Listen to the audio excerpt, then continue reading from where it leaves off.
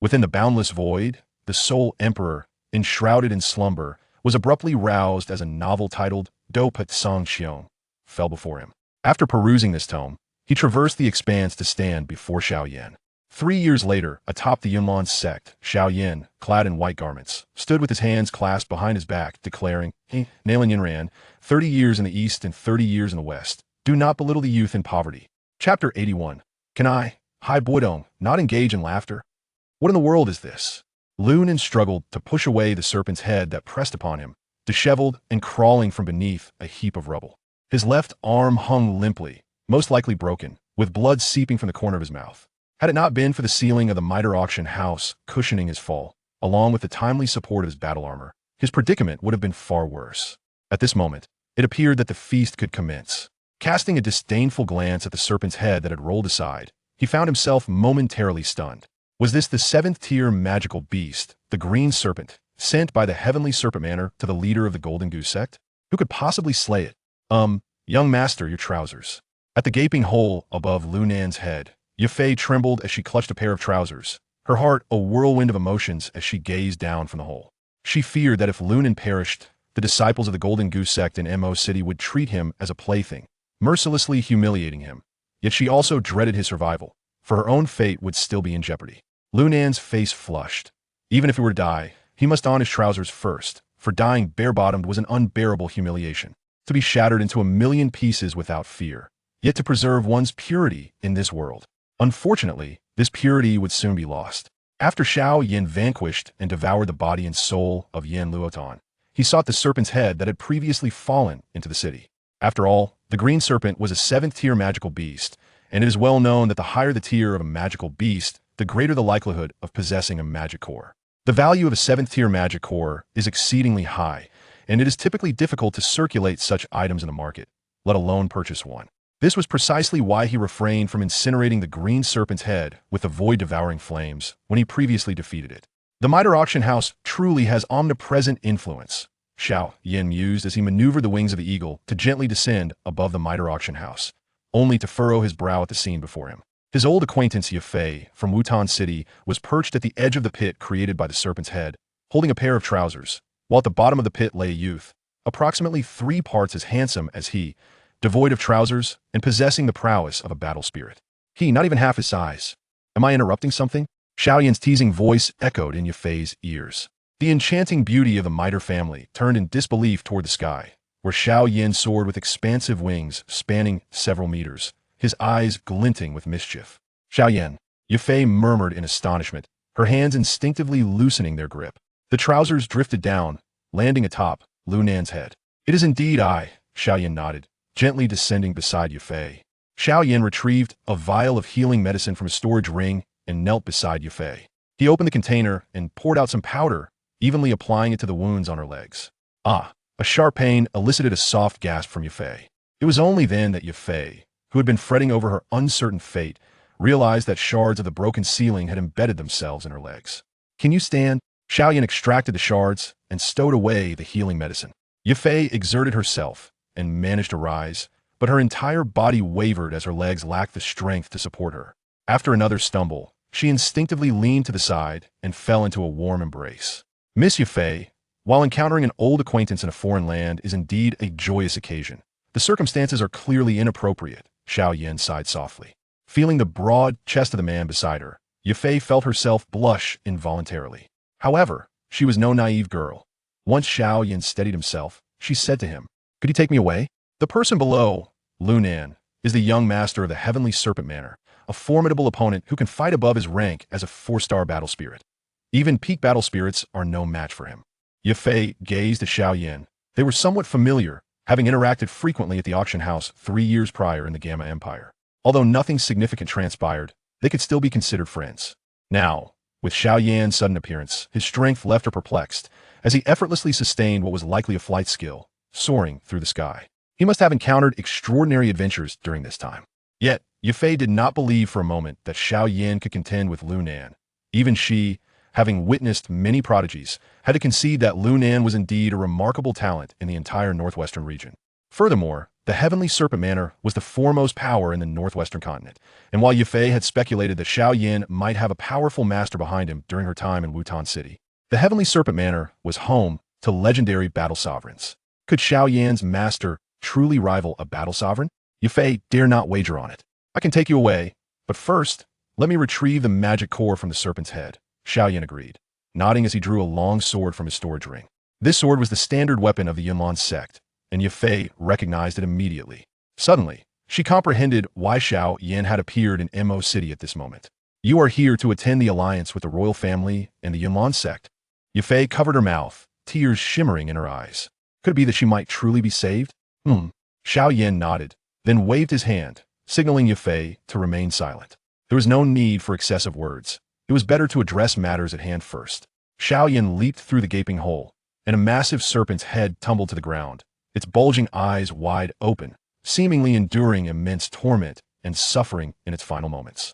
The young master of the Heavenly Serpent Manor, Yunlan, had not departed. Clad in his trousers, he stood not far off, regarding Xiao Yan with a venomous glare, his limp left arm hanging uselessly by his side. His unwavering confidence stemmed entirely from a certain ice blue-haired Do Huang who had appeared by his side unbeknownst to him. Of course, his confidence would never permit him to flee. The figure was an elderly man, draped in a plain light blue robe, possessing a certain gallantry in his features, yet his eyes were devoid of spirit.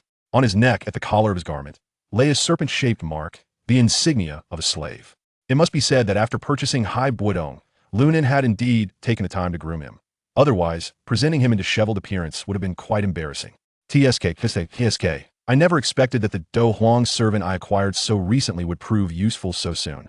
Yunlan sneered, pointing with his intact right hand at Xiao Yan, commanding, "Kill him, Hai Buodong." However, Hai Buodong did not move. The serpent-shaped mark on his neck radiated a vibrant green light. Yet curiously, his eyes gradually regained clarity. Xiao Yan was just about to lift his head to deal with these two troublesome individuals when he suddenly sensed something. The innate runes within his mud pill palace trembled violently, and a soul lock abruptly surged forth from his body, piercing through Hai Buodong before him. A soul imprint was forcibly stripped from Hai Buodong's spiritual essence by Xiao Yan. Hai Buodong's complexion suddenly turned ashen, and he spewed a mouthful of fresh blood, collapsing to his knees, yet his eyes gradually became clear. Yunlan's expression changed drastically as he recoiled in disbelief. Suddenly, Hai Buodong burst into laughter, raising his gaze toward Xiao Yan. "Keek, Yin Protector, the Home Master has been waiting for you for quite some time." Chapter 82. The Bone-Made Dagger and the 7th Rank Magic Core. "Are you also a member of the Soul Palace?" Xiao Yan questioned, gazing quizzically at the elder in the pale blue robe before him, whose aura resonated at the pinnacle of the Do Emperor realm. Logically speaking, the entry threshold for the Guardians of the Soul Palace is at least the Do Zone level, and they cannot merely be ordinary Do Zones. For instance, consider a certain Guardian who was reassigned to the Soul Realm to tend to livestock, despite possessing the strength of an 8-star Do Zone. He is merely the lowest-ranking Guardian within the Soul Palace, unable to establish his own sect even in the Central Continent. Generally, individuals like Yun Shan, who have just broken through to the Do Zone level and whose realms are not yet stabilized, do not qualify for membership in the Soul Palace. Furthermore, those below the Do Zone level, aside from a few select individuals like Xiao Yan, can only join the peripheral organizations of the Soul Palace, becoming auxiliary members. Yet, this individual, named Hai Buodong, though merely at the peak of the 9-star Do Emperor, could also be affiliated with the Soul Palace. However, given that his soul was severely injured by the Soul Lock, yet he did not perish immediately, he is most likely indeed a member of the Soul Palace. Guardian Yin, this matter is rather lengthy to explain. Perhaps we should find a more suitable location to discuss it, Hai Buodong suggested, wiping the blood from the corner of his mouth with his sleeve. Xiao Yan had forcefully erased the slave mark using the Soul Lock, gravely injuring his soul in the process. Without the aid of medicinal pills, it would likely take him 2 to 3 decades to recover to his peak state. Nevertheless, he was secretly relieved that the time he had planted the slave mark on Green Nan after deliberately approaching him had not been extensive, and he had prepared for contingencies. Otherwise, had the soul mark truly fused completely with his soul, Xiao Yan's abrupt pull would have undoubtedly sent him to his demise. "What do you wish to be called?" Xiao Yan inquired, revealing a friendly smile now that he was almost certain that Hai Buodong was one of his own. "My name is Mineral Hai Buodong, and I am also one of the Guardians of the Soul Palace. Pleasure to meet you, Guardian Hai." "Guardian Yin, I go by Mineral. Yamaware, Guardian Hai." There is one more thing. This lad, named Green Nan, possesses some form of inheritance. Perhaps we should consider eliminating him to seize the treasure. After a moment of resignation, Hai Buodong suddenly seemed to recall something and turned to Green Nan with a sinister smile. Inheritance? Xiao Yan's gaze shifted towards Green Nan. This revelation sent shivers down Green Nan's spine, especially under Xiao Yan's eerie smile that made him feel as though his soul was leaving his body. I am the young master of the Heavenly Serpent Manor, and my master is a 3-star Dozun. If you dare to kill me, the entire Gamma Empire will pay the price. Green Nan shouted fiercely, yet the goosebumps covering his body betrayed him. It was merely a facade of bravado. From the conversation between Xiao Yan and Hai Buodong, Green Nan had already discerned that the young man in white before him and the slave he had purchased earlier were both affiliated with the Soul Palace. The Soul Palace. Alongside the tower, the 2 sects, the 3 valleys, and the 4 directions pavilion, is indeed a formidable force that would not be swayed by the threats of a Dozun from the Heavenly Serpent Manor. As anticipated, Xiao Yan did not hesitate for a moment, raising his hand and pointing towards Green Nan. A wisp of void, devouring flame shot forth from his fingertip, hurtling towards Green Nan. Don't think you can kill me, Green Nan exclaimed in desperation, raising his remaining hand defensively as battle chi armor rapidly formed, attempting to shield him. Futile, Xiao Yan snorted coldly. No matter how talented you are, do you truly believe you can withstand the void-devouring flame with mere Do Ling level? Indeed, the battle chi armor swiftly dissolved, and the moment Green Nan's body came into contact with the void-devouring flame, it ignited, leaving him no time to utter a single cry of despair. Suddenly, a flash of white light erupted from the blazing black flames, darting towards the gaping hole in the ceiling. Was this the inheritance on Green Nan? Such talents indeed possess numerous fortuitous encounters. However, it remains unclear how Green Nan's inheritance compares to Lin Dong's. 24 soul locks shot forth from behind Xiao Yan, forming a heavenly net intended to ensnare the white light. Yet, the latter seemed to possess a will of its own, weaving left and right amidst the soul locks, striving to break free. Upon witnessing this, Xiao Yan extended his right hand and clenched it fiercely. The heavenly net composed of the 24 soul locks instantly contracted, capturing the white light. After a brief struggle, the white light seemed to resign itself, becoming motionless as its bright exterior gradually dimmed, revealing its true form. It was a bone-made dagger, approximately 1 inch in length, inscribed with a multitude of intricate runes. Upon closer inspection, Xiao Yan was astonished to discover that the runes on this bone dagger bore a striking resemblance to those on the restrictions previously employed by Yan Luotian. They seemed to belong to the same set of inheritance. Do you know how to use this? Xiao Yan inquired, holding up the bone dagger and addressing Hai Buodong. This object should be a key related to the ruins I am currently investigating. Cough, cough. As he spoke, Hai Buodong coughed up blood. Xiao Yan understood that, even if he wished to comprehend the purpose of this item at present, he would have to wait for Hai Buodong to recover. After stowing the bone dagger in his storage ring, Xiao Yan gestured for Hai Buodong to wait a moment. He then approached the head of the serpent while holding the standard long sword of the Yunlan Sect. With a swift thrust, the long sword pierced into the eye socket of the azure serpent, stirring inside for a moment to ensure it had been reduced to a pulpy mass before discarding the sword. Channeling his battle chi over his right arm, he reached inside the eye socket and began to probe carefully. The reason he refrained from using a different fire to burn a hole through the serpent's head was fear of inadvertently destroying the 7th rank magic core along with it. Such a rare object, even if slightly damaged, would cause him great distress as an alchemist. Before long, Xiao Yan's hand encountered a large, solid crystal within the serpent's head. Seizing it, he began to extract it. After brushing off the flesh and blood from the magic core, a 7th rank water-type magic core glimmered enticingly in Xiao Yan's hand. Just this one magic core alone could purchase half of the Gamma Sacred City. Upon seeing the magic core, Hai Buodong's heart ignited with fervor. Yet he had long suspected the identity of this guardian Yan. It was highly likely that he was indeed the one. Moreover, over the past 3 years, he had endured hardships for the sake of fulfilling his mission, all to be present when this guardian Yan arrived to unlock the ruins. By then, with this merit, he could establish a solid foothold within the Soul Palace and subsequently join Guardian Yan's faction, guaranteeing himself a high-ranking Do zone position. Why then should he contend for such trifling gains? After securing the 7th rank magic core, Xiao Yan's wings of the eagle unfurled behind him, lifting him gently into the air.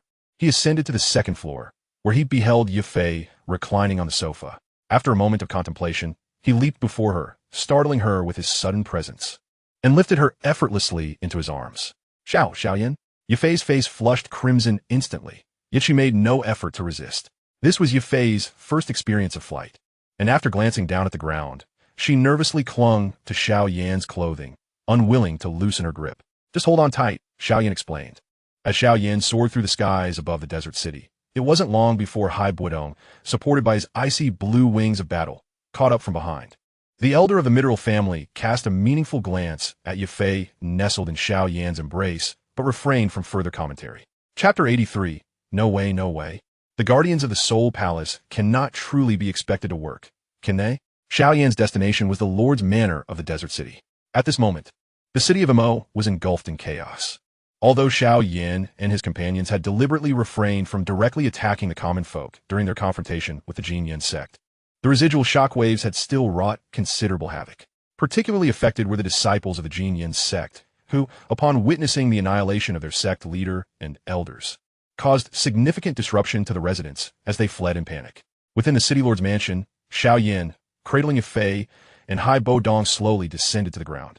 A trembling disciple of the Yunlan Sect stood before them, brandishing a steel blade, his eyes filled with trepidation. Clearly, Xiao Yan had obstructed their escape route. Without hesitation, a soul lock pierced through the disciple's body, and, to Hai Buodong's astonishment, it extracted his very soul before devouring it with the void-devouring flame. Hai Buodong hesitated, then asked, Xiao Yan, do you not need to collect souls? Why incinerate them all with your extraordinary fire? Collect souls? Xiao Yan replied, somewhat perplexed. The Soul Palace has an annual quota for soul collection. Every 3 years, one must gather either a 5th-tier alchemist soul or a soul at the Do Zone level. If neither can be procured, a vast number of lower-tier souls is required to fulfill the task, Hai Buodong explained, producing his own soul lock, albeit one considerably less robust than Xiao Yan's. After dispatching a Yunlan Sect disciple with a martial technique, Hai Buodong's soul lock lunged forth, binding a remnant soul from the corpse. He then retrieved a pouch inscribed with runes and placed the remnant soul within. At that moment, Xiao Yan finally comprehended why the Soul Extinction Master had mentioned that once he ascended to the Do Wang level, he would be responsible for certain affairs of the Garma Empire's branch. Surely, the Soul Palace Guardian cannot truly expect us to work. In the Tianxi Empire, within the hall of the Bai Yin Sanhua, several gazes converged upon a man at the center of the chamber. Their expressions ranged from scrutiny to wariness, but predominantly, they were filled with astonishment. Ha! Master Guhi, we never imagined that despite our repeated invitations for you to come from the Yunlan Sect to our abode, you would finally choose to come to us willingly. Indeed, as the rumors suggest, you remained in that remote place due to Yun. The elderly master seated at the head of the Bai Yin Sanhua laughed heartily, stroking his beard as he regarded Gu He with satisfaction. Lu Ba, the current sect leader of the Tianxi, a 9-star Do Zone powerhouse, and the foremost among the 3 Do Zun level elders, continued, indeed. Help me retrieve Yun, and I shall make you a guest elder of our Tianxi. As for the Yunlan Sect, I have no interest. To be honest, Master Gu He, I have heard of Yun. She is indeed a beauty, yet merely a Do Huang. I have a daughter, a peak 9-star Do Huang, nearly stepping into the Do Zone realm, also renowned for her beauty in the northwest. She is far more suitable. Not necessary, Gu He firmly declined. Such a pity. Lu Ba sighed, shaking his head. A talent like you, Master Gu He, could become a 6th-tier alchemist even in the impoverished regions of the Garma Empire. And with our assistance, you could soon ascend to the 7th tier. Who wouldn't he wish to forge a familial bond with such an alchemist? Frankly, if I were from a Yunlan Sect, I would forcefully send Yun to your side. Alas, they do not recognize your worth. No, I love Yun, and I wish for her to genuinely love me in return. Gu He clenched his fist. Then why did you flee from the Yunlan Sect? A discordant voice arose from the gathering of the Bai Yin Sanhua. Who dares to speak such nonsense? Gu He turned to the crowd, his eyes ablaze with anger. Yet, no one responded. Returning to the border of the Garma Empire, in Mo City, Xiao Yan had reunited with Jia, Xingtian, and Yunshan. They had just rescued the Garma Empire's female commander, the Long Princess, Yao Yi, who had previously been imprisoned by the Yunlan Sect. Under her guidance, Jia Xingtian liberated the border soldiers who had also been confined. With the soldier suppression, the turmoil within Mo City gradually subsided. However, another matter incited Xiao Yan's displeasure. The iron cage that was supposed to hold Queen Medusa was now empty, with only an open lock and a Yunlan Sect disciple lying lifelessly on the ground. Queen Medusa had seized the opportunity amidst the chaos to escape, Do not worry. I know where she will go, Hai Bo Dong said with a confident smile. Very well. Xiao Yan conceded with a nod, glancing at the jade box in his hand that sealed the essence of the green lotus earth heart fire, feeling somewhat reassured. At least the primary objective had been achieved. After swiftly refining the green lotus earth heart fire, it did not lead to any substantial evolution of his burning decision, merely adding a hint of green to his do qi, which was anticipated. The burning decision had already surpassed the point where a single green lotus earth heart fire could catalyze its evolution. As night deepened, Xiao Yan's quarters were arranged in a secluded courtyard. As the moon rose high, a figure of noble grace entered the yard. Yun, adorned in a splendid gown, stood at the threshold of Xiao Yan's room, her face a mask of conflict. Ultimately, rationality triumphed over her sense of shame, and after mentally preparing herself, she knocked on Xiao Yan's door. Come in. The door is unlocked. Xiao Yan's calm voice resonated from within. Yun pushed the door open and stepped inside. Chapter 84. Already resembling Lord Void. As Yun entered the room, she found Xiao Yan seated at a square table, engrossed in comparing something with a jade slip. Momentarily rendered speechless, her hands were clasped behind her back, nervously clutching a piece of musk. Meanwhile, Xiao Yan remained seated, examining the contents of the table, which held a candlestick and 9 azure lotus seeds, resting upon a red cloth embroidered with a design reminiscent of certain runes, effectively containing the energy of the azure lotus seeds without any leakage. These azure lotus seeds were the accompanying treasures of the green lotus earth heart fire, the earth fire lotus seeds. The earth fire lotus produces but a single seed every century, rendering it an exceedingly rare treasure, whether utilized for direct consumption or alchemical refinement. Regrettably, when the celestial lotus core fire was discovered, 11 seeds were originally present, yet 2 remain unaccounted for, their whereabouts unknown. It is prudent to await the completion of the elder's physical integration before proceeding with these seeds. Presently, he can only manage to concoct 5th-tier elixirs, and any rash use risks the ruin of such a precious resource. Carefully wrapping the earth fire lotus seeds in a crimson cloth, he stored them within his storage ring. At last, Xiao Yan turned to regard Yun, who stood nearby. The former esteemed leader of the Yunlan Sect, in this moment, exhibited an unusually delicate demeanor, a faint blush adorning her regal countenance. Please take a seat. Xiao Yan gestured towards the bench beside him. Yun approached with measured steps, settling onto the bench next to Xiao Yan, her hands resting gracefully on her plain skirt, the outline of her long legs subtly discernible beneath it. In the stillness of the night, the solitude of a lone man and woman in a shared space was illuminated by the flickering candlelight of the table, casting their shadows upon the wall, each mirroring the other. Cackling, Xiao boy, with such a splendid atmosphere, why not postpone matters regarding the child fire until your affairs are concluded? The voice of the void, devouring flame, echoed in Xiao Yan's mind. This entity, seemingly relishing the opportunity to interject with its irreverent commentary at the most inopportune moments. Give me the child fire. Beneath this atmosphere, even Xiao Yan felt a tinge of discomfort, his gaze growing cold. You're terribly dull, akin to that old fool by, retorted the void, devouring flame, relentlessly prodding Xiao Yan further. As an old saying goes, a moment of spring night is worth 1,000 gold, with a beauty before you. How can one play the role of the indifferent? You, a mere flame, dare to lecture me on matters of romance? Xiao Yan scoffed, quickly produced the child fire, so that Yun may absorb and refine it, allowing me to pursue Queen Medusa in the desert. Boring, the void-devouring flames stirred within Xiao Yan's dantian. An endless surge of flame erupting from his core, a shadowy figure of a demonic deity materializing at its center. This demonic entity surveyed its surroundings before fixing its gaze upon the 3 clusters of bizarre flames curled in the corner. The 9 Netherwind flame and the Sea Heart flame huddled together in the farthest corner, while the recently introduced celestial lotus core fire, having endured a fierce beating, was unceremoniously tossed before them to shield against the void-devouring flame's oppressive aura. Yet at that moment, the void-devouring flame's attention shifted towards the Sea Heart flame, a cruel smile spreading across its visage.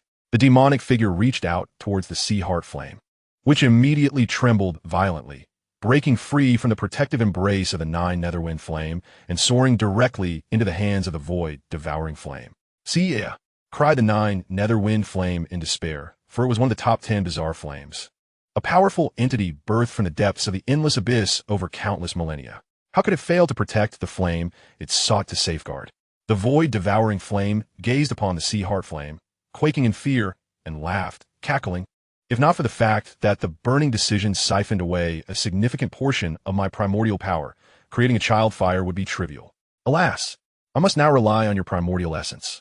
However, fret not, you shall not perish. The sea heart flame, possessing merely nascent sentience, could not articulate its plight, issuing only mournful cries of despair. Yet the void-devouring flame paid no heed, forcefully enveloping the sea heart flame within itself, an explosion of flames erupting. The cries of the sea heart flame intensified, while the nine netherwind flame, rendered helpless, could only watch in silent agony. Shortly thereafter, the dim sea heart flame was expelled from the void-devouring flame, falling weakly beside the trembling celestial lotus core fire. In an unexpected turn, the primordial essence of the sea heart flame ruptured, releasing a pitch-black flame that cascaded downwards, radiating an aura identical to that of the sea heart flame, yet unmistakably bearing the visage of the void-devouring flame. This was the child fire birth from the sea heart flame as primordial essence, aptly termed the earth child fire. Within the Soul clan, only the chief alchemist, Soul Void, had ever been granted a specimen of such. Cackling, truly a boon for that young girl.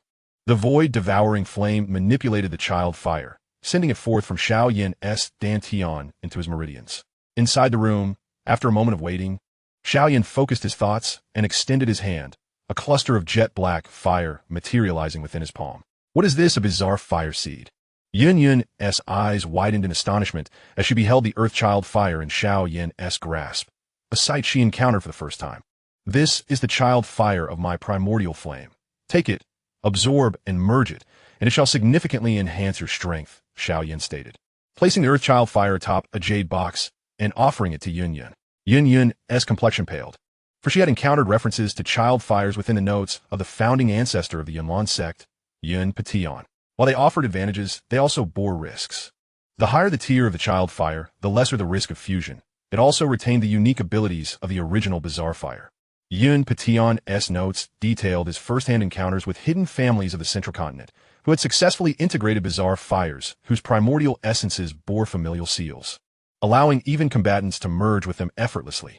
Yet the drawbacks were daunting. The control of the child fire resided entirely with the possessor of the primordial fire. Once merged, life and death would be wholly contingent upon Xiao Yan. Must I ultimately become your servant? Yun murmured, her gaze gradually steeling with resolve. At this juncture, did she really possess any right to refuse? Taking the fire seed from Xiao Yan's hand, Yun tilted her head back and swallowed the earth child fire of the void, devouring flame.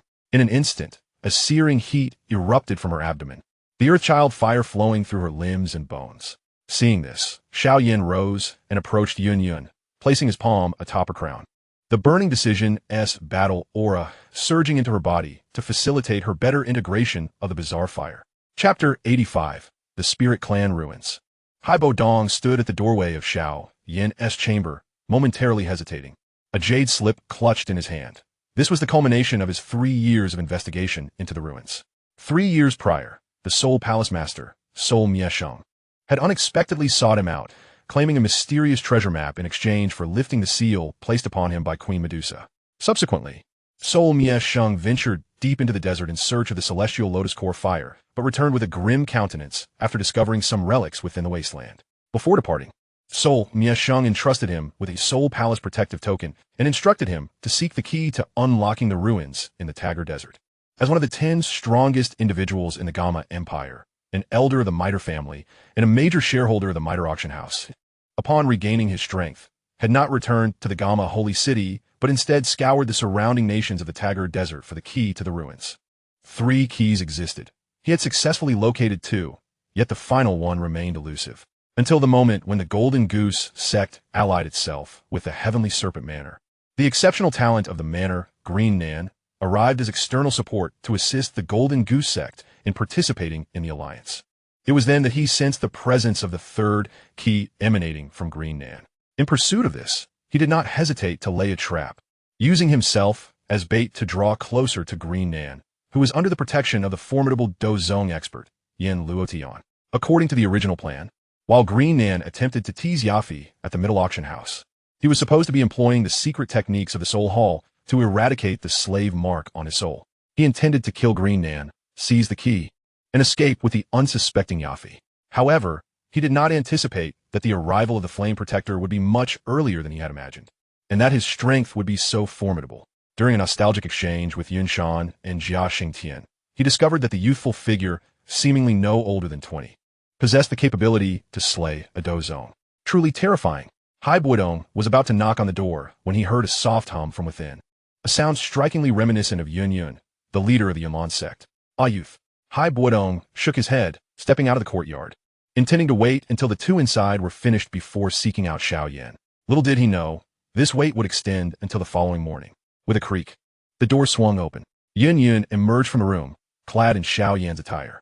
At the last moment of merging her fire, there had been an unexpected eruption, causing the flames within her to burst forth and incinerate her clothing and storage ring. Fortunately, Xiao Yan had not been affected, and after hastily tossing a set of clothing over her, he promptly expelled her from the room. Enduring such treatment, even the once-admired Yun began to doubt her own appearance.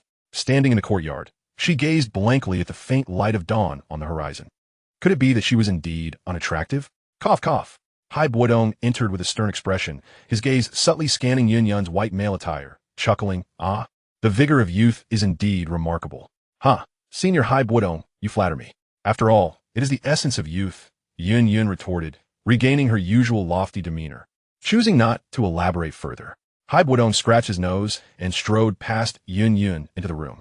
She glanced back at him, frowned slightly, and then turned to leave.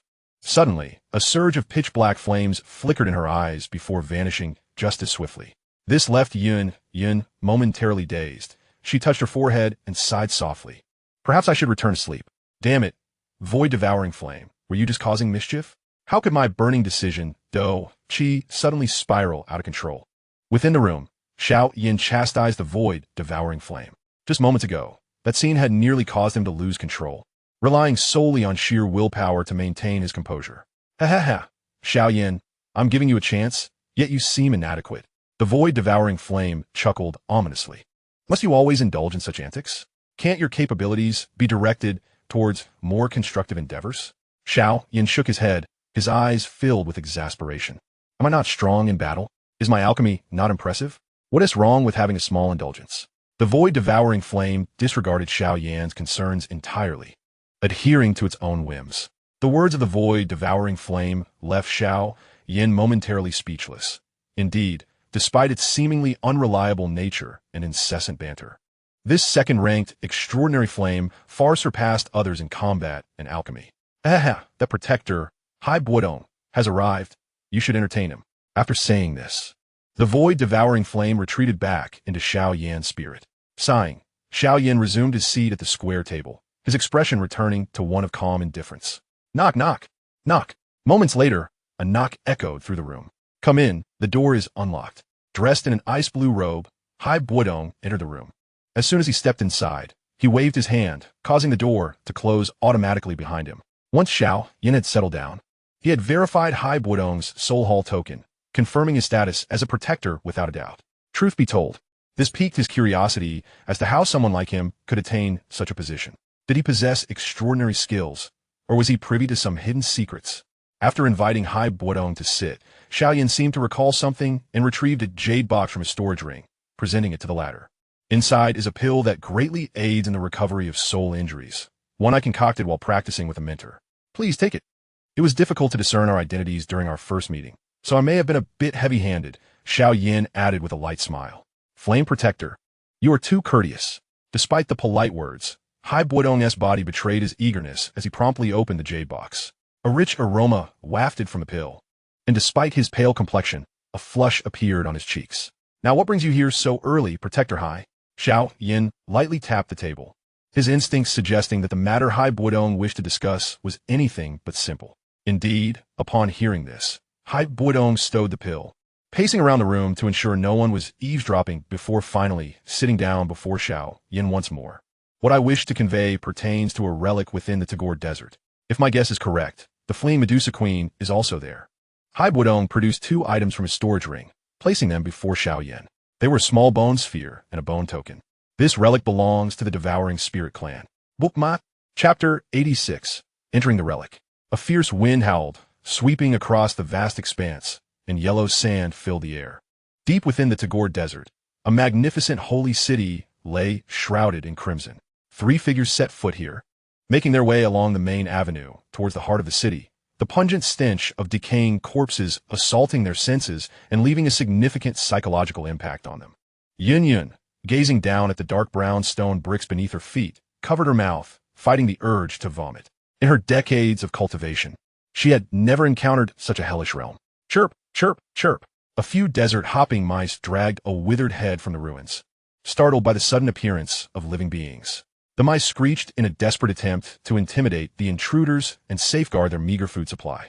In the next moment, a surge of pitch-black flames engulfed the mice, incinerating them along with the shriveled head. Is this too much for you? I see your mental fortitude is lacking. The void-devouring flame mocked, having become increasingly animated since arriving in the Serpent Clan's holy city, chattering incessantly along the way. You are just a flame, neither human nor truly alive. How could you possess empathy? Xiao Yan surveyed his surroundings, the once legendary holy city of the Serpent Clan now reduced to ruins. Countless branches of the Sasu trees were embedded in the earth, and numerous Serpent Clan corpses hung from them, desiccated under the relentless sun. Xiao Yan has now come to comprehend the origins of the Serpent People slaves within the Gamma Empire, including the astonishing fact that even in remote regions such as Wutan City, slaves are being auctioned. One can only wonder what harrowing scenes Qing Lin has witnessed. Silent and contemplative, Xiao Yan, having learned of the existence of the Swallowing Spirit Clan's ruins, ventured into the desert alongside Hai Bo Dong to prepare for their unveiling. The decision to bring Yun along was merely a demand from the void swallowing flame. As for the alliance's matters, they have reached a temporary standstill. After a significant number of the Yunlan Sect's formidable warriors fell to Xiao Yan, news of the Gamma Empire suddenly possessing 3 zone-level powerhouses spread like wildfire, causing the other 2 nations to hesitate in their advance. Were it not for the ruins of the Swallowing Spirit Clan being situated beneath this city of serpent people, I would never have consented to return here. Hai Bo Zong, shaking his head, recalled the brutal massacre he had witnessed, aware of the heinous acts committed by the armies of the 4 nations here. How could the soldiers of the Gamma Empire possibly commit such atrocities? The evidence is undeniable, yet Yun remains somewhat incredulous. The reason being, many officers within the Gamma Empire hail from the Yunlan Sect. If the Gamma Empire's army participated in this horrific incident, would it not imply the involvement of disciples from the Yunlan Sect as well? Upon hearing this, Hai Bo Dong could not help but chuckle, fully grasping Yun's implication. Heh, Sect Master Yun, your esteemed Elder Yunling played a significant role in this tragedy. One should not test human nature when faced with greed, Hai Bo Dong scoffed. That Elder Yunling has already met his end at my hands, Xiao Yan shot back, casting a sidelong glance at Hai Bo Dong. A fitting demise, Hai Bo Dong grinned, adhering to his principle of not torturing lives after joining the Soul Palace. As for the ultimate fate of those souls, that was beyond his doing. A partially collapsed grand edifice loomed before them, its ruins hinting at its past magnificence and splendor. From this point onward, the desiccated corpses of the serpent people became increasingly prevalent, the ground stained a dark brown by blood, each step feeling uncomfortably sticky. The blue lotus heart fire erupted from Xiao Yan's palm, incinerating everything within the hall into fine ash, with the sky filled with ashes proclaiming the annihilation of a race. The burnt hall now revealed a pallid visage, with a prominent altar at the center demanding attention. There, Hai Bo Dong exclaimed, rushing towards it, filled with excitement.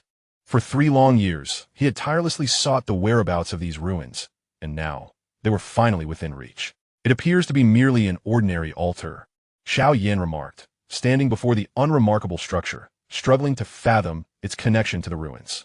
A teleportation array? But there are no runes present on the altar. Perhaps it is a mechanism? As Xiao Yan pondered, Hai Bo Dong recited an obscure incantation, his voice resembling a serpentine hiss. The altar trembled and slowly cracked open, revealing a hidden passage leading down into the depths, exuding a damp atmosphere and the distinct odor of reptiles. I shall take the lead. There are likely many remnants of the serpent people hidden below, and the Medusa Queen is probably down there as well. However, with your strength, Protector Yin, dealing with her will be a trivial matter, Hai Bo Dong declared, descending first into the passage, brandishing a spear that radiated an icy chill. Xiao Yan closed his eyes, probing the depths of the passage with his soul power, indeed sensing numerous life forces, mostly women and children of the serpent people. Their strengths ranging from Do Shi to the Do Shi, with only a few Doling. Yet, one fiery red figure exuded an overwhelming presence. Could that be the Medusa Queen? I was told she was merely a serpent, yet she appears rather enticing. With that thought, Xiao Yan opened his eyes and followed Hai Bo Dong down the passage. He refrained from drawing his Xian Zhong scale and instead opted for a standard long sword from the Yunlan Sect in such a confined space. The scale could not be wielded effectively. After both Hai Bo Dong and Xiao Yan had descended, Yun Yun lingered at the entrance for a moment. After a sudden shudder, she inhaled deeply. Ha ha ha, what a nostalgic scent.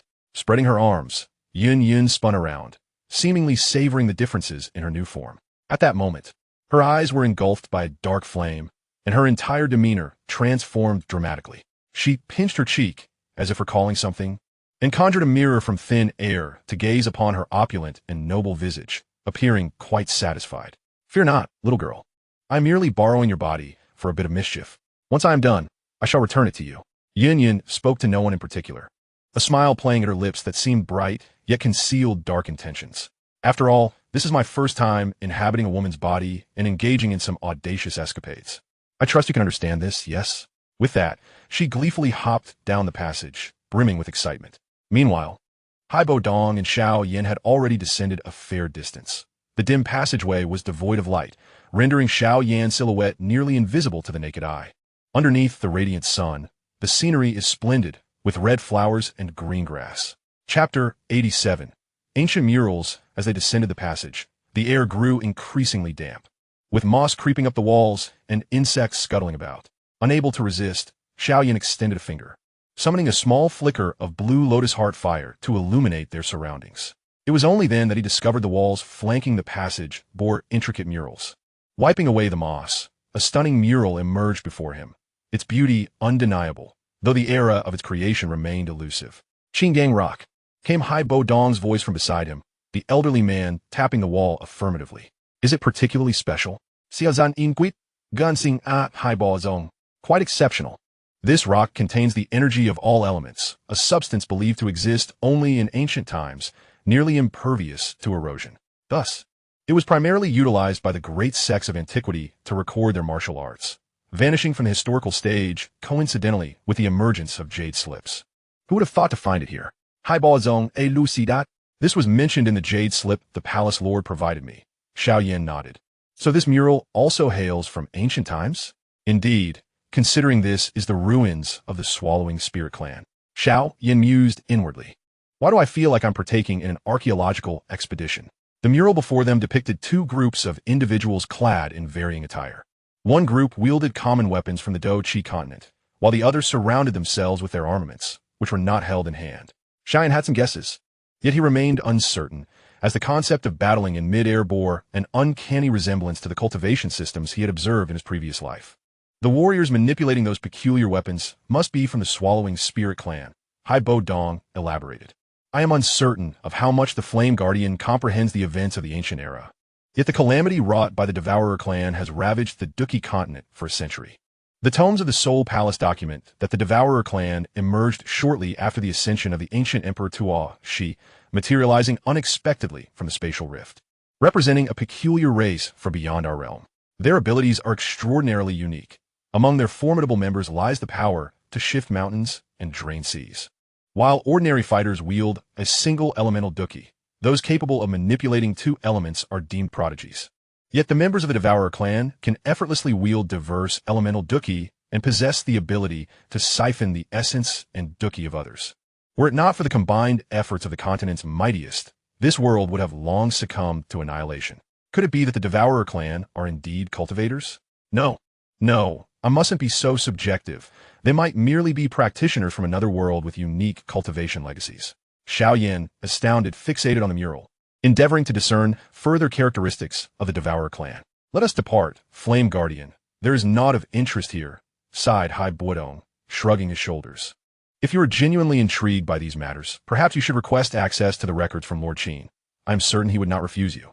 However, I must say, rather than perusing the records of the Devourer clan's rampage, it would be more prudent to explore the secret techniques they left behind. The current dynamics of the Duki continent are intricately linked to the martial arts and secret techniques bequeathed by the Devourer clan, such as the dual cultivation method of the Yunlan Sect and the sonic Duki of the Yinggu Valley, both of which are undoubtedly related to the Devourer clan. Hai Bo Dong lamente, Particularly the dual cultivation method of the Yunlan Sect is exceedingly peculiar, prompting one to exclaim, is Duki capable of being cultivated in such a manner? Indeed intriguing. When we venture to Zhongzhou, we must pay a visit to these two sects. Xiao Yan finally diverted his gaze from mural. Upon hearing this, Hai Bodong Juka, Flame Guardian, while dual cultivation techniques are splendid, do take care of your back. Heh, no need for you to worry, Sea Guardian. Such a marvelous technique. I must ensure that Xiao Yan experiences it well. Thus, they continued their descent down the corridor. Shortly thereafter, Yun arrived. Having overheard their conversation and grasping Xiao Yan's underlying intentions. Dual cultivation methods. One can partake in both the pleasures of the bed and the pursuit of cultivation. Which man could possibly resist such temptation? However, Yun's hand delicately caressed the mural, her fingertip tracing a part of the fighter that Xiao Yan had previously overlooked. In that section stood a man clad in white, brandishing a long blade, suspended in midair. The corridor ultimately concluded at a stone door. Xiao Yan furrowed his brow. Glancing back, why is Yun lagging behind? As he spoke, Hai Buodong had already pushed open the stone door, a foul odor assailing them. This compelled him to turn back, prepared for any potential ambush, relying on the perception of the void-devouring flames' primordial fire seed. He discerned that Yun was slowly descending the corridor. With formidable spiritual strength sweeping forward, Xiao Yan's brows knitted tighter. His senses revealed the presence of several humanoid creatures wielding curved blades ahead, undoubtedly remnants of the Serpent Tribe's warriors. But where is Queen Medusa? During the previous scan of the spatial depths, she had clearly been detected. Something is amiss. Sea Guardian, be wary of Medusa's ambush, Xiao Yan cautioned. However, before his warning could fully escape his lips, a dozen Serpent Tribe warriors surged forth from within the stone door, their strengths predominantly around the Great Dome Master level. With only two possessing the might of Do Ling, Hai Buodong sneered, his spear slicing through the air, unleashing a torrent of formidable ice-blue Duki that encased everything before him in a frozen grasp. The Serpent Tribe, being cold-blooded creatures, found themselves utterly powerless against the peak power of Do Huang, compounded by the suppressive attributes of Duki. Those dozen warriors were instantly transformed into ice mid-charge. A trivial matter. My ice Duki holds a significant advantage over these Serpent Tribe foes. Hai Buodong evidently dismissed Xiao Yan's concerns. Yet at that moment, Xiao Yan's instincts reached a zenith, suddenly. His sword thrust upward toward Hai Buodong's head. A rustling sound echoed in the darkness as a shadow plummeted from above, darting towards Hai Buodong's crown with lightning speed. The clang of Xiao Yan's sword met the descending shadow, yet it felt as though he had struck an iron plate, producing a clear and melodious tone. However, the shadow was propelled away, landing on the ground, illuminated by the azure flame of the green lotus earth heart fire in Xiao Yan's hand. Both he and Hai Buodong finally discerned what had been struck. It was a vibrant, multicolored serpent. Following its failed ambush, the serpent began to writhe and slowly morphed into human form. Chapter 88, The Disruptive Void. With long, smooth legs and a perfect abdominal contour, the mesmerizing Queen Medusa stood in stark contrast to the grotesque, frozen forms of the Serpent Tribe warriors. Her body was devoid of clothing, essential areas concealed entirely by iridescent scales, giving the illusion of wearing form-fitting garments. Hai Buodong, filled with trepidation, gazed at this alluring yet lethal woman. Had Xiao Yan not intervened, he would be a lifeless corpse by now. The spear in his hand glimmered with a cold light as he re-evaluated his former adversary. He had believed his newfound power within the Soul Palace would render him impervious to Medusa's ambush, yet he had underestimated her capabilities. Queen Medusa's vertically slit pupils were fixed intently on Xiao Yan, standing beside Hai Buodong. The innate instincts of the seven-color devouring python informed her that this young man in white surpassed Hai Buodong in strength. Do beastly transformations confer such intelligence? Xiao Yan, sword in hand, cast a wary glance at Queen Medusa. Moments ago, her serpent form had concealed itself directly above him, and the fact that his mid-stage spiritual perception had failed to detect her left him feeling profoundly insecure. Is it due to Queen Medusa's own exceptional nature or some secret technique? Xiao Yan's Duki surged forth, dark flames erupting in a circular formation that enveloped him in protection. A resolute glint appeared in Queen Medusa's eyes as she prepared to employ a forbidden technique to perish alongside Xiao Yan and Hai Buodong. At that juncture, a half-human, half-serpent woman rushed through the corridor from another side. She was the Serpent Tribe's Do Wang powerhouse that Xiao Yan had sensed earlier, her hands shimmering with a ghastly green light as she furiously berated Xiao Yan and his companion. Humans, why do you persist in exterminating us? We have already surrendered the green lotus earth heart fire, yet you still seek our annihilation. The sudden appearance of this serpent woman left Medusa in a state of shock. Her preparation for the forbidden technique was abruptly interrupted as she looked incredulously at her subordinate. You. The spatial corridor is chaotic, Your Majesty. All of us who entered first have been devoured by the void and cannot escape. Yume's face was streaked with tears, and she unleashed the green light from her hands toward Xiao Yan. Xiao Yan remained motionless for the two azure beams, upon making contact with the void-devouring flames surrounding him, were entirely consumed in an instant. Such a degree of assault could scarcely breach the defenses of the void-devouring flame. Was Her Majesty the Queen attempting to delay us while allowing her kin to escape? Alas, it seems her scheme has faltered. A cold chuckle escaped Xiao Yan's lips as he enveloped his sword in the void-devouring flame. Through his perception, he discerned that a number of the snake people's women and children had indeed diminished. He had initially assumed they fled, but to his dismay, they had perished instead. In the confined space, neither party was willing to make the first move, leading to a tense standoff. He, a seven-colored devouring python. How rare indeed. I thought I would never lay eyes on another in this lifetime. So alluring too. Xiao Yan, this is the quintessential choice for a pet. If you let this one slip away, there shall not be another. A melodious voice drifted from behind Xiao Yan as the languid Yun gracefully descended from the passageway. Her once resplendent visage bore a teasing expression as she approached Xiao Yan, entwining her delicate arms around his neck, resting her chin upon his shoulder, and gently blowing into his ear. But you, a cold-blooded creature, require warmth, do you not, Xiao Yan? This scene left Queen Medusa utterly astonished. Having crossed paths with Yun on 2 previous occasions, she had always regarded her as a lofty beauty untouched by worldly affairs. Yet here she was, adopting such a flirtatious demeanor before this young man. Hai Buodong found himself at a loss for words, eventually stammering, Sect Master Yun. Perhaps you should consider the circumstances. Feeling the softness behind him, Xiao Yan turned coldly to meet Yun's playful gaze, his sword poised at her delicate neck. Void, should you continue to provoke, I shall obliterate this vessel along with you. This declaration was transmitted through soul sound, leading the others to perceive Xiao Yan as confronting Yun, the sword pressed against her throat, casting a fierce glare in silence. The smile on Yun's face froze instantly. Only after she withdrew her arms did Xiao Yan lower his sword. What a tiresome fellow. Cut from the same mold as that old Baidang, the void grumbled inwardly. However, I speak earnestly, if I am not mistaken. The true form of this Queen Medusa is the legendary 7-colored devouring python. Should you manage to subdue her, it would be of immense benefit to you. Yun caressed her delicate neck, casting a mournful glance at Xiao Yan. A 7-colored devouring python? Xiao Yan questioned, glancing at Queen Medusa, who, upon hearing Yun's words, visibly darkened. This ancient beast, upon the birth of the snake people, would have its spirit infused into them through a secret technique by their elders. As they age and grow in strength, the accompanying spirit beast gradually merges with them, and with favorable circumstances, it may even evolve. The serpent beast that Queen Medusa has fused with should be the 6th-tier purple ghost flame serpent, possessing a trace of the bloodline of the 7-colored devouring python, granting her the potential to cultivate to the Dosheng level. Then what are you waiting for? Subdue her, and you shall have a Dosheng pet, the void urged, causing a flicker of excitement to flash in Xiao Yan's eyes. The desire to subdue that had dimmed with Queen Medusa's escape was reignited. Even if I perish, I shall never become your pet. Queen Medusa roared, her vertical pupils tinged with crimson, clearly prepared to fight to the death.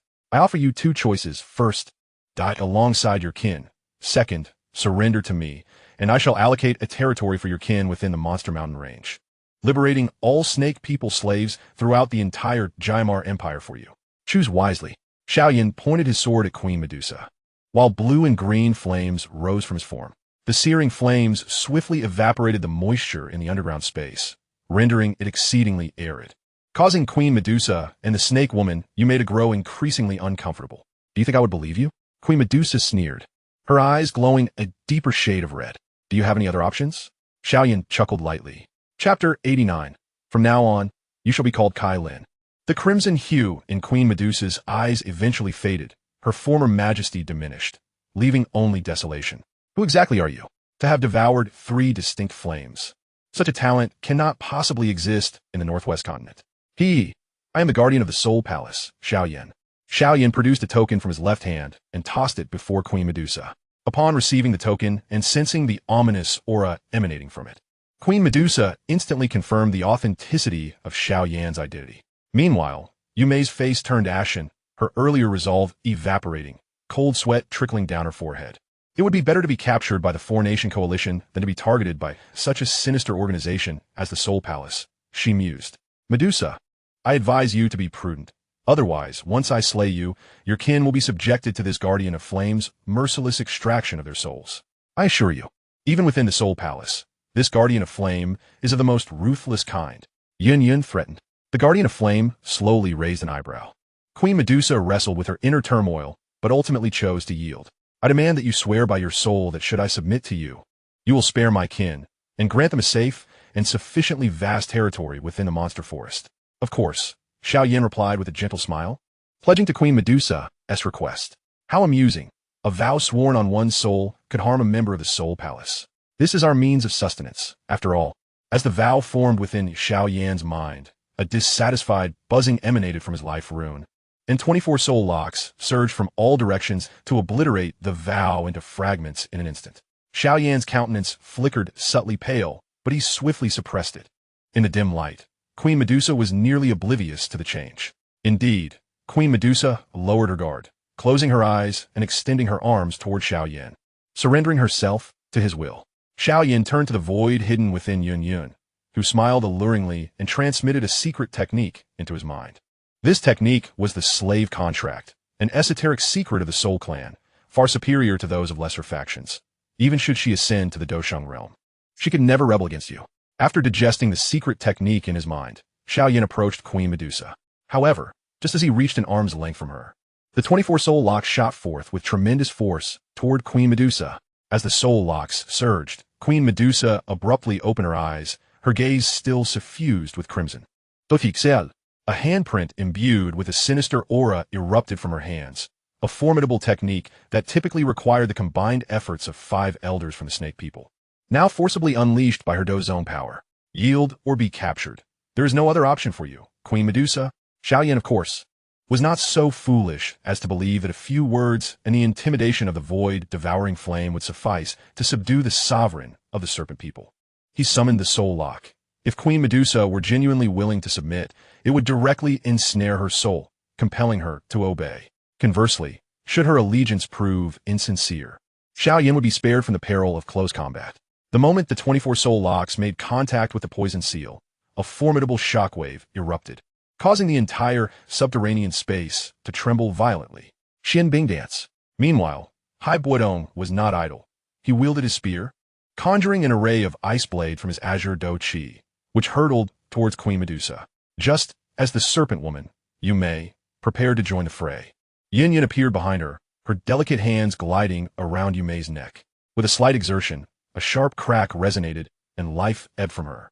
A dark flame surged from Yunyan's palm, consuming both the body and soul of Yume before coalescing into a stream of energy directed towards her.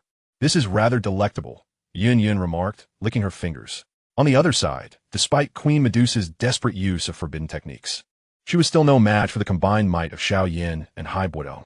From the very first moment of their encounter, she found herself at a disadvantage.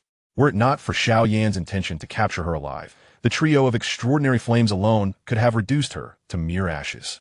As for Hai Buodong, while his offensive techniques were of moderate power, his defensive capabilities were surprisingly formidable. Several of her attacks were effortlessly deflected, leaving her unable to inflict any real damage on the duo. This subterranean space, crafted from Cheonggang rock, is truly remarkable. Were it made of ordinary materials, the ceiling would have collapsed by now, and your kin would scarcely survive, Hai Buodong sneered. Xiao Yan remained relentless. Though he refrained from employing the Xian heavy ruler, he was still able to maintain control over his opponent through the application of 4 extraordinary flames combined with earth flame. The sole consideration was to prevent the void-devouring flame from making contact with the surrounding walls, for regardless of whether the ancient divine stone was indestructible or diamond-like, it would leave not even a trace of ash. This state could not be sustained for more than 5 minutes, and seizing an opportune moment, Xiao Yan surged forward, capitalizing on the momentary lapse of Queen Medusa's defenses, and struck her atop her head with a palm. His soul force, vastly superior to that of Queen Medusa, penetrated into her mind palace, commencing the formation of a complex and profound rune. Queen Medusa's body froze in place, her eyes rolled back, and her soul force struggled valiantly against Xiao Yan's encroaching power. It must be noted that the dual souls of Queen Medusa, in conjunction with the serpentine beast's essence, significantly augmented her soul force, allowing her to barely brush against the threshold of the soul realm. However, for Xiao Yan, whose soul realm had reached the mid-stage of the soul realm, her resistance, though fierce, proved futile. "Do not look, Hai Buodong," Yunlan suddenly gestured for him to turn. After a moment's hesitation, he complied. In the next instant, the scales on Queen Medusa's body shed entirely, revealing her exquisite form before Xiao Yan. Almost immediately, a series of pink lines danced across her skin, converging around her lower abdomen to form an unusual heart-shaped pattern. Imprint.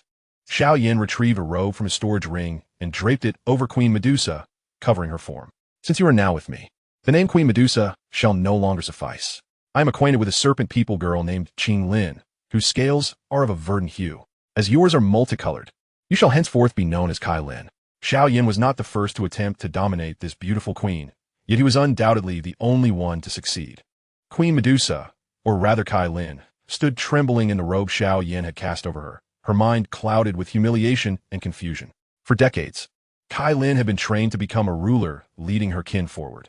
She was expected to be cold-blooded, authoritative, and to wield her formidable strength to carve out a space for the serpent people. Yet now, a stark reality loomed before her. The serpent people were all but extinct. Under the relentless assault of the Four Nations Alliance over the past 3 years, city after city of the serpent people had fallen, and countless tribes had vanished into the sands, with men slaughtered and women sold into slavery. The brutality of interspecies warfare was such that once revered as a high and mighty saint, after the fall of her nation, she had become a mere commodity worth 2 million gold coins. Perhaps in her own tribe, she had been regarded as a renowned scholar, with disciples aplenty, but that only served to provide her enemies with more fuel for their fires. Now, her last vestige of dignity lay trampled beneath foot, and, as the symbol of the serpent people, she had been reduced to a mere pet for humans. The glories of you shattered like broken glass. The title of Queen Medusa fading away, while the new name Lin was one she struggled to accept. Would she become the plaything of this young man in white? If so, she would rather die. "Release me." Lin lowered her head, suppressing the fury within her heart. "Impossible, Xiao Yan firmement rejected. I shall never yield to you," Lin exclaimed, her head snapping up, blood surging into her eyes, and a fierce dough chi erupted from her, causing the robe draped over her to flutter like a cape. Her hands glimmered with a kaleidoscope of colors as she prepared to attack the approaching Xiao Yan. At that moment, however, the void stood by, covering his mouth and surveying Lin's form with a curious gaze, making sounds of astonishment. Xiao Yan merely observed coldly. Just as Lin's hand reached within 10 centimeters of him, her dou chi faltered. The violent energy dissipated in an instant, and the blood-like hue in her eyes faded away. Yet, her body, propelled by inertia, involuntarily lunged toward Xiao Yan. Strong arms enveloped her, and feeling the warmth of his chest, Lin raised her head in indignation, only to meet his indifferent gaze. In the next moment, she was forcefully pushed away. This is the first time. Xiao Yan brushed off a few strands of Lin's fiery red hair from his chest. He then withdrew his sword once more. Placing it against her neck, the blade pressed against her carotid artery. "My tolerance for you is limited to 3 instances. Exceed that, and I will not hesitate to eliminate a disobedient pet." Xiao Yan's words were laced with unmistakable menace. No one would doubt that after 3 chances, this man would indeed kill her. Lin capitulated. The failure of her final resistance drained her of all strength. "Lead the way." Xiao Yan withdrew his sword from her neck, gesturing towards the stone door. Lin, her eyes vacant, began to walk towards the door, with the others trailing closely behind. The space beyond the stone door was exceedingly complex, featuring circular passageways lined with numerous rooms, the doors of which had long since been destroyed, leaving their origins a mystery. Xiao Yan peered into the collapsed areas, only to find an empty stone chamber, clearly having been thoroughly looted. Speaking of the law protector Yin, what has become of the sect master Yunyan? Today feels peculiar, an indescribable sensation lingering in the air. Suden Li, Hai Bao Zong Ap Zan, lowering his voice to inquire. "Oh, what seems different?" Xiao Yan casually asked while tracing the murals on the walls of the passage. "It feels as if it's been possessed by something vile." Hai Bo Dong hesitated, glancing back at Yun to ensure she was far enough away to not overhear, before continuing in a hushed tone. "However, What Haibo Dong failed to notice was that as he turned to speak, Yun, who had been whistling behind them moments ago, suddenly directed her gaze toward him. Something vile? The new law protector of the Soul Palace squinted his void-like eyes, finding the lack of perceptiveness quite remarkable. He reached out and tapped the wall, causing the previously empty shadows within the stone chamber to seemingly come alive, slowly writhing and gradually coalescing into wriggling tentacles in the darkness. These tentacles then began to extend outward from the stone chamber. I don't feel anything, Xiao Yan shrugged. It was perfectly normal for Haibo Dong to feel such unease, though he had no intention of explaining. Compared to their conversation, the murals on the walls clearly captivated his interest more. 14 powerful warriors besieging a formidable member of the Devouring Spirit clan, yet they appeared to be at a disadvantage. This person looks so familiar. Xiao Yan abruptly halted before a mural. In this mural, 14 supreme fighters from the Duki continent confronted a youth standing on a flying sword, each wielding an array of weapons. These 14 masters exhibited distinct characteristics. Some bore black wings, others had dragon horns, while a few were half human, half serpent, with merely 4 pure humans among them. The 4 human warriors were depicted at the focal point of the mural, a white-clad youth wielding a blood-red dagger, a yellow-robed Taoist engulfed in milky flames, a burly man brandishing a massive longbow, and a cold, white-haired woman gripping a longsword. The white-clad youth resembled the Soul Emperor, though his aura was markedly different. The Soul Emperor exuded a detached indifference toward all things, a lofty observer of the mortal realm. Yet this white-clad youth radiated an inexplicable arrogance, a wandering swordsman embracing life amidst rain and mist. Though they bore striking similarities, their temperaments were worlds apart. Despite having heard from Yao Lao that the Soul Emperor had once quelled the ravages of the Devouring Spirit clan across the Duki continent, it remained difficult to believe that this arrogant youth could indeed be the Soul Emperor. Perhaps they are twin brothers, Xiao Yan speculated quietly. I must say, Law Protector Yan, this is no trivial matter. In my 3 years at the Soul Palace, I've witnessed numerous instances of powerful souls seizing control. You and Sect Master Yunyan are often together. Aren't you afraid she might stab you in your sleep? Haibo Dong's urgency escalated as he sensed Xiao Yan's disinterest in his concerns. To possess the soul of a Do Huang, one must have been a peak Do Zun in life. Such a powerful being could erupt violently, and even a mere soul form could take down everyone present. Sighing, Xiao Yan intended to reassure Haibo Dong, but as he turned, the corner of his eye caught the encroaching darkness on the wall. Dongji! Xiao Yan abruptly grasped Haibo Dong, yanking him back despite his bewildered expression. Dozens of festering tentacles suddenly shot down from the ceiling, piercing the ground, with fragments of shattered stone grazing Xiao Yan's face and drawing blood. A mass of twisted flesh plummeted from the ceiling, writhing on the ground, with hundreds of tentacles extending from it, moving in grotesque motions. The azure heart fire ignited within Xiao Yan's palm, illuminating the entire passage, causing everyone present to collectively gasp in horror. What a grotesque creature! Its body, awkwardly assembled from disparate flesh, was covered in a multitude of mouths, each gaping wide with sharp teeth glinting ominously. Amidst the countless cavernous jaws were numerous fleshy protrusions, writhing and desperately extending outward, transforming into the wriggling tentacles. What in the world is that? Xiao Yan asked with a look of disgust directed at Kai Lin. I don't know. The Serpent Man clan has discovered this place for centuries. Yet such a monster has never appeared before, Kai Lin replied, her expression equally grim. The crimson hue in her youthful eyes flickered momentarily before fading away. With fingers poised, she brushed against the sword's blade, the void devouring flame and the 9 netherwind flame enveloping the longsword, while 24 soul locks surged forth, piercing into the grotesque mass. A chorus of terrifying roars erupted from the myriad mouths, sending piercing sound waves crashing toward them. Soundwave du technique. Highball zone fantico conduit an ici suda. But it shattered like paper before the tangible sound waves, sending him flying. What is a sound wave do technique? Kai Lin had no time to channel her do chi, bracing herself against the attack, only to feel her mind go blank as she spat out a mouthful of blood. Can a do zone level being inflict such harm? Xiao Yan's expression darkened as he observed the grotesque creature before him.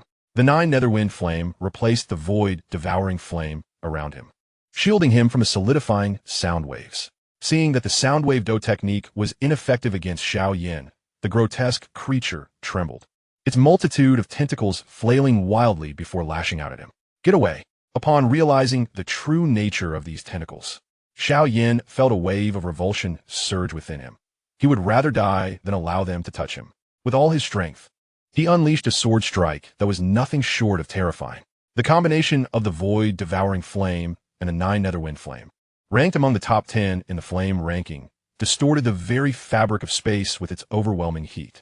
A sword aura, as sharp as a celestial line, swept towards the twisted creature. Yet, the next moment revealed a spine-chilling scene. Countless mouths on the creature's body simultaneously gaped open, emanating a terrifying suction force. The sword aura was shredded the instant it approached, disintegrating into countless fragments that were consumed by the creature's myriad jaws.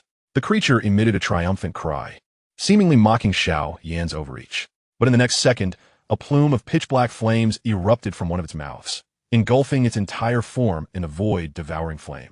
Its numerous mouths appeared to roar, yet the once solid sound waves could no longer be produced.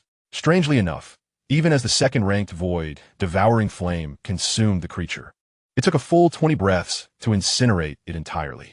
It was noteworthy that even a 2-star zone-level azure serpent could not withstand the void-devouring flame for more than 3 breaths.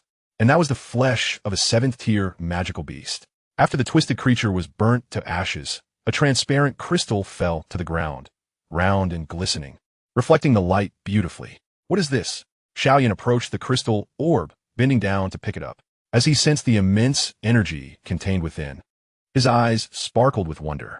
This object bears a striking resemblance to a magic core, yet unlike the singular attributes of a magic core. The energy within this crystal sphere encompasses a multitude of properties, intricately intermingled, yet wonderfully harmonized. Its quality is indistinguishable from that of a 7th-tier magic core. What might be the outcome if it were utilized in alchemy? Xiao Yan pondered.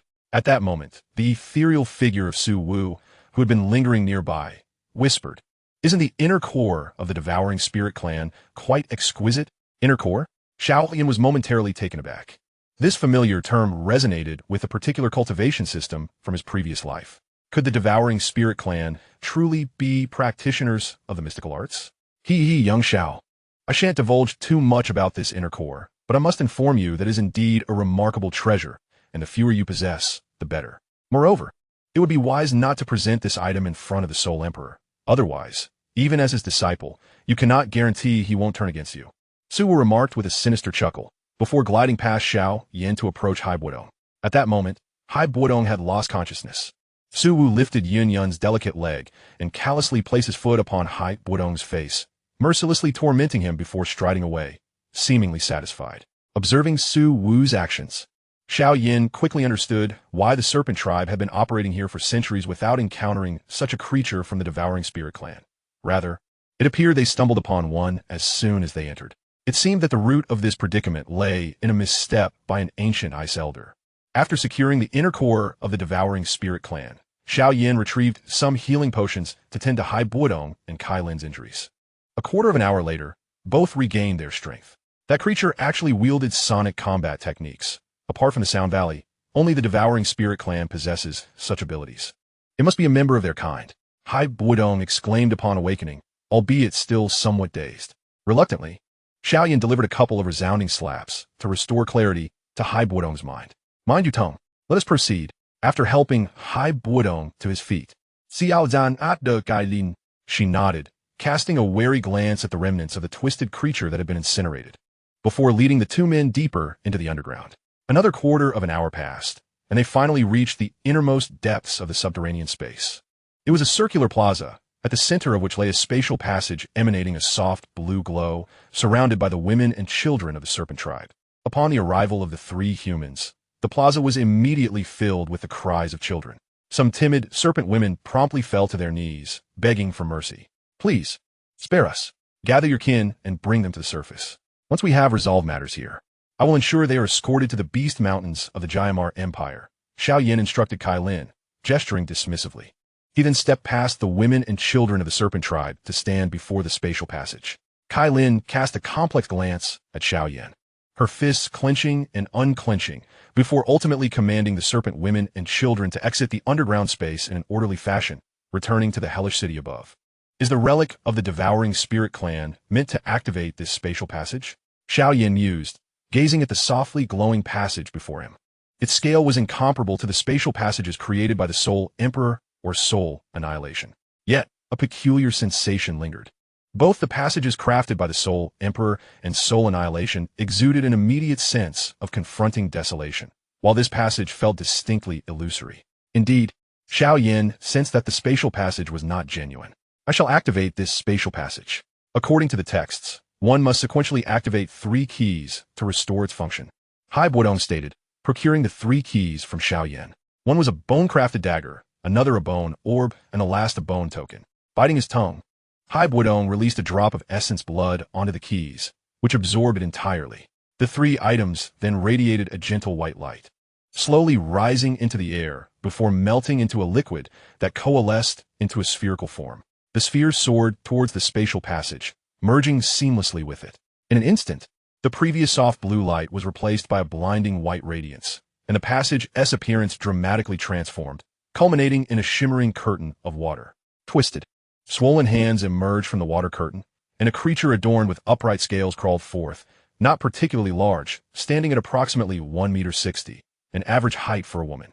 As it struggled across the ground, it emitted incomprehensible screeches directed at Kai Lin, who stood behind Xiao Yan.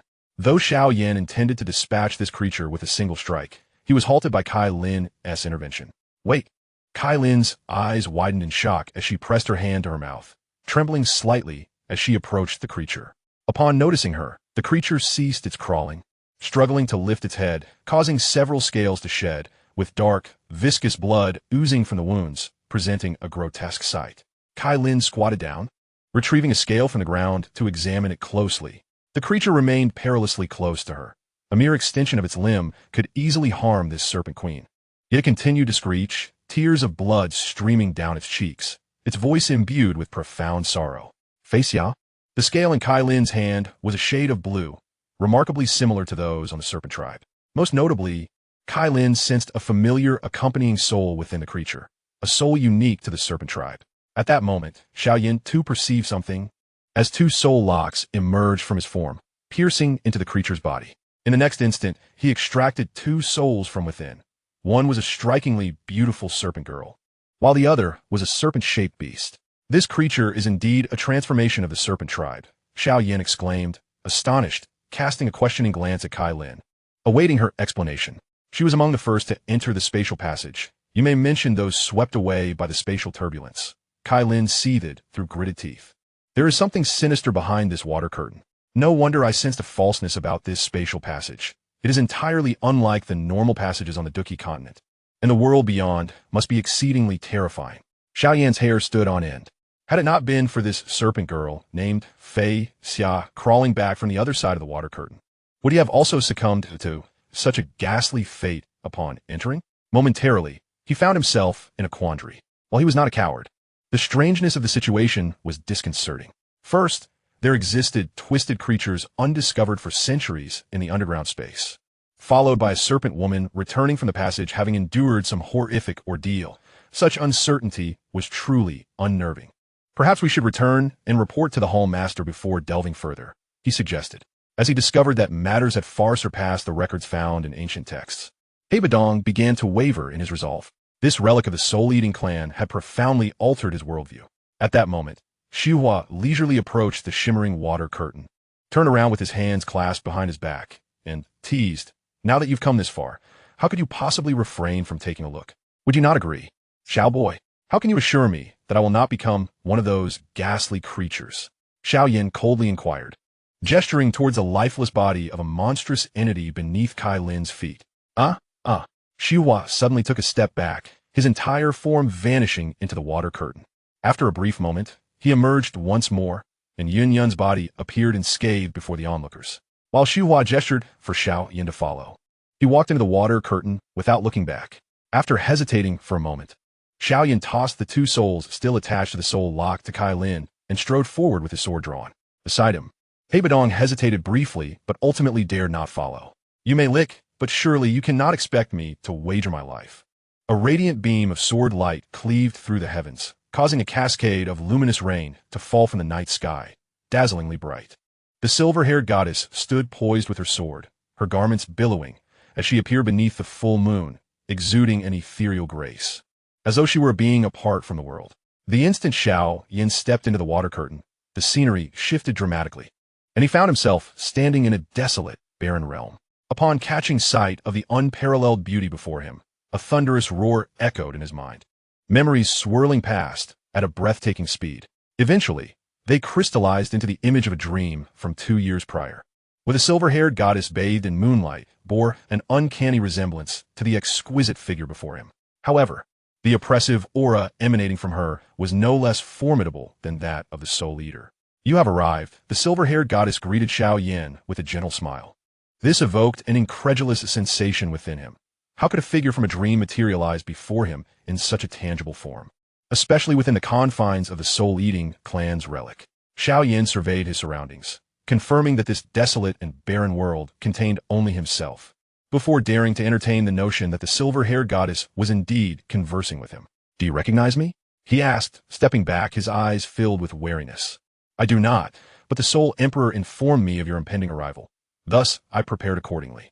The silver-haired goddess chuckled lightly at Xiao Yan's cautious demeanor. "No wonder he described you as a particularly vigilant fellow. It seems he was entirely correct." She appeared to be easily amused, and even a simple gesture from Xiao Yan brought tears of laughter to her eyes, which left him feeling somewhat awkward. Upon realizing that his master, the Soul Emperor, had preemptively acquainted her with his presence, he abruptly halted. "You know my master?" Xiao Yan expressed his disbelief. "One might say we are quite familiar," the silver-haired goddess replied, her hands on her hips, pride radiating from her. "Perhaps you could refer to me as your mother-in-law." Xiao Yan slowly formed a question mark in his mind. As the initial impression of the silver-haired goddess as a being apart from the world began to unravel, revealing a more whimsical side. "By the way, my name is Yi. You may call me Mother Yin." She seized Xiao Yan's shoulders, her eyes sparkling as she shook him with enthusiasm. Mother Yin is rather exuberant, Xiao Yan thought, feeling utterly bewildered. Yet, since this silver-haired goddess had proclaimed herself as his mother-in-law, he decided to accept it. Yi's seemingly delicate arms, when clasped around Xiao Yan's shoulders, rendered him incapable of any resistance.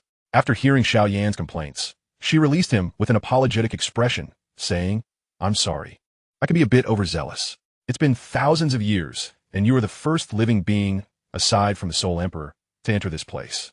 "Is that so?" Xiao Yan rubbed his shoulders and sighed softly. He began to explain the circumstances that led him here, recounting the appearance of the Soul Eater in the Great Desert, Hebadon's quest for the key to the soul-eating clan's relic, and their eventual entrance. "So this isn't merely a relic of the soul-eating clan?" Xiao Yan inquired, his brow furrowing. He had an inkling that the Soul Emperor had orchestrated matters behind the scenes, but he could not fathom why his master would go to such lengths just to allow him to meet his mother-in-law. Would it not have been simpler to bring him along directly for a pleasant meal with all? Xiao Yan silently scoffed at the thought. This is indeed a relic of the soul-eating clan. Yi suddenly adopted a more complex expression. After a moment of hesitation, she became serious and asked Xiao Yan, "Have you encountered any creatures from the soul-eating clan? Those twisted beings that seem utterly out of place in this world?" Xiao Yan recalled the distorted creature he had encountered in the underground space, a chill running down his spine. Observing his reaction, Yi felt reassured and patted her chest. "Since you have seen them, revealing the truth of this cave to you should be of no concern." The term truth struck Xiao Yan as somewhat unsettling. A flicker of unease stirred within him. Suddenly, he heard a cacophony of chewing sounds echoing in his ears. "I recall your master mentioning that you had journeyed to another miniature world recently. Thus, you should understand that the rules in each world differ slightly, correct?" Yi inquired. Xiao Yan nodded. He had noted this distinctly when he was in Lin Dong's world, where the flight skills of the Doqi continent were rendered ineffective, and even ordinary combat skills were significantly diminished. Furthermore, the Soul Emperor had previously imparted similar wisdom, explaining that the rules of each world varied, and thus the legacies that could exist within them differed as well. In the Doqi continent, alchemists held a prominent position, while in Lin Dong's world, talismans wielded extraordinary status, and even possessed their own unique means of combat. All of this stemmed from the differing rules between worlds. He had even inquired of the Soul Emperor whether a world existed that encompassed all rules, where all legacies flourished abundantly. The answer was affirmative. The Great Thousand World, the fabled realm where all Do emperors ascend, lies at the very center of existence. Have you ever contemplated the existence of a world governed by entirely different rules than all others? Yi snapped her fingers, and the surrounding desolation began to collapse. The cacophony of chewing became increasingly jarring, intermingled with the roars of monstrous creatures. As the world collapsed, returning to its original form, the full moon vanished, replaced by a myriad of brilliant stars. Xiao Yan and Yin Yi found themselves surrounded by a dark forest composed of grotesquely twisted trees, teeming with terrifying, contorted monsters. Xiao Yan noted that many of the creatures bore a striking resemblance to the snake woman he had previously encountered while escaping the relic of the soul-eating clan. As they crawled upon the ground, scales bristled menacingly along their bloodied forms.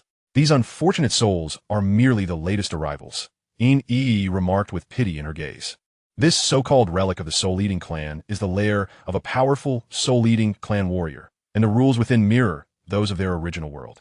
But the rules of the spirit devourer world are completely different from ours. Whether we or they enter each other's world, they will transform into twisted flesh and blood due to the disorder of the rules, except for the imprint of life. This is the only commonality between our two worlds. I don't quite understand, but I was greatly shocked. Xiao Yan patted his face, and, for the first time in his life, he doubted whether what he saw in front of him was real or not. Suddenly, a huge demon god appeared in Xiao Yan's sight, with a jet-black flame burning on his body, looking even more terrifying than those monsters. I saw the huge demon god reach out his hand and grab a monster from the ground like a chick, then open his bloody mouth and swallow it, and start chewing continuously. The rejection that Xiao Yan had heard before came from him. As the demon god chewed, he let out an indistinct whisper from his mouth. Mata, these monsters transformed from the devouring spirit clan are delicious. No amount of showiness is enough. The essence of emptiness swallowing inflammation. Xiao Yan looked at Yin Yi and noticed that the latter was greeting nothingness swallowing yin. Why hasn't it been transformed into a monster? Because Yihua is a part of the rules of Duki continent. How could the rules be influenced by them? Yin Yi was surprised by Xiao Yan's question. You see, isn't the girl wrapped in flames on the shoulders of nothingness also unaffected? Xiao Yan looked in the direction pointed by Yin Yi, on the shoulder of the demon god. Yin Yan looked around in horror. When she saw Xiao Yan looking at her, she immediately shouted for help, but unfortunately, she was too far away to hear what was being said. I see. Xiao Yan nodded. Like a broken mirror, countless fragments appear out of thin air, gradually forming a desolate world. The twisted and crawling monsters, as well as the void, devouring flames chewing on them, all disappear without a trace. A round moon hangs high in the night sky. Do you now have a rough idea of the tip of the iceberg for the swallowing spirit clan? Yin Yi suddenly approached with a mischievous smile on her face. So, are you practicing swordsmanship? Young man. Chapter 92, Xiao Yan. Xiao Yan. So, are you practicing swordsmanship? Young man. Yin Yi's words made Xiao Yan stay in the ruins of the swallowing spirit clan for a year, during which this white-haired master's mother taught him many martial arts skills. In mid-air, behind Xiao Yan, dressed in white, spread out his fighting wings with a wingspan of over 10 zhong, holding a finely crafted long sword wrapped in soul locks, exuding astonishing power. On the other side, Yin Yi stood tall in air, holding the standard long sword that Xiao Yan had taken from Yunlan Sect, and made a gesture of invitation. The next second, Xiao Yan disappeared in place. This is not teleportation, but a speed exceeding the limit that can be distinguished by the naked eye, and the surrounding air is squeezed out with sonic booms. But before the sound arrived, the person had already arrived. The sword blade, emitting a sharp sword aura, slashed towards Yin Yi. He did not use any special fire or earth flames with this sword, but with its power alone. It was enough to kill the low star Do Emperor. The sword flashed by. Yin Yi lifted the Yunlan standard long sword in her hand to block the blow, and then the silk remained motionless. I saw her wrist turn and her sword tremble as she flew Xiao Yan directly out. Xiao Yan finally stabilized his figure in mid-air, but did not give up. After sorting out the chaotic fighting energy in his body, he rushed forward again. This time, Yin Yi could no longer maintain a motionless state, and the two engaged in a fierce battle in mid-air at an extremely fast speed. Amidst the interplay of sword light, it was faintly visible that Xiao Yan's attack was becoming increasingly fierce, and his aura grew stronger and stronger. After 30 moves, that aura suddenly erupted, making the fighting spirit flowing in his limbs and bones even more surging. In just 3 breaths, Xiao Yan's fighting spirit in the Dantian increased by 3 points, and his realm was promoted from the peak of the 8-star fighting king to the 9-star fighting king. Breakthrough at the critical moment. Then I also need to raise my realm. Yin Yi was amazed, and the fighting power she used was also elevated to the level of the 9-star fighting king. Xiao Yan was originally immersed in the self-satisfaction of breakthrough at the last moment, but now he couldn't help but smile bitterly. In 1 year at the ruins of the Devouring Spirit clan, he finally depleted the long-accumulated strange fire energy in his Dantian. And his strength level also reached the level of the 8-star Do King in 6 months of crazy improvement. To be ashamed, in the remaining 6 months, he only improved by 1 star. It's not because he can't do it, but because he wants to solidify and repair the foundation that has become extremely unstable due to the rapid increase in strength. This kind of sparring with Ine was repeated more than 600 times this year, almost once or twice a day, which made him more proficient in controlling fighting chi and fighting skills. However, Ine's so-called teaching of swordsmanship to Xiao Yan was not just a sparring companion. Her own secret fighting skills were also taught to Xiao Yan. I'll show it to you again. Ine's Yunlan Sect standard long sword suddenly emitted a dazzling sword aura. At the extreme of the soul, guard the heavenly spirit, absorb the spirit to forge the soul, at the cost of me, with a sharp sword of spiritual rhinoceros. Cut through all the impurities. A brilliant sword light pierced the entire sky, and a rain of light fell in the night sky, dazzling and dazzling. The Lingxi sword technique is divided into 3 styles. The first style is comparable in power to high-level fighting skills at the earth level. The second style is comparable to low-level fighting skills at the sky level. And the final third style is comparable to intermediate fighting skills at the sky level. If the 3 forms are combined, it is a high-level fighting skill at the heavenly rank. Unfortunately, Ine only remembered the first form and also only taught the first form. But this is only the weakest first form in theory, and it can also be called the strongest fighting skill that Xiao Yan has ever seen in his life. He dared not be negligent at all, and put in all his knowledge over the past year to strike a sword that was almost as good as Ine's. The night sky is illuminated, and the once desolate world becomes bright. Endless rain of light falls from the sky, some igniting piles of flames on the ground, while others corrode the ground into a large hole containing terrifying toxins. The world is plunged into a disaster. This is determined by their respective fighting attributes. Xiao Yan's fighting chi has undergone 4 transformations with different types of fire. It is not an exaggeration to say that even if he does not use any special fire, but only uses his own fighting chi to transform flames, the power of the flames is already stronger than the 19th ranked Qinglian core fire on the special fire list. Ine's fighting spirit is also very special. During a year of getting along, Xiao Yan also learned that his master mother, like Xiao Yixian, was also a difficult poison body, and it was already a mature and uncontrollable poison body. According to Zhu Ine, her self-created martial art, the 7-colored poison scripture is divided into 2 volumes and is one of the few mid-level martial arts in the entire Duki continent. The 2 dazzling sword lights were instantly defeated upon contact, and Xiao Yan's sword light was inadvertently crushed. If it weren't for his agile hands and feet, Ine wouldn't have taken a fatal blow and almost couldn't have dodged it. You lost. Please accept the punishment obediently. Ine sheathed her long sword and proudly took out a small skirt from her pocket, pushing towards Xiao Yan step by step. Xiao Yan fanned his fighting wings in horror and retreated backwards, repeatedly waving his hand to refuse. Wait a moment, madam. Let's compare again. Can I use the strange fire to compare again? That simply won't do. How could I possibly compete with you using the same level of extraordinary flames? Ine exclaimed, her voice dripping with persuasion as she incessantly tried to coax Xiao Yan. Come on, don't resist. There's only a first time and countless subsequent times in cross-dressing. You possess such delicate features. It would truly be a pity not to give a try. Rest assured, you will undoubtedly fall in love with this sensation. Absolutely not. Xiao Yan retorted, turning to flee, his back wings flapping with all his might. Ine, clutching a dress, wore an amused expression. No escaping now, little Yan. With a single step, she appeared behind him in an instant, grabbing the collar of his garment. Feeling the immense force approaching from behind, despair washed over Xiao Yan's face. No, please. One must honor their bets. Ine's eyes sparkled with cruelty as a satisfied smile crept upon her lips. Come, little Yan, look over here. On the ground, she utilized a mid-level fighting technique, the water mandala, to document Xiao Yan's defeated demeanor, occasionally drawing close for a snapshot. How about we have another match? If you lose, you shall change the yin in your name to Yan. What a lovely name, Xiao Yan. Not a chance. Xiao Yan barked in anger. After Ine finished her documentation, he furiously tore off the women's attire, retrieving his own clothing from his storage ring. I am leaving this place immediately. Once dressed, Xiao Yan moved forward, a water curtain standing before him. Crossing it would return him to the Duki continent. Yet, just as he was about to leave this ancient relic, Ine's words compelled him to halt. I apologize. I simply haven't spent this much time with anyone in ages. Even your master, the Soul Emperor, rarely visits. And when he does, he hardly stays long. Yi expressed with a hint of regret, her hands capturing the essence of the past year through the water mandala. Glancing back at Yi, Xiao Yan sighed softly. You've been here in this relic all this time. Why not venture out? There are so many powerful beings in the Soul Palace.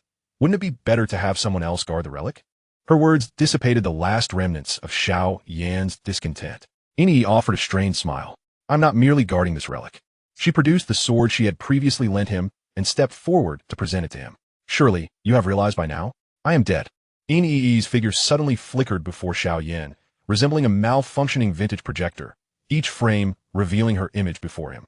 Xiao Yan's expression turned to stone. I believe I mentioned before that the rules within the Tongling clan's relic are entirely different from those of our Duki continent. The sole resemblance lies in the life imprint. The reason you have remained unchanged and have not transformed into a monster is not due to this barrier I created, but rather the extraordinary flames within you have been protecting you. As Yi's voice echoed in Xiao Yan's ears, the desolate and barren world began to crumble, the full moon in the night sky vanishing, replaced by a myriad of stars. Yi's figure abruptly disappeared, akin to a television shutting off, leaving only a small red dot suspended in midair. Suddenly, a creature adorned with inverted scales crawled slowly past Xiao Yan, leaving behind a trail mixed with dark brown blood. It opened its mouth, split to the roots of its ears, and let out a howl, seemingly attempting to release all its inner anguish and torment. I'm sorry. I hadn't intended to reveal this to you, but it feels inappropriate not to. The voice of Yi emanated from the floating red dot. Xiao Yan's body trembled slightly, as he momentarily struggled to discern the line between reality and illusion. And what the time we spent together this past year? Xiao Yan queried incredulously, gazing at the sword Yi had just handed him. The sword was exquisitely crafted, its blade glimmering with a chilling radiance, undeniably genuine. The sword is authentic, the red dot confirmed, leaving the conversation hanging in silence. At Xiao Yan's feet, the creature that had just crawled past returned, managing to lift its head to glance at the young man in white who had stood there like a madman for the past year. Why has he stopped? The creature's limited intellect was filled with confusion as it emitted an unintelligible howl, seemingly urging the white-clad youth to continue his dance. In a flash, the sword glimmered, and the creature's head rolled away, maintaining its howling demeanor. Xiao Yan recoiled, his nerves fraying as the two images of the neurotic white-haired goddess and the matron of the cursed poison body began to crumble within him. These interactions are not mere illusions. The red dot slowly ascended, soaring into the night sky, appearing so ordinary against the backdrop of countless stars. In the end, it too became one among the celestial bodies. The cacophony of monstrous howls surrounded him, yet Xiao Yan's mind grew increasingly turbulent. He suddenly realized that this world appeared far more complex than it seemed. Someone seemed perpetually intent on showcasing something to him, yet refrained from articulating it clearly. A colossal demon approached and halted before Xiao Yan, its massive hand lowering a regal woman to the ground. The demon's entire form then began to compress and shrink, ultimately transforming into a ball of fire that entered the woman's body. Yunlan's body trembled as the void-devouring flame relinquished its control over her during the past year, rendering her far more aware than Xiao Yan. Finally satiated, Xiao boy, we can leave now. This time, I'm quite pleased. I can borrow a bit of your power upon returning, but only once. If you wish for more, seek out more Tongling clan relics, so I can indulge myself thoroughly. The insufferable voice of the void, devouring flame reverberated in Xiao Yan's mind, expressing its satisfaction with this venture and even willing to grant Xiao Yan a small reward. Will you not enlighten me about what transpired? Xiao Yan asked in a hushed tone. Burp, the void devouring flame belched contentedly, falling silent thereafter. Xiao Yan remained quiet, then turned a cold gaze toward Yunlan. This matriarch of the Yunlan Sect might be the only one privy to the truth of his year. Yunlan's gaze at Xiao Yan was somewhat unnerving. After a careful observation, she was convinced that Xiao Yan had indeed returned to his senses and finally allowed herself to relax. Suddenly, she grasped Xiao Yan's hand and hurried towards the water curtain exit. We must hurry, we must, she exclaimed in a flustered tone. The pair traversed the water curtain, entering the underground space beneath the Serpent Clan's sacred city. Hai Buodong and Kai Lin stood before the water curtain, maintaining their expressions from before the duo's entrance. Out so soon? Hai Buodong remarked, taken aback by the disheveled appearance of Xiao Yan and Yun as they emerged. Guardian Yan, did you encounter an insurmountable foe upon entry? Kai Lin's eyes sparkled with intrigue, yet there was a tinge of disappointment. Why couldn't Xiao Yan have perished within the water curtain, thus granting her freedom? Xiao Yan shook off Yunlan's grasp, stepping forward to face Haibo Dong. He suddenly seized the latter's shoulders, his gaze piercing into his eyes. Abruptly, a torrent of Xiao Yan's formidable soul power surged into Haibo Dong's body, overwhelming and forcefully penetrating to the depths of his sea of souls. After meticulously examining Haibo Dong's spiritual realm and confirming that he was indeed a living being, Xiao Yan finally relaxed. Haibo Dong's complexion turned ashen. The soul that had previously endured a devastating blow at the Mytel auction house was now further ravaged, the intensity of the damage rivaling that of a soul extraction. What have I done to deserve this?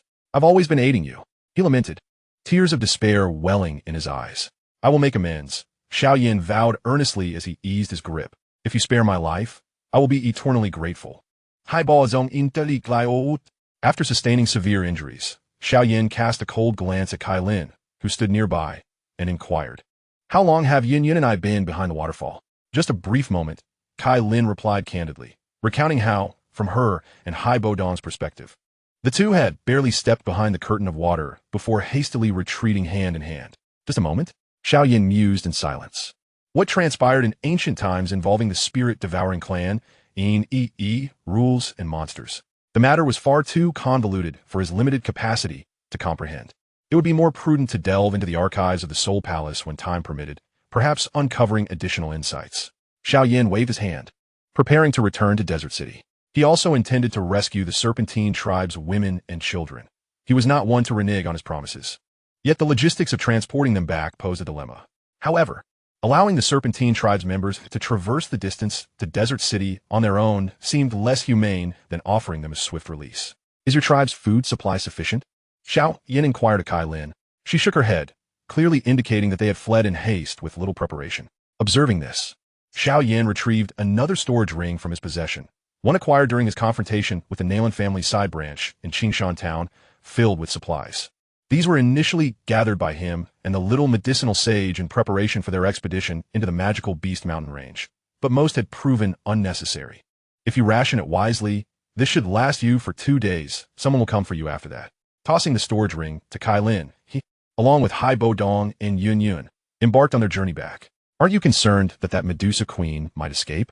Haibo Zong asket, his pallor evident as he struggled to maintain altitude. Xiao Yan flew ahead of Haibo Dong, parting the winds to ease his flight. She may flee, but her kin cannot. What if she abandons them? He replied, if she escapes Desert City, she will not return to the Great Desert. Haibo Zong Fao Silin, and the trio continued their flight toward Desert City. 10 miles above Desert City, a serpentine beast of the 7th rank coiled in the sky, its black scales reflecting a dim light, with 2 figures perched atop its head. One was the current master of the Heavenly Serpent Mansion, the preeminent figure of the Northwest Continent, Green Ba, at the pinnacle of 9-star Do Zone. The other was the former chief alchemist of the Yunlan Sect, now a guest elder of the Heavenly Serpent Mansion and a 6th-tier alchemist, Dan Wang Gu He. Surrounding them were numerous powerful individuals converging from all directions, some suspended in midair, others soaring with Do Chi wings, each emanating a formidable aura. Not all of these powerhouses hailed from the Heavenly Serpent Mansion. Many were from neighboring empires, such as the 3-peak Do Huangs from Mulan Valley and the Do Huangs and Do Kings of the Scorpion Gate. I can't believe they possess such audacity, Green Ba seethed, his eyes wide with fury. Before arriving at the Jamma Empire, he had intended to confront the Yunlan Sect directly. However, he was taken aback by the news of a conflict between the Yunlan Sect, Jamma Empire, and the Golden Goose Sect in Desert City. Through embellishments from the forces of Mulan Valley, the skirmish was portrayed as the Golden Goose Sect, invited by the Jamma Empire, settling within the city, only to be ambushed during a banquet. Not long ago, the recently promoted Do Zongs, Yin Shan and Jia Xingtian, had joined forces with a mysterious Do Zong to launch a surprise attack, killing the inebriated leader of the Golden Goose Sect, Yan Luo Tian, and slaughtering the remaining Golden Goose Sect members. All of this for the sole purpose of monopolizing the Medusa Queen and the Heartfire of the Blue Lotus. While this was already outrageous, the Jamma Empire, despite its unscrupulous actions, boasted 3 Do Zong powerhouses, making it a top-tier force in the Northwest Continent, thus possessing some degree of confidence. Yet, they committed the unforgivable sin of slaying his disciple, Lunan. Green Ba's heart was filled with immeasurable regret. Lunan was a rare prodigy, second only to the legendary 3-flower child of the Green Serpent. Though he lacked the potential to become a Dosheng, he was certainly capable of reaching Dozun. Had he not perished in due time, with 4 Dozun, the Heavenly Serpent Mansion would have undoubtedly unified the Northwest continent. Yet, the Golden Goose Sect was truly inept. They failed to safeguard Lu Nin even with a 7th-rank magical beast as a protector. Master. Dan Wang Gu he cast a worried glance at Greenba, who had sold his services to the Heavenly Serpent Mansion solely to reclaim Yun. Now, with Greenba's emotions in turmoil, Gu he genuinely feared that he might lash out at Yun in his wrath. Rest assured, Elder Gu he, I am in control and will not harm the woman named Yun. Greenba repressed his fury, casting a glance at Gu he. Gu he was a renowned genius alchemist across the Northwest continent, having risen to the rank of 6th-tier alchemist within mere decades through self-study. It was almost certain that he would eventually become a 7th-tier alchemist. A 7th-tier alchemist is a figure whom even peak Dozuns must regard with respect. Many first-rate forces in the central continent offered exorbitant rewards to recruit just one. Only the Pill Tower, one of the most prestigious forces in the Dochi continent, boasted several 7th-tier alchemists. Hence, having already lost Lu Nan, the Heavenly Serpent Mansion could not afford to lose Gu he. Otherwise, they would be doomed to eternal obscurity. Yin Shan, Jia Xingtian, and that unknown scoundrel come out. Greenba's voice thundered like rolling thunder above Desert City. As his words echoed, 2 immensely powerful figures soared from the city, standing in midair, confronting the assembled forces. Yin Shan, Jia Xingtian, do they truly dare to show themselves? Are they not afraid of death? One of the peak Do Huangs from Mulan Valley taunted. This remark elicited laughter from the surrounding crowd, with someone pointing at Yin Shan and angrily rebuking, Yin, when our Scorpion Gate came to Desert City for the Alliance, you told us to scram. Weren't you quite arrogant then? Dare to act so brazenly again. This figure was the leader of the Scorpion Gate, possessing the strength of a 4-star Do Huang. After Xiao Yan eliminated the formidable warriors of the Yunlan Sect, numerous remnants of the sect disseminated this news, thereby dissuading forces such as the Mulan Valley from intervening. Only the Wan Scorpion Sect, hailing from the Chuyan Empire and possessing the weakest strength, with their national guardian beast, merely a 5th-tier magical beast, arrived relatively late. By the time they reached Mo City, the disciples of the Yunlan Sect had already fled, leaving them oblivious to any news regarding the cancellation of the alliance. Consequently, Jia Xingtian and Yin Shan, who already bore some animosity towards the Chuyan Empire, ridiculed this erstwhile adversary, even seizing their national guardian beast, the blue-winged roc, forcing the disciples of the Wan Scorpion Sect to return on foot, a profound humiliation indeed. Yin Shan, dismissive of the Wan Scorpion Sect's leader's provocations, turned his gaze toward Gu he beside Lu Ba and calmly remarked, Gu he, should you choose to return now, I can persuade the Guardian of Flames to spare your life. Upon hearing these words, an immediate silence enveloped the strong warriors present, soon followed by a chorus of derisive laughter. Had this Yin Shan lost his wits? A mere novice, freshly ascended to the Dozong level, boldly proclaiming such audacious words before the continent's foremost powerhouse. What a farcical display. This so-called old master of the Yunlan Sect was nothing more than a buffoon. As the laughter echoed around him, Gu he found the situation somewhat amusing. He had long heard of Yun Shan's legendary bravery in his youth, yet regrettably, during his years at the Yunlan Sect, he had never encountered this esteemed figure. Now, witnessing him firsthand, the tales proved to be true. Gu he's words only incited further laughter from the crowd, dismissing Yun Shan's claims entirely. Even Lu Ba shook his head, clearly perceiving Yun Shan's lack of intellect, and turned to Jia Xingtian, standing beside Yin Shan, saying, Jia Xingtian, while I understand that the incident concerning LV Nen is not directly related to you, you may leave now. In 3 days, go to the Tianxi Empire to apologize on my behalf, and we shall let this matter rest. Jia Xingtian remained silent, merely standing with his hands clasped behind his back, conveying his stance through action. Both Yin Shan and Jia Xingtian, their fighting spirits surging, clearly had no intention of negotiating peace with Lu Ba. As the tension escalated, Gu he, who had yet to see Yun, grew anxious and hurriedly inquired about her whereabouts. Yun is out with the Guardian of Flames on some business. Yin Shan suddenly understood why Lu Ba had arrived so swiftly. It turned out he was there to assist Gu he in abducting Yun. Who was the Guardian of Flames? Gu he frowned, a sense of foreboding creeping into his heart. Xiao Yan, Yin Shan replied with a cold smirk. Xiao Yan, have you lost your mind, old dog Yin Shan? You wouldn't dare to sacrifice Yun to save your own life, Gu he stammered, unable to voice the ominous speculation brewing in his mind. They were a perfect match, a pair of talents, How could he possibly be so bold? Meanwhile, you are merely the former chief alchemist of the Yunlan Sect. Having fled as your sect faced annihilation, yet you linger so fondly on my disciple Yunyan? Yinshan mocked. At that moment, Guhi felt as if his heart had turned to ash. He had spent over a decade in the desolate land of the Gamma Empire for Yun, never even holding her hand. While that Xiao Yan had only been there a few days, yet he had managed to win the heart of the goddess he had pursued for years. No, it was impossible. Surely, this Yinshan was coercing Yun against her will. She was waiting for me to rescue her. Master, allow me to kill these two. Guhi's voice trembled, his mind haunted by images of Yun suffering beneath Xiao Yan, driving him to the brink of madness. Then let it be as Master Guhi wishes. Lu Ba regarded Guhi with a hint of pity.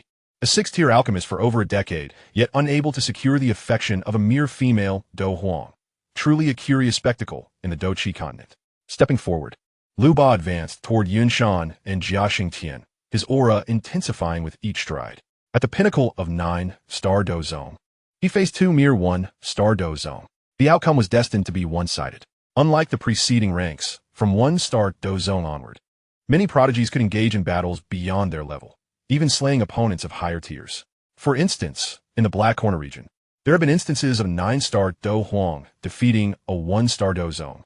And if that same 9-star Do Huang were later bested by an 8-star Do Huang, they might very well become a significant figure in the future. However, once one reached the Do Zone level, everything changed. The gap between each star was vast. Unless one was an extraordinary genius, it was rare to challenge higher tiers successfully. Thus, while two 1-star Do Huang might manage to hold off a 9-star Do Huang for a time, two 1-star Do Zone against a 9-star Do Zone would only result in utter annihilation. Most onlookers shared this sentiment.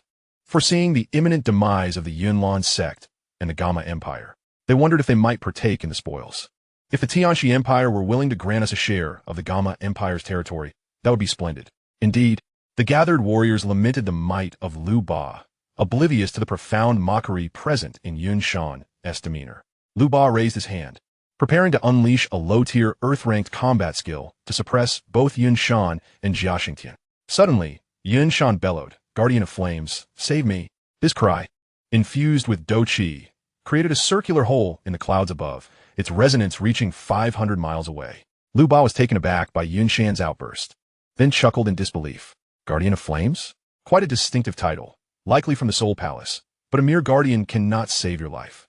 As the low-tier Earth-ranked combat skill materialized, a serpentine mark appeared in Lu Ba's hand, and with a forceful downward motion, a torrential rain of poison began to fall from the sky, a truly terrifying sight. The moment these poisonous raindrops met the Do Chi barriers of Yunshan and Jiaxing Tian, they fizzled and consumed their Do Chi at an alarming rate. Yet, Yunshan remained unfazed, for he knew that a dark figure was hurtling toward them from a distance. Only he understood that within the Gamma Empire's Soul Palace branch resided a peak Do Zun, who had emerged from seclusion at the behest of this esteemed figure, destined to serve as the protector of his new master, the Guardian of Flames. Yunshan's earlier words to Guhi were sincere.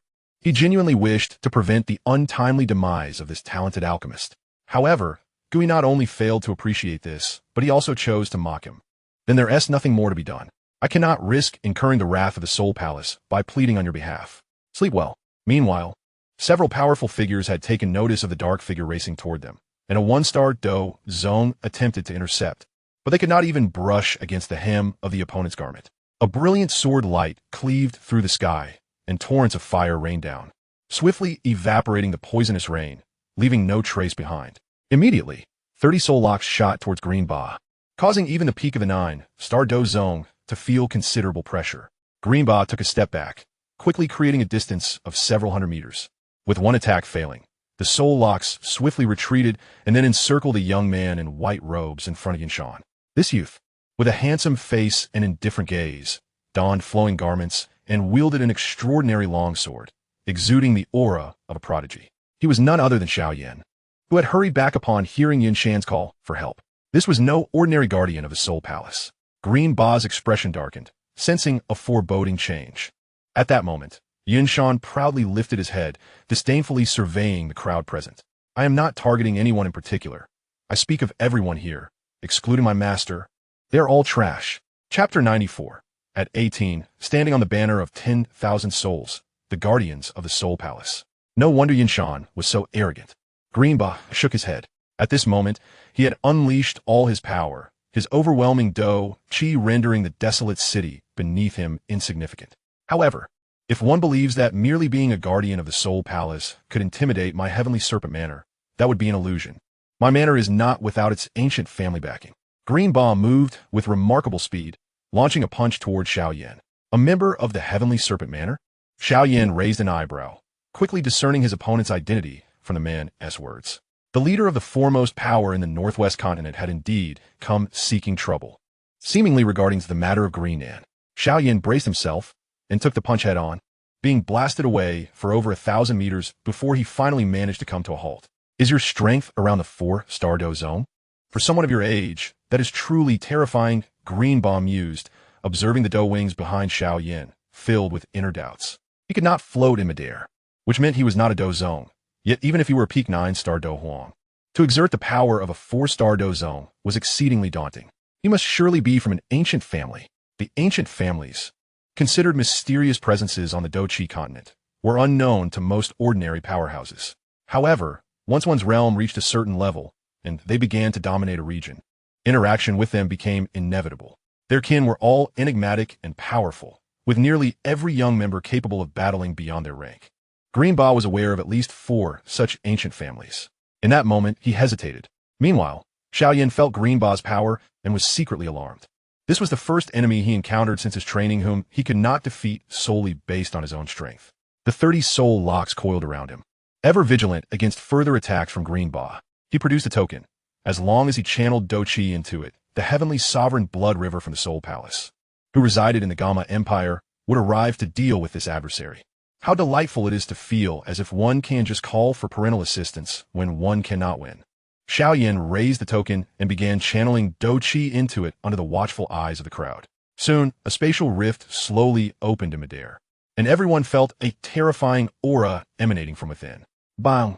An elder from the Mulan Valley, who had just reached the Do Wang realm, suddenly exploded, transforming into a shower of blood that rained down upon the desolate city.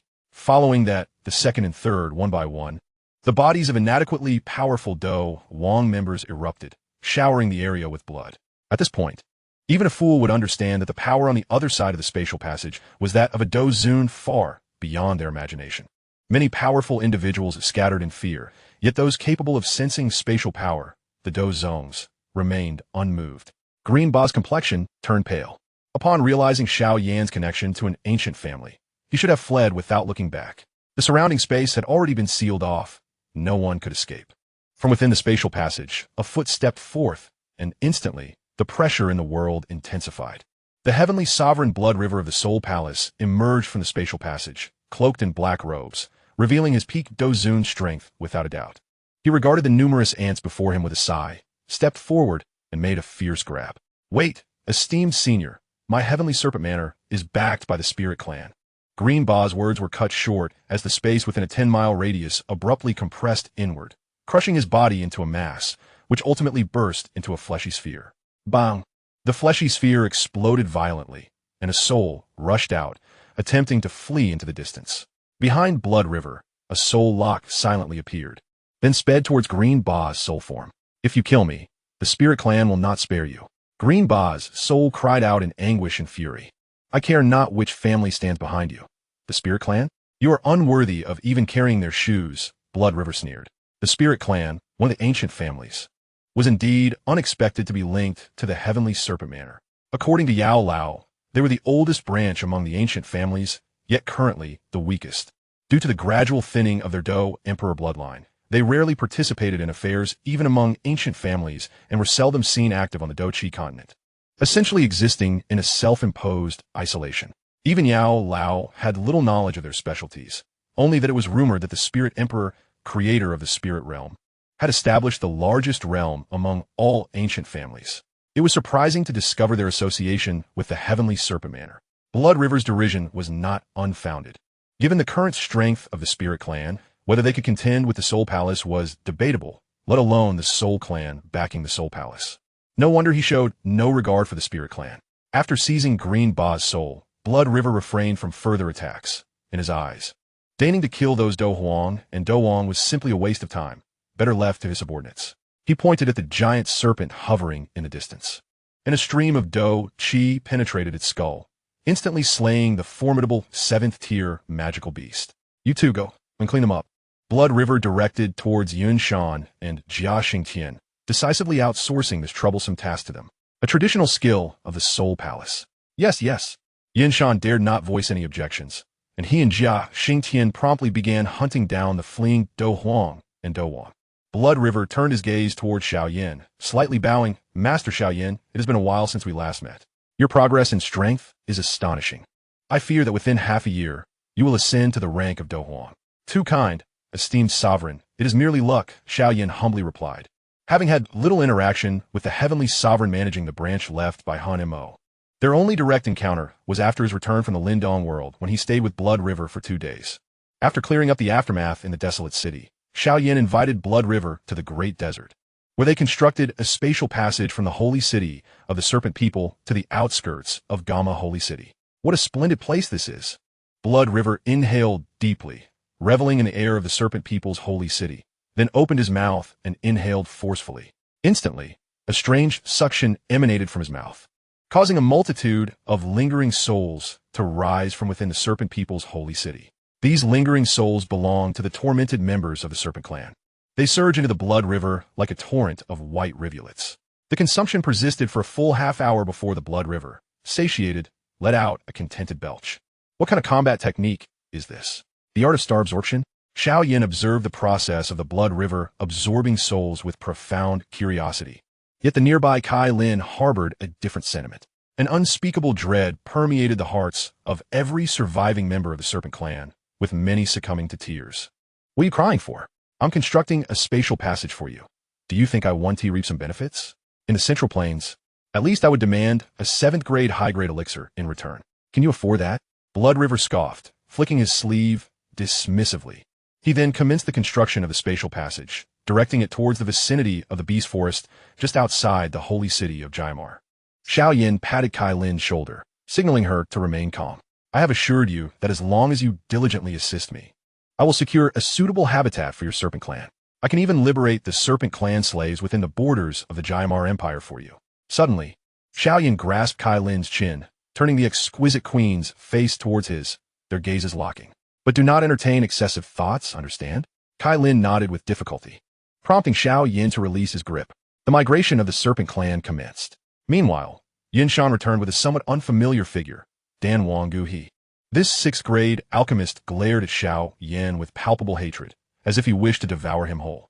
This puzzled Xiao Yan. They should not have known each other. Where is Yunyun? Guhi bellowed at Xiao Yan, only to be met with a resounding slap from Yunshan, sending several of his teeth flying. Stained with blood. Who is this man? Xiao Yan gazed quizzically at Guhi. From his perspective, this individual possessed an exceptionally potent soul force, likely having touched the threshold of the mid-spirit realm, undoubtedly a talented alchemist. Guhi, a 6th-grade alchemist and prodigy, had self-studied to reach this level in merely 30 to 40 years, on the cusp of advancing to 7th grade. Yunshan elaborated on Guhi's background.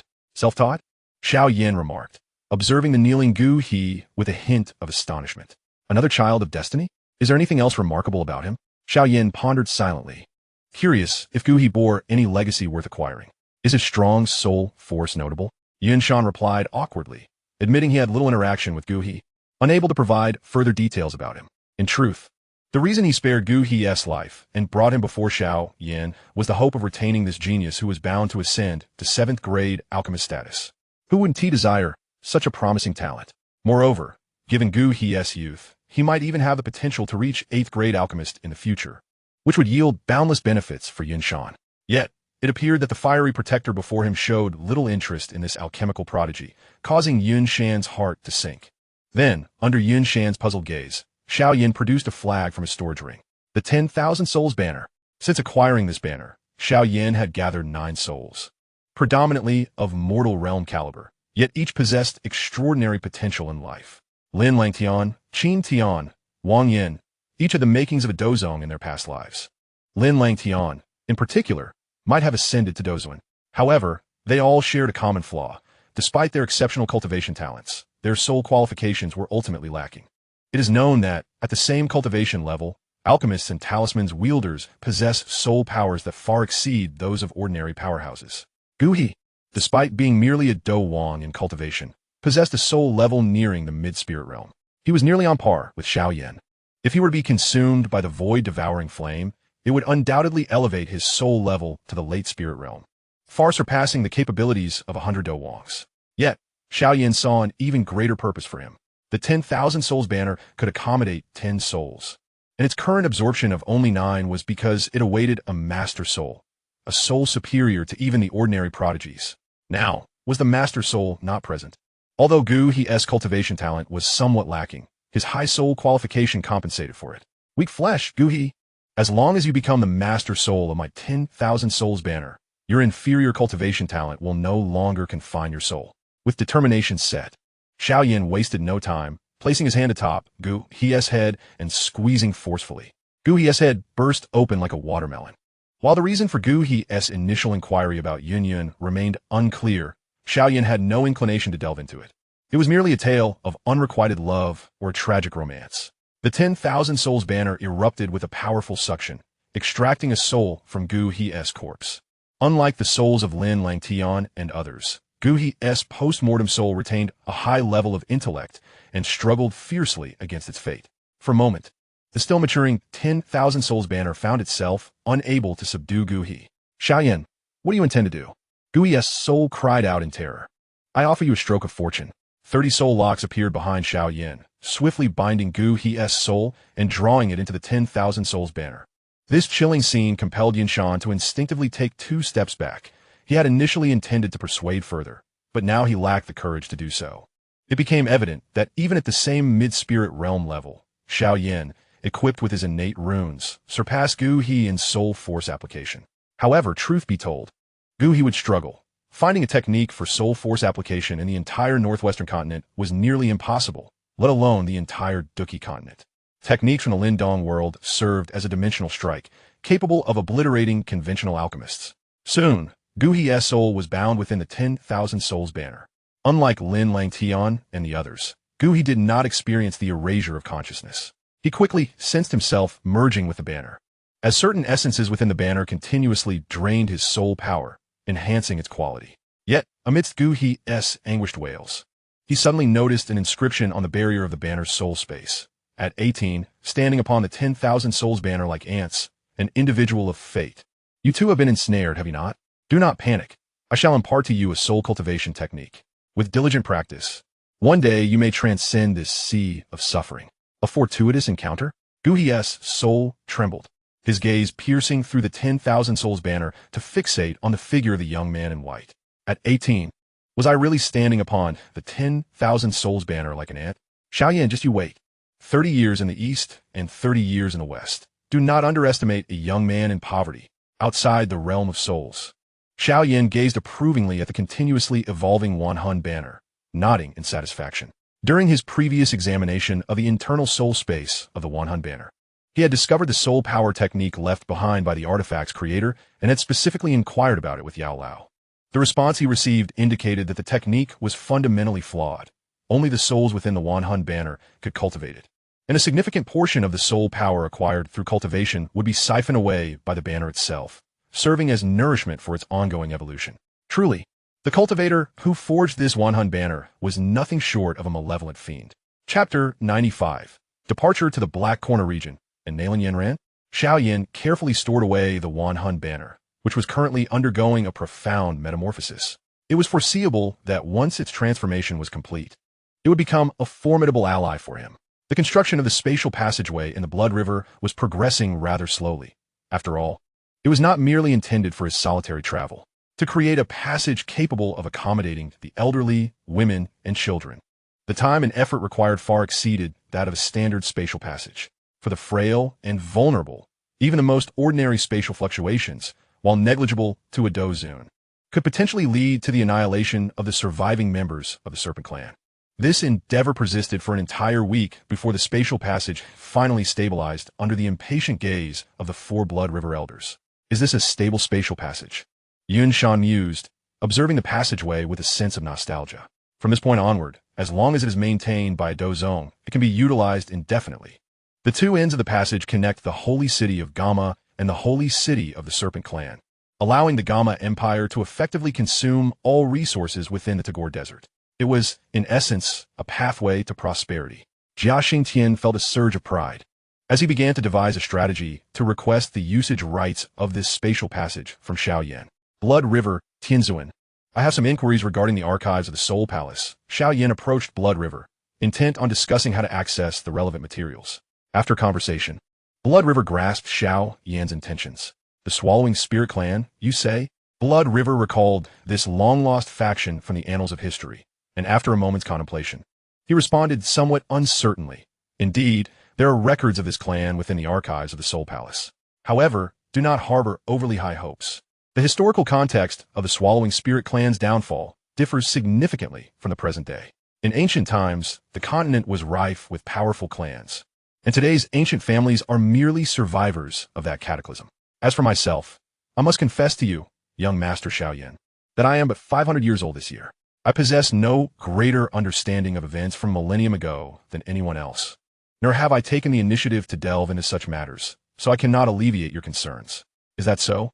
Xiao Yan felt no sense of regret. This was entirely within his expectations. I wish to visit the branch hall in the Black Corner region to seek the relevant information.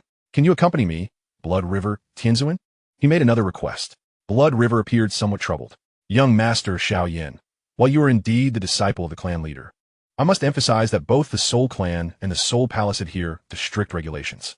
Without rules, there can be no order. Since you have attained the Do Wang level, according to the Hall Master's arrangements, you should be responsible for overseeing matters in the vicinity of the Gama Empire from the moment you return. As expected, Xiao Yan offered a wry smile.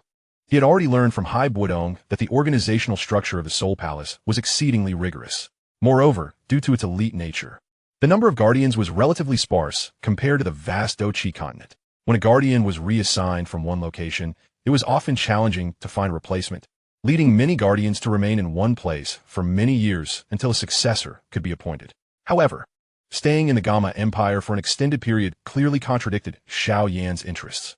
Even setting aside the matter of the Swallowing Spirit Clan, he felt compelled to journey to the Black Corner region, primarily due to the presence of the fallen heart flame in the Jialan Academy there.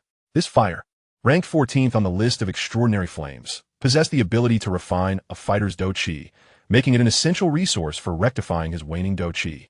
I will discuss this matter with my master, and during this time, I hope you won't rush to leave Blood River Tianzuan, Xiao Yan said somewhat sheepishly. Since young Master Xiao Yan has requested it, I suppose I can spare a moment, Blood River nodded. After bidding farewell to Guhi, Xiao Yan sought out Hai Buodong. Since the latter had been severely injured by Xiao Yan in the underground space of the Serpent Clan, he had been recuperating, finding even normal activities quite arduous, with Yufei attending to him as a diligent caretaker. Upon seeing Xiao Yan's arrival, Hai Buodong's already pale face grew even paler, and he anxiously glanced behind Xiao Yan. Fearing the presence of a soul lock, you seem quite agitated, the usually silent Su remarked, suddenly emerging during their conversation with Blood River. I hope such things do not come pass, Xiao Yan said, rubbing his nose as he settled beside Hai Buodong's bed. Suddenly, he grasped Hai Buodong's hand, looking deeply into his eyes, and declared, Hai Hu Fa, I bring you a piece of joyous news. Would you care to hear it? Hai Buodong's heart raced with alarm, desperately trying to retract his hand, but Xiao Yan held him firmly. Do not fear, it is indeed good news. This comical scene left Yufei, who stood to the side, utterly bewildered. Why would Xiao Yan claim to offer a boon to their esteemed elder, while causing the latter to appear so frightened? With her beautiful eyes filled with confusion, Yufei tilted her head. Xiao Yan's request received the approval of the Soul Emperor. Despite the reluctance of Han Yexing, he ultimately had to concede to allow Xiao Yan to leave the Gama Empire. Naturally, Hai Buodong was to succeed Xiao Yan as the new guardian of the Gama Empire's branch. Indeed, it is truly good news, Hai Buodong lamented, feeling tears welling in his eyes. When Xiao Yan visited him during his recuperation, he had almost thought that this fiery guardian was about to deliver him a fatal blow. Good news, good news. At this moment, Hai Buodong reflected on the worth of his suffering over the past 3 years, enduring beatings for the opportunity to attain the position of the great elder of the Gama Empire. It was worth it. Hold on, Xiao Yan. Just as Xiao Yan was about to turn and leave, Yufei suddenly chased after him. Compared to her appearance at the auction, she appeared much more modest in her everyday attire. The red long dress bore no extravagant embellishments. Her long hair cascaded down her shoulders, and her subtle makeup offered a different charm. Though Yafei's cultivation was not high, she struggled to catch her breath as she pursued Xiao Yan, despite him not having flown far. "What is it, Yafei? Are you reluctant to part with me?" Xiao Yan teased, descending gracefully from the air. "Yes," Yafei replied breathlessly, her response direct and unwavering. This took Xiao Yan aback, leaving him momentarily at a loss for words. Observing the once flamboyant Xiao Yan now caught off guard, Yafei couldn't help but chuckle softly. "What I meant to say is that I have yet to express my gratitude for your earlier rescue," Yafei remarked, retrieving a protective talisman from her storage ring and offering it to Xiao Yan. The amulet is red, devoid of any intricate designs, rather simplistic in nature. Upon closer inspection, one can discern numerous threads that remain untrimmed. "I present this amulet to you as a token of my heartfelt sentiment." "Thank you," Xiao Yan replied as he accepted the amulet, neither donning it immediately nor expressing any further acknowledgement. An awkward silence enveloped the air between them. Yafei gazed at Xiao Yan, and after a prolonged pause, she softly articulated, "Engaging in external training truly fosters rapid growth. You have become remarkably strong. Regrettably, my own talents are rather lacking, and I fear I may never leave the Garma Empire. Hence, I have heard you intend to depart from the Garma Empire, and this amulet shall serve as my blessing for you. May you continue to grow stronger. Thank you. Farewell." Yafei waved goodbye to Xiao Yan. He unfurled his doe wings once more and soared towards the spatial passage, scrutinizing the amulet in his hand while suspended in midair. Its craftsmanship was rather crude. He could easily imagine how Yafei, not particularly adept in needlework, had painstakingly stitched it together. Truly, it was commendable for this formidable woman. Xiao Yan affixed the amulet to his chest and commenced his new journey. 3 days later, at Yunlan Sect, the once decrepit Yunlan Sect, under the diligent efforts of its disciples, had begun an orderly reconstruction. The crumbled grand hall had been restored, and even the large pit in the square had been filled in. However, the number of disciples frequenting the sect had significantly dwindled, rendering the entire place rather desolate. "Why did I have to bring so many people?" Blood River Venerable lamented, observing the group before him, a vein of frustration apparent on his forehead. Xiao Yan, Kai Lin, and Yun. The greater the number of individuals accompanying him, the more meticulous the construction of the spatial passage would need to be, thus prolonging the process. "Kai Lin can transform into a small snake and slip into my sleeve. So in truth, only 3 individuals are necessary." Xiao Yan beckoned to Kai Lin. Blushing, Kai Lin swiftly shrank in size, becoming a 7-inch-long, multicolored serpent, which then alighted on Xiao Yan's hand before burrowing into his sleeve. The migration of the serpent people was already underway, and according to Xiao Yan's directives, Jia Xingtian had issued a decree to liberate all serpent people slaves within the Garma Empire, thus diminishing her hostility towards Xiao Yan considerably. "Very well," Blood River reluctantly nodded, initiating the construction of the spatial passage. At that moment, however, Yun turned her gaze towards the distant Garma sacred city, her expression fraught with concern. "What troubles you?" Xiao Yan followed her gaze, but found nothing particularly alarming in the Garma sacred city. After a brief hesitation, Yun resolved to voice her thoughts. "Guardian Yan, do you recall Nalan Jia?" "Indeed. He was a close friend of my grandfather, a Do Wong powerhouse, and the patriarch of the Nalan family, who also arranged the betrothal between Nalan Yinran and myself." Xiao Yan nodded. "Nalan Jia has passed away in the Garma's sacred city, at the Nalan family's ancestral home. A shroud of mourning enveloped the premises, both inside and out. What shall we do now? The old master has died, and the young patriarch has been expelled from Yunlan Sect. Do we still have a place to call home in the Garma sacred city?" An elderly woman lamented before the spirit hall, her voice resounding, yet a closer look revealed not a single tear in her eyes. "Isn't it just Nalan Yinran's reckless decision to call off the engagement with the Xiao family? Now, look where we are. Xiao Yan is anything but a waste, possessing numerous extraordinary flames. Even the former sect leader Yun Shan cannot match him. Indeed, if Nalan Yinran had not broken off the engagement, Xiao Yan would have been our son-in-law, capable of utilizing his extraordinary flames to help the old master rid himself of the poison, and even assist us in unifying the Garma Empire. This is all Nalan Yinran's fault."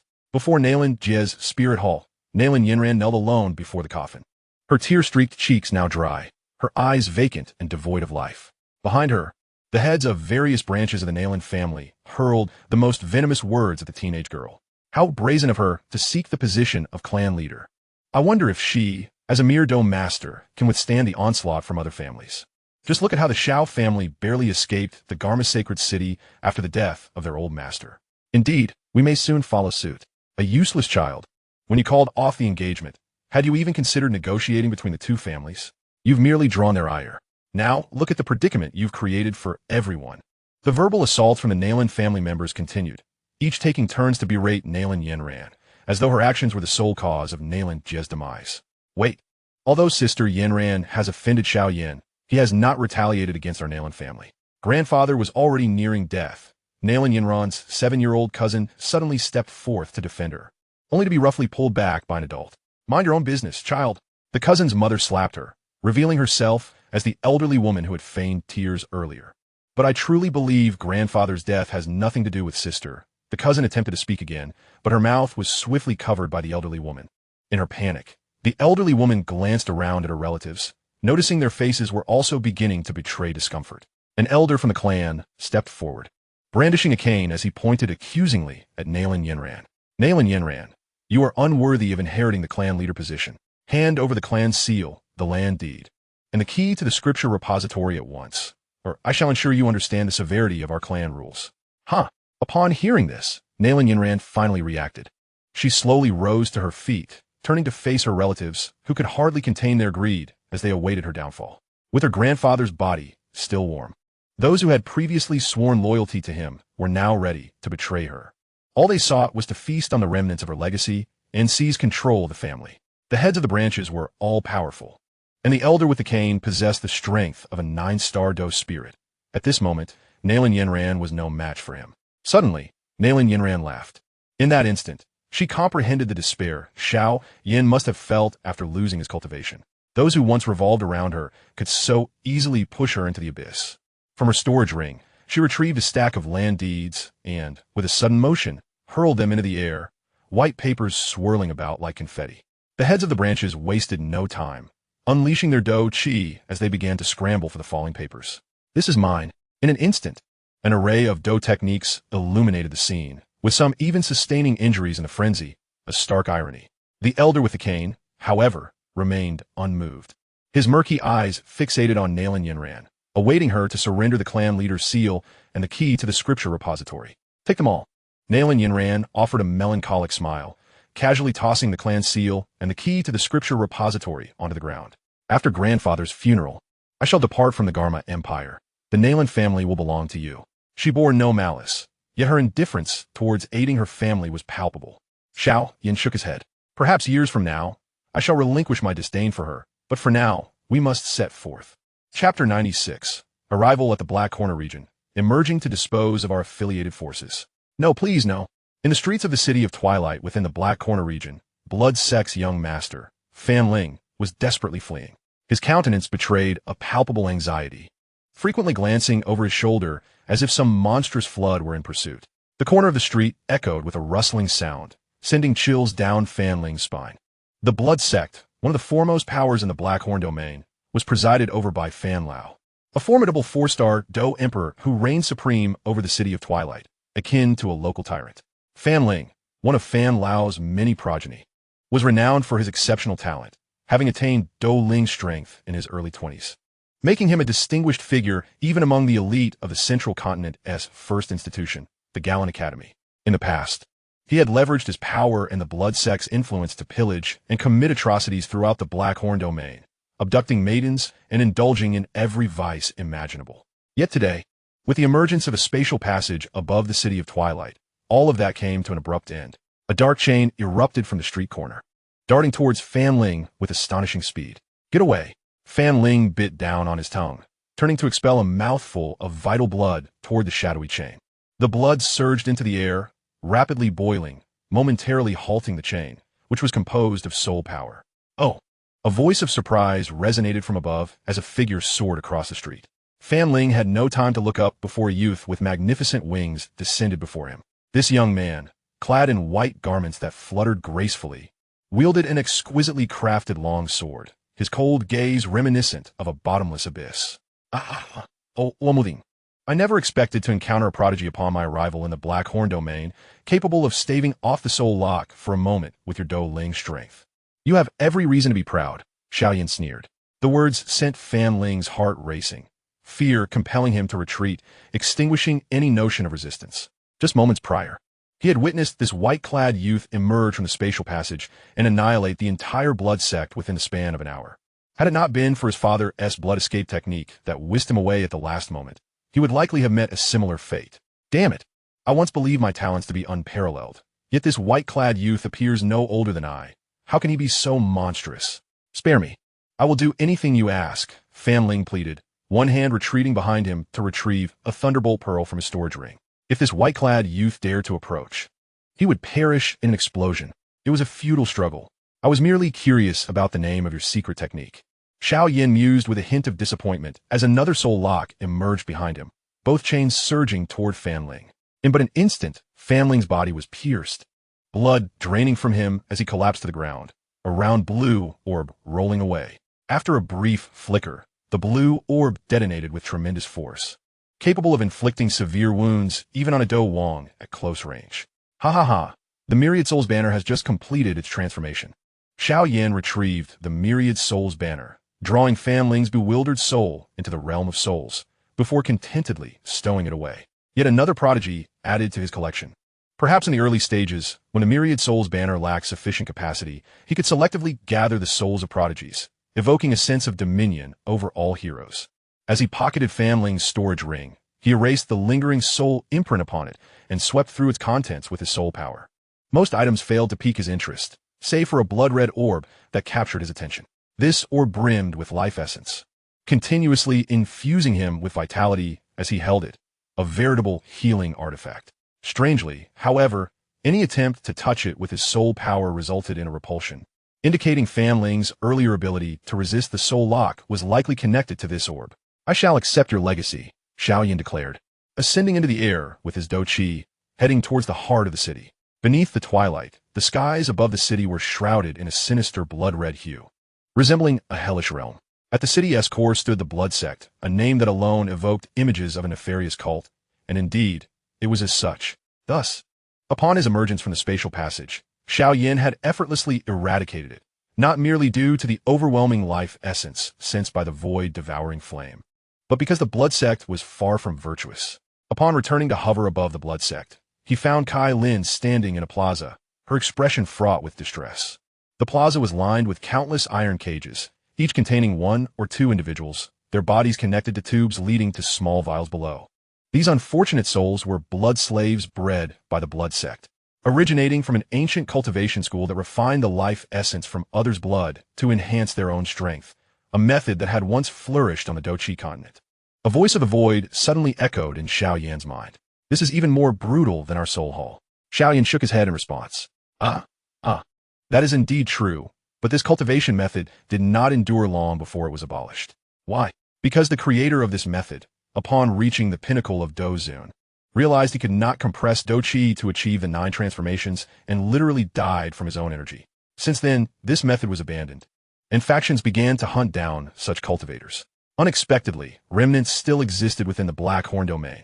It must be because the Do Chi cultivated through this method is too insubstantial. Xiao Yan identified the core issue. Quite astute, Xiao Yan. The limitations of this cultivation method are too great. Do not pursue it. As Xiao Yan descended to the ground, he surveyed the densely packed iron cages in the plaza, shaking his head in dismay. A torrent of black flames erupted from his body, sweeping across the plaza. There were no cries of agony or lamentation. Apart from the sound of flames consuming their surroundings, silence reigned. Rest in peace. Moments latte. The blood slaves in the plaza were reduced to nothingness beneath the void, devouring flame. Yun approached Xiao Yan, her heart heavy as she witnessed the scene. Yet, she understood that these blood slaves were merely ordinary individuals, stripped of the possibility of survival after such a draining of life essence. Unless a being of extraordinary power, such as one wielding the 5th-ranked ethereal flame, intervened, survival was impossible once their life essence was extensively extracted. Having come to a realization, Yun informed Xiao Yan. This city is called Twilight City, not far from the Gallon Academy, and falls within the territory of the Blood Sect. Xiao Yan nodded in acknowledgement. Kai Lin then handed Xiao Yan a storage ring containing various precious materials salvaged from the jaws of the void-devouring flame. As for the Blood Sect's foundation, it was all consumed by the void-devouring flame. To Xiao Yan's surprise, despite the recent massacre of the Blood Sect in the heart of Twilight City, life continued unabated. The majority of its inhabitants went about their business as usual. It seems that even the battle for the extermination of sects is not regarded as significant news within the Black Corner region. As Xiao Yan strolled through the City of Twilight, he found the situation somewhat amusing. He had anticipated that there would be at least a temporary chaos in the city, leaving him unable to procure a map of the Black Corner region. Nevertheless, given the circumstances, wandering through the streets and immersing himself in the ambience of the most tumultuous area of the Doqi continent was not without its merits. A colorful serpent coiled within the cuff of his sleeve, with Yun closely trailing behind him. What makes the Black Corner region the most chaotic locale in the Doqi continent? Believe it or not, should you encounter a beautiful woman on the street, you could take her by force, and no one would intervene, teased Xiao, who seemed quite knowledgeable about the region. That being said, the women who manage to survive in such an environment are likely not to be meek, Xiao Yan remarked, just as a commotion erupted nearby. In a clearing before a tavern, a burly man over 2 meters tall raised a massive axe and cleaved a young man in half, blood splattering everywhere. The young man was accompanied by a delicate-looking maiden of modest strength, barely at the 7th stage of Doqi, yet possessing an alluring figure. What do you say to that? Did you not just assert that the women who survive in the Black Corner region are formidable? Xiao's mocking voice echoed. The slain youth was around the 9-star Do fighter level, which is considered quite a talent from an ordinary perspective. However, the burly man was a mere 2-star Do master. This must be a pair of thrill-seeking young lovers out for a taste of life, Xiao Yan noted with resignation, as he often found himself contradicted in such trivial matters. After the burly man dispatched the youth, he turned to the pale-faced maiden and squinted, asking, "Which family do you hail from, my dear?" Fortunately, I happened upon this scene in time. Otherwise, you would have been sullied by this scoundrel. He is my cousin, the maiden stammered, trembling and retreating. But soon, her delicate wrist was seized by the burly man, rendering her immobile. How unfortunate! How about this? Since we have come to this point, let me find a tavern and render room to atone for my actions, he suggested, pulling her closer. As people bustled by, barely a few paused to observe the spectacle, let alone intervene. The law of the jungle reigned supreme in the Black Corner region. Who dares to wreak havoc in my territory? A furious voice suddenly bellowed from within the tavern, as a middle-aged man leaped down from the 2nd floor, brandishing a spear and exuding the aura of a great Do master. Only then did a crowd gather with keen interest, encircling the tavern's exterior. Is it the manager of Feng Yuan Tower, Yu? Wasn't he said to be out of the city on business? Whispers circulated among the onlookers. Indeed, or else that brute would never have dared to act so boldly before his establishment. A tavern owned by a great Do master? It is worth noting that the head of the Xiao family in Wutan City, Xiao Yan's father, Xiao Yan, is merely a great Do master as well. Quite rare. Xiao Yan had little interest in continuing to observe such base skirmishes. His initial reluctance to head directly to the Soul Palace branch in the Black Corner region stemmed from a desire to absorb the local atmosphere. Having experienced it now, he found that the infamous reputation of the Black Corner as a den of iniquity was indeed well-deserved. No matter how brutal the actions of the 4 great empires of the Northwest continent, they would never dare to flaunt them openly. Even the sale of a slave would be conducted in secretive meetings. In stark contrast, the powerful factions in the Black Corner directly breed blood slaves in the courtyards of their sects, and street brawls among rogue fighters erupt at the slightest provocation. Beautiful maidens without power resemble coins dropped on the ground, openly beckoning passers-by to pick them up. However, this very lawlessness is what fuels the prosperity of the Black Corner region, where no semblance of order exists. Desperados from various nations view this place as a paradise, while prodigies see it as the ideal ground for rapid ascension. Everyone acts with reckless abandon. Morality? Law. Such veils of decency may hold some value beyond the borders of the Black Corner, but within its confines, they are utterly absent. Yun watched as Xiao Yan resolutely departed, hesitating to speak. She cast a cautious glance at the 7th stage Doqi maiden before ultimately deciding to follow Xiao Yan. The 7th stage was far too weak. She could assist the girl once, but should she leave her protection, danger would inevitably ensue. Feng City, let me see. Here, Xiao Yan said as he acquired a map of the Black Corner region from shop and located the position of the Soul Palace branch. Feng City, where the Soul Palace branch is situated, lies approximately 500 miles southeast of Twilight City, a journey that would take Xiao Yan and his companions merely half an hour. I've suddenly realized something. Xiao Yan communicated telepathically with Xiao. What is it, Xiao Yan? Xiao inquired, puzzled. The branch of the Soul Palace in the Black Corner region operates under the name of an organization called the Black Alliance, correct? Xiao Yan pondered, scratching his nose. Yes. What of it? I just learned that this Black Alliance appears to be a loose coalition of various sects, including the Eight Gates and the Yunlan Sect, among others. What's more, it seems that the Blood Sect is also one of its members. Do we just wipe out our own? It dawned on me why the Blood River Celestial Sovereign opened the spatial passage above the Blood Sect and then departed so hastily. Xiao Yan reflected, feeling somewhat embarrassed. Earlier, Blood River's Celestial Sovereign had opened the spatial passage above the Blood Sect and simply stated that he had arrived before vanishing. Initially, Xiao Yan believed the Celestial Sovereign had been displeased with the time he had taken and deliberately left him to find the branch's location on his own.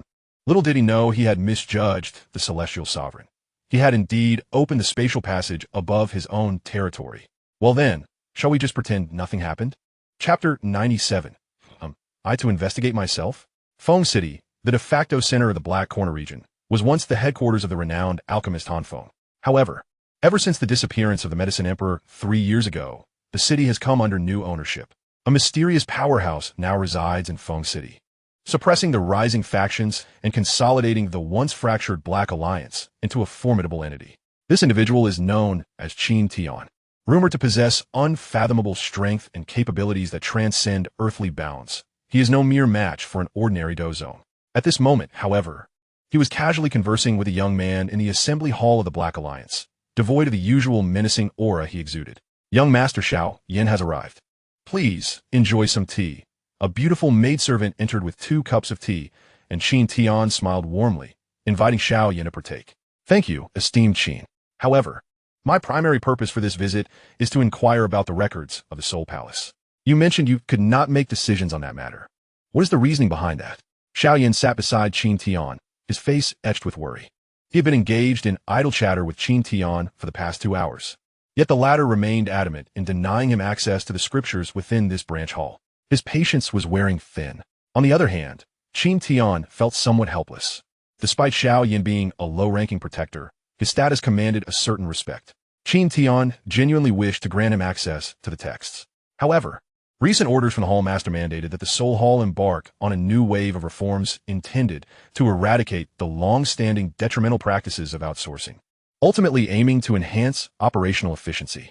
This left the heads of various branch halls feeling constrained, apprehensive about inadvertently crossing a line. The thought of this made Qin Tian grit his teeth. After all, the Soul Hall had adhered to this system for centuries. Why suddenly change the rules? Outsourcing was incredibly efficient. One could delegate tasks to numerous individuals willing to risk their lives for a pittance. According to the Hall Master Hun Miesheng's new policies, many tasks would now require their direct involvement, rendering any semblance of idleness impossible. The former external members would also gain corresponding status, inevitably leading to increased expenditures within the branch halls. Gone were the days of ease and comfort. Who, in their right mind, would be so tedious as to abolish outsourcing? Do they not understand that ancestral methods should remain unchanged? Regarding this matter, access to the Soul Hall's texts required a certain level of contribution, and young Master Xiao Yan had recently joined the Soul Hall, having previously evaded responsibilities at the branch in the Gamma Empire. Consequently, he not only lacked contribution points, but also owed the Northwest branch the workload of a 6th-grade alchemist soul. Qin Tian's expression turned troubled as he glanced at Xiao Yan, sensing that the latter's request might indeed be somewhat unreasonable. Yet, in truth, he merely wished to endure this period. What am I supposed to do? Xiao Yan furrowed his brow. The protectors of the Soul Hall were required to submit a fixed number of soul bodies every 3 years. A fact Xiao Yan had learned from Haibo Dong. However, given how recently he had become a protector, how could he possibly have accrued sufficient contribution points? Should he extract some souls from the Wanhun banner? Even that would be insufficient, for although the souls within the Wanhun banner were of exceptional caliber, they had yet to mature. The only soul that met the requirements was that of Gu He. But how could Xiao Yan part with the main soul of the Wanhun banner? It is evidently unrealistic for you to seek out souls at this juncture. Qin Tian acknowledged. He then retrieved a jade slip from his storage ring and handed it to Xiao Yan. Not long ago, an event of moderate significance occurred in the Black Corner region, which you, having just arrived, may not be aware of. Xiao Yan accepted the jade slip, pressing it to his forehead. Upon receiving the information contained within, his expression shifted to one of strange incredulity. The Blood Sect has always been a subordinate sect of our Soul Hall in the Black Corner region. Although their cultivation methods are somewhat bloody and most people harbor a dislike for them, they have nonetheless rendered considerable contributions to our hall. Just recently, I received a report from the city of Twilight indicating that the Blood Sect was suddenly annihilated, with the lone survivor claiming that their assailants were accompanied by a gigantic serpentine beast and wielded a long sword. Qin Tian recounted the details, his gaze frequently darting to Xiao Yan's face. Noticing his discomfort, he could not help but shake his head in dismay. Thus, I would like to request that you, Protector Xiao Yan, journey to the city of Twilight to investigate the identity of the perpetrators. If you can capture the culprits, that would be even better. Then I might as well bind myself to you, Xiao Yan lamented, feeling utterly despondent. Xu Wu Dunyan, come fort. Investigation is merely a formality. You can stay at an inn in the city of Twilight for half a month, and then return to inform this fellow that it was the ancient clan's doing. Can't you? Xu Wu Dunyan replied sheepishly. It is all your insatiable greed's fault. Ha ha ha, Xiao boy. When in doubt, blame the ancient clan. Trust me, it will work out. Xiao Yan let out a deep sigh, pocketing the jade slip as he exited the Black Alliance's meeting hall. There was no other choice. He had to bear the consequences of his own actions.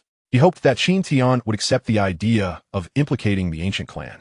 The ancient clan, one of the 7 surviving ancient families, had its patriarch, Gu Yuan, once dueled the Soul Emperor on the very day he accepted him as his disciple. Although both had suppressed their powers, the spatial fissures created by that battle had remained unhealed for an extended period, rendering the back mountains of the Xiao family a forbidden area. This alone demonstrated the formidable strength of the ancient clan. Of course, Xiao Yan's impressions of the ancient clan were not limited to that. There was also the half-saint who had struck him down in the Beast Mountain range. According to Yao Lao, he too was of the ancient clan. And then there was Sun Er. Time had passed, and today, Xiao Yan could almost understand why Sun Er had gifted him the Beast Fire map back then. She likely knew of his acceptance as a disciple of the Soul Emperor and had given him the map to distance him from the Xiao clan, not wishing for him to be harmed by the ancient clan. However, she had not anticipated that even after the ancient clan had taken the Tua, ancient emperor's jade from the Xiao family, they would still pursue Xiao Yan and succeed. Xiao Yan's feelings towards Xiao Sun Er were quite complex. Childhood sweethearts, they were akin to a first love. Though her arrival at the Xiao family might have been motivated by the Tua, ancient emperor's jade, her unwavering support during his downfall spoke volumes of her deep affection. Yet the situation was confusing, utterly perplexing. With his doe wings unfurling behind him, Xiao Yan soared towards the sky, intending to return to the city of Twilight alone. Yin Yun, under Su Wu Tunyan's guidance, needed time to recuperate in Feng City and could not accompany him. May this farce of mine conclude swiftly. In the city of Twilight, Xiao Yan had hardly settled into his seat in Feng City before being dispatched back here. It was impossible to claim that he bore no resentment.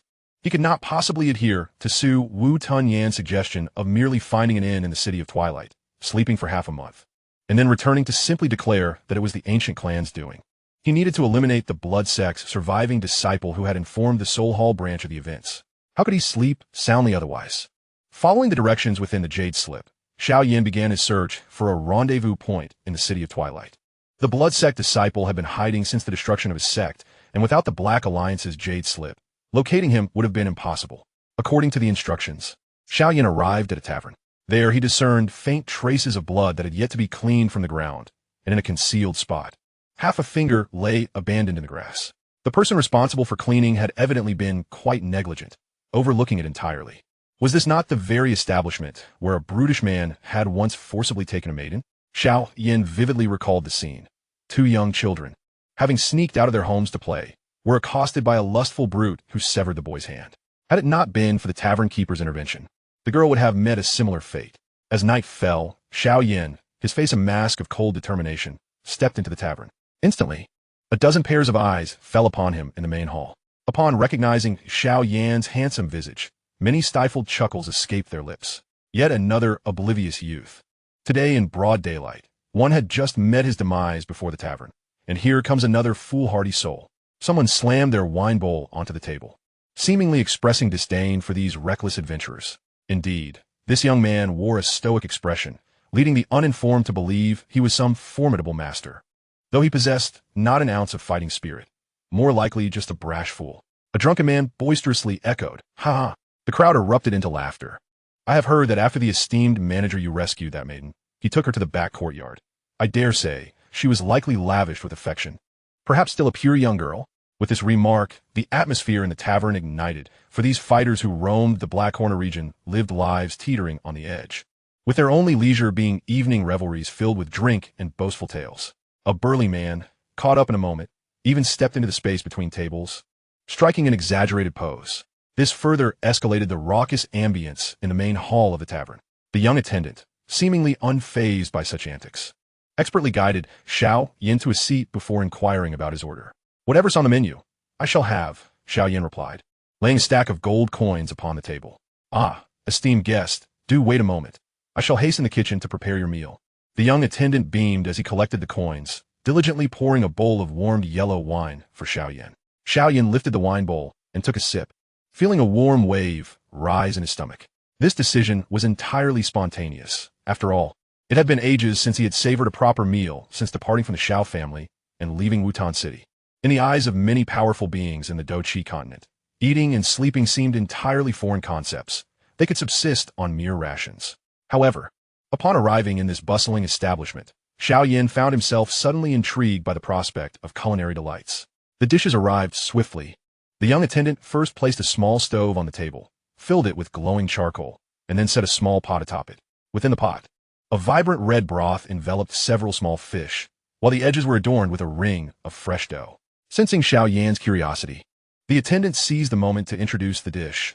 "Esteemed guest, this is our specialty, the small fish pot stickers, a delicacy unique to our establishment. And this dish, known as egg yolk eggplant, is another exclusive delight, alongside this braised pork, which you won't find anywhere else in the Doqi continent." Xiao Yan picked up his chopsticks, wrapped a piece of dough around the red broth, and took a bite, an explosion of flavor dancing on his palate. "Not bad," he remarked, the coldness of his demeanor melting away like the first snow of spring. Gastronomy has a way of alleviating all discontent, provided one is not disturbed. "Hey, you there, pretty boy, eating so lavishly at this hour. Aren't you afraid of overindulging? How about sharing a couple of dishes with this lord?" A drunken man, his face flushed, called out to Xiao Yan, his features sharp and unappealing, yet not lacking in strength. "An 8-star dough master. Did you all see that? This lad just casually pulled out a handful of gold coins. Spending so much on dinner, he must be a wealthy scion." A bearded man rallied the drunken crowd. "A 9-star dome master. Young man, wealth should not be flaunted. Haven't your family taught you any better?" A portly man, his face adorned with excess flesh, approached Xiao Yan, a jug of wine in hand. "A 1-star dome master." Aside from these three, the others joined in the raucous taunts, yet despite dining, Xiao Yan's spiritual perception allowed him to observe the situation clearly. "Hey kid, are you deaf? They're talking to you." The portly man was nearing Xiao Yan. A mocking smile plastered on his face as he regarded the young man before him. "Aren't you afraid of manager you coming after you?" The young attendant, seeing the portly man approach, retreated several steps, seeking refuge behind the counter while questioning him. "Afraid of him?" The portly man scoffed. "Today, this lad," he pointed at Xiao Yan, but before he could finish, he abruptly halted. The youth in white expertly lifted a piece of egg yolk eggplant to his mouth, savoring the flavor, while 3 additional pieces floated eerily before him. Suddenly, Xiao Yan extended his empty left hand and waved it before him as if swatting away flies. In the next heartbeat, the 3 pieces shot forth like meteors, piercing the foreheads of 3 burly men. Bang, bang, bang, with the resounding echoes akin to watermelons bursting.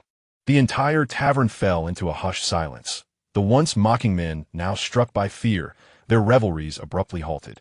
"Get lost," Xiao Yan stated coldly. The men, as if granted a reprieve, scrambled towards the exit, some so inebriated they stumbled and fell thrice along the way. Xiao Yan continued to enjoy his meal, but suddenly furrowed his brow, turning to the stunned young attendant and admonishing, "Where's my food? It's coming right up, it's coming right up." The young attendant finally snapped back to reality, hurriedly racing towards the kitchen. Just then, a man clad in coarse linen descended from the 2nd floor of the tavern. His appearance unremarkable. It was manager Yu Tong of this establishment. "Such skill, esteemed sir," Xiao Yan remarked, casting a sidelong glance at Yu Tong before retrieving the jade slip that Qin Tian had given him, placing it on the table. Yu Tong's expression shifted dramatically, and he hastily bowed. "Blood Sect disciple Yu Tong, at your service, esteemed sir." Chapter 98. Indeed, it is all the work of the spiritual clan. Xiao Yan remained silent, continuing to indulge in the meal before him.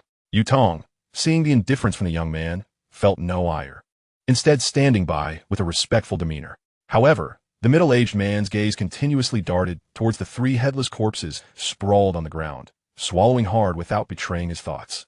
"Your meal has arrived. Your meal has arrived." Esteemed guest, you came a bit late, and the food is cooled. I specifically had the kitchen prepare a mixed fried rice for you. Do give it a try. The young attendant rushed over with a steaming plate of fried rice. But upon witnessing the scene in the hall, he became momentarily paralyzed, caught between advancing and retreating. Bring it here, Xiao Yan instructed.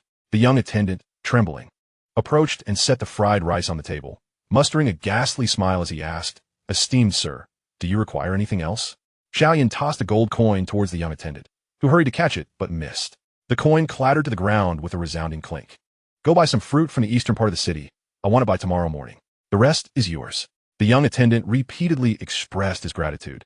Now understanding Xiao Yan's intent, he knelt to retrieve the coin, then raised his head, only to meet a pair of icy, penetrating eyes. In an instant, the attendant's body stiffened, motionless before Xiao Yan, but after a brief moment, he regained his composure. The attendant's face drained of color as he pocketed the coin and fled the tavern, scuttling into the bustling night. I never thought your blood sect would employ ordinary folk for such tasks. Xiao Yan finally spoke to Yutong for the first time. It is merely a facade to deceive others.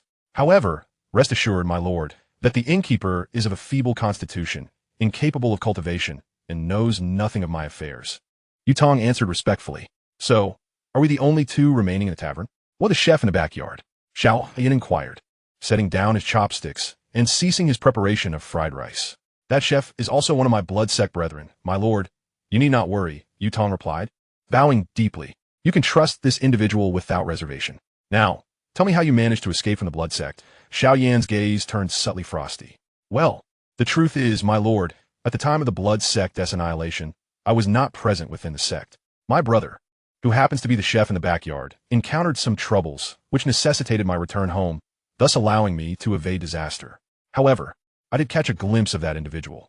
Although it was from a distance and not entirely clear, I could still discern several chains entwined behind him.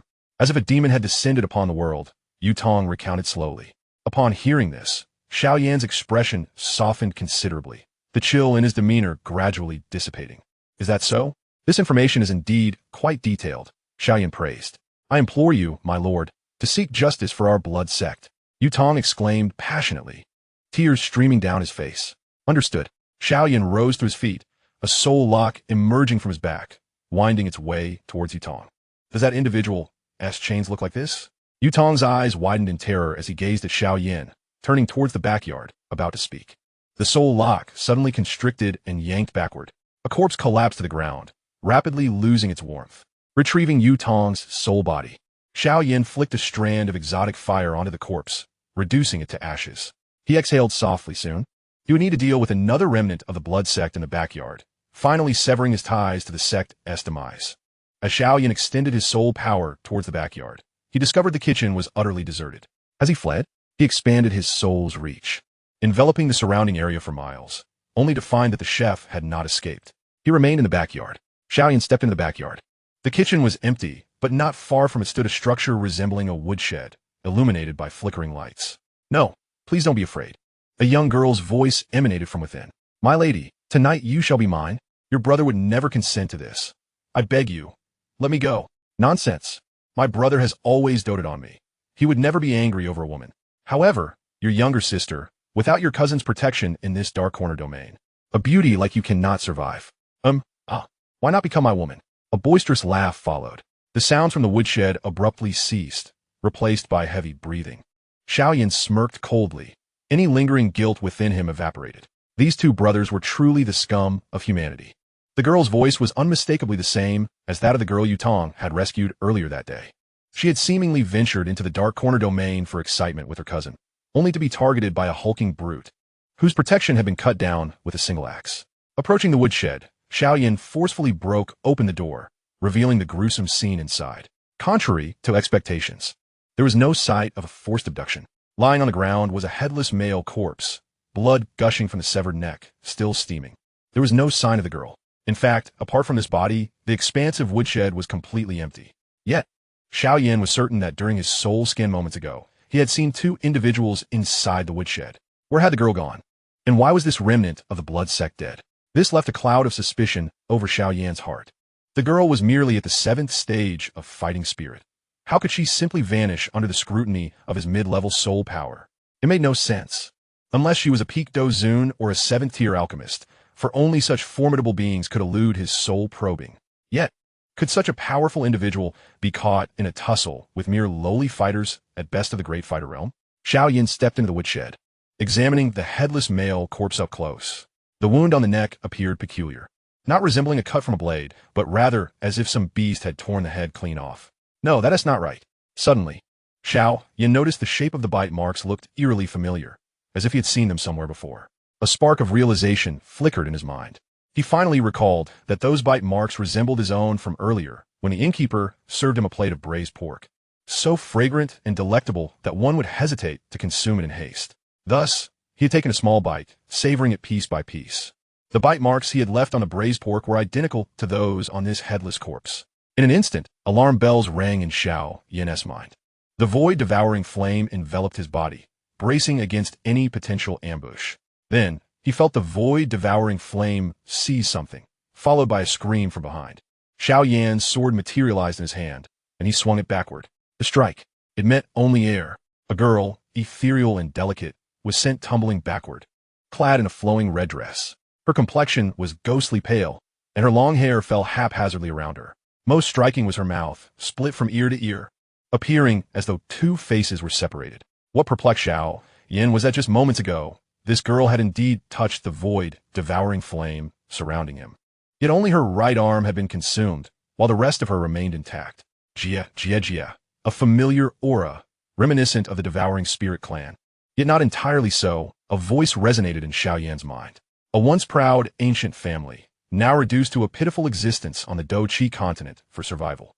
The number of soul locks behind Xiao Yan surged dramatically, 30 of them encircling the girl from all directions. He could not gauge her strength, but even an ordinary Do-Zone would find it difficult to break through such a multitude of soul locks. What does it mean to be a self-degraded ancient family? And you claim this girl is related to the devouring spirit clan? Xiao Yan's expression remained impassive as he gazed at the girl, his sword brimming with fighting spirit, poised to deliver a lethal strike. Jia. Young Xiao, knowing the specifics at your current level of strength would only hinder you. But you need only understand that this girl is most likely connected to the spirit clan. Eliminating her will suffice.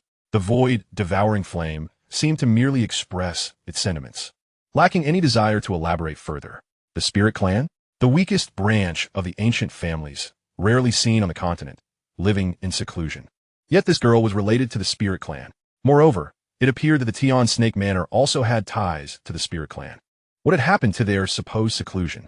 Moreover, Xiao Yan observed that anything related to the spirit clan seemed to possess an air of peculiarity.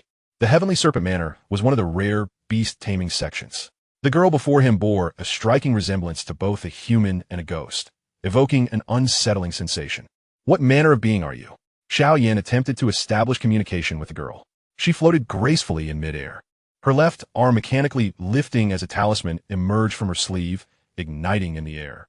Xiao Yan extended his hand, attempting to grasp her, but the 30 soul locks encircling her suddenly contracted. Alas, it was too late. A bizarre wave of energy emanated from the girl, enveloping her and rendering her utterly invisible. The 100-Li Qianquan talisman? This was a spell that could only be crafted by a formidable expert at the Do-Zun level, well-versed in the art of formations. To activate it, one simply needed to infuse fighting spirit, allowing for instantaneous transportation to any corner within 100 Li. Those below the Do-Zone level, lacking comprehension of spatial power, were fundamentally unable to track the user through spatial fluctuations. Regrettably, although Xiao Yan was capable of contending with Do-Zone experts, he was essentially merely a peak Do-Wang. What kind of strength does that ghastly being possess? Xiao Yan inquired of the void, devouring flame, as he sensed that even after the girl transformed into her ghostly form, her power was still merely at the 7th stage of fighting spirit, around the Do-Huang level. Young Xiao, the appearance of the spirit clan might not be entirely detrimental to you. At the very least, you have found a scapegoat. The void devouring flame replied with a chuckle. Contemplating for a moment, Xiao Yan turned his gaze toward the headless corpse on the ground, flicking his finger lightly. A wisp of the void devouring flame descended upon the corpse, consuming it entirely. Subsequently, Xiao Yan unfurled his wings of fighting spirit and vanished into the depths of the night. What? The spirit clan? On the other end of the communication talisman, the head of the branch in the northwest continent, the 3-star Do-Zun, Qin Tian, wore an expression of profound incredulity. At his level, He possessed a certain understanding of the 7 ancient families concealed behind the Do-Chi continent. Although the Spirit Clan was not as powerful as the Soul Clan, they were nonetheless a branch of an ancient lineage. If the Blood Sect's downfall was indeed their doing, it would surely lead to considerable headaches. Very well, Protector Yin. You continue to pursue the whereabouts of that Spirit Clan female Do Huang, and I shall report to the higher-ups and see what arrangements can be made, Qin Tian stated. Understood. Xiao Yan nodded, then brought up the matter of the tomes in the Soul Palace branch. I'll inquire about that once this matter concludes. Qin Tian responded with a hint of reluctance. Then I thank you, Elder Qin. Xiao Yan concluded the communication. At this moment, Xiao Yan stood within a modest courtyard. A furnace set before him, where a round pill was being refined by the void-devouring flame, purging its impurities. The courtyard was a rental near the center of the City of Twilight, making it convenient for him to procure medicinal materials or enjoy the local market's delicacies. As for Qin Tian's directive, Xiao Yan had no intention of complying. After all, he was well aware that the Blood Sect was merely a consequence of his initial naivety upon arriving, which the void-devouring flame had inadvertently extinguished due to the overwhelming life essence present. Thus, why should he pursue the Spirit Clan female Do Huang, who might be leagues away by now? If he uncovered nothing, that would be one thing, but should he discover something, would he be obliged to report it? It would be more prudent to let things be for now. Work? That seems quite sufficient. Since returning to the Do-Chi continent, he had scarcely practiced his alchemy, nearly losing his touch. A fragrant aroma wafted from the furnace. Sensing the opportune moment, Xiao Yan withdrew his ethereal flame and forcefully struck the side of the furnace. The 3-colored aroma instantly burst forth, and a pill adorned with 3 distinct rings of black, blue, and green inscriptions soared from the furnace.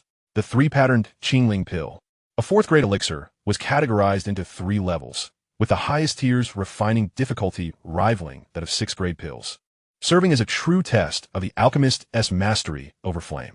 Furthermore, it was one of the esteemed techniques of the medicine elder. Xiao Yan gazed at the plum pill in his hand and summoned Kai Lin from his sleeve.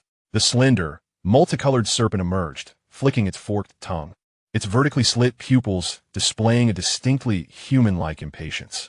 You should consume this. He presented the 3-patterned Qingling pill to Kai Lin, who visibly resisted.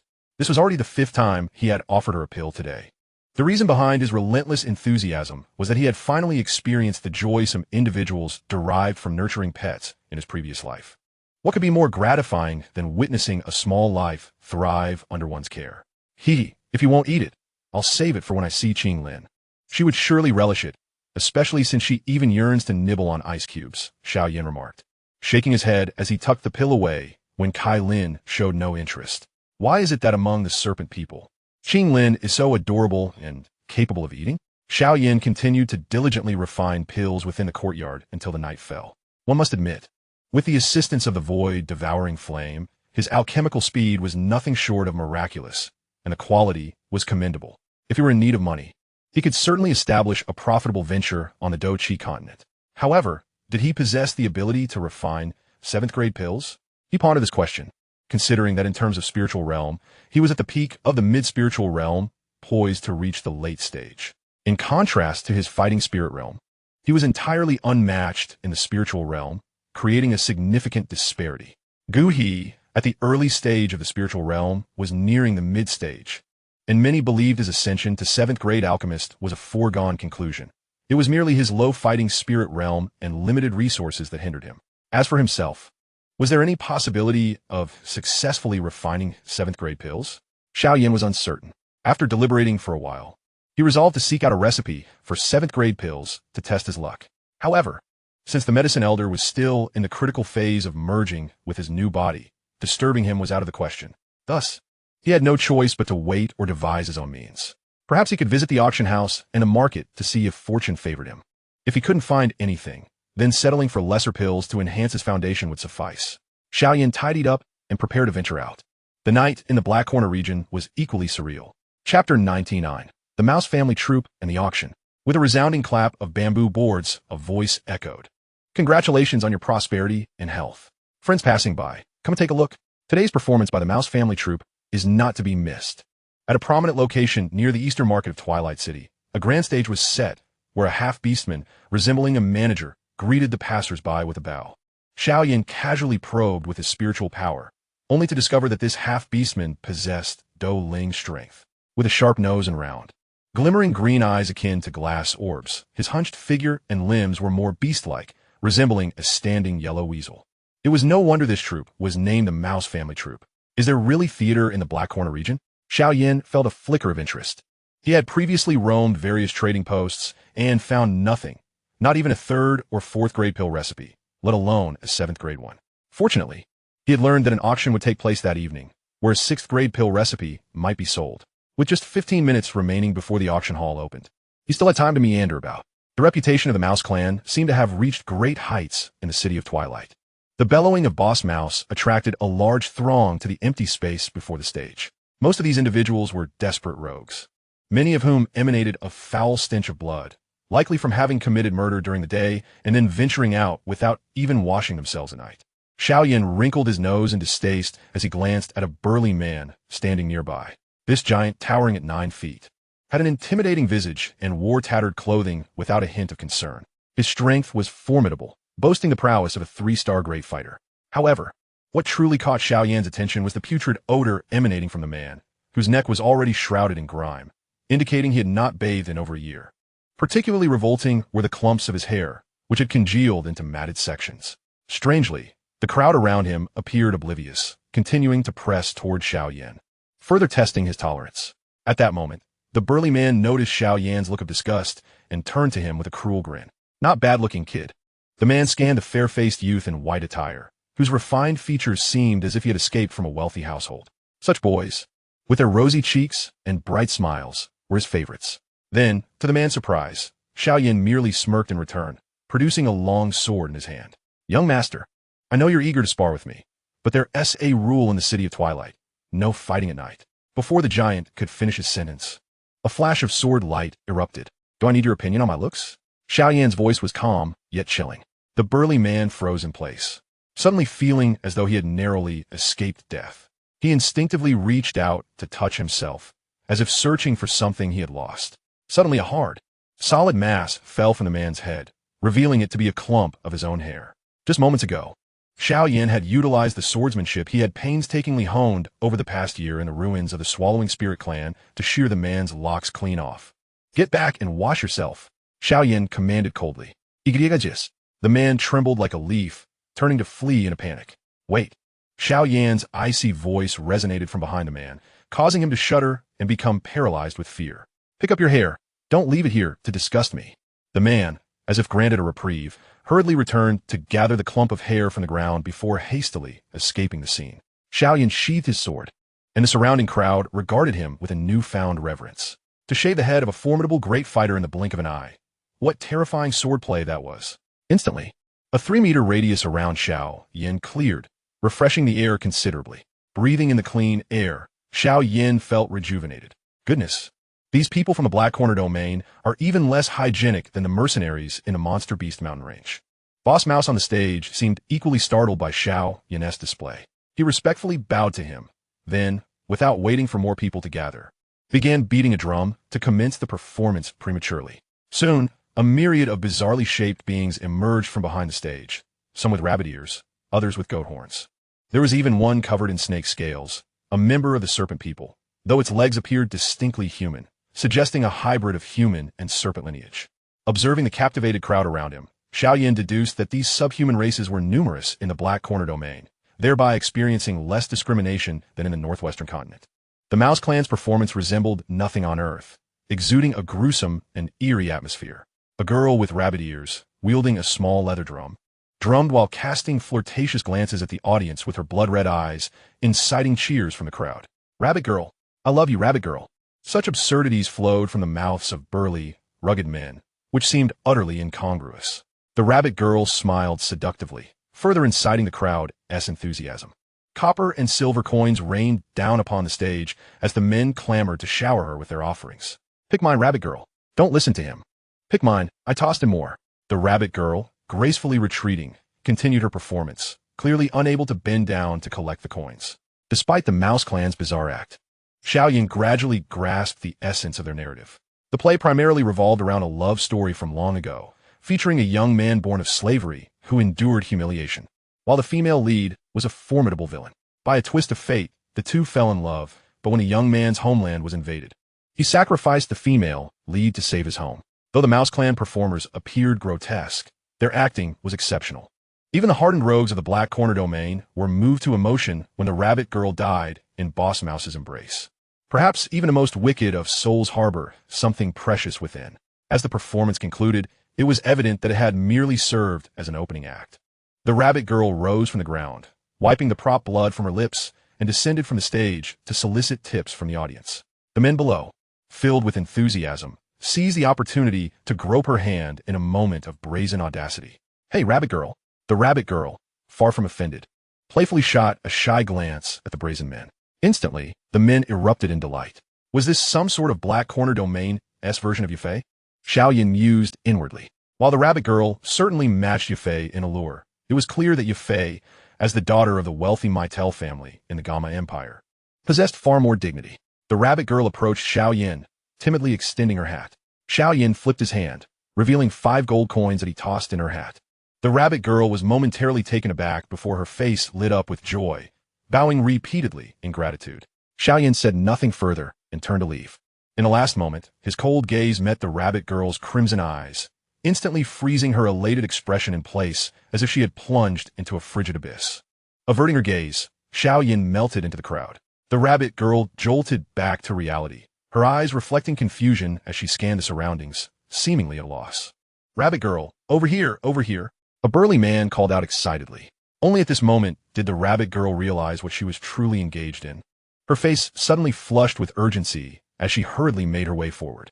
Meanwhile, Xiao Yan, already blended into the throng, wore a faintly amused smile. Was the entire theater troupe a manifestation of dual souls?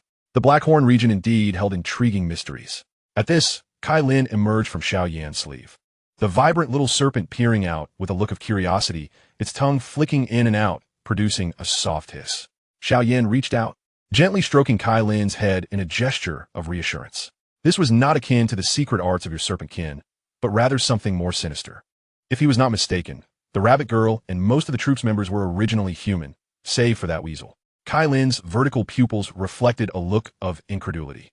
Having been born in the vast deserts of the Northwest continent, she had never heard of such malevolent sorcery capable of altering one's race postnatally. Regardless, it was not their concern. Xiao Yan playfully tapped Kai Lin's head with a finger, prompting her to cast a disdainful glance at the white-clad youth before retreating back into his sleeve. With a cackling laugh, Xiao Yan approached an auction house. Stepping inside with purpose, guided by the staff, he entered a modest yet opulent auction hall. Once seated, he casually donned a conical hat atop his head, being the first to arrive. Before long, several other individuals adorned with hats entered, a mix of men and women, all appearing quite youthful based on their hands and physiques. Upon spotting Xiao Yan, they expressed surprise, clearly not expecting anyone to arrive earlier than them, leading to a sudden hush as they found a corner to seat themselves. They appear to be a group of individuals in their 20s. However, unlike those wealthy young heirs seeking thrills, their presence exuded a formidable aura, with most being great fighters, and the leader displaying the steadiness of a spirit fighter. Heaven-s chosen, perhaps? Xiao Yan lightly tapped the chair's back, pondering for a moment before withdrawing his probing consciousness. Soon, another wave of attendees flooded in, among whom was a formidable Do Wang. Yet to Xiao Yan, these individuals held little intrigue. They were merely typical ruffians of the Blackhorn region. As the auction commenced, the majority of items were quite commendable, and Xiao Yan made several bids, acquiring a few relatively rare herbs. Others also competed with him, but for such items that were largely impractical for the masses, the winning bids remained modest. Eventually, as various items were claimed, one of the final highlights was presented, secured within a jade box. A 6th-grade spirit-nourishing pill formula, known for its rarity in the alchemical realm as it could nurture the soul, was described by the auctioneer as having been circulated from the foremost alchemical tower of the central continent, thus rendering it exceedingly rare. The starting bid, 1 million gold coins. A 6th-grade formula with 1 million gold coins as the opening bid was evidently merely a ploy to stir the atmosphere within the auction hall. As anticipated, gasps of astonishment filled the air. A 6th-grade formula from the alchemist tower? Which alchemists to the central continent had defected? It was no wonder that many present had come specifically for this formula. While not everyone intended to compete fiercely, many were merely there to broaden their horizons. Since the awakening of the medicine elder and Xiao Yan's acceptance as a disciple of the Soul Emperor, he had lived a life devoid of scarcity in cultivation resources. Formulas? Exotic flames? Herbs? Such items were merely handed to him by his two masters with a simple gesture. Not to mention, during his journey to seek the 9 Netherwind flame, the materials provided by the Soul Emperor alone could cause every faction on the continent to gasp in awe. Thus, he had grossly underestimated the rarity of the 6th grade formula. Prior to this, he had even contemplated acquiring a 7th grade formula in the City of Twilight. Yet, that was evidently an impossibility. Indeed, it is a 6th grade formula. Han Xian, we made the right choice. The group of youths in the corner could no longer contain their excitement. The boy referred to as Han Xian clutched his trousers tightly, his eyes peering through his cloak with palpable tension directed at the formula displayed within the jade box. Everyone, if we can secure this formula, once I comprehend it, I will undoubtedly advance to a 5th grade alchemist. At that point, not only will we share this formula, but each of you may also come to me for the concoction of a 5th grade pill. Han Xian lowered his voice, yet the urgency in his heart was unmistakable. Fear not, this time we 6 have pooled together 16 million gold coins. No one can outbid us, someone encouraged. The only concern is that Do Wong seated in the front row, a girl voiced her worry. Not to fret, we have Brother Liu with us. The composed youth in the far corner smiled lightly. He is merely a first-star Do Wong. I could slay him as easily as one would a dog. Certainly. Han Xian beamed with joy. The atmosphere in the auction hall ignited instantaneously. Those initially present merely for the spectacle no longer feared the stakes, brazenly competing with flushed faces against those genuinely intent on acquiring the item. 2 million, 3 million, 5 million, 6 million, within merely 5 minutes. The price of the 6th grade formula soared to an astonishing 8 million. It was noteworthy that even during the auction of Hai Buodong in the desert city, no one had been this eager to bid. Now, the auction price had reached a third of a Sea Guardian's worth. 10 million. Han Xian raised his bidding paddle, drawing countless gazes upon him. 10 million gold coins. I could never earn such a sum in my lifetime, someone muttered. Had I bid less earlier, I should have called for 12 million to let these wealthy individuals squabble. Another commented, reveling in the chaos. Stop joking. What will you do if it truly gets auctioned off? After Han Xian's bid concluded, a brief silence enveloped the room before another paddle was raised. 11 million. The voice belonged to the formidable Do Wong that Han Xian and his companions had previously feared. 12 million. Han Xian retutia defiantly. 13 million. 14 million. 18 million. The Do Wong's bids clearly surpassed what Han Xian and his companions could afford, leaving the crowd in hesitation. Yet, the auctioneer remained unfazed. Noticing Han Xian's reluctance to bid further, she proceeded with the final calls. 18 million once. 18 million twice. Han Xian felt a surge of urgency, glancing at his companions, yet they mirrored his anxiety. Indeed, they could not produce any more gold coins. 18 million going thrice. Ha ha ha. You youngsters must be from the Xiao Yan Academy, right? Thinking you can compete with a renowned powerhouse like me using your parents' pocket money? Too naive, the Do Wong derided. You. Han Xian seethed, yet found himself powerless. 18 million. 23 million gold coins. Just as the auctioneer was about to bring down the gavel, Xiao Yan's voice resonated from the back. The auctioneer's gavel hung, suspended in the air, drawing the attention of all present to the last row of the auction hall. There sat Xiao Yan, clad in white and adorned with a conical hat. Who is this individual? Such a lavish spender. Chapter 100. The Reunion with Little Physician. Do you remember what Little Physician once said? Senior sister, will you buy anything for me? Apologies, young master, but given your unfamiliarity, we must verify your funds for such a substantial sum. A servant approached. 23 million gold coins is no trifling amount. Even a second-rate sect would find it challenging to produce that sum all at once without liquidating assets. The youth in white, judging by the delicacy of his hands, could scarcely be older than 20. If he were to be a troublemaker, it would indeed be a jest. Xiao Yan retrieved a black card from his storage ring and placed it before the servant, whose pupils dilated in shock. The black card of the pill tower? This. The servant, visibly anxious, accepted the black card. I must have it authenticated, young master. Xiao Yan nodded, and the servant hurriedly took the card to the auctioneer, presenting it for verification. After a thorough examination, the auctioneer summoned a pharmacist from the back, who, after probing with spiritual energy, finally confirmed the card's authenticity. The pharmacist did not return the card to the servant, but instead rushed to Xiao Yan, respectfully handing it back. This bizarre scene left the audience in the auction hall perplexed. Only Han Xian from the Xiao Yan Academy, upon glimpsing the black card, was rendered speechless, eventually swallowing hard and murmuring, "It is indeed the black card of the pill tower. Could this fellow be a formidable figure from the central state?" Hearing this, The composed young man, known as Brother Liu, also rose to gaze at Xiao Yan. Han Xian, what is the black card of the pill tower? My family has just moved to the central state and knows little of such matters, the Liu youth inquired, puzzled. Surely everyone is aware of the one palace, one tower, 2 sects, 3 valleys, and 4 square pavilions? Han Xian sighed, realizing that he might truly be fated to miss out on this pill formula. Compared to the elusive Soul Palace, the pill tower, as one of the most powerful first-rate forces in the central state, monopolized the highest number of elite pharmacists on the Duki continent and much of the high-grade pills. The frequent transactions of pills birthed an ancillary business for the pill tower, a bank. They distinguished the status of traders with cards of varying colors. The black card could only be obtained by those at least as powerful as Dosheng. Dosheng? Are there even a handful of those on the entire continent? A young woman exclaimed. Indeed. So let it be. Han Xian despondently slumped into a seat. Regardless of how much money was on that black card, its mere existence symbolized their unworthiness to compete. The auction concluded. Han Xian and his companions were the first to depart, the night's failure weighing heavily on their hearts. Damn it, let us regroup with Soul Xianer and the others, Han Xian muttered, kicking a pebble by the roadside. At that moment, they had all removed their conical hats, revealing their true identities. 5 men and 2 women, 2 Douling and 5 to Doshi. Suddenly, the street erupted into chaos as a strikingly beautiful girl in a white gown frantically fled through the crowd, pursued closely by a half-beastman with short yellow fur. Huh!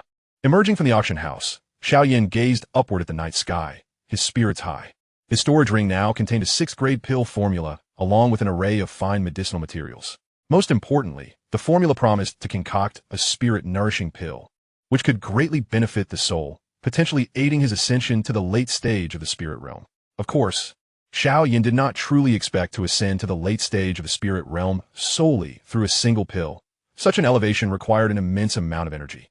He pondered, if he combined a spirit-nourishing pill with the ancient river soul, it might allow him to directly ascend to that late stage. However, he dismissed the thought. As he mingled with the crowd, intending to conclude his day, a familiar figure caught his eye, with an oval face and a look of distress. The girl in the tattered white gown appeared to have endured much. A female Do Huang of the Spirit Clan. Not gone yet? After fleeing, do you dare return? Do you not regard him at all? Yet, to his surprise, the girl rushed towards Xiao Yan, seemingly oblivious to their earlier encounter at the tavern. Please, save me, she pleaded, hiding behind Xiao Yan, her eyes wide with fear as she glanced at the yellow weasel pursuing her. In that moment, Xiao Yan noticed that the girl's aura was merely at the 7th stage of Do Qi, and her delicate features starkly contrasted with the ghostly visage she had earlier presented. Most crucially, the fear emanating from her was clearly directed at the half-beastman resembling a yellow weasel, none other than the leader of the rat clan, Huang Banju. Please, save me.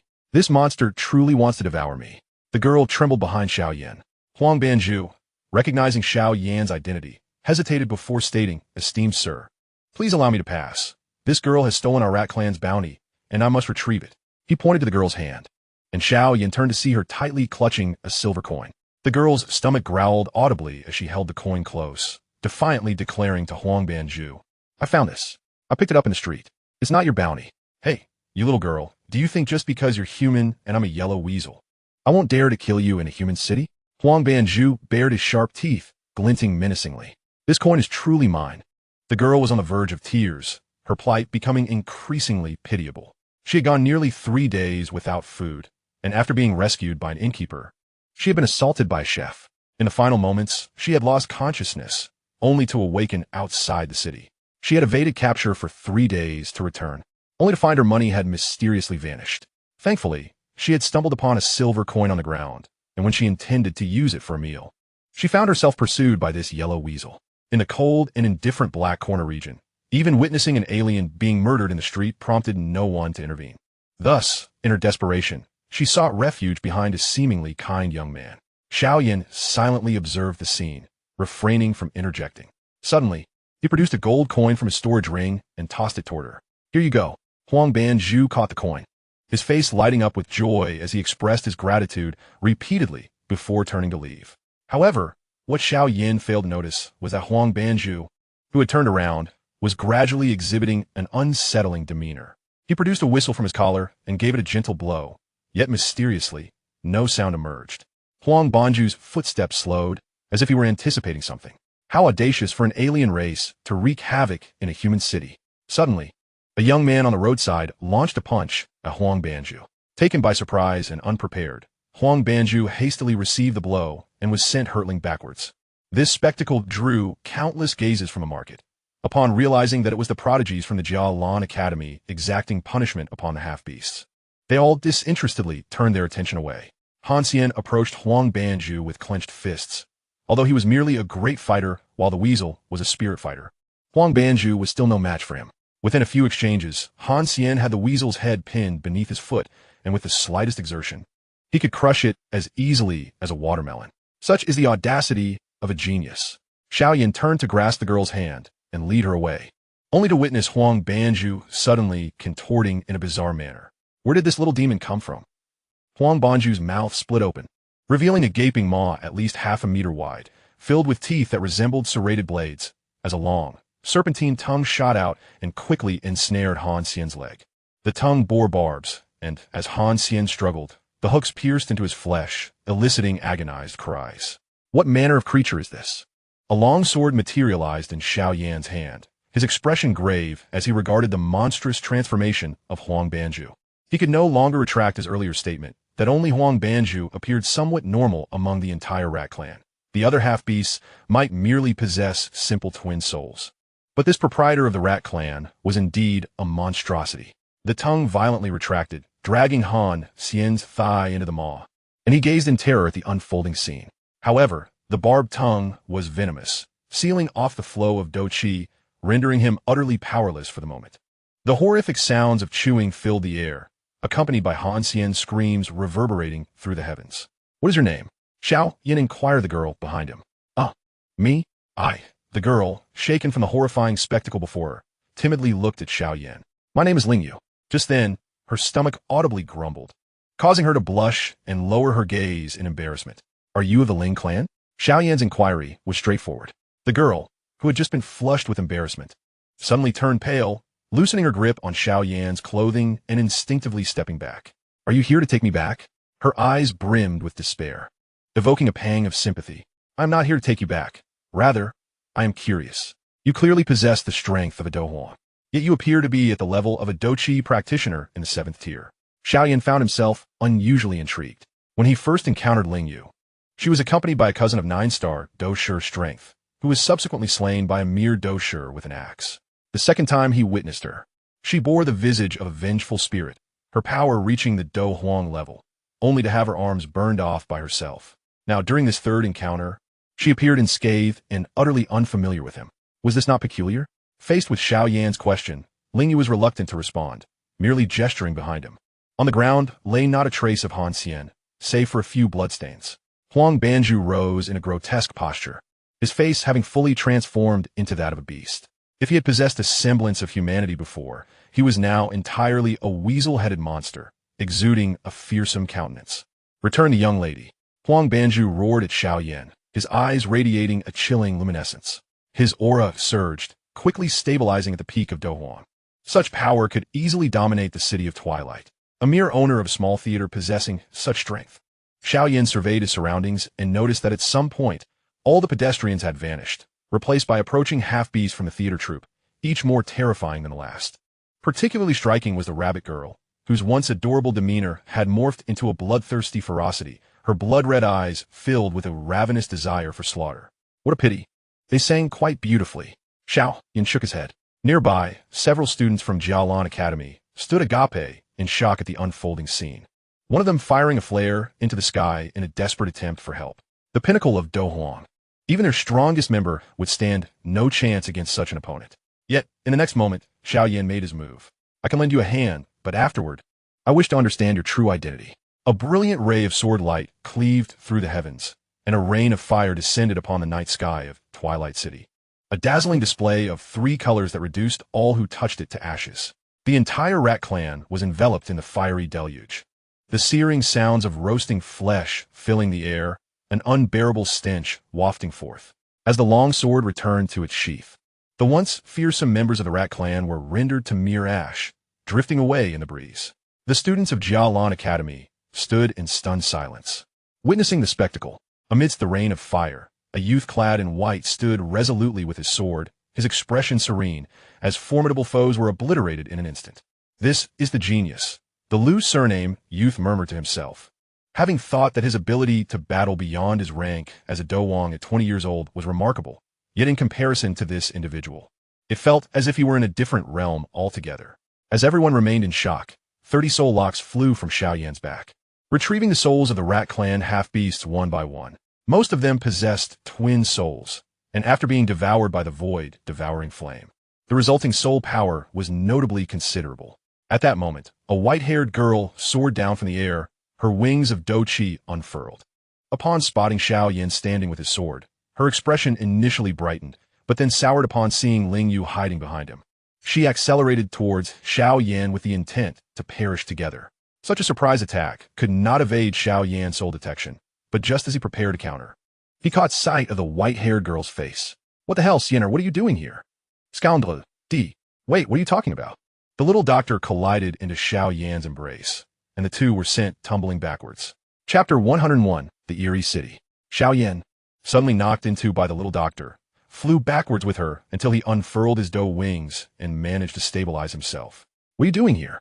Xiao Yan gazed helplessly at the white-haired girl nestled against him, unconsciously reaching out to ruffle her hair before posing his question. "I was away."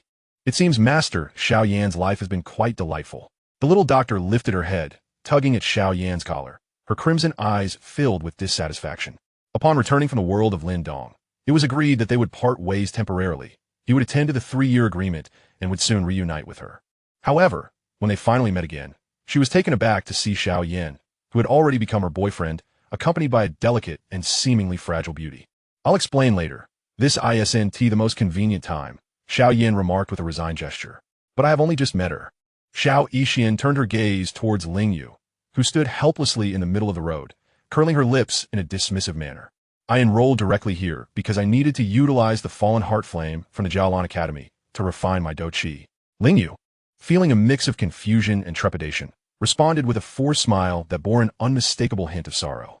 Her sensitive instincts allowed her to perceive that Xiao Yan had been fixated on her, leaving her in a state of indecision, unable to leave or remain. Observing her expression, Xiao Yixian sensed that Ling Yu likely had no significant ties to Xiao Yan, which eased her own apprehension. Thus, she resolved to push past Xiao Yan to inquire about Ling Yu's circumstances. Yet, the moment her hands brushed against Xiao Yan's chest, powerful arms drew her back against the youth's form, as a familiar masculine scent enveloped her.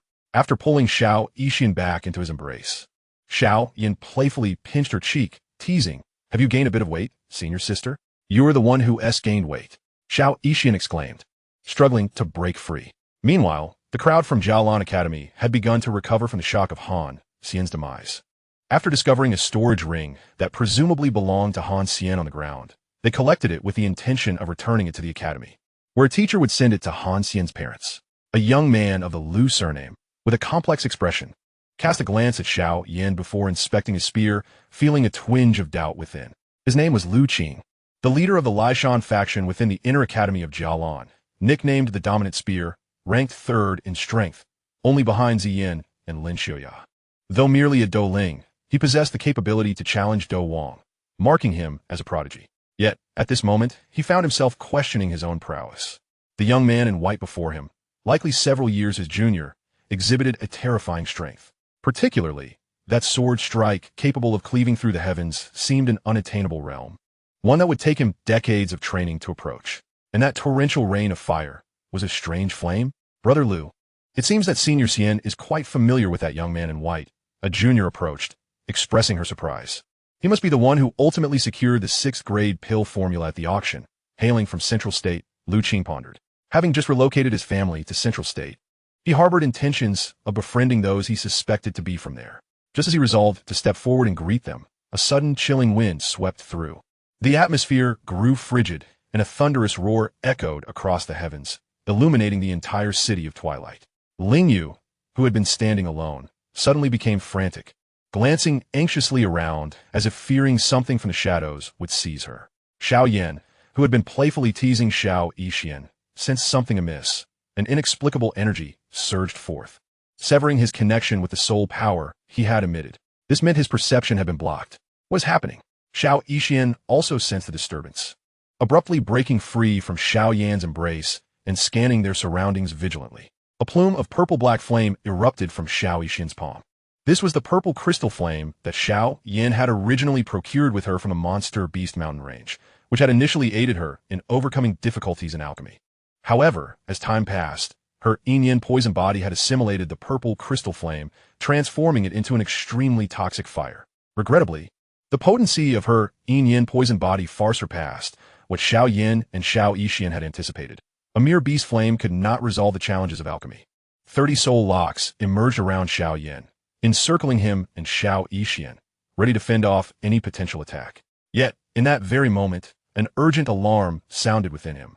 The talisman, capable of withstanding a blow from a Do Sheng, suddenly activated, forming a protective barrier around a 30-meter radius centered on Xiao Yan. What was going on?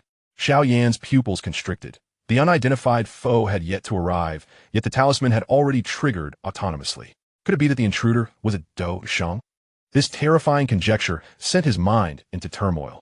After encountering his master, the Soul Emperor, and his master's disciple, the Soul Hall Master, both Do Sheng powerhouses, he had gained a rough understanding of their might. Even the weakest Do Sheng could annihilate the entire Black Corner region without breaking a sweat. Who could this mysterious Do Sheng be? Why had they appeared here? Wait, Lingyu. Xiao Yan's gaze abruptly shifted to the trembling girl, who had crouched down, clutching her head and mumbling anxiously to herself. Please, don't take me back. I am not her. I am not her. Why? Daddy, am I not your daughter? I'm so scared. Xiao Yan approached Lingyu, pulling her up and demanding, what is your relationship with this arriving Do Sheng? His heart was filled with uncertainty. Earlier, the leader of the Mouse Gang had referred to Lingyu as Miss, yet she seemed entirely unacquainted with them. This peculiar situation combined with Ling Yu's earlier odd behavior was undeniably mind-boggling. Soul-searching, Xiao Yan hesitated, contemplating the girl before him. He was not particularly proficient with the Soul Hall's secret techniques, often relying on his formidable soul power to forcibly breach others' defenses and delve into their minds. The consequences of such violent methods had already been vividly demonstrated with Hai Ba Dong. A peak Do Huang could end up bedridden after such an assault, while those of lesser strength would face immediate death. His hand slowly moved to rest on Ling Yu's head, his expression growing increasingly frigid. Help me. Ling Yu suddenly looked up, her tear-filled eyes pleading with Xiao Yan. You're making it impossible for me to assist you. Who are you really? And who are the ones coming? Xiao Yan remained unmoved. If Ling Yu failed to respond, he would indeed force his soul power into her body and explore her mind. My father, Ling Yu stammered. This revelation caused Xiao Yan's latent soul power to momentarily falter as he gazed at Ling Yu in disbelief. He recalled that Su Wutuan had mentioned Ling Yu was of the Spirit Clan. The Spirit Clan, the Miss, the Do Sheng father. The truth seemed to be on the verge of revelation. Xiao Yan withdrew his hand and lifted his gaze to the night sky, where an enormous spatial portal began to take shape, emanating a terrifying pressure that filled the air. Suddenly, an eerie wave swept over the entire city. In an ordinary household, a couple lay asleep in bed, but the husband suddenly began to convulse, foam forming at his lips. Dear, stop it. It's late at night. And you have work tomorrow, his wife mumbled groggily, pushing aside the arm draped over her body. However, why does this arm feel so sticky? Shortly thereafter, her husband's arm draped over her again. Noticing her lack of response, he became more audacious. Then came a second arm, a third, a fourth, and a fifth. The slumbering wife felt as if an immense weight pressed upon her, mistakenly believing it to be her husband's entire body. Finally, she let out a soft sigh. Truly, I'm exasperated with you, you wretched ghost. The wife opened her eyes, only to be met with the sight of her husband's face, devoid of any color save for the whites of his eyes. A drop of saliva landed on her face. The wife's terrified scream echoed. Her husband's face split into 4 grotesque sections before her eyes, resembling a carnivorous flower in full bloom, and then he lunged towards her head. With a sudden lift, a headless corpse appeared on the bed. Beneath her husband's head was a thick neck 2 meters long, with over 20 tentacles protruding from his body, continuously secreting a viscous slime. This horrific scene unfolded in every corner of the city of Twilight. Xiao Yan witnessed a man facing the sky, his limbs twisted 180 degrees to support himself on the ground, then charging towards him. Before Xiao Yan could react, Lu Qing from a Jialan Academy shot him dead with a single gunshot. It was a waiter from a nearby tavern, an ordinary person without any fighting spirit. How had he transformed into this ghastly form? A genius from Jialan Academy alerted the crowd. Lu Qing, still oblivious to the gravity of the situation, approached the waiter's corpse, crouching down to examine it closely. He discovered the waiter's limbs were not violently twisted, but were inherently structured to be that long, as if he were born to face the sky while walking on all fours. "Hey, you over there, come into the protective shield." Upon witnessing this, Xiao Yan instantly associated it with ominous thoughts. The spirit-devouring clan. Indeed, the waiter's appearance resembled those distorted by some rule within the ruins of the spirit-devouring clan. "What is the matter?" Lu Qing asked, somewhat puzzled as he stood up. But just as he rose, a shadow darted past him with incredible speed, plunging into the ranks of the Yunlan Academy's geniuses. The weakest female student was immediately knocked down, and before the others could react, the shadow opened its gaping maw and bit down. Blood splattered. "Susu!" Lu Qing roared, his spear piercing through the shadow like a silver dragon. Only then did the geniuses of Yunlan Academy discern what this shadow truly was, or rather, what kind of monster it was. It had a face approximately half a meter across, yet its body was exceedingly small, with its limbs shriveled to a diminutive size. None could have imagined those short limbs could move so swiftly. A chilling howl reverberated, and the city of Twilight erupted into chaos, with shadows surging towards the marketplace like a tidal wave. Thunder rumbled. Another bolt of lightning split the night sky, illuminating the entire city. The shadows revealed their true forms, a grotesque array of monsters, most maintaining some human-like features, yet they bore multiple tentacles, necks several meters long, and disproportionately large maws, a myriad of bizarre shapes. As these monsters surged towards the marketplace, screams of agony echoed throughout the city of Twilight. Some powerful beings had not mutated but fell victim to the endless maw of monsters. "Quick, get inside!" Lu Qing shouted, then scooped up the severely injured female student, who was on the brink of death, rushing towards the protective shield. The remaining geniuses of Yunlan Academy hurried to follow as the monstrous tide drew ever closer. The little medical fairy glanced at the nearly lifeless student before turning to Xiao Yan, her small hand outstretched. Xiao Yan, feeling somewhat helpless, retrieved a healing pill from his storage ring and handed it to her. Although it was merely a fourth-tier pill, its quality was exceptionally high due to the refinement by the void-devouring flame, sufficient to save the student's life. "Here." The little medical fairy approached the student, passing the healing pill to another female student who was attempting to administer first aid. "Thank you, Sienner, and your boyfriend too." The female student had initially believed the injured student was beyond saving, considering the monster's bite to her neck. Ordinary healing medicine would be of little use. "It's all right." The little medical fairy smiled and shook her head. "We need a call for reinforcements. Everyone, take out all your signal flares and fire them together. The dean is a Do Huang-level powerhouse. He will surely rescue us." An anxious male student cried out to the group. Lu Qing, hearing this, could only smile wryly and shake his head. He pointed to the sky and said, "It won't help. Anyone coming would need to be at least a dozune." It was only then that most noticed the spatial passageway that had been under construction overhead, many turning pale. A spatial passageway. What is the point of calling for the dean? Are we gathering for a feast? Xiao Yan, however, observed the ever-increasing number of monsters around them, many of which were far more terrifying than those transformed snake men encountered within the spirit-devouring clan ruins. Yet this was not within the ruins of the spirit-devouring clan. This was the genuine Do Chi continent, the Black Corner region, the most chaotic place on the continent. 500 miles away was the Soul Palace S branch, where a 4-star Do Zun named Qin Tian held dominion. But were these bizarre creatures a result of that spirit clan, Do Shang's arrival? Void, come out and explain this to me. What on earth is going on? Xiao Yan internally summoned the void-devouring flame. Yet this boastful entity faltered at the most critical moment.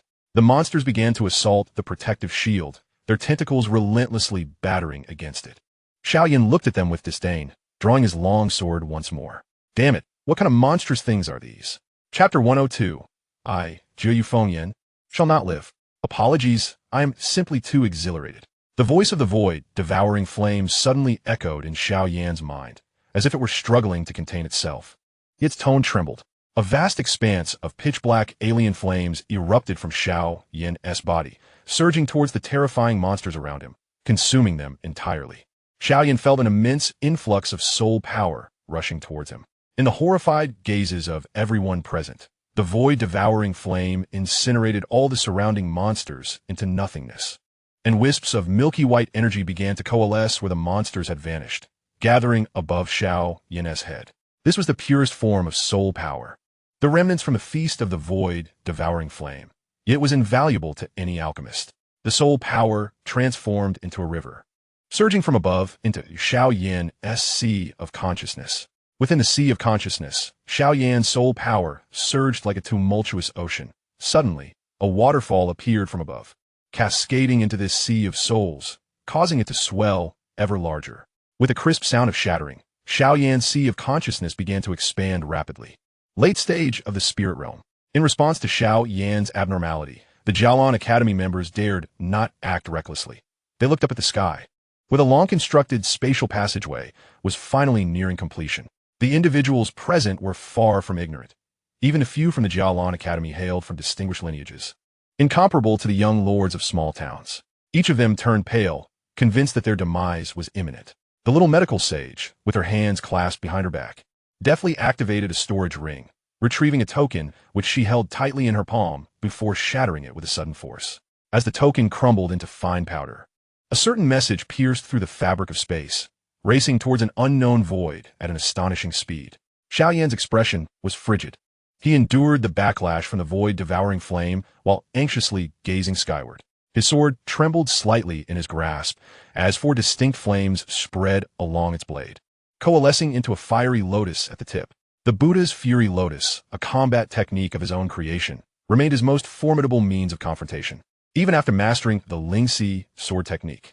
However, since the awakening of the void-devouring flame's power, he had seldom employed it, and even when he did, he exercised utmost caution, never unleashing it with full force. Yet, for a Do Saint, even the most powerful Buddha's Fury Lotus would be incapable of inflicting any harm. Xiao Yan's sole opportunity lay in the fleeting moment before the spatial passage formed. He needed to destroy it. But would that be effective? Doubt not at him. With his mere 9-star Do Wang cultivation, attempting to disrupt a spatial passage constructed by Do Saint seemed an extravagant fantasy, even for someone like him, who had long been accustomed to battling above his level. Within his Dantian, the 9 nether wind flame, diligently cultivating, suddenly sensed Xiao Yan's overwhelming will to survive. Around it, the high Xian flame and the Qing Lian earth heart fire surged upward, channeling all their strength into its meridians. After a brief moment of silence, the 9 netherwind flame let out a cold laugh, casting a gaze of hatred towards the Ling nurturing core at the center of the Dantian. Before erupting with newfound vigor, Xiao Yan quickly realized that the 9 netherwind flame had become remarkably powerful. This flame, retrieved from the endless abyss, had previously displayed only modest capabilities since its emotional manipulation abilities were revealed in the Lindong world. The brilliance of the void-devouring flame often overshadowed it, making Xiao Yan forget that the 9 netherwind flame ranked among the top 10 in the flame ranking. A mournful wail echoed in the skies above the city of Twilight, causing the monsters that had been advancing towards Xiao Yan to halt in their tracks, only to turn on one another. The 9 nether? For the first time, Xiao Yan sensed a potent emotion emanating from the 9 netherwind flame. Unbeknownst to him, this flame's power had significantly increased since their initial encounter. This could be attributed to the burning decision or some other unknown cause. I hate. The 9 netherwind flame uttered its first words in its long existence, filled with an intense emotion of hatred, not directed at Xiao Yan, but towards the void-devouring flame, which had detached from Xiao Yan and was now voraciously consuming the monsters. For a year, had it been aware of how it spent that time? Every day and night, it had curled up in a corner of Xiao Yan's Dantian, secretly cultivating while its adversary and bully, the void-devouring flame, sat indifferently at the center of the Dantian, refusing to acknowledge its presence. Only when the void-devouring flame grew bored would it deliberately release sparks towards it, watching with amusement as the lesser flames clumsily evaded. And if they were unfortunate enough to get singed, the anguished cries would elicit laughter from the sadistic void-devouring flame. But today, it had finally awaited an opportunity. The gluttonous void-devouring flame, having burst forth from Xiao Yan's body to devour the monsters, had momentarily lost its vigilance, allowing the 9 netherwind flame to seize the chance to emit that mournful wail, freezing the monsters in place. Thus, for the void-devouring flame to consume more monsters, it would have to distance itself from Xiao Yan's body, rendering it incapable of stopping the 9 netherwind flame. Then, to Xiao Yan's astonishment, the 9 netherwind flame suddenly condensed into a minuscule spark and surged into his meridians. This direction, this path of meridians, the 9 netherwind flame's target was the Naiwen Palace. Ha ha ha, void-devouring flame, 30 years east of the river, 30 years west of the river. Do not underestimate the youth. You may oppress me for a moment, but you cannot subjugate me for a lifetime. I shall no longer be confined to the Dantian. The 9 nether wind flames' triumphant laughter echoed in Xiao Yan's mind. What are you planning to do? Though Xiao Yan could not feel any malice from the 9 nether wind flame, the sensation of losing control over the flame was profoundly unsettling. After breaking through to the late spirit realm, the number of soul locks had exceeded 50, and the innate runes within the Niwen Palace glimmered as the soul locks were drawn back into his body, forming a heavenly net to seal off the 9 nether wind flame spark. My master, this is your fortune, and mine as well. Over this past year, I have painstakingly studied the operational path of your burning decision, and I have comprehended it. The 9 nether wind flame deftly evaded the first wave of soul lock containment, weaving through the intercepting locks with agility, and soon burst into the Niwen Palace. Before the 9 nether wind flame lay Xiao Yan's innate rune, beneath which lay the ocean of his soul, and at its center, a cascading waterfall of pure soul power descended from above. What on earth do you intend to do? Since beginning his cultivation, Xiao Yan had never encountered a situation where he could not control the flames within him. Even the formidable void, devouring flame, when subjected to the dual enhancements of the Do techniques and the burning decision, could not resist his command, nor could it prevent him from siphoning energy from it. Yet at this moment, Xiao Yan realized that no matter how he urged the burning decision, he could not exert control over the 9 nether wind flame. In fact, he felt as if the 9 nether wind flame was engaged in actions that the burning decision tacitly permitted, an approach to cultivation unknown even to Yao Lao. The 9 nether wind flame gazed at Xiao Yan's innate rune, resolved to face its demise. It cast one last glance at the high Xian flame within the Dantian. This had been its first friend since gaining sentience. The brilliance of the high Xian flame had dimmed significantly since their initial meeting. The depletion of its flame's essence had erased much of its nascent intelligence. It was no exaggeration to say that the high Xian flame, once ranked 14th on the flame ranking, now ranked lower than the Qing Lian Earth Heartfire, which held the 17th position. This realization pierced the 9 nether wind flame's heart like a dagger. Void, devouring flame, since the day of your tyranny, I have silently vowed that the humiliation inflicted upon me and the high Xian flame shall be repaid 100-fold, 1,000-fold. Remember, when you recklessly bully us weaklings with your overwhelming might, you shall inevitably face the fate of retribution. The spark of the 9 nether wind flame surged towards the innate rune, and contrary to the anticipated cataclysm, it diffused like ink in water, merging seamlessly with it. All of this transpired in the blink of an eye. From a moment, the 9 nether wind flame erupted from the Dantian to its entrance into the Niwen Palace and fusion with the innate rune. Only mere instants had elapsed. In Xiao Yan's perception, the fledgling intellect of the 9 nether wind flame was gradually erased by his formidable soul power, yet its final words lingered on. I have succeeded. The imperial flame indeed exists, and your demise draws near. Your demise draws near. Upon merging with the 9 nether wind flame, the innate rune underwent a peculiar transformation, morphing into a vortex that emanated an intense gravitational pull. The pure soul power that had originally surged into Xiao Yan's soul seemed suddenly redirected, all flowing into the vortex. Simultaneously, the still ignorant heart flame of the sea and the blue lotus earth heart fire, residing in his Dantian, were drawn forth. The spark of the heart flame of the sea drifted before the vortex, and its long-lost consciousness stirred with a wave of sorrow, engulfing it entirely. Subsequently, it crashed into the vortex, its final remnants of awareness obliterated, merging seamlessly with the 9 nether wind flame. The blue lotus earth heart fire, however, attempted to resist, instinctively rejecting the notion of merging with other foreign flames. Yet, its struggle was feeble, and it too was quickly devoured, its consciousness erased. I have never wronged any of you. In the twilight of its existence, the blue lotus earth heart fire finally articulated its first and last words. After consuming the blue lotus earth heart fire, the vortex gradually ceased its whirling, transforming into a singular egg.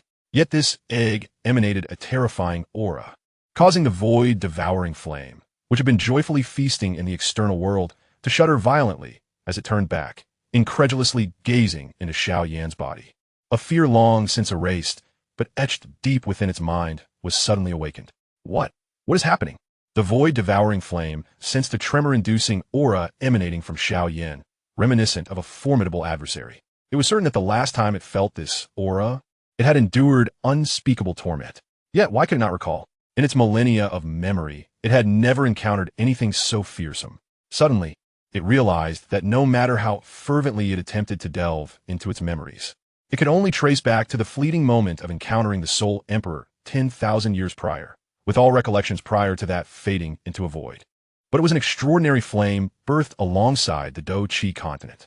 Theoretically, its memory should span the entirety of the continent's history. However, as it sought to uncover its past, it discovered a disconcerting gap. A dreadfully terrifying thought emerged in the void devouring flame's mind. Had its memories been erased? Who could have dared to do such a thing? The Soul Emperor? Surely, he would not stoop to such depths. Xiao Yan? But that fellow was born 3,000 years ago. Gu Yuan? He was unworthy. A profound sense of fear enveloped the void devouring flame, extinguishing any interest in enjoying its feast. Abandoning the half-consumed monstrosity, it rushed back into Xiao Yan's body. Yet, the moment the void-devouring flame returned to the Dantian, it was taken aback. The entire Dantian, aside from its own spirit and Xiao Yan's Do Chi, was utterly barren. The foreign flames that once curled in the corners, providing entertainment, were nowhere to be found. In disbelief, the void-devouring flame gazed upwards towards Xiao Yan's Niwen Palace, where cracks had begun to appear on the surface of the black egg, something within striving to break free. The source of the aura that filled it with dread emanated from within that very egg. It must not be allowed to emerge. Instinctively, the void-devouring flame felt compelled to rush towards Xiao Yan's Niwen Palace, attempting to prevent whatever was inside from hatching. However, a formidable force suppressed it. Originating from the burning decision, "Void, be silent."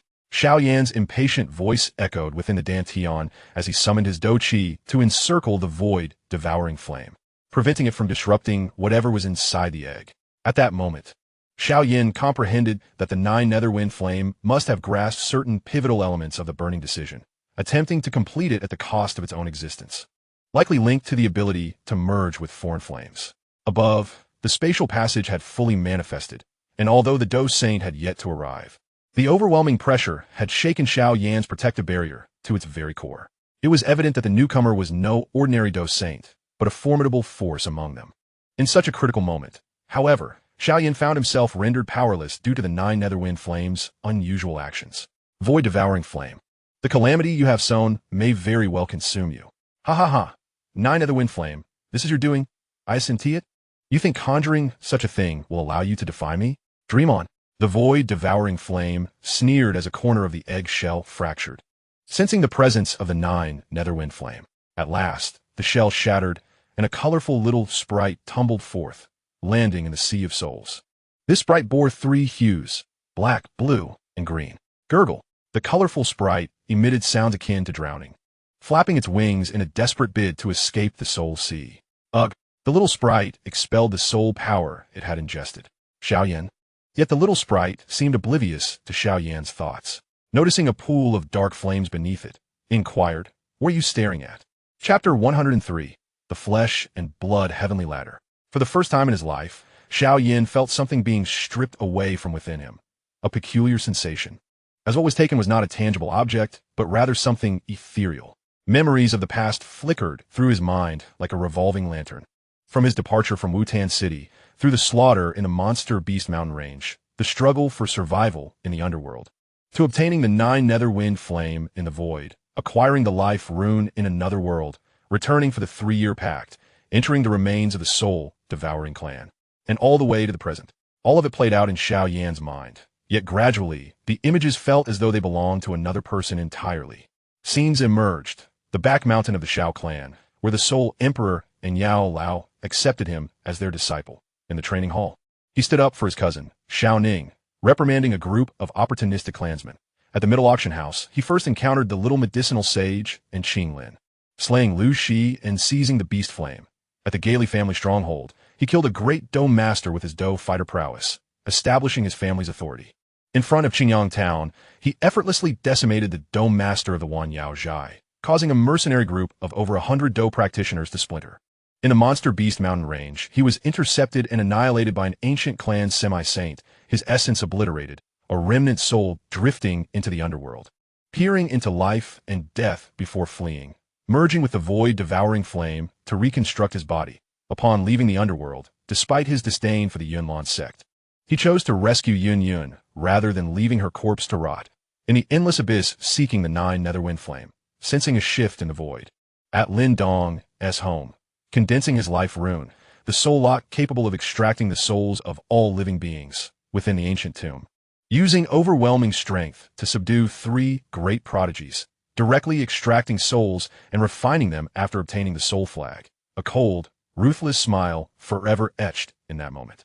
From that point onward, the self depicted in his memories grew increasingly foreign. Upon leaving the ancient tomb, he gathered the souls of powerful beings to send into the soul flag without the slightest hesitation.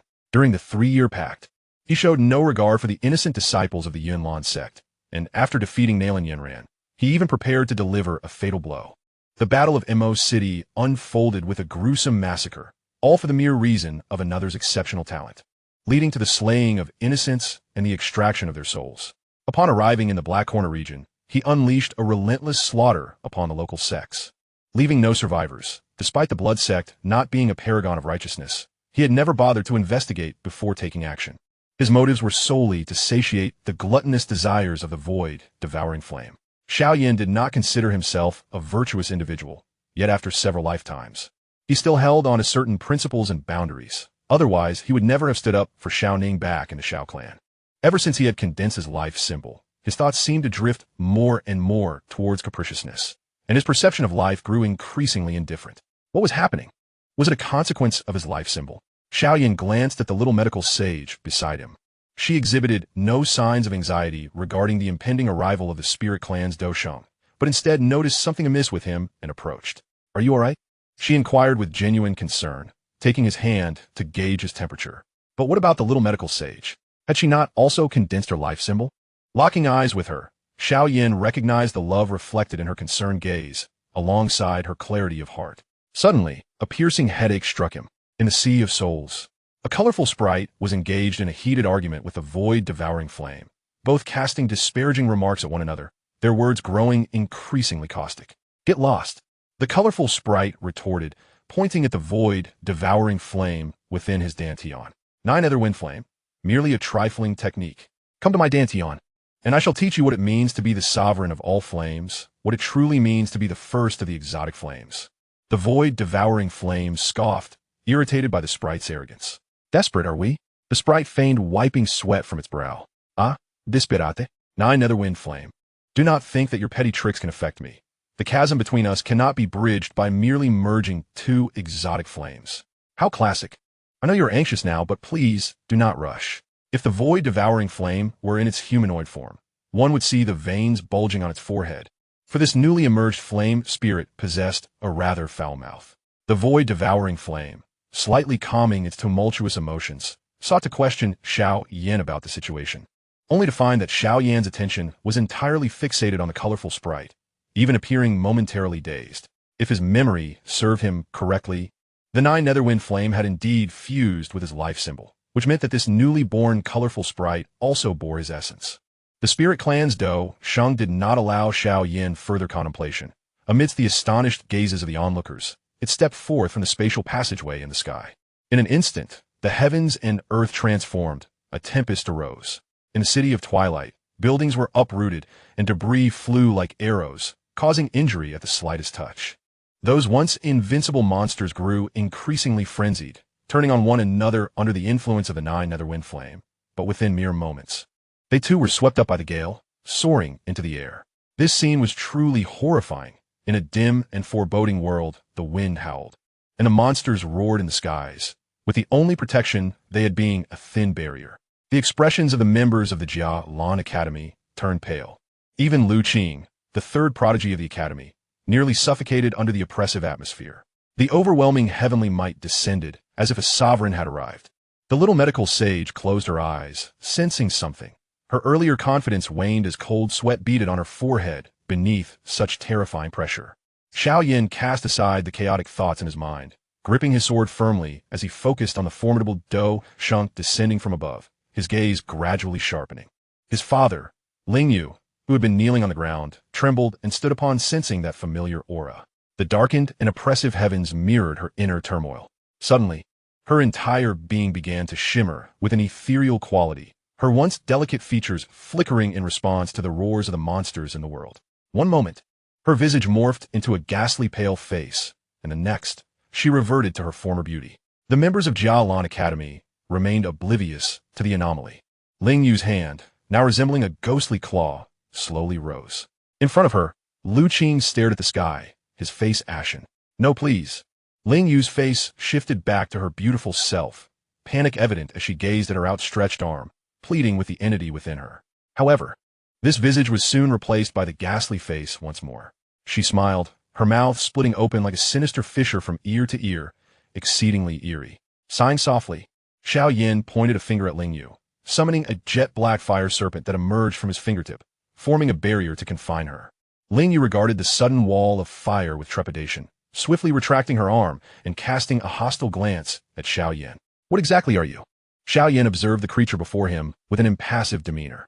In his view, Ling Yu was likely akin to the members of the Mouse clan, possessing a dual soul. Yet their duality differed from that of the Serpent clan. The Serpent clan's dual soul was sealed within at birth through secret techniques, gradually merging with the host over time. Unlike Ling Yu, the souls within the Mouse clan members were more akin to parasites than sealed entities. From Ling Yu's current behavior, it was evident she lacked the ability to integrate her inner soul, let alone suppress it. She resembled a finely crafted vessel. Yet, how could a member of an ancient family, a descendant of the Dou Emperor, become a mere vessel for another? This defied logic. Even if the remaining Dou Emperor bloodline of the Spirit clan was diluted and faced extinction, they were still part of a proud and potent lineage. Even with minimal effort, they could still emerge as formidable beings. Such a family would undoubtedly possess pride and strength. At this moment, Lu Qing and the others also recognized Ling Yu's abnormality. Retreating hastily, were it not for the barrier's limited radius of 30 meters, encircled by a hellish landscape, they would have fled at once. "Thank you." Lu Qing expressed his gratitude to Xiao Yan, still shaken. "You're welcome," Xiao Yan replied casually, and after restraining the entity parasitizing Ling Yu, he turned his gaze skyward once more.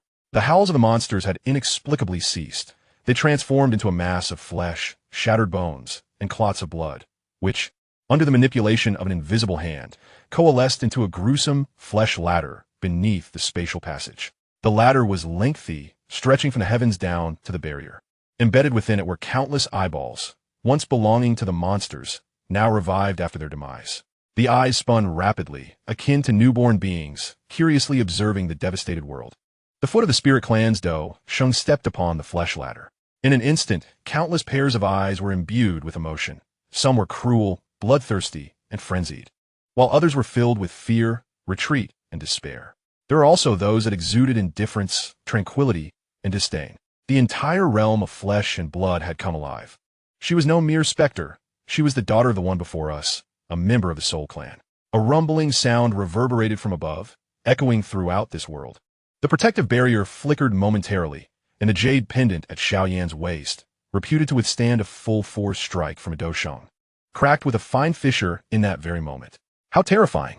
The Dou Sheng of the Spirit clan finally revealed his true form. Appearing as a youthful man in his late 20s, clad in a flowing blue robe, with an unmistakable air of malevolence about him. His ink-black hair was secured by a crown, giving him the appearance of an immortal transcending the three realms. Ling Tao, the clan leader of the Spirit clan, possessed an unknown level of strength, rumored to be a high-ranking Dou Sheng from ancient family lore, having risen to prominence 3,000 years ago, contemporaneous with Xiao Xian. After a failed initial ascent to Dou Sheng, he vanished, only to resurface a millennium ago during the ancient tomb battle. Then at the early stage of a 5-star Dou Sheng. This was all knowledge possessed by the little medical sage, who, alongside Xiao Yan and the Soul Emperor, had encountered this clan leader upon their return from the other world. As Ling Tao descended the blood-soaked staircase, what appeared to be a lengthy journey was, in reality, a mere footfall beneath his feet. The portion of the blood-soaked staircase he traversed began to disintegrate inch by inch, while the eyes embedded within it found their freedom. Tiny wings sprouted from behind the pupils, and they flitted away in a flurry of escape. Cracks appeared in the protective barrier. Merely the pressure was nearly too much for the jade pendant to withstand. When Ling Tao finally stood before Xiao Yan and the others, there was a resounding crack. The protective barrier shattered instantaneously, and the jade pendant at Xiao Yan's waist also fractured in response. This pendant, which had safeguarded him throughout the battles in Mo City, was now rendered obsolete. The young man in blue stepped into the crowd, leaving the members of the Blue Academy frozen in place, paralyzed by fear. Yet at that moment, Xiao Yan breathed a sigh of relief. Given the might of the spirit clan leader, he could have slaughtered everyone present with mere pressure. But he chose not to do so. It seemed he bore no ill will towards them. Were those earlier monstrosities merely a warning? Ling Tao cast a glance at the void, devouring flame, a flicker of wariness flashing in his eyes. With a wave of his hand, the barrier surrounding the female specter vanished in an instant. He gently caressed her head, his tone softening. Cease this nonsense and return with your father. The specter's visage melted away like spring snow, revealing the exquisite face of Ling Yu. Yet, in the presence of her father, the terror in her eyes was an insurmountable barrier. Father, I merely wish to explore outside. Ling Yu trembled, casting a pleading glance towards those around her. But in the face of a Dosheng, what could the talented youths present, despite their remarkable abilities, possibly do? The little medical sage attempted to speak, but her arm was seized by Xiao Yan, and she turned to meet his helpless gaze. After all, this was a matter of the spirit clan. As the daughter of the Soul Emperor, even the little medical sage had no authority to intervene, especially in the presence of the clan leader. Moreover, Xiao Yan cast a wary glance at the now obliterated Mo City. The spirit clan leader was exceedingly enigmatic. How had he managed to transform this entire city into monsters? Even as a Dosheng? Be obedient, Ling Tao said, his gaze filled with affection as he looked at Ling Yu before turning to Xiao Yan. In an instant, the Dosheng's expression turned frigid. It felt as though an entire mountain had been placed upon Xiao Yan's shoulders, and he sensed an overwhelming pressure, his legs bending slightly as if he could scarcely bear it. Xiao Yan understood that this was a deliberate exertion of restraint by Ling Tao. Otherwise, he would have been reduced to dust like the jade pendant. You brat, you burned off both of my daughter's arms earlier. How do you plan to compensate? Ling Tao's eyes were filled with mockery. He was acutely aware of Xiao Yan's identity as the sole disciple of the Soul Emperor, the future leader of the Soul Palace after Xiao Xian. Yet, at this moment, Xiao Yan lacked the qualifications to stand against him. Ling Tao narrowed his eyes, scrutinizing the younger man, and spoke with a weighty undertone. You have harmed my daughter. How do you intend to make amends? The clan leader of the Spirit Clan, possessing an overwhelming strength, was a figure to be reckoned with. Although he could not compare to the Soul Emperor, the disparity was immense. Yet, it was evident that even the younger members of other ancient clans would have lowered their heads in submission at this point. However, Ling Tao did not press the matter too strenuously. He lacked the courage to simply kill Xiao Yan on the spot, for even in his deep affection for his daughter, it would be unwise to provoke the Soul Clan. The Soul Emperor, upon his awakening, remained the strongest being in the world. What Ling Tao did not anticipate was that the Soul Emperor's disciple was far from intimidated. Instead, Xiao Yan gradually straightened his posture beneath the immense pressure. I must admit, I am somewhat puzzled by your words, clan leader. It was the monster within your daughter that attacked me first. And it was that very monster that was consumed by the strange fire. Your daughter was unharmed and remains intact. Or have I wronged her? Cold sweat drenched Xiao Yan's back. Despite his myriad of questions about the situation, admitting fault could lead to dire consequences. Thus, he exerted all his strength to control his Do Qi, forcing himself to stand tall, his gaze locked onto Ling Tao's. Ling Tao's expression darkened suddenly, an unkind glint flickering in his eyes. Was this boy daring to gamble on his restraint? Truly arrogant. The pressure emanating from him intensified abruptly, causing Xiao Yan to feel as though he was sinking once more, the bones in his body creaking ominously. Should he falter for even a moment, he would drop to his knees. Yet, Xiao Yan could not afford to show weakness now.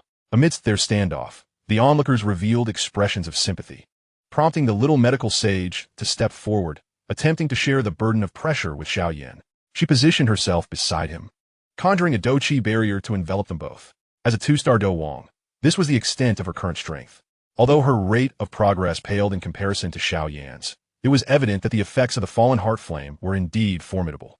Both she and Xiao Yan were laden with vast reserves of Do Qi energy awaiting refinement. However, Xiao Yan had spent a year within the Spirit Clan ruins to finally refine all of his energy. In contrast, the little medical sage had only recently returned from the Lindong world and had hurriedly come to the Blue Academy, undergoing training with the fallen heart flame for merely a little over 2 months. Yet, even with the protective barrier of a two-star Do Wang, it was woefully inadequate in the presence of a Do Shang. In the blink of an eye, the barrier shattered, and the overwhelming pressure enveloped the two. Had it not been for Ling Tao's precise control, they would have been shattered like Xiao Yan had been in the beast forest. Ling Yu sought to grasp her father's hand, yet he remained wholly unconcerned with the opinions of his once treasured daughter. Suddenly, Ling Tao sensed a formidable aura erupting from Xiao Yan's body. This aura was not grand. Indeed, it could be described as feeble. Yet it resonated with an elevated status of life. Even if you are the chieftain of the spirit clan, is it not somewhat excessive to treat us both in such a manner? How many lives does your clan possess that could suffice for my master to extinguish? Or is it that the spirit clan, a once ancient lineage, has become so insignificant that even the soul clan disregards it? Xiao Yan placed a hand on Xiao Yixian's shoulder, alleviating the pressure emanating from Ling Tao, and spoke through gritted teeth, articulating each word with emphasis. Ling Tao's complexion drastically altered. A colorful sprite emerged from above Xiao Yan's head, entwined with dozens of soul chains, gazing at Ling Tao with an audacious expression. It then extended its hand and defiantly displayed a middle finger. This is impossible. How could it be the Emperor Flame? How could the Soul Clan have conjured the Emperor Flame? Ling Tao's mind raced with ancient memories, recalling that peerless genius from his own era, Xiao Xian. Achieving the rank of a respected one in a century, and a saint within a millennium, he had uniquely fused 3 types of extraordinary flames within himself. Revered as the greatest prodigy in the history of the Duki continent, echoing the last vestiges of the fallen Xiao clan. He had once endeavored to merge the legendary first flame of the flame ranking, the Emperor Flame, but even until his demise, he had never succeeded. Yet, after Xiao Xian's fall, the disciple of the Soul Emperor was able to break conventions and create the Emperor Flame from various extraordinary flames? Ling Tao instinctively remained skeptical. However, upon perceiving the presence of at least 3 types of extraordinary flames flowing within the colorful sprite, Ling Tao fell silent. No wonder such a formidable figure as the Soul Emperor would take him as a disciple. With such innate talent, he would undoubtedly be held in high esteem, beyond his capacity to punish at will. With a flick of his hand, he withdrew his oppressive aura, turning away, unwilling to gaze upon Xiao Yan any longer. I shall let you off this time. Come, daughter, we shall take our leave. Ling Tao grasped Ling Yu's hand and prepared to depart. As the pressure suddenly dissipated, Xiao Yan's body relaxed significantly. Had it not been for Xiao Yixian's support, he might have collapsed to the ground. Are you all right? Xiao Yixian looked at Xiao Yan with concern. TCH, Ling Tao shook his head. Xiao Yan gasped for breath, his eyes filled with lingering fear. The terrifying pressure from a doshang was akin to a life-and-death crisis. However, he was relieved that his gamble had paid off. Although the chieftain of the Spirit Clan possessed immense power, with the Soul Emperor and the Soul Clan backing him, he dared not act against him. Just as Xiao Yan was regaining his composure, the colorful sprite flew in front of him, with dozens of proportionately smaller soul chains entwined around it, presenting a rather comical sight. Is this it? Is this really it? Upon uttering these words, Xiao Yan was left dumbfounded.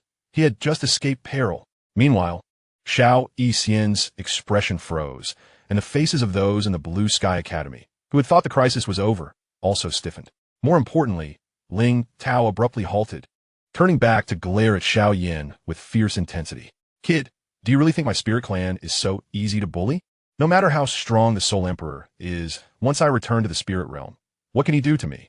Do not overstep your bounds. If you can't win, then hide at home. What kind of turtle are you? The colorful sprite was momentarily taken aback, confusedly questioning.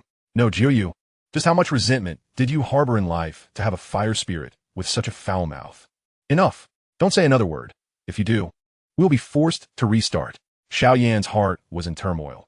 He had just thought the matter was settled, but now his fire spirit was creating further chaos. Do you truly believe I wouldn't dare to kill you? Ling Tao's eyes bulged with veins, the youthful innocence in his gaze replaced by a chilling blood-red hue, completely shedding any prior semblance of grace. The assembled crowd felt as though their souls had been tainted, suffering from a splitting headache. You indeed do not dare. This statement was neither uttered by Xiao Yan, nor the colorful sprite, nor Xiao Yixian. The entire world, it seemed, had succumbed to an eerie silence. The chaotic, dim world gradually faded, revealing the starry sky once more enveloping the earth. A man in white stood suspended in midair, gazing down with an expression devoid of any emotion. The Soul Emperor. Though the Soul Emperor emitted no palpable pressure, every individual present, including Ling Tao, felt as if they were gazing upon the vastness of the galaxy. The profound insignificance of their existence, juxtaposed against the boundless expanse of the galaxy, epitomized the overwhelming sense of helplessness Ling Tao felt at that moment. In the presence of such a figure, even a 7-star Do Shang appeared no more than a mere insect attempting to shake a tree. Ling Tao, your grandfather and I share a past, Hence, I have typically refrained from interfering in the affairs of your spirit clan. But what has become of you now? Are you blinded by those taboos? Look at your spirit clan. Is there even a semblance of humanity left? The Soul Emperor's tone carried the admonishing authority of an elder addressing a younger kin. The arrival of the Soul Emperor brought a sigh of relief to Xiao Yan. The token she had shattered earlier was a call for help. Yet, it appeared that the Soul Emperor and Ling Tao were acquainted, having once known Ling Tao's grandfather. The stories intertwined within this relationship were surely beyond the comprehension of their younger generation. Ling Tao's bulging veins gradually subsided, and the blood-red hue in his youthful eyes faded into silence, though his gaze towards the Soul Emperor grew resolute. I merely seek to tread that path. Ling Tao murmured softly, tightening his grip on Ling Yu's hand, causing her some discomfort. Their dialogue left Xiao Yan perplexed. He quickly retracted the colorful sprite to prevent it from inciting further ire from the Soul Emperor, for that would indeed be a great source of amusement. That path is impassable, the Soul Emperor asserted with certainty. How would you know unless you attempt it? Ling Tao retorted.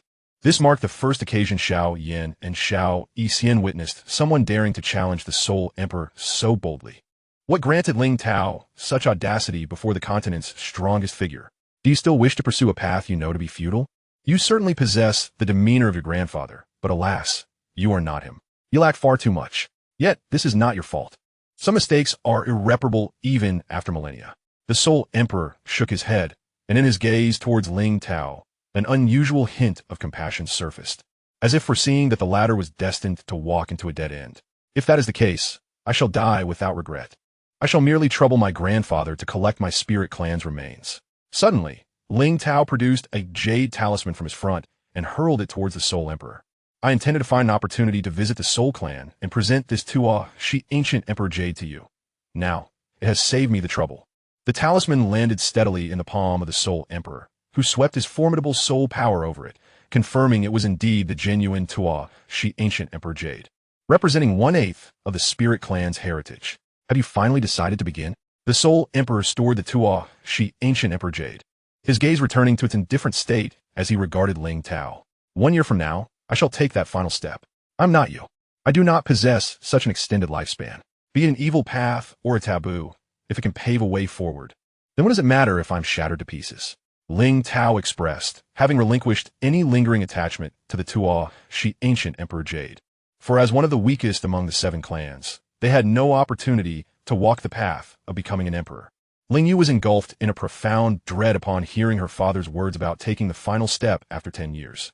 Her previously tranquil visage, soothed by Ling Tao's reassurances, was now streaked with tears. Father, I do not wish for this. I refuse to die, she pleaded, as if the notion of that final step, as articulated by Ling Tao, was a harrowing prospect. Vivid memories from her past flooded her mind. Ling Yu's recollections were shrouded in darkness. The skies of the spirit realm never graced with sunlight. Though this world was vast, her sphere of movement was exceedingly limited. Beyond the grand hall of the spirit clan lay an endless expanse of barren land, inhabited by grotesque monsters whose terrifying forms haunted her dreams since childhood. The maid tasked with their care had told her that these creatures were once the descendants of the spirit clan, yet the reason for their transformation remained a taboo subject, never to be broached. Each night, the maid would regale Ling Yu with tales of a colossal world beyond the spirit realm, a realm infinitely larger, devoid of monsters, yet teeming with countless people who formed nations and sections. Ling Yu's favorite tale was one of a young master who vanquished a beast to rescue his beloved. She longed for a young master to come to the spirit realm, defeat the monsters lurking outside the hall, and liberate her. However, tales are mere fables, and upon learning of her fate and purpose for existence, her interest in stories waned. She yearned to escape the spirit realm, to behold the boundless world outside, to seek a beloved, to wander through life, to savor the delicacies spoken of in stories. But all these dreams were now rendered impossible. She was destined to perish. Yuer, cease this folly, Ling Tao sighed, extending his hand to caress his daughter's head. Yet this time, Ling Yu recoiled, her eyes reflecting sheer terror as she gazed at her father. I merely wish to see this world. We must return. I refuse. Ling Tao grasped Ling Yu's hand and stepped forward, preparing to traverse the spatial passage back to the spirit realm, while she struggled vehemently against him. Xiao Yan observed this scene with a growing sense of unease, his heart filled with unsettling conjectures. He clutched the hand of the little medicinal fairy tightly, finding solace in the warmth of her palm. What a pitiful girl. The little medicinal fairy remarked, her eyes revealing her empathy. Those who had endured tragedy and found salvation could deeply resonate with someone still trapped in despair. Let her stay. There remains a year, and there is no need for an immediate sacrifice. The Soul Emperor spoke in a calm tone. Could it be that the cold-hearted old man would plead for the girl? Ling Tao halted, sighing, I once petitioned for you, and I shall do so for her as well. Let her glimpse this world. Confine her within the Jia Lan Academy of the Lei clan. There will be no unforeseen consequences.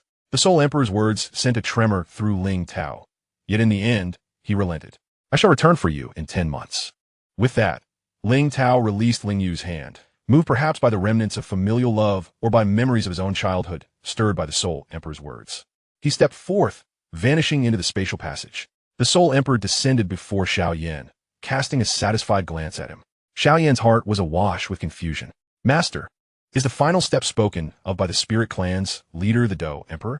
Chapter 105, The Path of the Do Emperor. The Do Emperor represents the zenith of known realms within the Do Chi continent, the ultimate destination of the cultivation journey. Beyond this, whether other realms exist remains a mystery. Since the inception of the Do Chi continent, countless formidable beings have diligently pursued their training, forging a path of cultivation that aligns with the continent's laws. This path eventually became the conventional route for practitioners on the Do Chi continent. Do Chi, Do Shi, the Do Shi, Do Ling, Do Wang, Do Huang, Do Zong, Do Zun, Do Sheng, and finally, Do Emperor. In ancient times, the Do Chi continent witnessed a golden age, with innumerable strong individuals ascending to the rank of Do Emperor, establishing myriad Do Emperor families. However, as the number of Do Emperors increased, the continent's own power began to wane, leading to a historical rupture. This rupture left behind scant historical records. What the future generations knew was merely that the Do Emperors had collectively vanished thereafter. Some sought to uncover their whereabouts, concluding that the Do Chi continent could no longer sustain such a multitude of Do Emperor powers, ultimately expelling them to another higher realm. In the ensuing ages, the totality of Do Chi on the continent diminished drastically. It was speculated that the ancient Do Emperors, before their expulsion, had made a final struggle against the world's essence, inflicting grave injuries upon it. Yet, even so, they could not escape the fate of banishment. As time passed, when the number of strong beings on the Do Chi continent dwindled, and ancient families struggled to produce even a Do Sheng, a reclusive powerhouse suddenly broke through to become a Do Emperor, opening a spatial passage to the higher realm. This Do Emperor is commonly referred to in later generations as the Tuo Shi Ancient Emperor. However, the ascension of the Tuo Shi Ancient Emperor did not herald good fortune for this world. Rather, it brought about immeasurable calamity. After the passage to the higher realm was opened, the Tuo Shi Ancient Emperor shattered the void and departed, leaving the passage unsealed. A host of wandering races in the void discovered the Do Chi continent and entered through the passage, unleashing the calamity of the devouring spirit race upon the continent for centuries. During this period, all ancient families, divine beast races, and rogue cultivators banded together but could muster only 14 Do Sheng.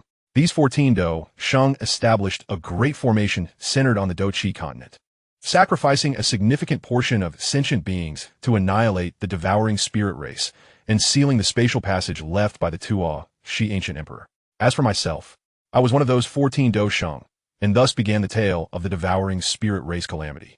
A pair of profound gazes watched Ling Yu frolicking joyfully in the training ground from afar. The Soul Emperor stood upon the platform before the hall of the Black Corner Domain's branch, his placid tone recounting the history of this continent. Upon hearing Xiao Yan's inquiry, the Soul Emperor revealed these secrets. A portion of Xiao Yan's doubts was dispelled. Ultimately, the so-called calamity of the devouring spirit race was akin to the invasion of an otherworldly, malevolent clan in traditional Xinxia tales, except that it was the cultivators who invaded, while the Do practitioners were the ones being invaded. Ironically, after resolving the calamity of the devouring spirit race, while the entire continent lay in ruins, the essence of the Do Chi continent began to recover, and the energy of Do Chi gradually revitalized, making cultivation even easier than before. Truly a bitter irony. As for Ling Tao, the final step he referenced indeed led to the Do Emperor. When the Soul Emperor spoke these words, a fleeting glimpse of compassion flashed in his gaze, reminiscent of that fateful night, though it quickly vanished, giving way to indifference. Is he also at the pinnacle of the 9-star Do Sheng? Xiao Yan pondered, momentarily taken aback. From his perception the previous night, Ling Tao's strength, though surpassing that of Han Yesheng, had yet to reach the exalted realm of the Soul Emperor. No, I am merely at the early stages of the 7-star Do Saint level, just on the cusp of reaching the higher echelons of Do Saints. However, the words of a Soul Emperor only served to deepen Xiao Yan's confusion. 7-star Do Saint? There are several minor realms separating that from the Do Emperor level. How could one possibly ascend from the early stages of 7-star Do Saint to the pinnacle of 9-star Do Saint within a mere year, and then attempt to break through? Such a notion seems utterly ludicrous. Master, it is impossible for one to advance from the 7-star Do Saint stage to Do Emperor in just 1 year. Xiao Yan remarked with a shrug. Ha! Upon hearing Xiao Yan's statement, the Soul Emperor couldn't help but chuckle, though tinged with a hint of self-mockery. He considered himself a pioneer among many of his disciples, with Xiao Yan standing out as the most exceptional, far surpassing his own sons. Yet, it was regrettable that the path he had chosen to ascend to Emperor was to refine the world's essence, a venture doomed to fail. For the essence of our Do-Chi continent is the revered Bodhi ancient tree. The Bodhi ancient tree, a legendary sacred tree, is shrouded in mystery. Its location is unknown, yet it appears sporadically, inciting chaos and bloodshed. Anyone who steps beneath its boughs is granted immense opportunities. This was something the medicine elder had mentioned to Xiao Yan during a casual conversation, which had once ignited Xiao Yan's fervent aspirations. But to think this tree is the essence of our Do-Chi continent? No wonder it is elusive and capable of granting enlightenment, confronting the world's origin. If one cannot glean any wisdom from such an encounter, then one must indeed be thick-headed. Yet he has no chance. The medicine elder once told me that even a coalition of Do emperors cannot conquer the Bodhi ancient tree. Though he is powerful and possesses enigmatic abilities, how could he possibly contend with the Do Emperor? Indeed, yet he has managed to uncover a slight flaw, the Soul Emperor mused, shaking his head before suddenly turning to Xiao Yan. How about this? 1 year from now, I shall take you to witness the ceremony, to observe how resolute warriors meet their demise in the face of their aspirations. Very well. Xiao Yan nodded without a moment's hesitation. Now, go. Prepare your belongings and head to the Blue Academy. Resolve your issues with the superficiality of your Do-Chi and strive to obtain the fallen heart flame. The Soul Emperor instructed, his gaze once again turning indifferent. Understood. Xiao Yan acquiesced. He had initially come to the Black Corner region for this very purpose. However, he had not anticipated being entangled in so many matters shortly after his arrival. He longed for a period of tranquility, devoid of any shame or embarrassment. On the training grounds, Lingyu was vigorously wielding a long spear, yet her frail body could scarcely endure such exertion, her garments drenched in sweat. I say, little Yu, with the sun so fierce, wouldn't it be better for us to return and study? There are plenty of travel journals stored in the branch hall. We could peruse them together. Xiao Yan, now a formidable Do Wang, advised from the sidelines, unfazed by the heat. However, under the scorching sun, with the sky devoid of clouds, the intense sunlight could indeed darken one's skin. At this moment, Xiao Yan felt like crying. She simply could not fathom why her father had entrusted Lingyu to her care. This was hardly protection. It felt more akin to being a nanny. Having finally escaped the spirit realm, Lingyu was curious about everything she had never encountered before.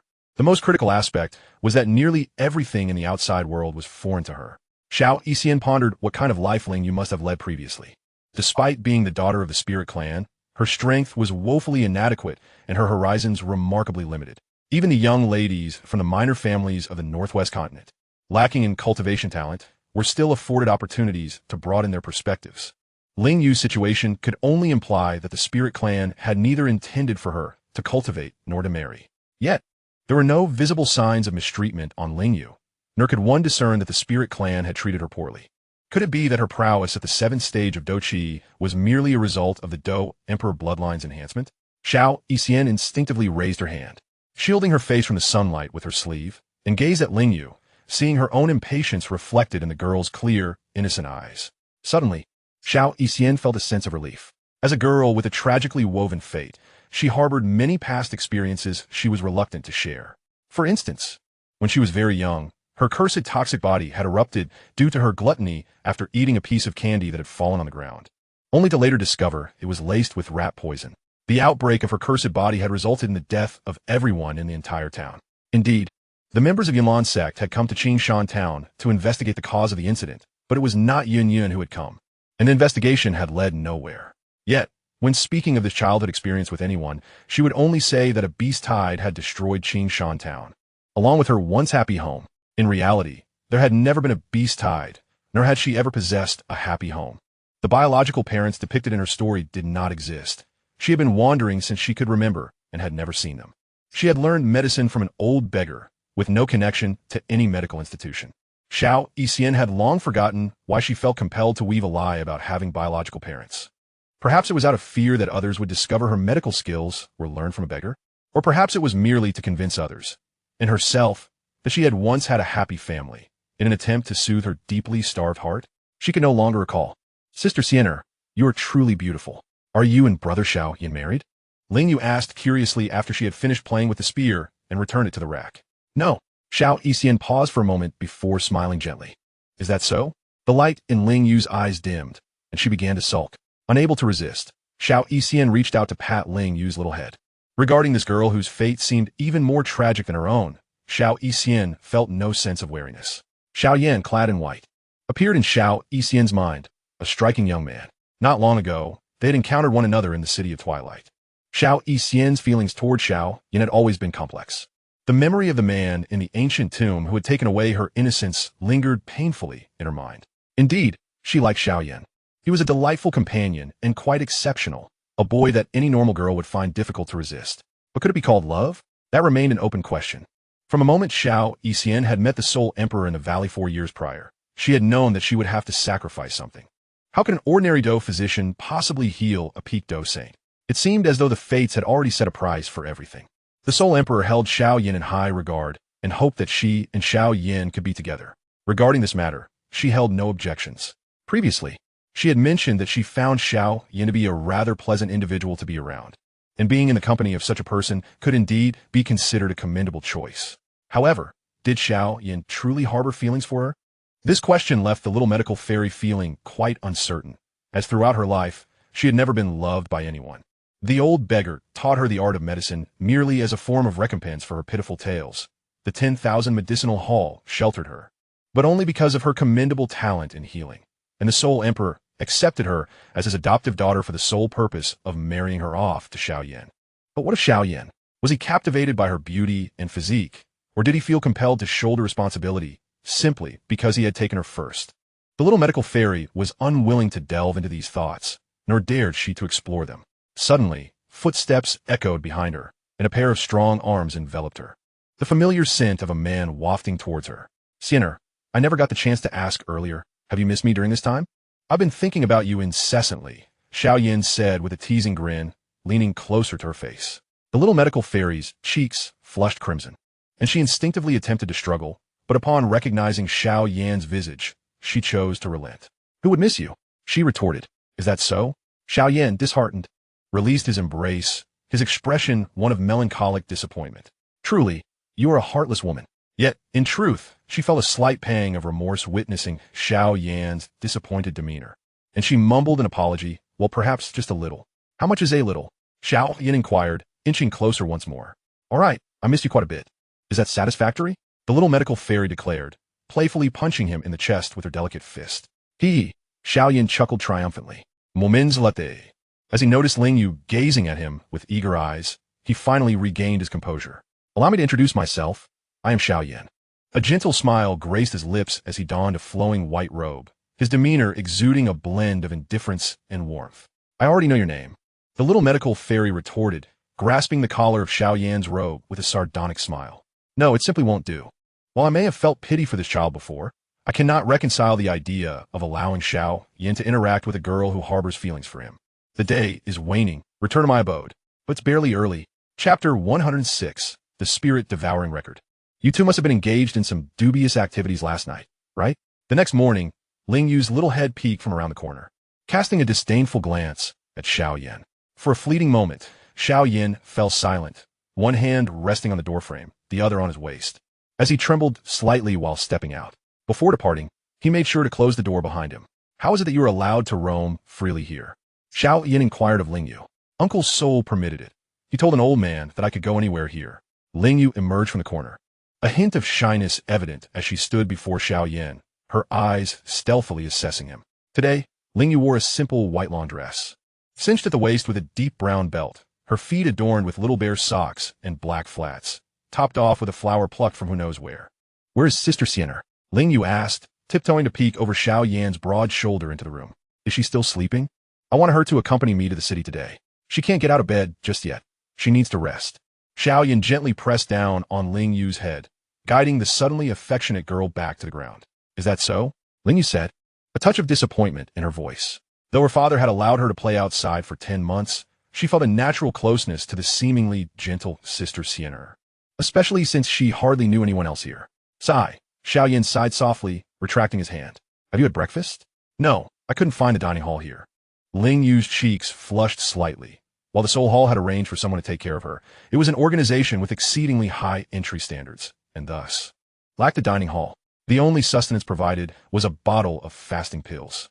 You can't expect a bunch of Dozone to set up a dining hall just for you, can you?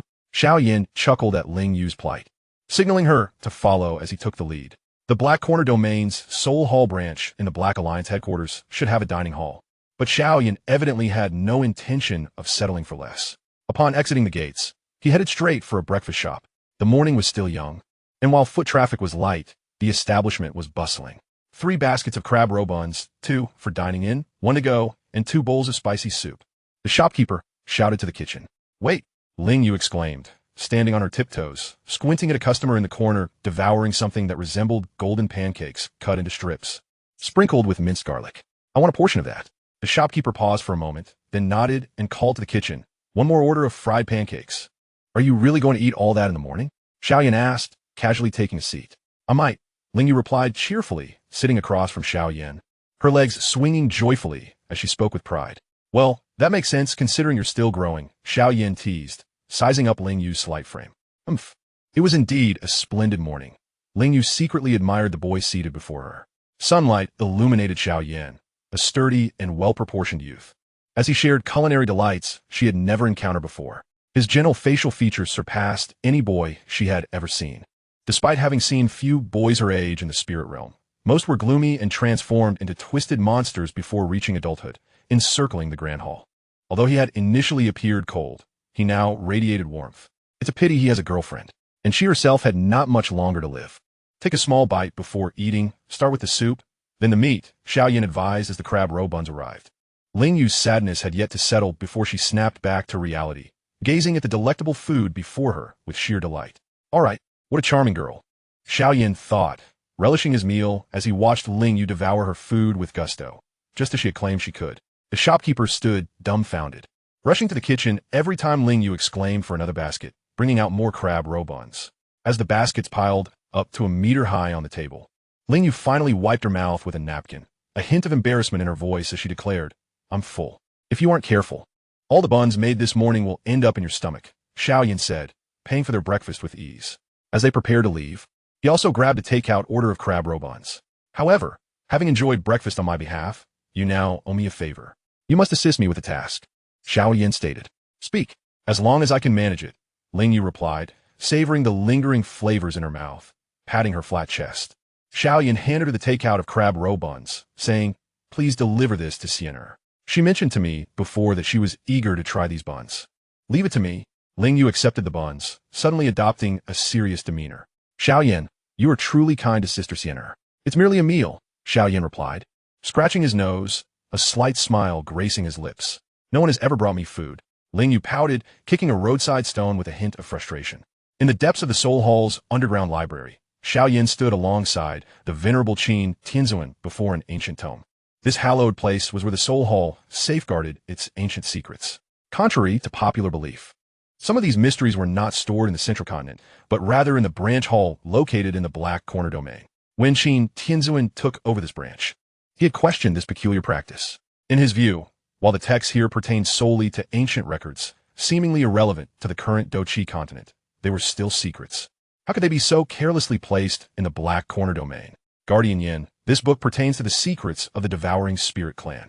However, I must caution you. While you may take it, you must handle it with utmost care, Qin Tianzuan remarked, standing with his hands clasped, casting a sidelong glance at the tome. After all, this book was rather peculiar.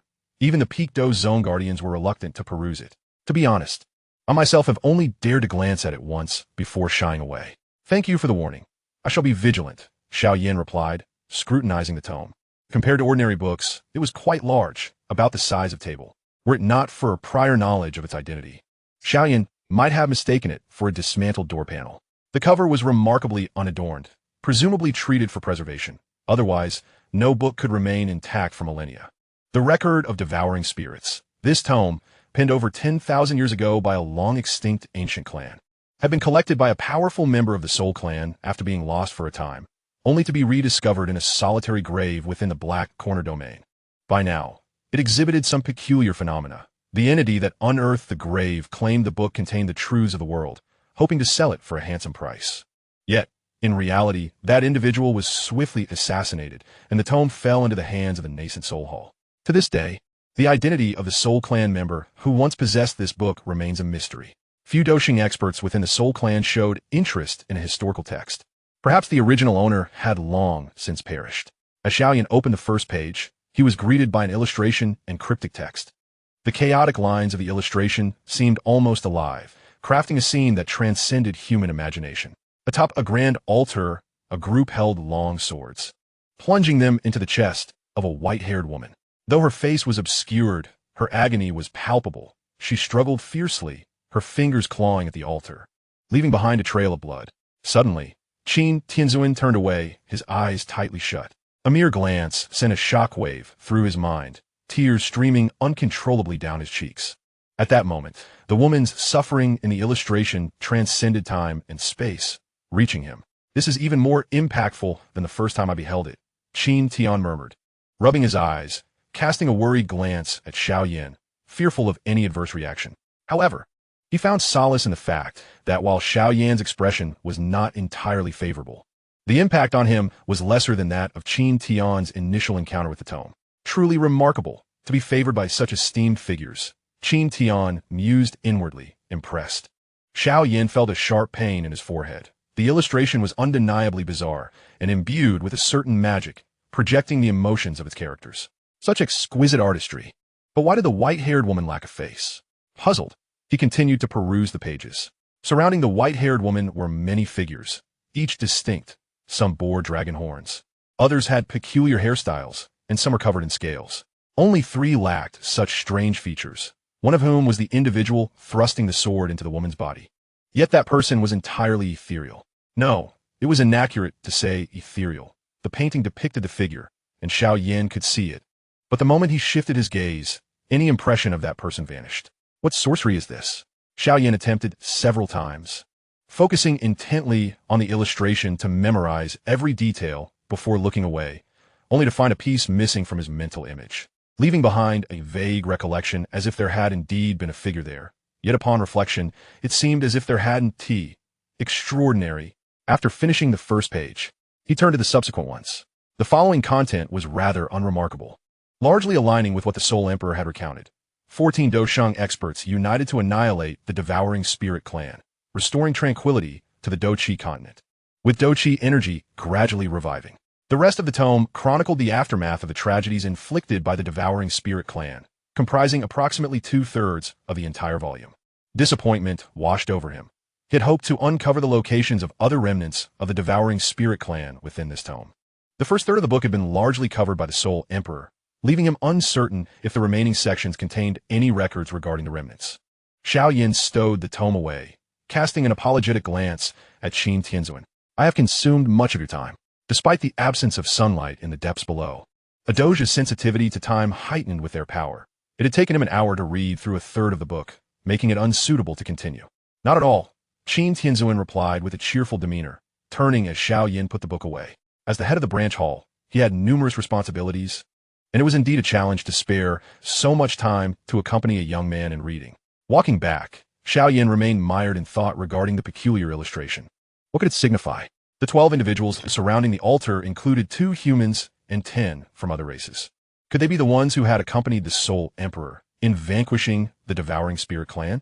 Yet, this did not align with what he had observed in the relics of the Devouring Spirit clan. The mural depicted 14 powerful figures, and the Soul Emperor had stated that they were 14 Doshangs who had jointly defeated the Devouring Spirit clan. The numbers did not match. Moreover, the mural featured 10 powerful beings of other races alongside 4 human figures. whereas the illustration showed 7 from other races and 5 human figures. Who then? Were these 11 human figures and 2 from other races? It was essential to note that the current Do-Chi continent was flourishing with humanity. If there had indeed been such an exaggerated ratio of 17 powerful beings from other races to 1 human, then, wait, Xiao Yan suddenly came to a halt, his mind awash with questions. How many formidable beings from other races and how many from the human race were depicted in the illustration? A sense of bewilderment enveloped him as the images in his memory grew increasingly indistinct, until only a faceless woman with white hair lay upon the altar. A sword plunged into her chest, the hilt gripped by hands as smooth as jade.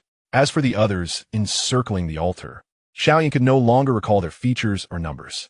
It was utterly chilling. Xiao Yan, over here, over here. Ling Yu's cheerful voice rang out from a distance. She stood in a spacious clearing, accompanied by the gentle little medical fairy. Let's go out and play. Sister Sienner said, we're going to the largest tavern in Maple City for dinner, and the others will join us tonight. Chapter 107, The 7 Emotions. Xiao Yan, what is wrong? Ling Yu leaned closer, her face mere inches from his, and he could even feel the warmth of her breath. Xiao Yan, little medical fairy approached as well, noticing the beads of sweat forming on his forehead, and gently wiped them away with her sleeve. It was only then that Xiao Yan snapped back to reality from his chaotic thoughts. He looked around, confirming that this sunny world was indeed not an illusion, and let out a sigh of relief. What is the matter? Little medical fairy asked, concern etched on her brow as she linked her arm through his. She couldn't quite comprehend why Xiao Yan exhibited such behavior after a visit to the library. It was well known that those strong in spiritual power had excellent control over their emotions.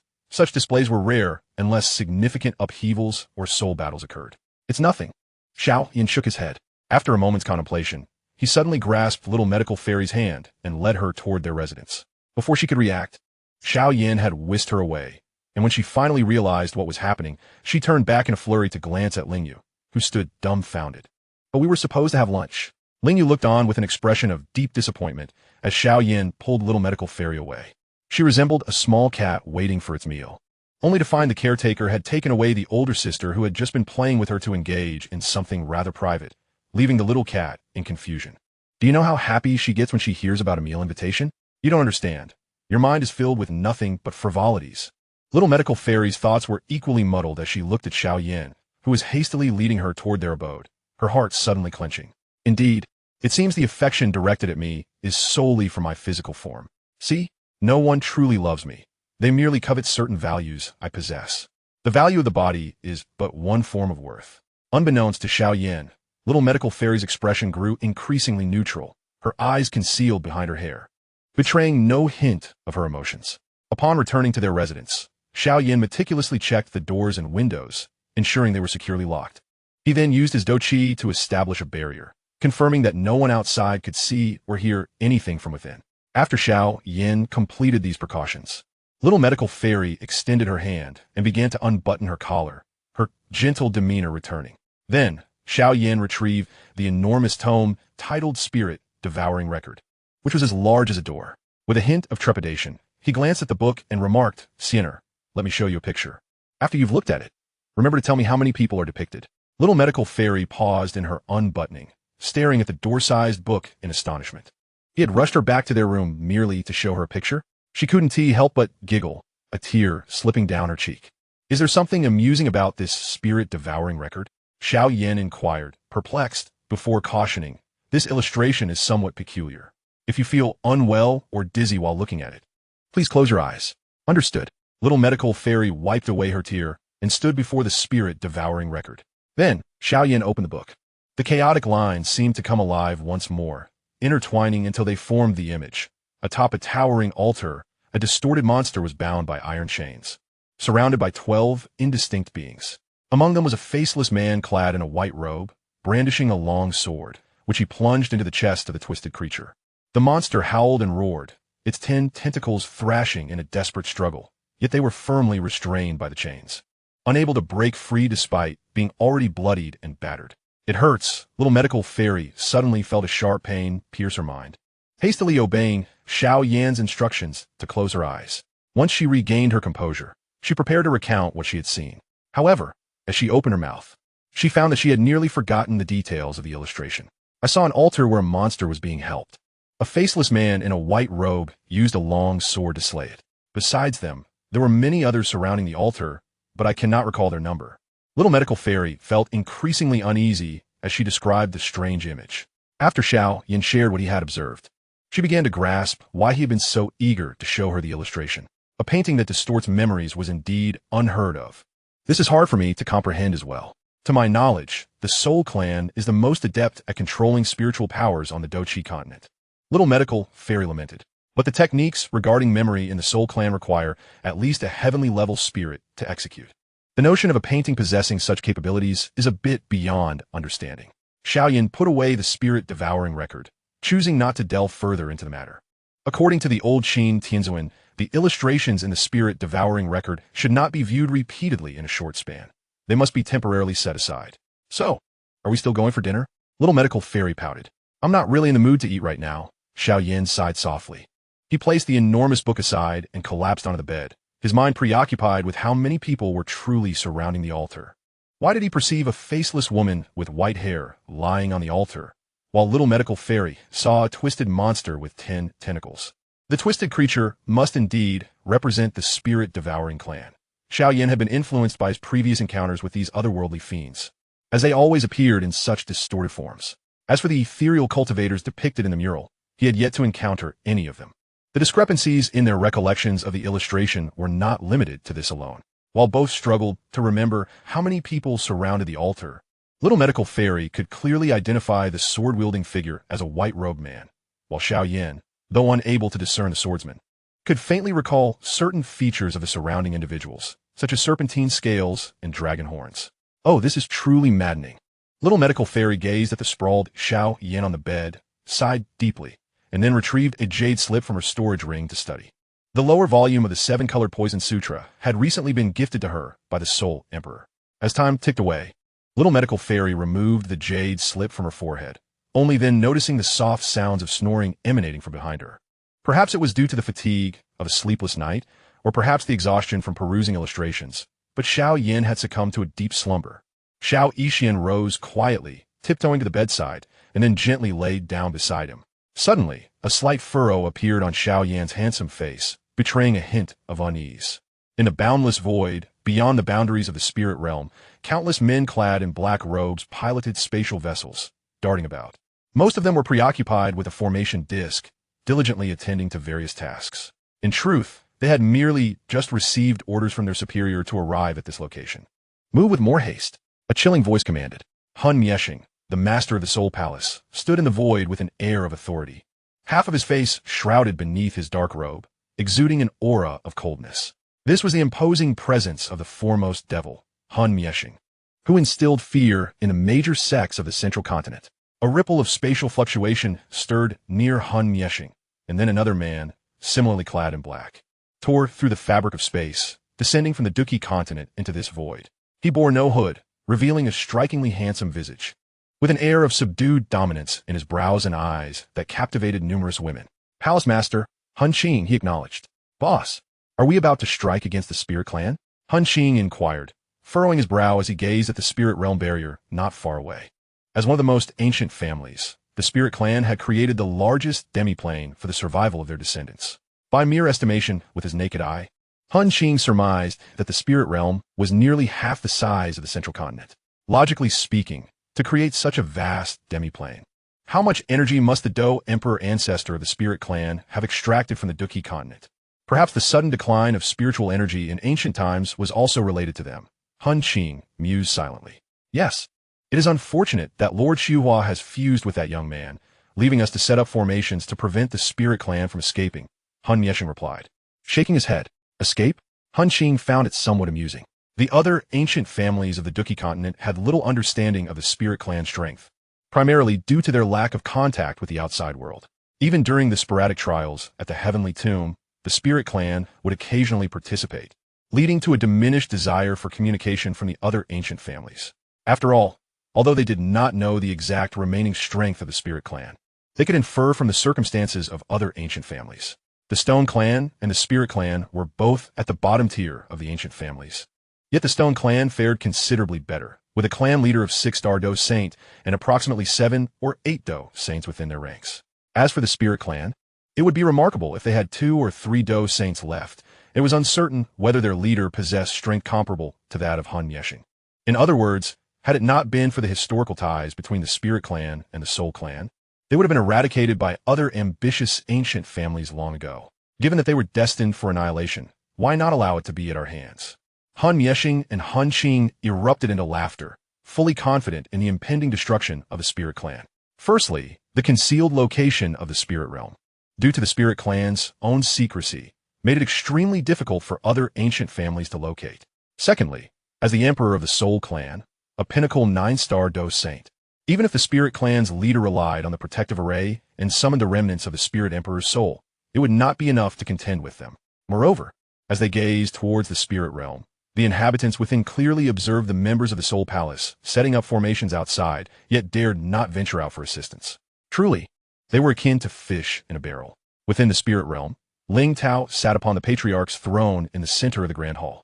Surrounding him were numerous empty chairs, devoid of occupants. Sighing, Ling Tao retrieved a diary from his bosom, his fingers tracing its surface. The diary's design was quite juvenile, reminiscent of something a young girl might cherish. As Ling Tao opened the notebook, he found pages adorned with the childish scrawls of a little girl.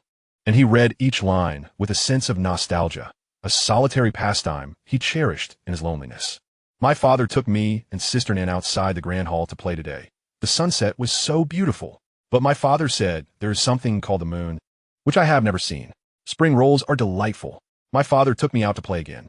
Sister Nan stole my food. How naughty. My father forbade me from playing outside. How unfair. I felt unwell today. Sister Nan is gone, and my mother said I caused her to disappear, but I truly did nothing. Mother forbids me from calling her. I long to hear stories. The weather is clear. The food Annie made is delicious. But the monsters outside the Grand Hall are so bothersome. I want to escape. Alas, it is impossible. Perhaps I could try. Sister Nan said she would help me, and Auntie agreed. I hope to encounter my own little master from Auntie's stories. If I have children with him, I shall not fail like my parents.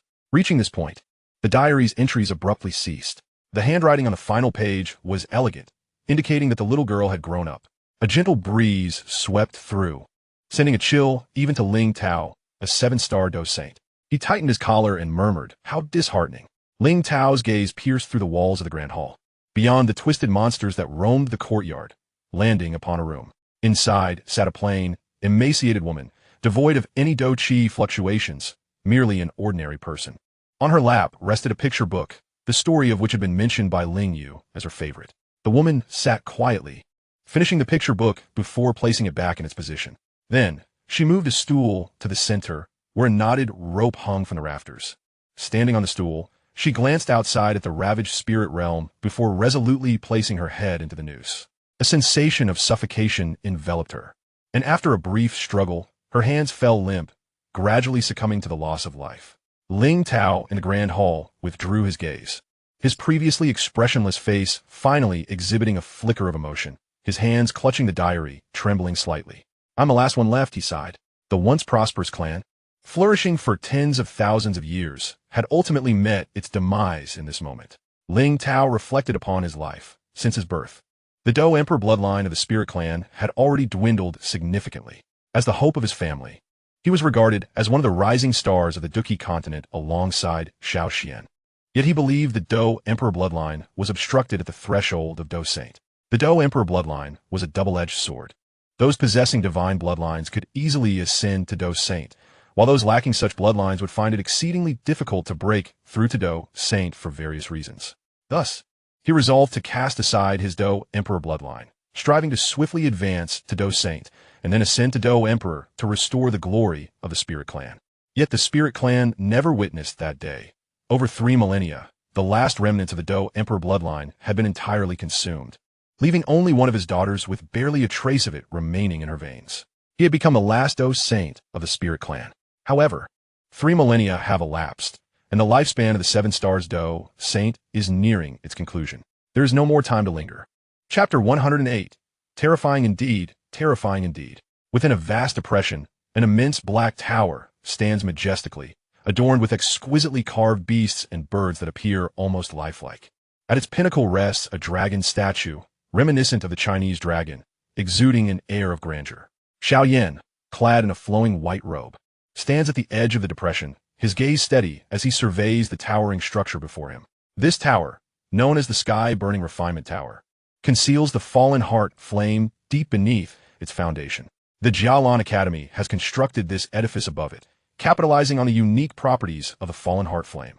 Those who enter can harness the heart fire to incinerate their internal do qi, thereby solidifying their do qi and accelerating their cultivation, a veritable cheat code for youthful practitioners.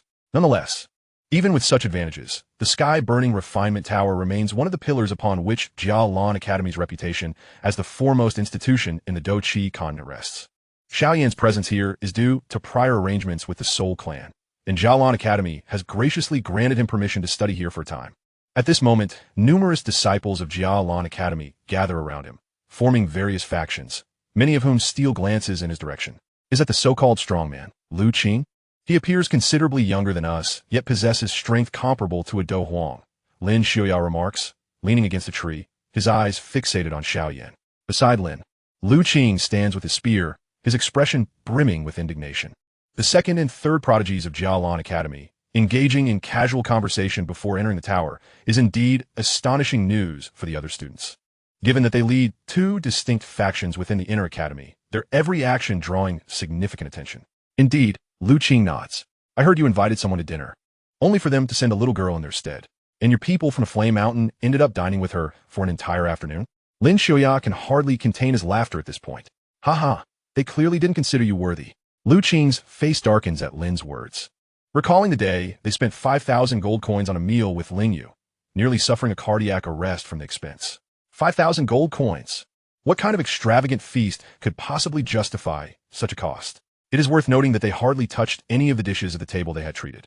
Just the arrogance of a genius, Lu Qing retorts defiantly. Someone like us, still struggling to break through to the Do Wang level, is hardly worth their notice. In their exchange, Lu Qing subtly hints at his awareness of something, and Lin Xiaoya is equally cognizant of his thoughts. It seems I found another contender to challenge. Lin Xiaoya suddenly emanates a formidable aura directed at Xiao Yan. Xiao Yan, sensing the pressure locking onto him, turns his head in confusion, only to meet the gaze of a similarly clad young man, brimming with fighting spirit. This situation feels to Xiao Yan akin to being challenged by someone donned in identical attire in a game, as that individual flaunts their account level before him. Exuding an air of calm, let's duel. Why does Lin Xiaoya harbor such intense fighting spirit toward a mere exchange student? Could he also be a formidable opponent? Whispers arise among the onlookers. Unlikely, this exchange student appears only 18 or 19, at most a great do sure, one remarks. Yet I have heard he shares a close relationship with that recent arrival, Soul Fairy. Perhaps it is a matter of jealousy? Surely not. Lin Xiaoya has always preferred to engage with seasoned fighters. When did he develop a taste for women? Where did you hear such wild speculation? I surmise it, having witnessed him frequently spar with Lu Qing.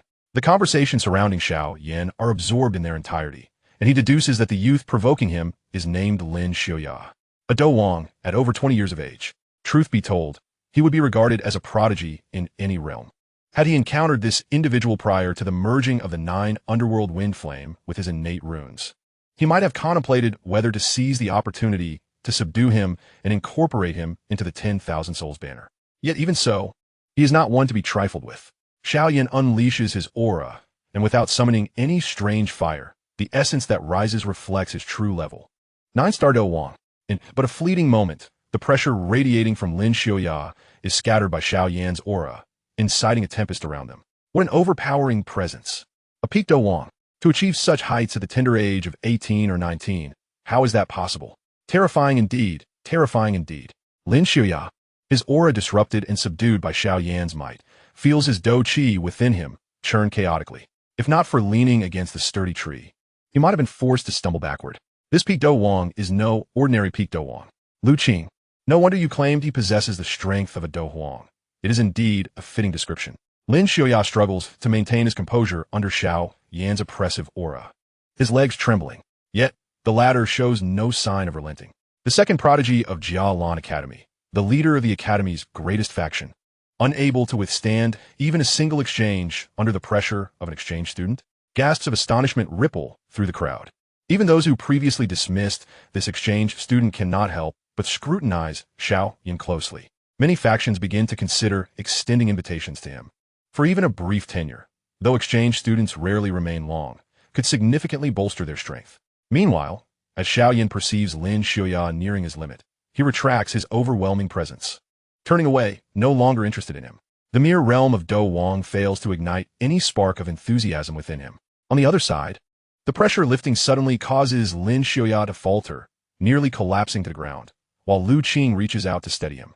Goodness, I expected you at least to hold your ground for a 7-3 split, Lu Qing remarks, a hint of schadenfreude in his tone.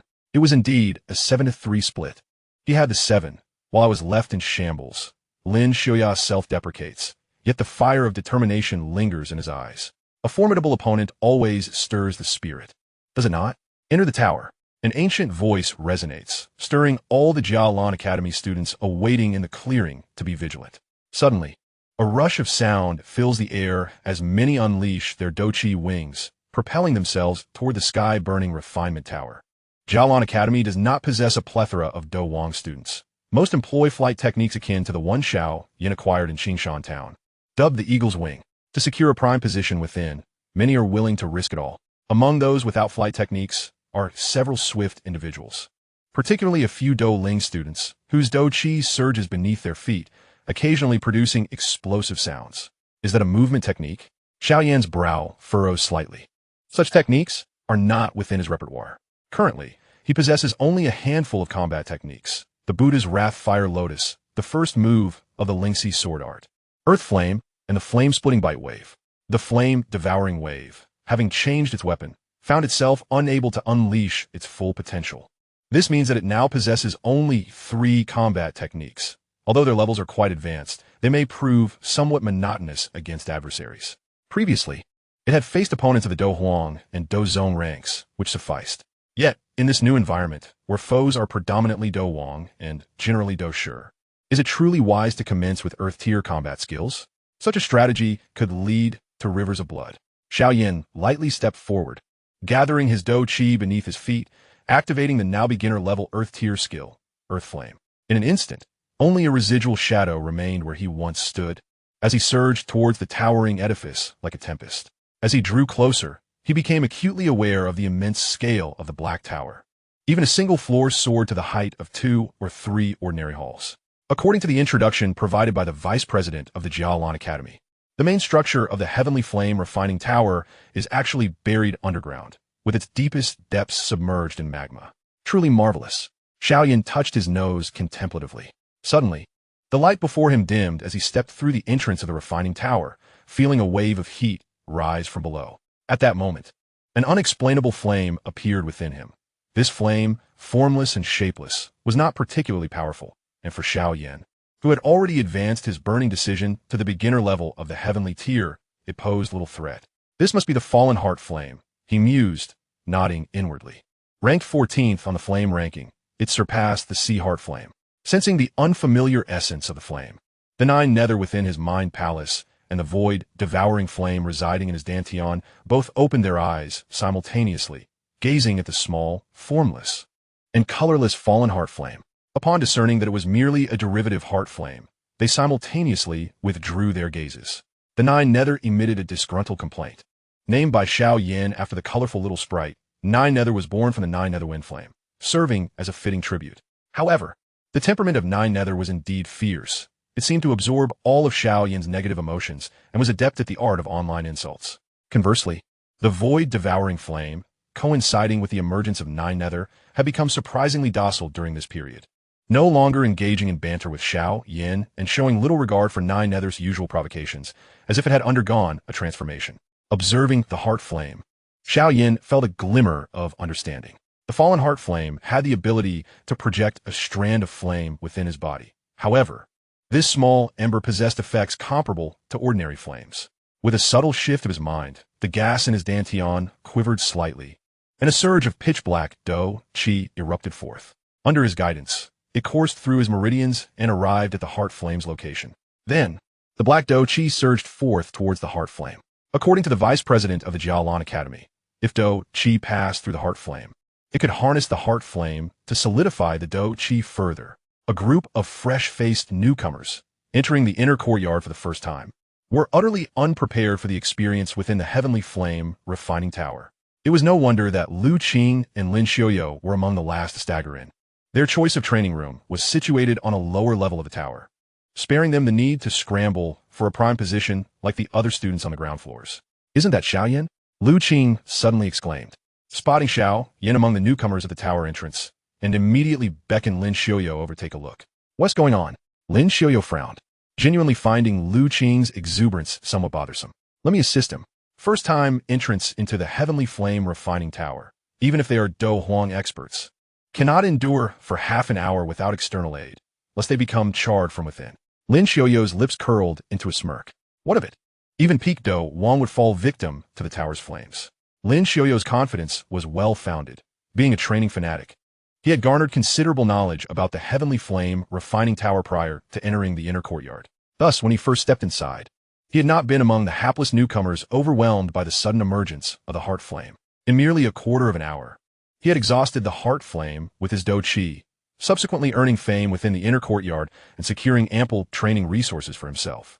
Perhaps it would be wise to wait. If you help him now, he remains unaware of the fallen heart flame's terror. He might not appreciate your assistance. Wait until he finds himself in dire straits before intervening, and then you can call on that favor. Lu Qing suggested, his mischief evident. That does make sense. Lin Xiaoyo conceded, retracting his outstretched hand and turning to assist other newcomers in escaping the heart flames. The newcomers, previously appearing as if scorched by a raging fire, now emanated white mist all over their bodies. With Lin Xiaoyo's assistance, they gradually returned to normalcy. His method was straightforward. He infused his Do Qi into others, allowing it to traverse the heart flame and extinguish it. This not only saved them, but also solidified his own Do Qi in the process. As he observed the Do Qi within him, now denser than before, Lin Xiaoyo relished the sensation of his rising power. Such was his nature. As his strength increased, so did his joy. The rescued newcomers expressed their gratitude to Lin Xiaoyo, yet none dared to leave immediately, having developed a healthy fear of the heart flame and needing a moment to recuperate. "Senior, there's still one here," a newcomer pointed at Xiao Yan. "There's no rush." Lin Xiaoyo waved dismissively, confidently gazing at Xiao Yan while mentally estimating the time. How should he utilize this favor? Perhaps he could persuade Xiao Yan to engage in a thorough spar, allowing him to witness the prowess of a talent that far exceeded his own. However, as Lin Xiaoyo waited, he failed to notice that Xiao Yan was not blushing like the other newcomers struggling against the heart flame. Instead, he frowned in contemplation. Is this fallen heart flame truly so weak? Xiao Yan opened his eyes in dissatisfaction. Just moments ago, as his pitch-black Do Qi sought to penetrate the fallen heart flame, it had inexplicably been extinguished by the black flames inherent to his own Do Qi. Extinguished? How utterly hasty. It seems I must venture deeper into the tower. This layer's heart flame is far too feeble to provide any benefit. Just as Xiao Yan prepared to step away, he noticed a gathering of astonished onlookers surrounding him. "Is there something you require?" he inquired, bewildered, as he surveyed the expressions of disbelief, including that of Lin Xiaoyo, who bore a countenance of incredulity, alternating between shades of green and white. "Brother, impressive. How did you manage that?" The other newcomers, puzzled by Lin Xiaoyo's reaction, crowded around Xiao Yan, eager to inquire how he had freed himself. "Simply pass your Do Qi through that strand of heart flame," Xiao Yan replied casually, before glancing around. The central area of the first floor featured a spiral staircase leading downward, and he promptly dashed toward it. "Hey, Lin Xiaoyo, he surpassed you. You took a quarter of an hour to deal with the first heart flame, and he barely took half that time. What a stark contrast." Lu Qing chimed in gleefully from the side. Lin Xiaoyo glowered at Lu Qing, frustration mounting as he realized that the favor he had hoped to secure had slipped away, all thanks to this insufferable individual with his incessant schemes. Lin Ziyi hastily followed Xiao Yan. Although this fellow possessed formidable strength that allowed him to effortlessly deal with the initial heart flames, the heart flames within the sky-burning refinement tower grew increasingly potent as one descended. Should he be unable to endure them, there would undoubtedly be many seeking his assistance. "Wait for me." Lu Qing, reveling in the spectacle of Lin Ziyi's misfortune, trailed along with a playful grin. The first level was replete with numerous training rooms, broadly categorized into 3 tiers: advanced, intermediate, and basic.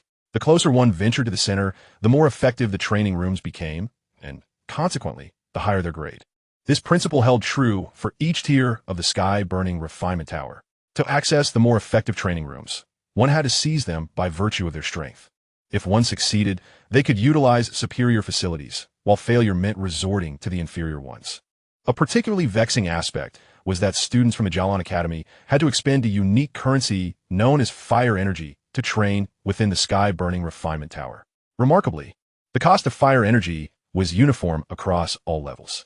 For instance, on the first level, whether one trained in an advanced or basic room, the expenditure remained constant at 1 unit of fire energy. In simpler terms, despite spending the same amount of fire energy, the training effects for others could be several-fold greater than one's own. Some might deem this arrangement unfair. However, the instructors at Xiao Academy offered a rather pragmatic explanation. The world itself is inherently unjust. While within the academy, all students shared equal status. Once they stepped outside, the disparity in resource acquisition could be staggering. Some hailed from ancient families, replete with treasures, destined to become Do Zun experts. With even Do Sheng status not beyond the realm of possibility. Others came from Do Zong families, rich in resources and possessing considerable talent, poised to dominate their realms as future leaders. Conversely, some emerged from lesser backgrounds, where the strongest in their families was merely a great Do master, with resources tragically scarce. At present, while within the academy, the disparities have been minimized to their utmost limit. However, if one could not rise against the current and overcome those stronger than themselves in such straightforward circumstances, their future was likely predetermined. It was a matter of either thriving amidst adversity or succumbing to it. This was the ideal the mentors at Xiao Academy aspired to instill. After presenting the special authorization note from the dean of the inner academy to the instructor guarding the staircase, Xiao Yan descended into the spiraling staircase. Approximately 5 minutes later, the second level of the sky-burning refinement tower came into view. Compared to the first level, this one was noticeably quieter, and the strength of the practitioners here exhibited a significant qualitative leap. After all, those training here were at least 5-star Great Do Masters. What does it mean to be a 5-star Great Do Master?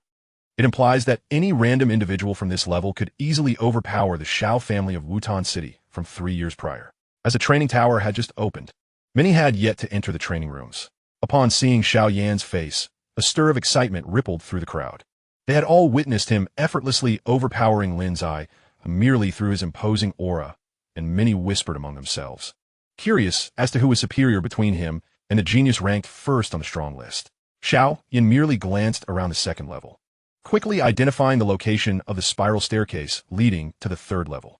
He stepped forward, advancing towards it. The air grew slightly warmer, and he could sense that the atmosphere on the second level was significantly hotter than on the first. He wondered just how scorching the lowest level would be. Yet, even if the final level required swimming through magma, it would pose no challenge for him. The instructor guarding the third-level staircase was evidently far more stringent than that of the second. After hesitantly returning the dean's authorization note, he advised, "Student, I recommend you remain on the second level for a week before descending to the third. While your strength may be commendable, you must understand that training in the sky-burning refinement tower accumulates fire poison within your body, which must be periodically purged. Otherwise, excessive accumulation could lead to a perilous situation." "Not to worry, please rest assured," Instructor Xiao Yan replied nonchalantly. This only intensified the instructor's doubts, but he eventually relented. Waving his hand, "Proceed, but should you find it overwhelming, do take a moment to rest at the edge." With that, the instructor produced a token, unlocking the passage to the third level, revealing the spiral staircase before Xiao Yan. With a respectful clasp of his fists, he made his way to the third level. Thus, he continued through the fourth, fifth, and finally reached the entrance to the sixth level, where he was once again halted. "Young friend, it would be prudent not to venture further. The training rooms on the sixth level are exclusively reserved for the top talents of our Xiao Academy. Even if you descend, you're likely not a match for those at the apex. It would suffice for a newcomer like you to train on the fifth level." The one who stopped him was an elderly instructor who smiled while stroking his long beard. "Top talents?" Xiao Yan was taken aback, swiftly recalling that the little medical fairy had mentioned this strong list in passing. The strong list, as the name suggests, is a ranking of the powerful. It seems the founder of Xiao Academy was perhaps not the most imaginative when it came to naming. Nonetheless, despite its lackluster title, it represented a coveted aspiration for every student at Xiao Academy. It symbolized honor, access to greater resources, and the training rooms of the sixth level. The sixth level of the sky-burning refinement tower did not categorize its rooms into basic, intermediate, or advanced as the previous 5 levels did. Instead, it was numbered directly. The higher one's rank on the strong list the better the training room available for use. Notably, Room 1 boasted effects that surpassed even the most superior training rooms by more than threefold, dwarfing the disparities between other levels. However, according to the Little Medical Fairy, upon her initial entry into the Xiao Yan Academy's Inner Academy, she had challenged the genius ranked first on the strong list. Although she was defeated, she employed a unique method to compel the top-ranked genius to concede and agree to share the use of the first training room on the 6th level with her. Interestingly, this top talent was also a female. This posed a dilemma. Descending without access to a training room might be less beneficial than simply making do on the 5th level.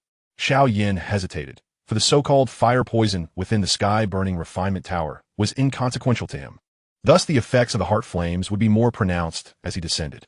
Moreover, he remained concerned about the earlier incident, where the heart flames born from the fallen heart flame within him were, under the pressure of Do Qi, refined. It is crucial to note that while the Do Qi within Xiao Yan appeared to be singular in color, it had actually been tempered by 4 distinct exotic flames: the devouring flames, the 9 netherwind flames, the sea heart flame, and the green lotus earth heart flame. The comparison between the black flames produced by his Do Qi and the fallen heart flame was still an open question regarding which held the higher tier. After a moment of contemplation, Xiao Yan ultimately resolved to forego the 6th level and instead experiment on the 5th level, subsequently seeking out the Little Medical Fairy to inquire if they could persuade the top-ranked genius to share a training room amongst the 3 of them. However, just as Xiao Yan turned to leave, he spotted 2 figures approaching, clearly taken aback to find him obstructed at the staircase. The atmosphere grew somewhat awkward. Lin Zuyai, ranked 2nd on the strong list, and Lu Qing, ranked 3rd, stood before him. Lin Zuyai, a figure Xiao Yan was unfamiliar with, was merely recognized as a student from Xiao Yan Academy with the title of Douwan. However, Lu Qing was indeed an acquaintance after all. He had been introduced by the little medical sage, ranking 3rd on the strong list. Could I borrow your cultivation room? I am willing to offer compensation. Xiao Yan cut straight to the point, his gaze fixed intently on Lu Qing, presenting him with an irresistible proposition. That was the 6th grade spirit nourishing pill formula still residing in his storage ring. Following the conclusion of that fateful auction night, Xiao Yan had recognized that Lu Qing and his companions were among the only 2 contenders for the spirit nourishing pill at the auction. However, their alchemist had perished that very night on the blood and flesh ladder. Mine, but you may borrow it. Before Lu Qing could respond, Lin Xiaoya interjected, simultaneously casting a fierce glare at Lu Qing, signaling him to remain silent. And you are? Xiao Yan raised an eyebrow towards Lin Xiaoya. Given that this individual was evidently stronger than Lu Qing, it stood to reason that his ranking on the strong list was higher as well. Yet he was also male. Could he be the 2nd on the strong list? Lin Xiaoya, 2nd on the strong list. If you can defeat me in a duel, then I shall grant you access to my 2nd cultivation room for today. Lin Xiaoya's eyes ignited with fervent battle intent. He was fully aware he was no match for Xiao Yan, yet he remained undeterred. The path of a fighter should be fraught with conflict and adversity. If one lacks the courage to scale new heights, they may as well retreat and settle down. A martial enthusiast, are we? Very well. Xiao Yan chuckled lightly, and the atmosphere between the 2 grew charged with excitement. Wait, let me make my escape first. Lu Qing hastily retreated, fearing he might be caught in the crossfire. The elder mentor sighed softly, raising a barrier of fighting spirit to shield the 5th floor students from any residual impact. Meanwhile, the commotion drew the attention of other students on the 5th floor. Sensing the fluctuations in their auras, aside from those deeply engrossed in critical cultivation, the rest emerged from their rooms, gazing towards the source of the energy. Lin Xiaoya and that new transfer student? How intriguing. Hadn't they just clashed moments ago? Lin Xiaoya should not be the stronger one. You fail to grasp the nuances. A potent aura does not equate to greater strength. Lin Xiaoya is a genius capable of challenging those above his rank, having once severely injured a peak elder of the Blood Sect in the Black Corner region. Isn't the combat prowess of a Blood Sect king rather mediocre? Just say he is a peak Blood Sect king.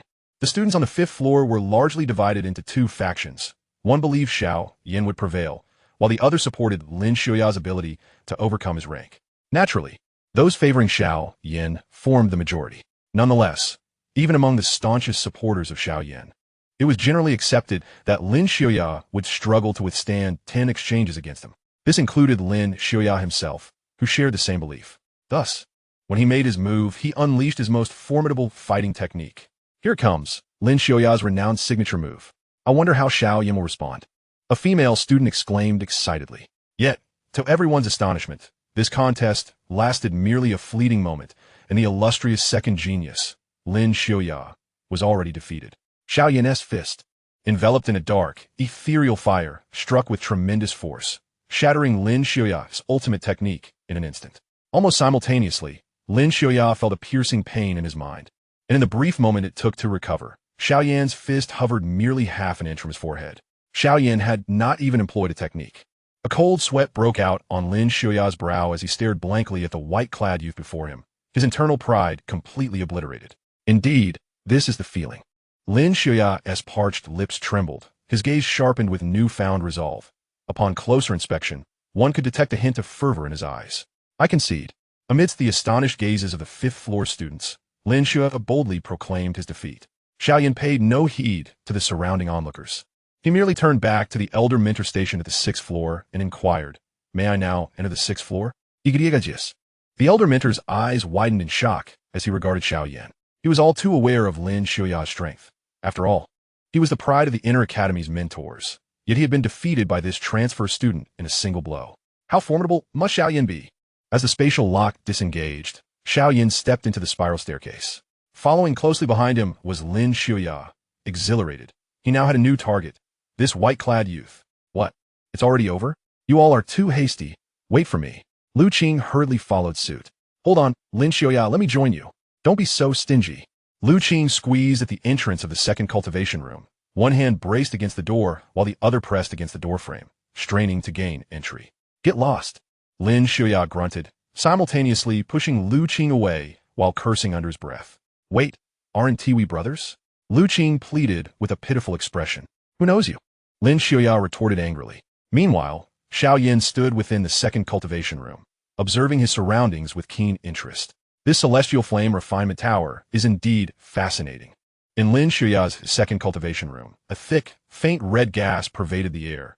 To the naked eye, visibility was limited to a mere 5 or 6 meters.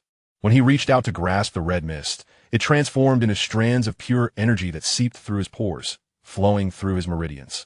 I must warn you first, Lin Xiaoya said, having finally managed to shoo Lu Qing away. He glanced at Xiao Yan, who had settled onto the lone stone platform in the room, and continued. Although my second cultivation room is remarkably effective, the consumption of fire energy is not something an ordinary freshman can bear. Training here for a single day requires a deduction of 29 points of fire energy, equivalent to 29 times that of the first floor. 29 times? Xiao Yan was momentarily taken aback. He understood that the deeper one descended in the celestial flame refinement tower, the greater the fire energy required. But he had not been informed of the specific daily consumption. The little medical sage and the vice dean of the Inner Academy had only given him a fire crystal card, indicating he could use it freely. Pulling out the fire crystal card, Xiao Yan scrutinized the balance displayed, revealing a total of 1,451 points of fire energy. He wondered how the little medical sage had procured such an amount, while the geniuses on the strong list received a few hundred points of fire energy monthly. The little medical sage had clearly stated she was not on the list. As for other methods to obtain fire energy, Xiao Yan was unaware, but conventionally, it involved completing tasks or exchanging resources with those possessing fire energy. You likely don't have much fire energy, do you? Lin Xiaoya felt a pang of anxiety as he watched Xiao Yan check the balance on the fire crystal card. Fire energy was notoriously difficult to acquire. Typically, one had to ascend the strong list to receive monthly allocations from the academy. Yet even that was insufficient to cover the exorbitant consumption of the 6th floor's cultivation room. Although Lin Xiaoya held the second rank, the amount of fire energy he received was merely enough for his monthly expenditures. Consequently, he often ventured to nearby mountains to hunt magical beasts for their magic crystals, or occasionally brought rare materials back to the academy to exchange for fire energy. Thus, while he generously offered the cultivation room to Xiao Yan, parting with a fire crystal card was an entirely different matter. Lin Xiaoya's heart was engulfed in an intense struggle. The memory of being struck down by Xiao Yan's most formidable attack still vivid in his mind. His fire crystal card contained over 100 points of fire energy. Perhaps if he could exchange this energy for several opportunities to spar with Xiao Yan, it might not be so difficult to accept. Yet, as Lin Xiaoya wrestled with his thoughts, Xiao Yan inserted the fire crystal card into the slot beside the stone platform and raised his gaze to address him. You need not concern yourself with my fire energy. While I engage in my cultivation, I would appreciate it if you refrain from disturbing me. I shall not squander the use of your cultivation chamber. Upon completing my training, I will concoct a medicinal pill for you as a token of gratitude. You are an alchemist? Lin Xiao inquired, somewhat taken aback. However, at that moment, Xiao Yan had already formed a cultivation seal with his hands, his eyes tightly shut, evidently entering a state of meditation, completely disregarding Lin Xiao's question. This must be the arrogance of the strong. Lin Xiao mused with a wry smile, feeling no anger in response. After casting a deep glance at Xiao Yan, who was now absorbed in his cultivation, he chose to exit the training room. Once outside, he settled at the edge of the 6th floor, sitting cross-legged while retrieving a jade slip to examine. Under normal circumstances, a Do Wong expert could only endure 3 days in the 2nd cultivation room. After that, he could return to train once more. A massive surge of fiery heart energy ignited within Xiao Yan. If the flicker of heart fire encountered at the onset of his journey through the sky-burning refining tower had merely been a flame, it now possessed the overwhelming might to incinerate all. The Jiuyo within the Niwen Palace was stirred by this heart fire, its expression one of delight as it lunged toward the flame, flapping its wings to circle around it before abruptly opening its small mouth to inhale.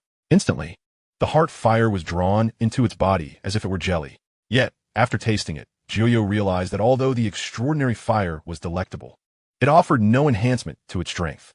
An ignorant fool. The fallen heart flame is merely ranked 14th on the extraordinary fire list, its prowess hardly surpassing the sea heart flame residing within you.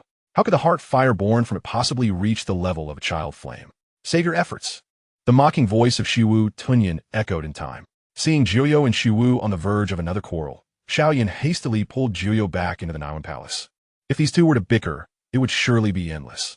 Before long, another surge of heart fire was born within him. A stream of pitch-black dough qi surged forth from his dantian, flickering with a thin layer of black flames.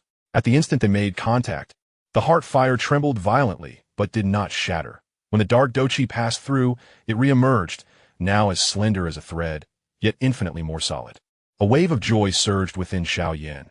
Indeed, the heart fire on the 6th floor far exceeded that of the 1st, its power having increased by more than 20-fold, capable of withstanding the impact of his dough qi.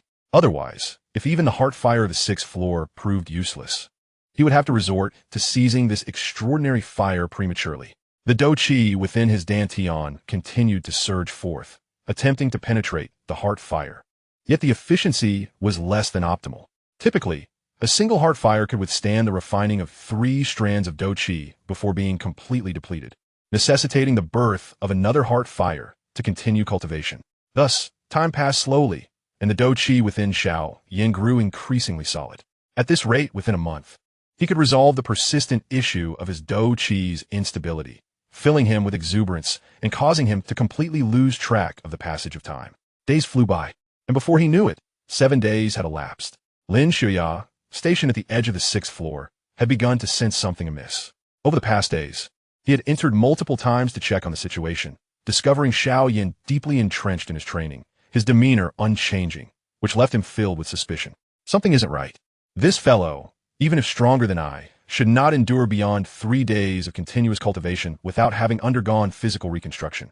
His body is as fragile as mine.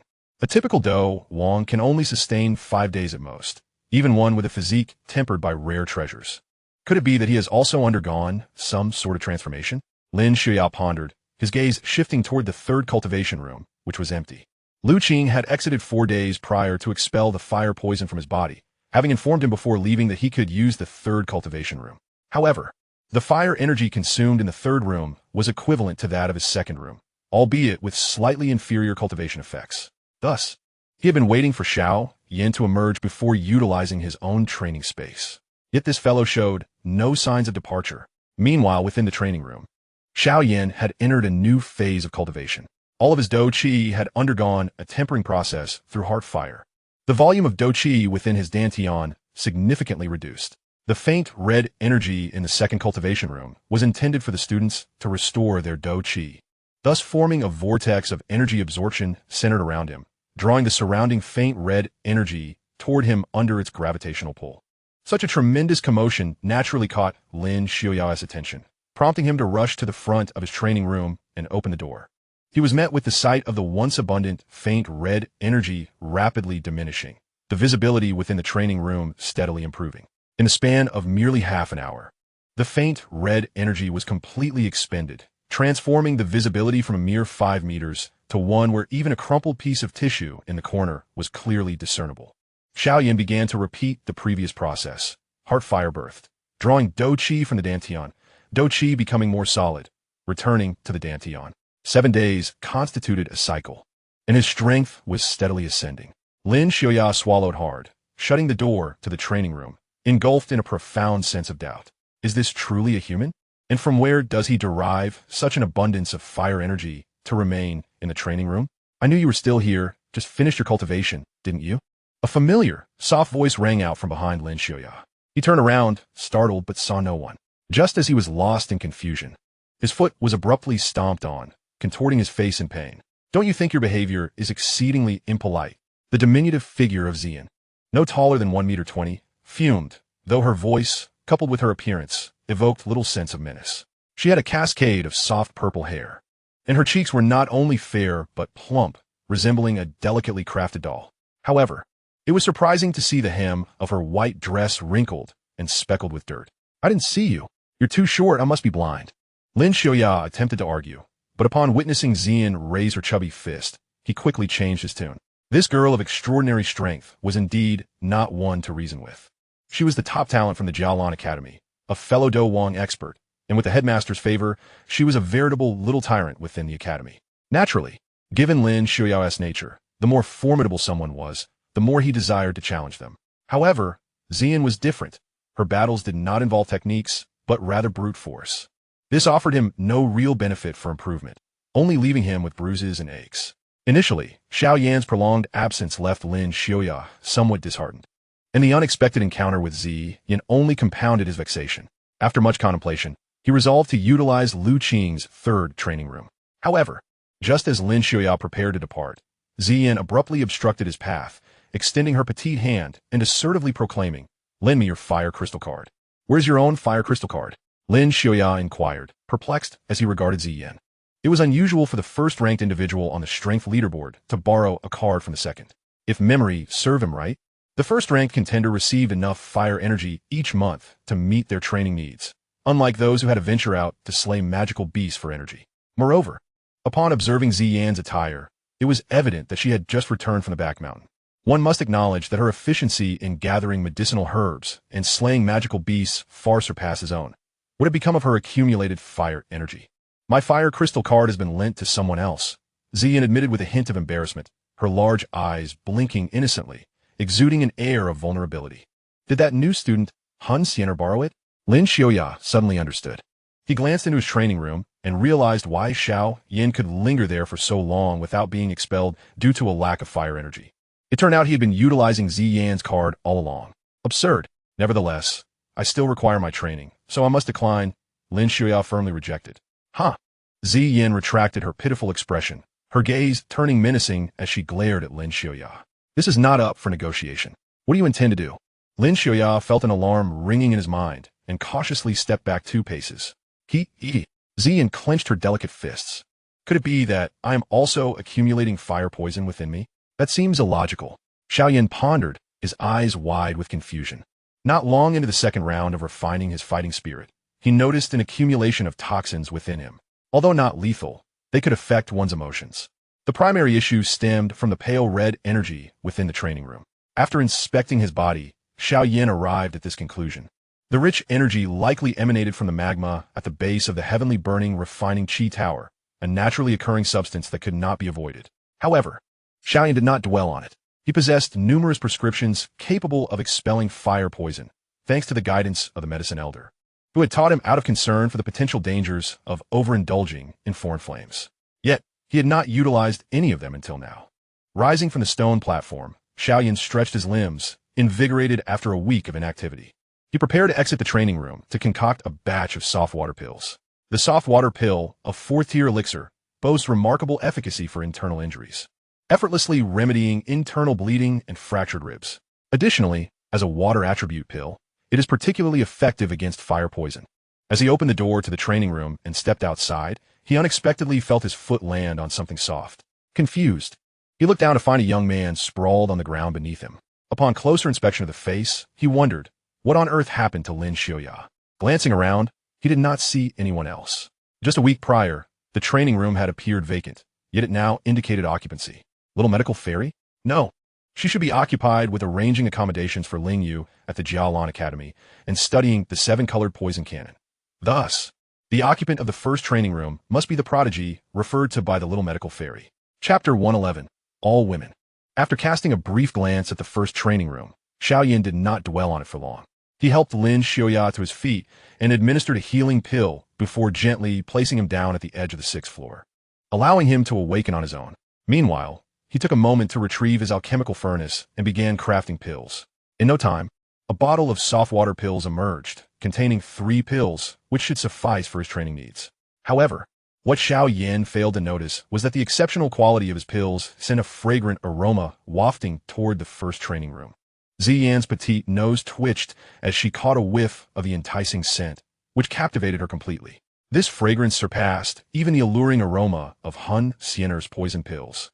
As the violet-haired little girl reminisced about her recent days spent foraging for herbs on the back mountain for the new transfer student, Hun Xianer, only to consume poison pills herself, she felt a pang of hardship.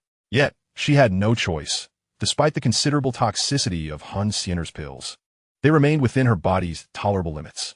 She was currently the only alchemist in the inner academy capable of consistently refining 5th-tier pills. Leaping down from the stone platform, Ziyan opened the door to the first training room, just in time to lock eyes with Xiao Yan, who was preparing to return to the second training room. Why is there a child in Jiaolan Academy? Xiao Yan mused internally, scanning the violet-haired little girl with his spiritual sense, only to discover a thin film of shielding that obscured any probing into her cultivation level. Even with his spiritual prowess, he could not discern her abilities. Were you the one refining pills just now? Ziyan asked, her keen nose having immediately identified that the fragrant aroma emanated from Xiao Yan. Yes, Xiao Yan nodded, thoughtfully regarding Ziyan. Given the presence of an artifact that shielded her cultivation level from even the most skilled spiritual senses, it was evident that this little girl was not of ordinary origin. However, the fact that the first-ranked individual in the academy was so young was rather disconcerting. Daisu Anxin Dagong. Kai Lin emerged from the sleeve of Xiao Yan's robe, eyeing Ziyan warily, as though encountering a formidable adversary. You too are a magical beast. Yet you are so small? Ziyan inquired curiously, having never encountered such a diminutive creature in her life. Kai Lin leaped from Xiao Yan's arm, landing gracefully as she transformed into a statuesque figure of 170 centimeters, her form elegant and alluring. Her red vertical pupils gazed at Ziyan, gradually shifting from hostility to astonishment. Could truly be the Tai Su ancient dragon? I had always believed the ancient texts of my clan to be mere fabrications. Kai Lin's words piqued Xiao Yan's interest. Tai Su Anxin de Dagong. The sight of this violet-haired little girl also being a magical beast was astonishing, as the name of her race suggested immense power. The only issue was that magical beasts could only take form after reaching the 7th tier, while a Dowang was merely equivalent to a 5th-tier beast. To assume such a form, one would require a transformation pill. Yet, how could a transformation pill create a magical beast that resembled a little girl? Xiao Yan compared the differences in stature between Kai Lin and the violet-haired girl, noting the stark contrast akin to mountains and rivers. Placing them side by side, one might even believe they were mother and daughter. I'm not small. Ziyan, evidently incensed by Kai Lin's words, considered breaking her seal to showcase her youthful appearance to the serpent-like figure before her, but ultimately refrained. Could I have a pill to eat? I am quite hungry. Xiao Yan was taken aback by Ziyan's request. After a moment of contemplation, he retrieved a 3-patterned blue spirit pill from his storage ring, the very one that Kai Lin had disdainfully refused to consume, and tossed it to her. Thank you. Ziyan's eyes sparkled as she caught the blue spirit pill and promptly popped it in her mouth, savoring it with satisfaction. This tastes wonderful, she exclaimed, reminiscing about the days spent eating mere poison pills. Though this pill was only of the 4th tier, its flavor far surpassed that of the 5th-tier poison pills, filling her with an overwhelming sense of gratitude that brought tears to her eyes. After swallowing the 3-patterned Qingling pill, Ziyan found herself increasingly fond of Xiao Yan's countenance. She patted her modest bosom and declared, I am Ziyan. Should you face any bullying at the Jiaolan Academy in the future, simply utter my name, and I shall protect you. Very well. I am Xiao Yan, he replied, sensing that this little girl named Ziyan was indeed intriguing, at the very least, not picky. Once I complete my cultivation, I will seek you out for some fun.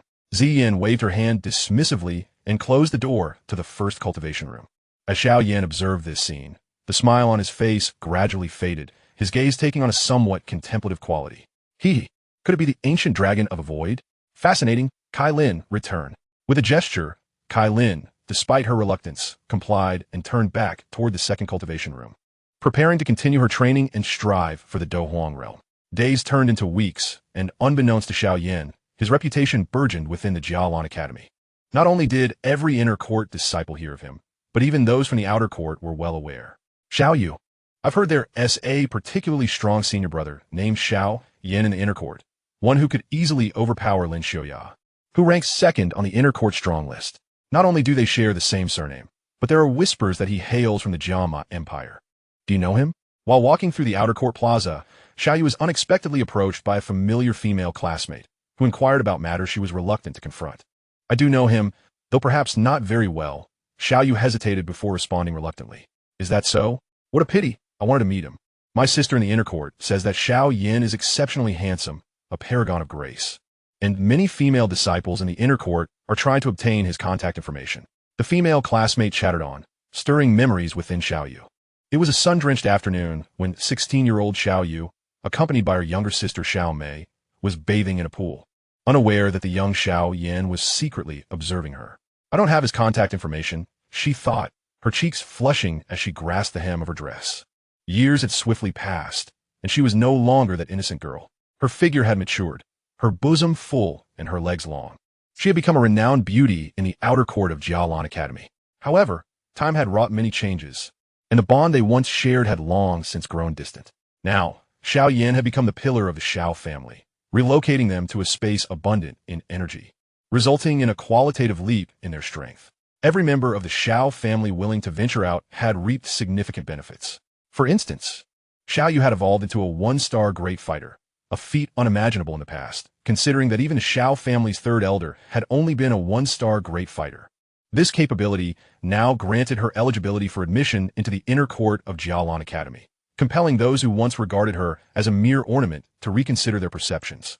What a shame, but it matters not, since you both belong to the Jiama Empire. Once you enter the inner court, perhaps you could cultivate a closer relationship with him, and even become a couple. The female classmate's eyes sparkled with youthful infatuation, as though she had already envisioned Xiao Yu marrying Xiao Yan. That's impossible, Xiao Yu replied with a wry smile. How could it be impossible?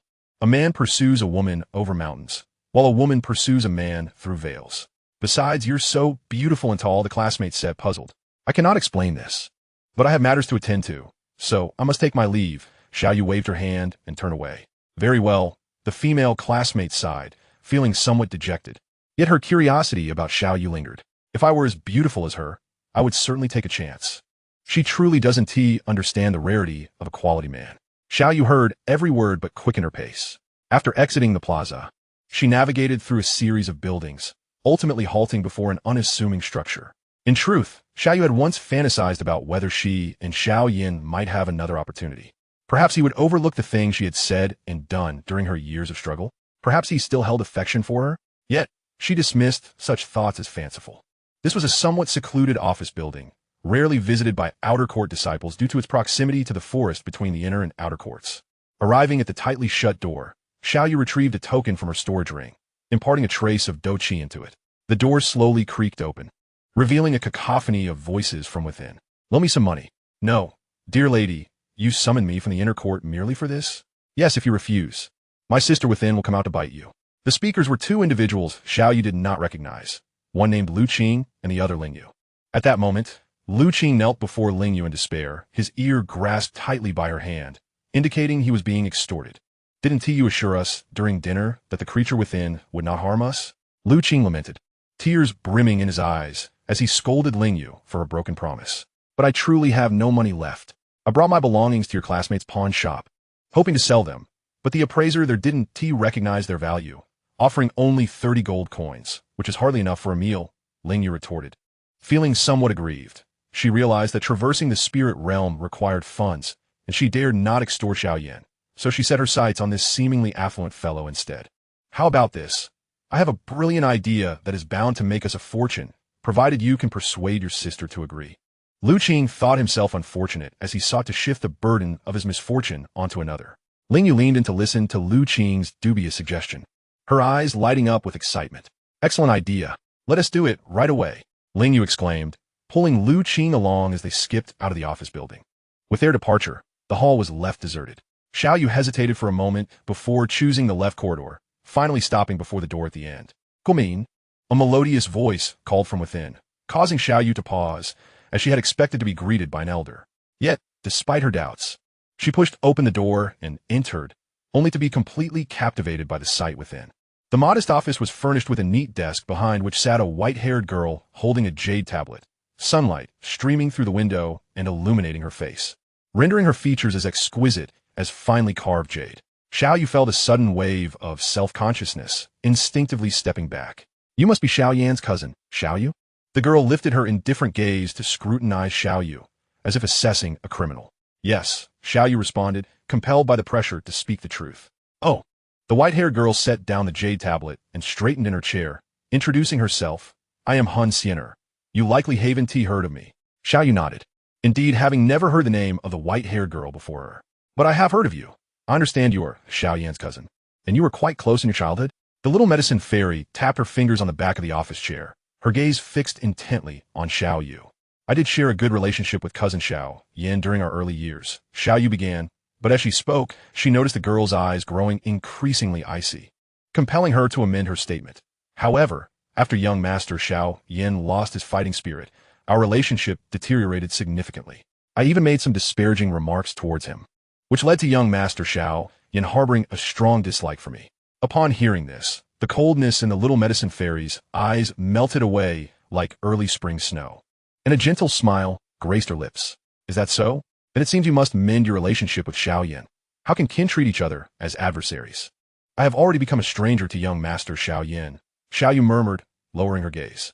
Do not think that way, the little medicine fairy replied with satisfaction, opening her desk drawer to retrieve a storage ring, which she placed on the table and pushed toward Xiao Yu. Xiao Yu stepped forward to pick up the storage ring, and upon merely probing it with her spiritual energy, she discovered that the cultivation resources contained within were more than 5 times what she usually obtained from the Soul Clan. Once you enter the inner court, do come and play with me, and Xiao Yan often, the little medicine fairy said playfully, winking. After expressing her gratitude, Xiao Yu exited the office. Once the door closed behind her, she took a deep breath and clenched the storage ring in her hand. Indeed, she had already become a stranger to him. In the inner court, around the sky-burning refining tower, a group of individuals gazed up at the gathering clouds and rain overhead, their eyes filled with astonishment. Who is breaking through to the Do Huang level? Chapter 112. Ascension to Do Huang. Why is he still not out? I was hoping to acquire some elixirs. Ziyin sat on a stone at the edge of the pit of the sky-burning refining tower, propping her face up with her hands, feeling quite bored. I've never waited for someone this long in my life. The little purple-haired girl idly plucked at the grass beneath her, contemplating how Lin Xiaoya would emerge after refining the fire energy in his fire crystal. She had intended to wait for the Xiao Yan who was willing to give her elixirs, but time passed without his appearance. However, despite her waiting, Xiao Yan did not emerge, and she wondered if he had perhaps fallen behind. Lin Xiaoya kept urging her to go to the back mountain to gather medicinal herbs to repay her debt, while continuously publicizing his own sins, causing her classmates to avoid her. Just when Ziyin could no longer bear the weight and was about to leave to repay Lin Xiaoya's debt, a peculiar commotion erupted above the sky-burning refining tower. Energy from the heavens began to converge above the tower, slowly forming a colossal energy vortex, which emanated a tremendous pressure. Then, a torrent of energy surged into the tower like a mountain flood. Ziyan's heart was shaken as she beheld this scene. Suddenly, a dozen rainbows shot forth from deep within the Jialan Academy's inner court. They were clad in the robes of elders, comprising elders, youths, and women, all wearing expressions of shock as they gazed towards the sky-burning refining tower, confirming amongst themselves who was missing. Ultimately, they established that the individual breaking through within the tower was not any of the 18 elders of the inner court. Who is this student breaking through to Do Huang? This intensity far exceeds the astonishment I felt during my own breakthrough. One elder mused, stroking his beard thoughtfully. Could it be Ziyin? Another speculated. If it were Ziyin, such a commotion would not be out of the realm of possibility. She is a magical beast, and her breakthrough energy requirements are significantly higher than those of ordinary humans. Only she could generate such force during her ascension to Do Huang, the elder mused, agreeing with this hypothesis. I beg to differ. I am well aware of Ziyin's cultivation progress. She is far from Do Huang. How could it possibly be her breakthrough? A female elder interjected. Perhaps Elder Su Qian has found some rare treasure for Ziyin. You know how magical beasts cultivate. Their progress may be slow.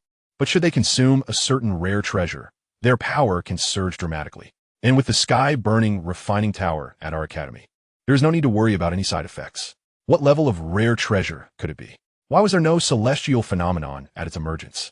The most significant event in the Blackhorn region recently was the annihilation of the City of Twilight by an unparalleled powerhouse. Beyond that, I have heard of no other major events. It may have been acquired at an auction, I tell you, from the Central State's Dan Tower. While the elders debated fervently, an aged voice pierced through their discussion, causing their chatter to falter. Enough of the speculation. It is not Ziyin. A figure clad in a black robe suddenly appeared among them, hovering in midair with white hair and beard, his gaze as sharp as a blade. This man was none other than Elder Su Qian of the Inner Court, a Dozone powerhouse. However, the terrifying aura emanating from him far surpassed that of Yin Shan, Ji Tian, and Yin Luo Tian, who were merely one-star Dozongs. Greetings, Elder. The elders bowed in unison, each one filled with sincere respect for this esteemed elder. Ziyin is still beneath your feet. Look. Su Qian pointed to the ground where a small purple figure was bouncing about, shaking his head. The elders, all at least Wang level, possess keen eyesight. Following Su Qian's gesture, they were able to see clearly that the little girl on the ground was indeed the Ziyin they had discussed earlier. If it's not Ziyin, then who is the one within the sky-burning refining tower? The elders grew increasingly bewildered. The individual currently within the sky-burning refining tower was none other than Xiao Yan. A torrent of energy surged toward the tower, its magnitude awe-inspiring.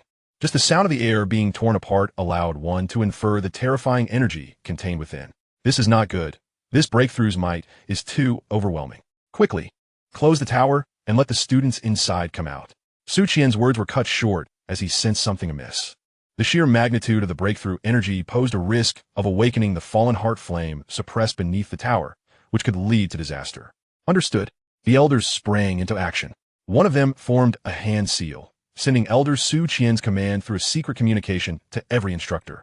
And then they rushed towards the sky-burning refining tower. Inside the sky-burning refining tower, on the 6th level, Room 2, Xiao Yan finally opened his obsidian eyes. If one were to look closely, they would see 4 different types of extraordinary flames dancing within his pupils. At this moment, the faint crimson mist in the entire Room 2 was entirely devoured by the engulfing power emanating from his body. Yet he remained unsatisfied. The engulfing power within him deepened, even forcibly seizing the faint crimson mist from the other training rooms. The talented individuals in the other rooms, witnessing the energy from their own chambers inexplicably fleeing through the walls, were struck with terror. Many halted their training and opened their chamber doors to investigate, only to find that all the escaping energy surged en masse in a Room 2, accompanied by an even more potent torrent of energy descending from the ceiling. Also rushing toward Room 2, Lin Xiaoya is breaking through? That can't be. I saw him just 2 days ago. No, it is not Lin Ziyi. It is the transfer student named Xiao Yan. Lin Ziyi lent him the training room last month, yet he has not emerged since. What do you mean? Are you suggesting that Xiao Yan has been cultivating in the 2nd training room for over a month? That is impossible. A person could perish from such an ordeal. Is there any other possibility? Suddenly, the students on the 6th floor felt a violent tremor beneath their feet, the epicenter emanating from underground. However, there should be magma beneath the heavenly flame refinement tower, making an earthquake utterly inconceivable. Students, evacuate immediately. There is danger. An instructor rushed down the stairs, urgently shouting at the prominent students on the 6th floor. The already alarmed elite students hastily made their way toward the exit, leaving only Xiao Yan in the 2nd training room, who continued his breakthrough. Xiao Yan sensed the commotion beneath the heavenly flame refinement tower. In fact, due to his possession of multiple extraordinary flames, his perceptive abilities were far superior to those of others. The cause of the tremors was none other than the fallen heart flame. Deep within the molten rock, the fallen heart flame struggled fiercely, bound by numerous chains, transforming into a grotesque serpent that howled at the heavens. It sensed a sacred object calling out to it from above, yearning to surge upward and merge with that divine entity. The 9 Nether responded with excitement, having sensed the presence of the fallen heart flame. It continually communicated with the flame, using its soul power, urging it to break free from its restraints and join it, to become one. Xiao Yan paid no heed to the turbulence of the fallen heart flame, as torrents of energy flooded into his body. A dormant momentum that had been silent for over a month began to awaken, akin to a slumbering dragon, unleashing a thunderous roar that resonated through the heavens and earth. The second training room shattered under this overwhelming force, and Xiao Yan slowly rose amidst the smoke, his aura magnified several-fold compared to before. However, this formidable presence only lasted a brief moment before Xiao Yan, with a mere thought, retracted it into his body, rendering him an ordinary youth clad in white. This was the realm of the Do Huang, where the physical form is reshaped, becoming more resilient and perfect. A typical Do Huang, even without employing internal energy, could easily overwhelm a Dosher with sheer physical strength. Moreover, the Do Huang realm marks a watershed in the path of cultivation. From this point onward, a fighter's lifespan begins to extend significantly, especially with each ascension to a major realm, which grants a substantial increase in longevity. Extending his right hand, he clenched his fist abruptly, causing the air within his palm to erupt with a sound akin to thunder on a clear day. Feeling the vast ocean of Do-Chi energy within him, a faint smile graced Xiao Yan's lips.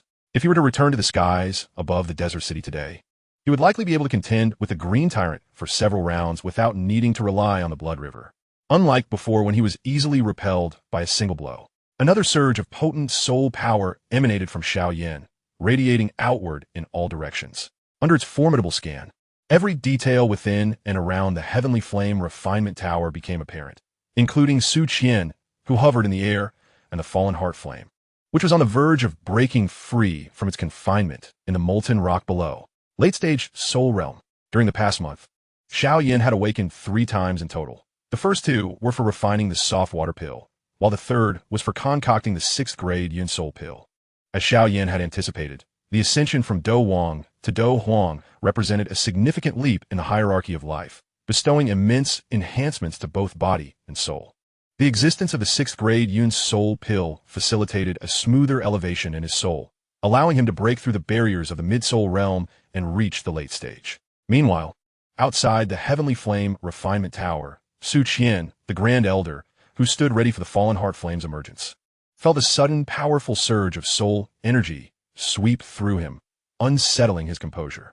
A Dosheng expert, or perhaps an 8th grade alchemist, Su Qian's hair stood on end, unable to maintain his calm demeanor. The intensity of the soul power he had just experienced was unprecedented, as it scanned him without any attempt at concealment. Boldly announcing its presence, Su Qian had previously felt the might of the Inner Academy's dean, Mang Tianqi's soul power. But even that semi-holy being's soul energy could not compare to this. Who could it be? Did they harbor any ill intent towards the Yunlan Academy? This dilemma plagued Su Qian. Could he abandon the students of the academy to flee? No, he could not accept such a notion. The dean, Mang Tianqi, had spent years traveling, and, as the Grand Elder, he effectively managed everything within the academy. The students were not merely his charges. They were akin to his own children. How could he forsake them? If he were to act out of fear for his own life, he would no longer be Su Qian. The energy vortex gathering above the Heavenly Flame Refinement Tower gradually dissipated, and the energy threads were entirely absorbed by Xiao Yan on the 6th floor. Yet at that moment, the energy within the tower became exceedingly volatile. After inspecting the surroundings and confirming that no students remained inside, Xiao Yan unleashed his formidable soul power, directing a command toward the Fallen Heart Flame trapped in the molten rock below. "Hey, Fallen Heart Flame, emerge and merge with me." Upon issuing this command, the struggles of the Fallen Heart Flame intensified, and with a tremendous quake that shook the Heavenly Flame Refinement Tower, it finally broke free from its restraints. Surging upward from the depths, Spatialok, Sel. After evacuating the students, the elders of the Yunlan Academy finally had time to act, each summoning their Do wings to soar into the air. They unleashed torrents of vast energy from their bodies, converging above the Heavenly Flame Refinement Tower to form a brilliant, multicolored barrier. The Grand Elder, Su Qian, manipulated this seal, directing it toward the tower structure. Such occurrences had transpired numerous times since the establishment of the Yunlan Academy, and Su Qian and the successive elders were well versed in this process. Following past experiences, they believed this sealing would undoubtedly succeed. Yet, as fate would have it, unexpected events often arise at the most confident of moments. The invisible flames of the Fallen Heart Flame were inexplicably far more ferocious than ever before, crashing violently against the barrier. In an instant, the residual battle energy they emitted could easily obliterate a Dosher. "This is wrong." Su Qian's eyes reflected a fierce determination as he hastily formed hand seals, channeling the overwhelming Do Qi within him like a vast river toward the barrier, reinforcing its strength against the fallen heart flame. However, it proved futile. The barrier shattered in an instant, and the invisible flame burst forth from the heavenly flame refinement tower, coalescing in midair into an intangible serpent. The ordinary eye could not discern its true form. Only the scorching air that twisted around the invisible serpent proclaimed its existence. What the hell? Quickly check within yourselves. An elder cried out in terror, realizing that a mass of invisible flame was raging within his body. Had he not discovered it in time, it might have reduced him to ashes. It is a source heart fire. Everyone, focus and calm yourselves. Just like in the training tower, use your Do Qi to extinguish it. Su Qian shouted, rallying his comrades. The fallen heart flame has unexpectedly breached the tower, causing quite a stir. On the ground, the lavender-haired little girl, Xian, searched frantically among the fleeing students. Yet she could not find the white-clad youth who was willing to share his elixirs with her. Could he still be trapped inside the heavenly flame refining tower? Xian's anxiety began to mount. He was her future benefactor. Chapter 113. The fallen heart flame breaks free. Upon reaching the 6th level of the heavenly flame refining tower, Xiao Yan sensed the familiar aura of the fallen heart flame and immediately understood that it had escaped the confines of the tower, igniting a spark of excitement within him. 9U, he commanded, and the 9U within the mud pill palace erupted with jubilant cheers. A swirl of blue-black flames ignited in his eyes, transforming his demeanor in an instant. His icy gaze resembled the chilling depths of a 9U, and an aura of aloofness emanated from his brow. His white robes fluttered without wind, and a longsword materialized in his grasp, while dozens of soul locks surged ominously from behind him. At that moment, the energy within the tower had become wildly chaotic, a tumultuous response to the upheaval caused by the fallen heart flame. Nevertheless, Xiao Yan was untroubled by the prospect of the elders from the Yunlan Academy suspecting his involvement. In truth, the eruption of the fallen heart flame occurred every few years, an event not particularly rare. Some fortunate intercourt students had even encountered it twice during their training. Each incident had been deftly managed under the suppression of Elder Su Qian. Retracting the soul locks, Xiao Yan ascended the staircase. The spatial gates previously set in the center of each level had all been opened, allowing him to traverse the winding, dimly lit passage with ease. This was a deliberate measure by the mentors of Yunlan Academy. In the annals of the Academy's history, 2 students had once been trapped at the tower's base due to a delayed retreat. Fortunately, that uprising had been averted without casualties. But the occurrence of the spatial gates opening between tower levels during such upheavals had since been established as a regulation. Upon returning to the 1st level, all students had already evacuated, and the main entrance of the heavenly flame refining tower was ajar. Just as Xiao Yan prepared to depart, his attention was drawn to a massive chasm in the center of the 1st level, where countless streams of blood-red lava flowed rapidly. On the edges, a vibrant energy shield securely enveloped the lava, preventing a single drop from escaping. This energy shield connected to the pinnacle of the heavenly flame refining tower. No wonder the fallen heart flame, upon its release, did not rush toward Xiao Yan, but instead surged directly out of the tower. A cold, enigmatic chuckle escaped Xiao Yan's lips as he stepped through the entrance of the tower. At that very instant, the protective shield on the 1st level emitted a mournful cry under the strain. Boom! The searing crimson lava collided with the shield, producing a cacophony that sent shivers down one's spine.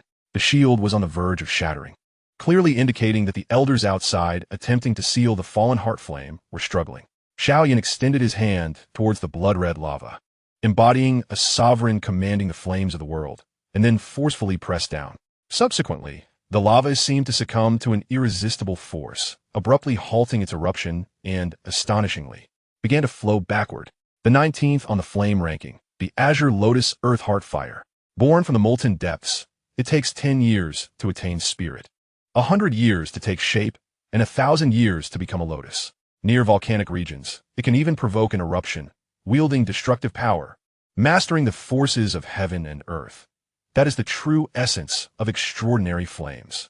The lava did not erupt. In midair, Elder Su Qian, engaged in battle with the fallen heart flame, felt the formidable presence of the world dissipate from the heavenly flame refining tower, leaving him taken aback.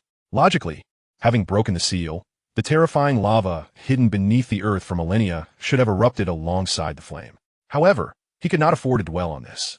His battle aura surged as he locked his focus on the fallen heart flame before him. As time stretched on, it was not only humans who grew stronger. So too did it. The formless fire serpent coiled in the air, its inverted triangular eyes scanning the surroundings, where humans appeared like mere ants. A primal rage surged within it. During its long captivity, the fallen heart flame had developed a semblance of intelligence, though still far from human. It was on par with ordinary magical beasts. These humans, these wretched beings, dared to imprison it, treating it as a mere tool for their whims.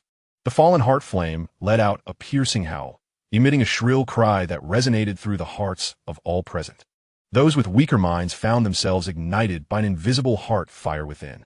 This was far more powerful than so-called sound wave combat techniques. Many newly escaped students turned crimson, hastily sitting cross-legged to expend their battle aura against the heart fire raging within.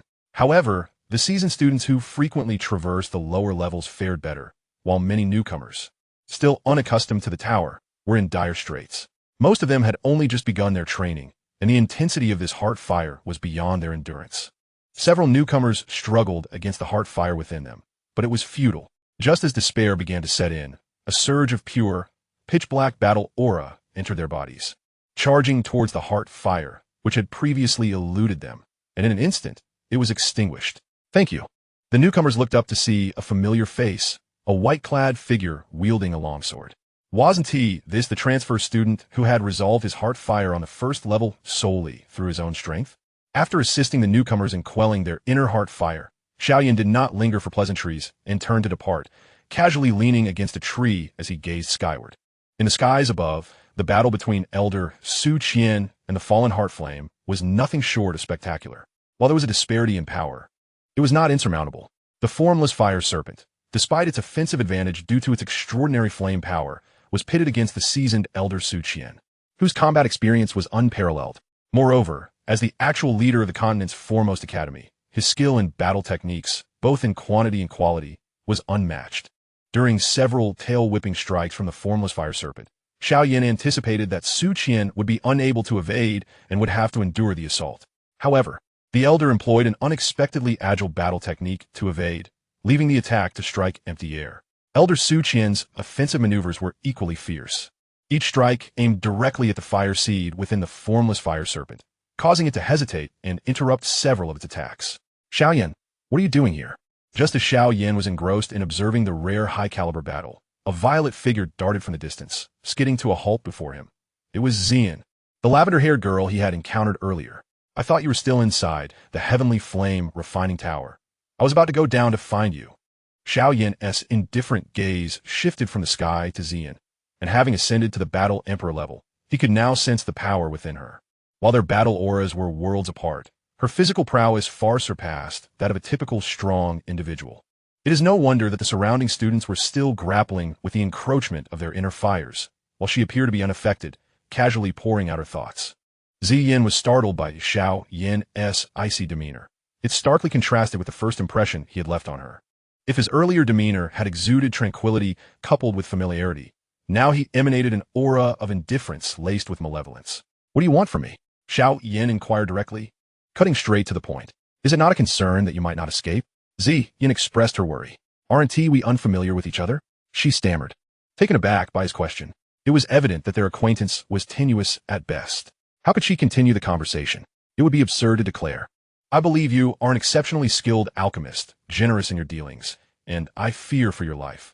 Should you perish, I would be unable to procure medicinal pills in the future.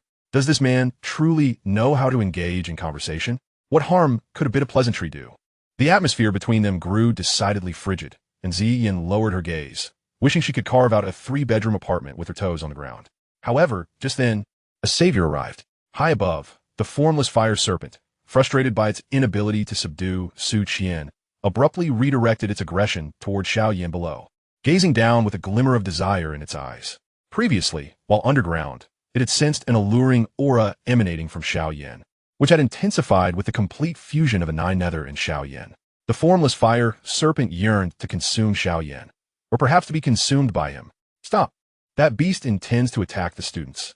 The elders, who had been intermittently harassing the formless fire serpent, now noticed its shift in focus.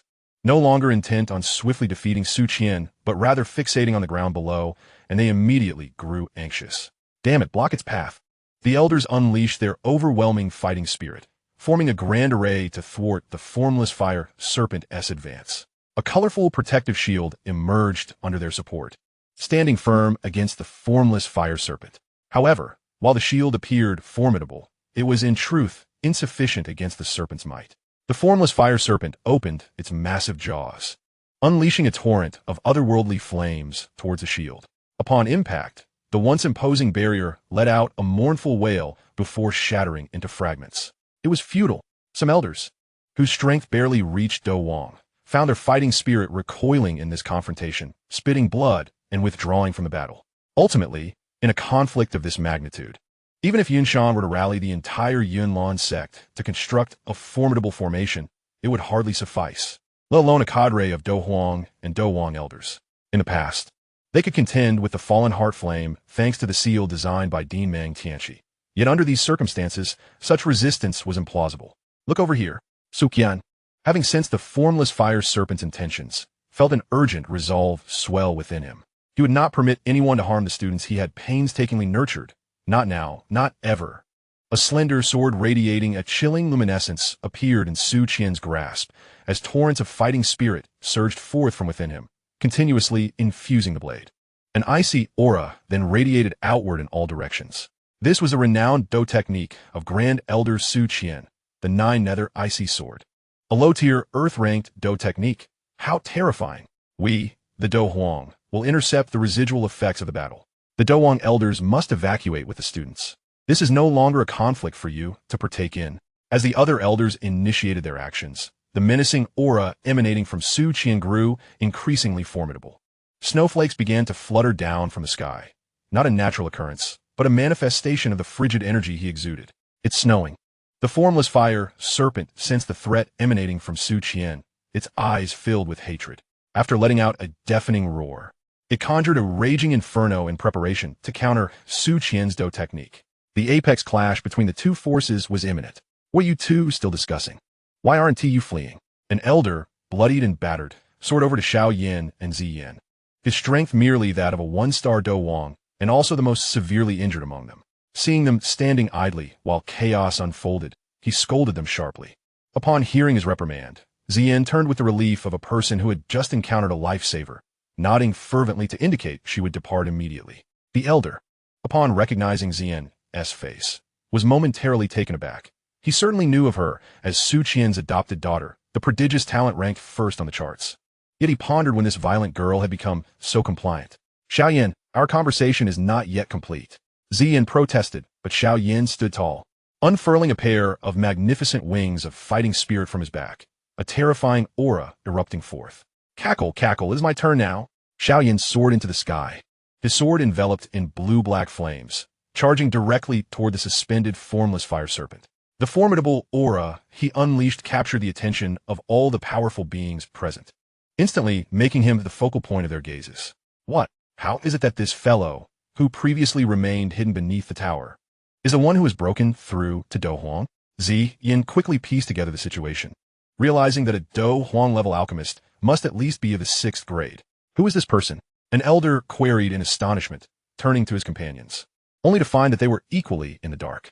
I do not know, nor do I, but it appears he is the one who broke through to Do Huang within the heavenly burning refining tower. To break through to Do Huang and exhibit such might? It is no wonder that the commotion was so tremendous, provoking the wrath of the fallen heart flame. Let him join our formation. We must not act rashly.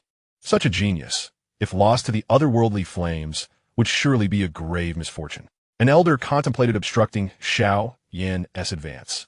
Yet the latter's speed surpassed their expectations, rendering them unable to intervene. Meanwhile, Grand Elder Su Qian had completed the charging of his earth-ranked Do technique. Even as he noticed someone approaching, he had no choice but to unleash his power.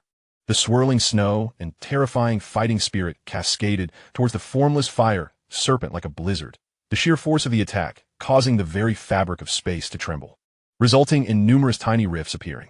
Simultaneously, the raging flames stirred up by the formless fire serpent met Su Qian's Nine-Nether Icy Sword in a cataclysmic clash. Lingxi Sword Technique, First Form. Chapter 114, The Great Battle. Colorful fighting spirits intertwined in the air, while snow and fiery rain descended from above, carrying a terrifying momentum. The Do Huang elders bellowed in unison, their profound fighting spirits erupting forth and converging with lightning speed, ultimately forming a tightly woven energy net, layer upon layer, akin to a thousand-fold accumulation, absorbing the energies unleashed by the clash of the three. This was a backup grand formation left behind by the senior Mang Tianqi during his explorations, originally intended for a decisive battle against the unsealed fallen heart flame, yet unexpectedly utilized in this very moment. The aftermath of the battle in the sky was too intense for anyone to discern the final outcome. Would the otherworldly flame, known as Fallen Heart Flame, crush everything in its path, or would the seasoned veteran Grand Elder, Su Qian, outmaneuver him? Regrettably, the answer was neither. As the aftermath of battle gradually ebbed, the situation in the sky left everyone in a state of shock. The Grand Elder of the Jiaolan Academy, Su Qian, clutched his left arm, which had been scorched by the intangible fire python, teetering on the brink of collapse. His renowned technique had successfully intercepted the fallen heart flame. Yet he himself bore the brunt of the otherworldly fire's wrath. From his right shoulder down to his sword-bearing hand, every inch of skin had been seared, blood oozing forth only to be vaporized, leaving behind a sanguine powder on his arm that would fall away with the slightest movement, revealing the ghastly wounds beneath. All elders, form the layered sealing needles. Su Qian bellowed to his fellow elders, sweeping his left arm downward as the remaining fighting spirit within him surged forth, pouring into the energy net formed by the Do Huang elders. At this moment, the intangible fire python was also in dire straits. Although Su Qian's strike had not inflicted grave injuries, an incoming attack from another direction had nearly extinguished its flame core. Had the swordsman who delivered that fateful blow not held back at the crucial moment, the creature might have vanished from existence. In the sky, the intangible fire python let out a deafening roar, sending out invisible sound waves that resonated with terror in the hearts of all who heard it, igniting a horrific heart fire within them. Subsequently, amidst the startled expressions of the onlookers, the python began to writhe and shrink, ultimately coiling into a small serpent the size of an arm. With a sudden thrust, it crashed into the energy net forged by Su Qian and the other elders.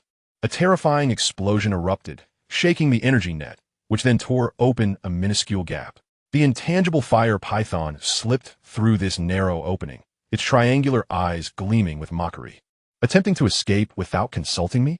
A cold voice whispered in the python's ear, followed by the abrupt emergence of 88 soul locks that sealed off all avenues of escape.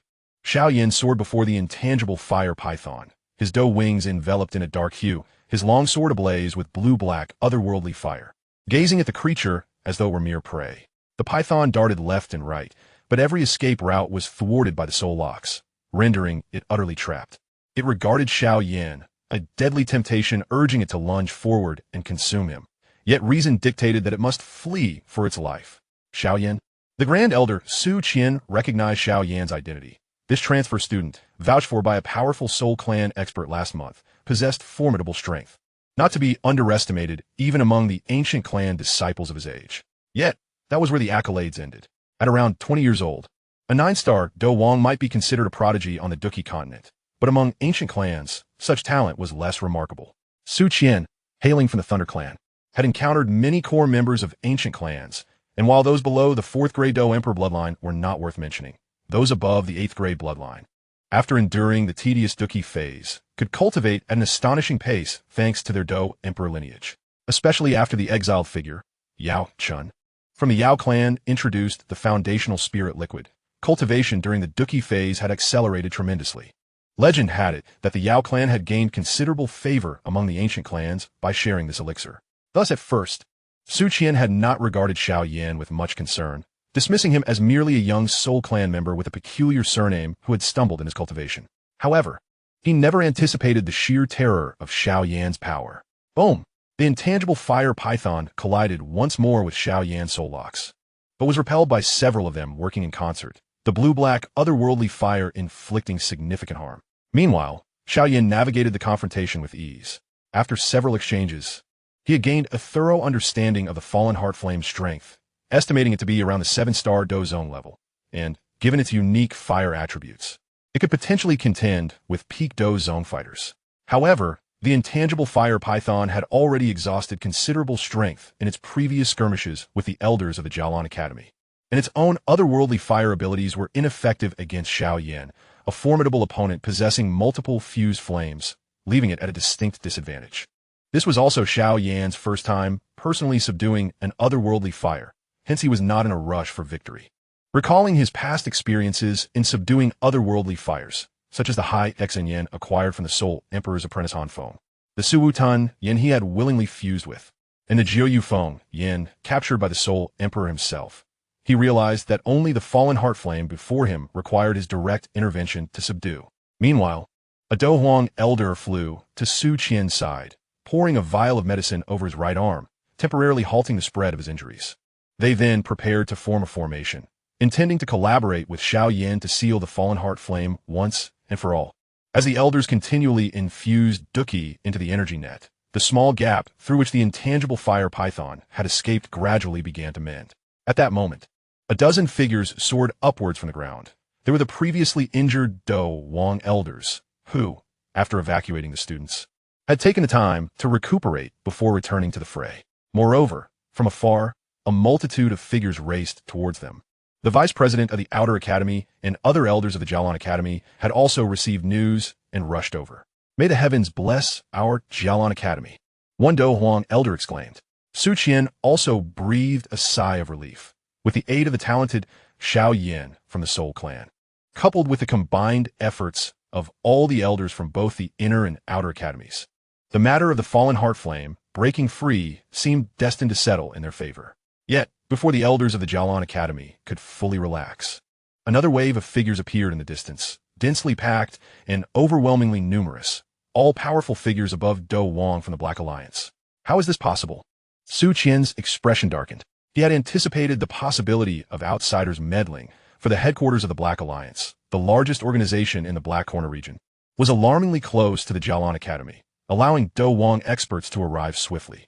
However, he was far more concerned about the possibility of the Central State Pill Tower or the ancient clans of Flame and Medicine having strong individuals lying in ambush nearby, poised to seize the otherworldly fire. In that case, they would be utterly helpless. What perplexed Su Qian most was why the Black Alliance would involve themselves in the matter of the fallen heart flame, considering that 3 years prior, the renowned figure of the Black Corner region, Medicine Emperor Han Feng, had mysteriously vanished, followed by news of his demise, with the Black Alliance subsequently being overtaken by a rogue cultivator named Qin Tian, with the only alchemist in the Black Corner region who sought otherworldly fire now deceased. Why would the Black Alliance still seek to interfere with the fallen heart flame? To whom could you possibly offer it? Ha ha ha, Gran Elder Sukian. Who would have thought that such a rare treasure as the otherworldly fire was hidden within the Inner Academy? How ungracious of you to keep such a secret from us. The voices of the Black Alliance members echoed even before they arrived, crashing into the hearts of every elder of the Xiaolan Academy like thunder. Damn it, the unique, blood-soaked aura of the Black Alliance sent a chill through Su Qian's gaze. Xiao Yan also noticed the arrival of the individuals from the Black Corner region. Yet he remained unfazed, continuing to leisurely suppress the actions of the falling heart flame. If this group dared to strike at him, it would be akin to a deluge inundating the Dragon King's temple, where Qin no longer recognized Qin. Upon discerning the soul locks encircling Xiao Yan, the expressions of the Black Corner region's contingent turned to one of fear. However, being seasoned veterans, they adeptly donned the guise of bravado, appearing fierce and reckless, while in reality, they were carefully maneuvering around Xiao Yan. Elders obstruct the individuals from the Black Corner region. Do not allow them to disrupt Xiao Yan's suppression of the strange fire. Su Qian's voice thundered, reverberating across the sky. Stop them. Many elders had reddened eyes, enraged that the Black Corner individuals dared to strike while they were embroiled in a fierce battle with the strange fire. Truly a case of kicking someone when they are down. Fortunately, the elders from the Outer Academy of the Xiaolan Academy had arrived in peak condition. Additionally, although Su Qian was injured, he remained a formidable powerhouse among the Dozone, possessing a significant advantage against this group of Black Corner region cultivators who lacked Dozone prowess. To block us? I fear that Elder Su Qian will be sorely disappointed. The falling heart flame is a prize we must secure. Two figures materialized mysteriously, one clad in golden robes and the other in silver, yet they bore identical features. Known as the Golden and Silver Elders, infamous in the Black Corner region. The appearance of these two instantly darkened Su Qian's expression, Both were peak Do Huang experts. And due to the peculiarities of their techniques, their combined combat prowess could rival that of a Do Zong. Had he been at his prime, they would not have posed a threat, but in his current injured state, the outcome was uncertain. Damn it! How could the Black Alliance summon both of you? Who exactly do you intend to seize this strange fire for? Han Feng is already dead. Suqian chastised vehemently. Hey, that's none of your concern. Regardless, this strange fire is ours to claim today, the elder in golden robes retorted, his tone dripping with disdain, utterly disregarding Su Qian. Preposterous. Do you think my Jialan Academy is devoid of talent? An enraged elder of Do Huang scoffed, asserting that their academy, having established a peaceful domain amidst the various sects of the Black Corner region, possessed substantial strength. In terms of sheer numbers, they could easily overpower any sect. Though the Black Alliance had made a surprise appearance, their numbers were limited to merely a dozen or so. It was clear that while Feng City housed the headquarters of the Black Alliance, the alliance itself was not a sect, and the various sects within the Black Corner region had their own territories, leaving few at the headquarters. With this a time of year, we would not dare to utter such words, but now, most of you are already at your wits' end. What do you have to stop us? If you're wise, you would do well to step aside. Once we have subdued the falling heart flame, we shall depart, thus avoiding a bloody storm. The elder clad in silver coldly laughed. The appearance of the golden and silver elders indicated that an exceedingly high price had been offered, one that came from a figure of great renown, rendering the possibility of betrayal almost non-existent. For though they could rival the Dozong, they were ultimately not of that rank, their lifespans limited. This was why they continued to linger in the Black Corner region, for it was here they could glimpse a sliver of hope for breaking through to the Dozong, be it through acquiring rare treasures or snatching unparalleled techniques, even if it meant serving hidden powers obscured within the Doqi continent. They would do anything to extend their lifespans by breaking through to the Dozong. As they regarded Su Qian, a twinge of jealousy surged within them. Why was it that, despite being of similar ages, Su Qian could leverage the abundant techniques of the Jialan Academy to break through to the Dozong early and become a celebrated powerhouse across the continent, while they were left to languish in pursuit of a mere glimmer of hope, enduring despair until their lifespans dwindled? Today, our roles shall be reversed. Without further ado, the golden and silver elders charged forth alongside the Black Corner region's entourage, their hands clasped together as their matching Do Qi converged, emanating a terrifying might. Tous enlayés ceiling formation. Su Qian gritted his teeth, erecting an energy net before the Black Corner region's forces. Damn it! What the elders of the Jialan Academy found unacceptable was that the formation left behind by the Academy's headmaster to seal the falling heart flame was now being utilized to fend off the golden and silver elders. This predicament meant that even if they managed to defeat the forces of the Black Corner region and Xiao Yan triumphed over the invisible fire python, how would they ever seal the falling heart flame back into the subterranean magma? A futile struggle. The combined might of the golden and silver elders far exceeded what the elders had anticipated. The thousand-layer sealing formation failed to fully impede them, instead becoming ensnared in a clash of overwhelming Do Qi, while the golden and silver elders contended with the thousand-layer sealing formation. The other cultivators from the Black Corner region did not hesitate to exploit this opportunity, bypassing the energy net to assault the elders maintaining the formation. I've long found you all displeasing. Prepare to meet your end. Chapter 115. Has Xiao Yan perished again?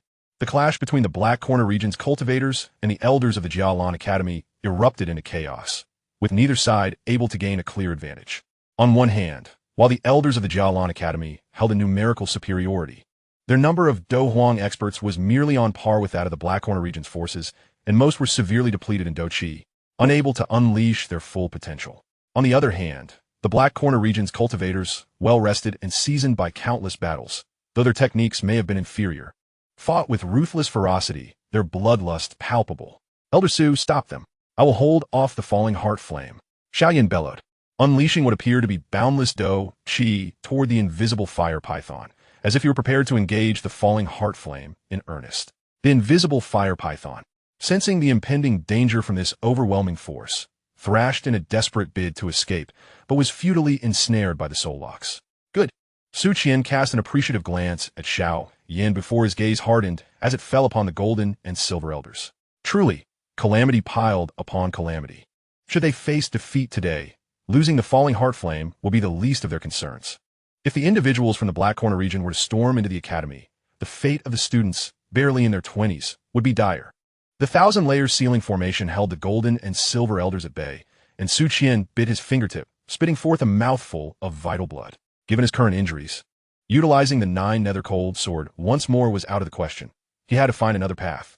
Before the blood could fall, he enveloped it in Do Qi and began inscribing a certain rune mid-air.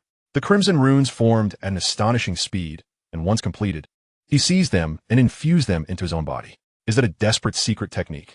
Ziyan gasped, her voice rising in shock as she stood upon a lofty tree branch alongside Lin Xiaoya and Lu Qing, observing the fierce battle below. The longer they watched, the more their hearts sank. They never anticipated the situation would escalate to such an extent. The elders of the Jialan Academy were actually at a disadvantage. Once Xiao Yan manages to deal with the falling heart flame, he should be able to assist Elder Su Qian and the others, allowing them to defeat the Black Corner Region S forces, Lu Qing said uncertainly. As a student of the Jialan Academy, he was well aware that even if the strange fire were defeated, it would be immensely difficult to subdue or preserve. At present, the elders of the Xiaolan Academy are ensnared, utterly devoid of time or opportunity to forge the seal that would contain the fallen heart flame. Boom! Following a clash with the intangible fire python, Xiao Yan gracefully retreated, effortlessly neutralizing the opponent's assault, while the python emitted a chilling, heart-wrenching scream as it was sent hurtling backward. To the onlookers, the two seemed evenly matched. However, in reality, Xiao Yan had been consistently dominating the fallen heart flame. It was unavoidable. Though the underlying principle remained elusive, the 9-nether flame undeniably countered the fallen heart flame with overwhelming efficacy. Each encounter between the two flames invariably left the latter at a disadvantage. The intangible blaze seldom lasted even a moment against the azure-black flame before it disintegrated. This phenomenon was beyond Xiao Yan's current grasp of knowledge. He could only await the completion of Yao Lao's fusion with his new body to seek clarity. After all, Yao Lao claimed to be among the top alchemists in the Doqi continent, with only a handful surpassing his expertise in the realm of exotic flames. He would surely possess insight into the true nature of a 9-nether flame. Once more, Xiao Yan engaged the fallen heart flame, all the while casting furtive glances toward the battlefield at Jialan Academy, seemingly calculating the passing of time. In his estimation, the strength of the two elders, Jin and Yin, was perfectly calibrated. They posed a significant threat to Jialan Academy, but lacked the capacity to deliver a fatal blow. Even if they were to emerge victorious, it would undoubtedly be a Pyrrhic victory. Indeed, as Jin and Yin succeeded in shattering the 1,000-layered seal formation, the crimson-eyed Su Qian surged forward, wielding a terrifying Do technique. The chilling glint emanating from the slender sword in his left hand seemed capable of freezing space itself. Su Qian, is this truly worth it? It is merely a single exotic flame. You constantly boast of your principal, Mang Tianqi, and his might. Why not have him capture another? The mocking laughter of Jin and Yin echoed, yet their actions remained relentless. Two identical Do techniques were unleashed, gradually merging in mid-air to form a singular, formidable force, far exceeding their previous might. How dare you mock the principal of Jialan Academy? Such arrogance is the hallmark of a frog in a well. Were the principal present today, not even the Black Alliance, nor all the sects of the Black Corner region combined, could hope to challenge us. Su Qian retorted with a cold sneer. The two techniques collided, unleashing a terrifying shockwave that radiated outward, forcing some weaker Do kings to abandon their opponents and fully evade the ensuing damage. Anyone can boast, but how strong can Mang Tianqi truly be? Once we ascend to Do Zone, we shall deal with him as well. Jin and Yin, breaking through the shockwave's obscurity, charged towards Su Qian from either side, intent on severing the escape route of this Do Zone powerhouse. In that moment, even Su Qian, as a seasoned Do Zone expert, had to concede his predicament. The power gained through secret methods was a double-edged sword, diminishing with every engagement. The longer the battle continued, the weaker he would become. Failure was merely a matter of time. It was regrettable for Xiao Yan. Would such a prodigy also meet his end here? This youth, though exceptionally powerful, had only recently begun his training and lacked a wealth of Do techniques. If he could be mentored for a year or two, perhaps a future Do Sheng could emerge from him within the Doqi continent. As this thought crossed Su Qian's mind, a tinge of regret washed over him. He had poured his heart and soul into teaching. Despite only being a Do Zong himself, he had nurtured more than one Do Zun powerhouse. Yet, the chasm separating Do Sheng from Do Zun was akin to the divide between heaven and earth. Talent accounted for only a fraction. Fortune and bloodline played a far more significant role. Unbeknownst to Su Qian, Xiao Yan sensed that time was running short. The formidable beings of the Black Corner region possessed an undeniable advantage in battle, regardless of realm. If this continued, should any elders from Xiao Academy truly fall, the two Do Zun powerhouses lurking in the shadows, ever watchful of the unfolding events, would undoubtedly intervene. A wary expression crossed Xiao Yan's face. The existence of these two Do Zun was absent from the intelligence of both the Soul Palace and the Soul Clan. It was only after his soul realm had ascended to the latter stages of the spirit realm that he became aware of their presence. Both Do Zun appeared to possess strength around the 7-star Do Zun level, significantly surpassing Qin Tian, the sub-branch leader of the Soul Palace station here. They stood guard near a spatial gate, presumably protecting something of great importance, which explained their reluctance to reveal themselves. Suddenly, while encircling Su Qian, Jin and Yin received some form of message, their expressions shifting dramatically. With a reluctant glance at the retreating elder of Xiao Academy, they gritted their teeth, and the elder clad in gold deliberately created an opening. Su Qian, an experienced elder, seized the moment. As the flaw appeared, he swiftly lunged forward, delivering a strike. Instantly, a crimson stain blossomed at the waist of the golden-robed elder, who erupted with a surge of powerful Do Qi, forcing Su Qian back as he retreated. The silver-robed elder closely following to thwart any pursuit. The tide of battle shifted unexpectedly, leaving all in astonishment. The onslaught from the Black Corner region's warriors began to wane, while the elders of Xiao Academy pressed their advantage, seemingly on the verge of driving them out entirely. Damn it! Today, this exotic flame shall remain within your Xiao Academy, marking our defeat at your hands. But do not presume this matter is settled. The silver-robed elder bellowed, shielding the golden-robed elder while signaling for the forces of the Black Corner region to retreat. These warriors had never harbored a desire for a desperate struggle, as the elders of Xiao Academy had previously asserted. Even if they seized the exotic flame, there would be a loss as to whom to deliver it. Han Feng had long since perished. Holding on to it would be akin to clutching gold in a market. Unless someone offered an exorbitant price, they had no inclination to wade through such treacherous waters. Until we meet again, ha ha ha, Xiao Academy is hardly formidable. We shall visit often. They taunted as they withdrew. Retreat, retreat, retreat. Of course, the parting words were not to be neglected. Do not pursue. Su Qian, his countenance icy, watched as the forces of the Black Corner region sped away, halting those elders who attempted to follow. Their focus had shifted entirely from the enemy to the fallen heart flame. They must reconstruct a sealing formation to recontain the fallen heart flame back at the tower's base. Do we win? Some elders of Xiao Academy were stirred with excitement. Their injuries were severe, and many had been forced to withdraw mid-battle. Now, even if they wished to assist Su Qian in resealing the fallen heart flame, they found themselves too weak to do so. Su Qian's condition was equally dire. His internal reserves of Do Qi were nearly depleted, and he could only maintain his position in the air through the last vestiges of a secret technique. Once that final trace of Do Qi was expended, how could they possibly seal the fallen heart flame? It seemed they would have to call upon the assistance of the two ancient elders. Yet, he was uncertain whether they would be willing to act. As a matter of principle, they would only intervene in the face of an existential threat to Xiao Academy. Doubt began to gnaw at Su Qian's heart.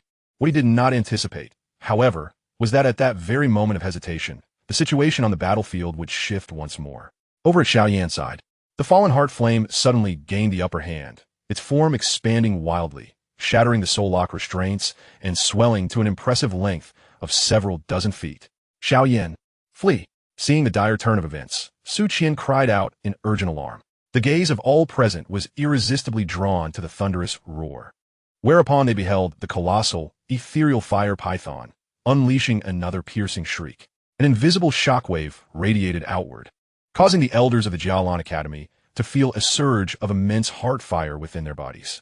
This sudden phenomenon left many elders, who had previously prepared to rush forward in aid of Xiao Yan, momentarily stunned, their faces flushed as they struggled to ward off the encroaching heart fire. Elder Su Qian was similarly affected.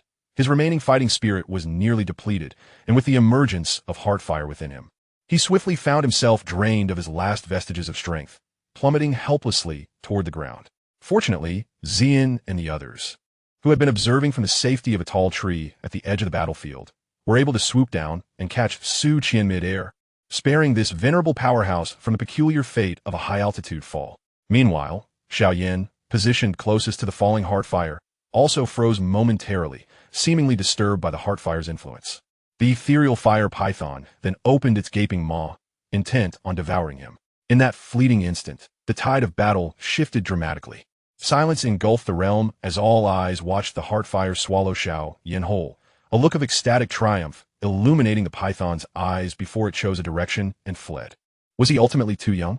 Su Qian, supported by Xian and the others, reclined against the tree and gazed skyward, letting out a deep sigh. Although Xiao Yan had not directly engaged in the earlier skirmish, his actions had been pivotal in stalling the Heartfire, a crucial factor for the Yunlan Academy's potential turnaround. Yet, this prodigious talent had appeared like a shooting star within the academy, only to vanish just as swiftly. An elder from the alchemy division, similarly injured, approached Su Qian and presented him with a vial of healing elixir. Among the elders, he was the weakest in combat and had been one of the first to withdraw from the fray. Nevertheless, he possessed a powerful beast fire that mitigated the Heartfire's effects on him compared to his peers. Observing his colleagues valiantly combating the Heartfire, the alchemy elder felt a surge of helplessness. He yearned to pursue the escaping Heartfire, yet, with his limited strength, he would merely serve as a mere appetizer for the ethereal fire python. Do not pursue, Su Qian sighed, contemplating how he would explain to Dean Meng Tianqi that the Heartfire had eluded him. Is Xiao Yan truly dead? Lin Ziyi struggled to grasp the reality before him, incredulous that such a talent, far superior to himself, could perish so easily. Just a month ago, he had been contemplating how to engage in more battles with him. Lu Qing's gaze flickered. He was the only one present who comprehended Xiao Yan's true identity. How could someone bearing treasures capable of resisting a Dou Saint be consumed by a mere anomaly? It seemed implausible. Yet, Lu Qing hesitated to voice this suspicion to the others, subtly retreating a few steps before glancing back. Emerging from the treetops was Ling Yu, her expression devoid of sorrow, which somewhat eased his worries. Suddenly, deep beneath the Yunlan Academy, two formidable presences began to awaken, surging upward and shattering the clouds overhead. What is this? Su Qian's previously dimmed gaze instantly brightened. Even the venerable elders could no longer remain idle upon witnessing the Heartfire's escape. Beast, dare you flee? A voice resonated like divine wrath, as two powerful Dou Zun rushed forth from the Grand Hall, pursuing the fleeing Heartfire with unwavering determination. Su Qian, focus on your healing. We shall seal the Heartfire as soon as we retrieve it. The authoritative tone of the elders brooked no argument. Feeling a pang of regret, Su Qian turned to the alchemy elder and managed a wry smile. It appears I must trouble you today. Bring forth any elixirs you possess, and we shall account the losses to the academy.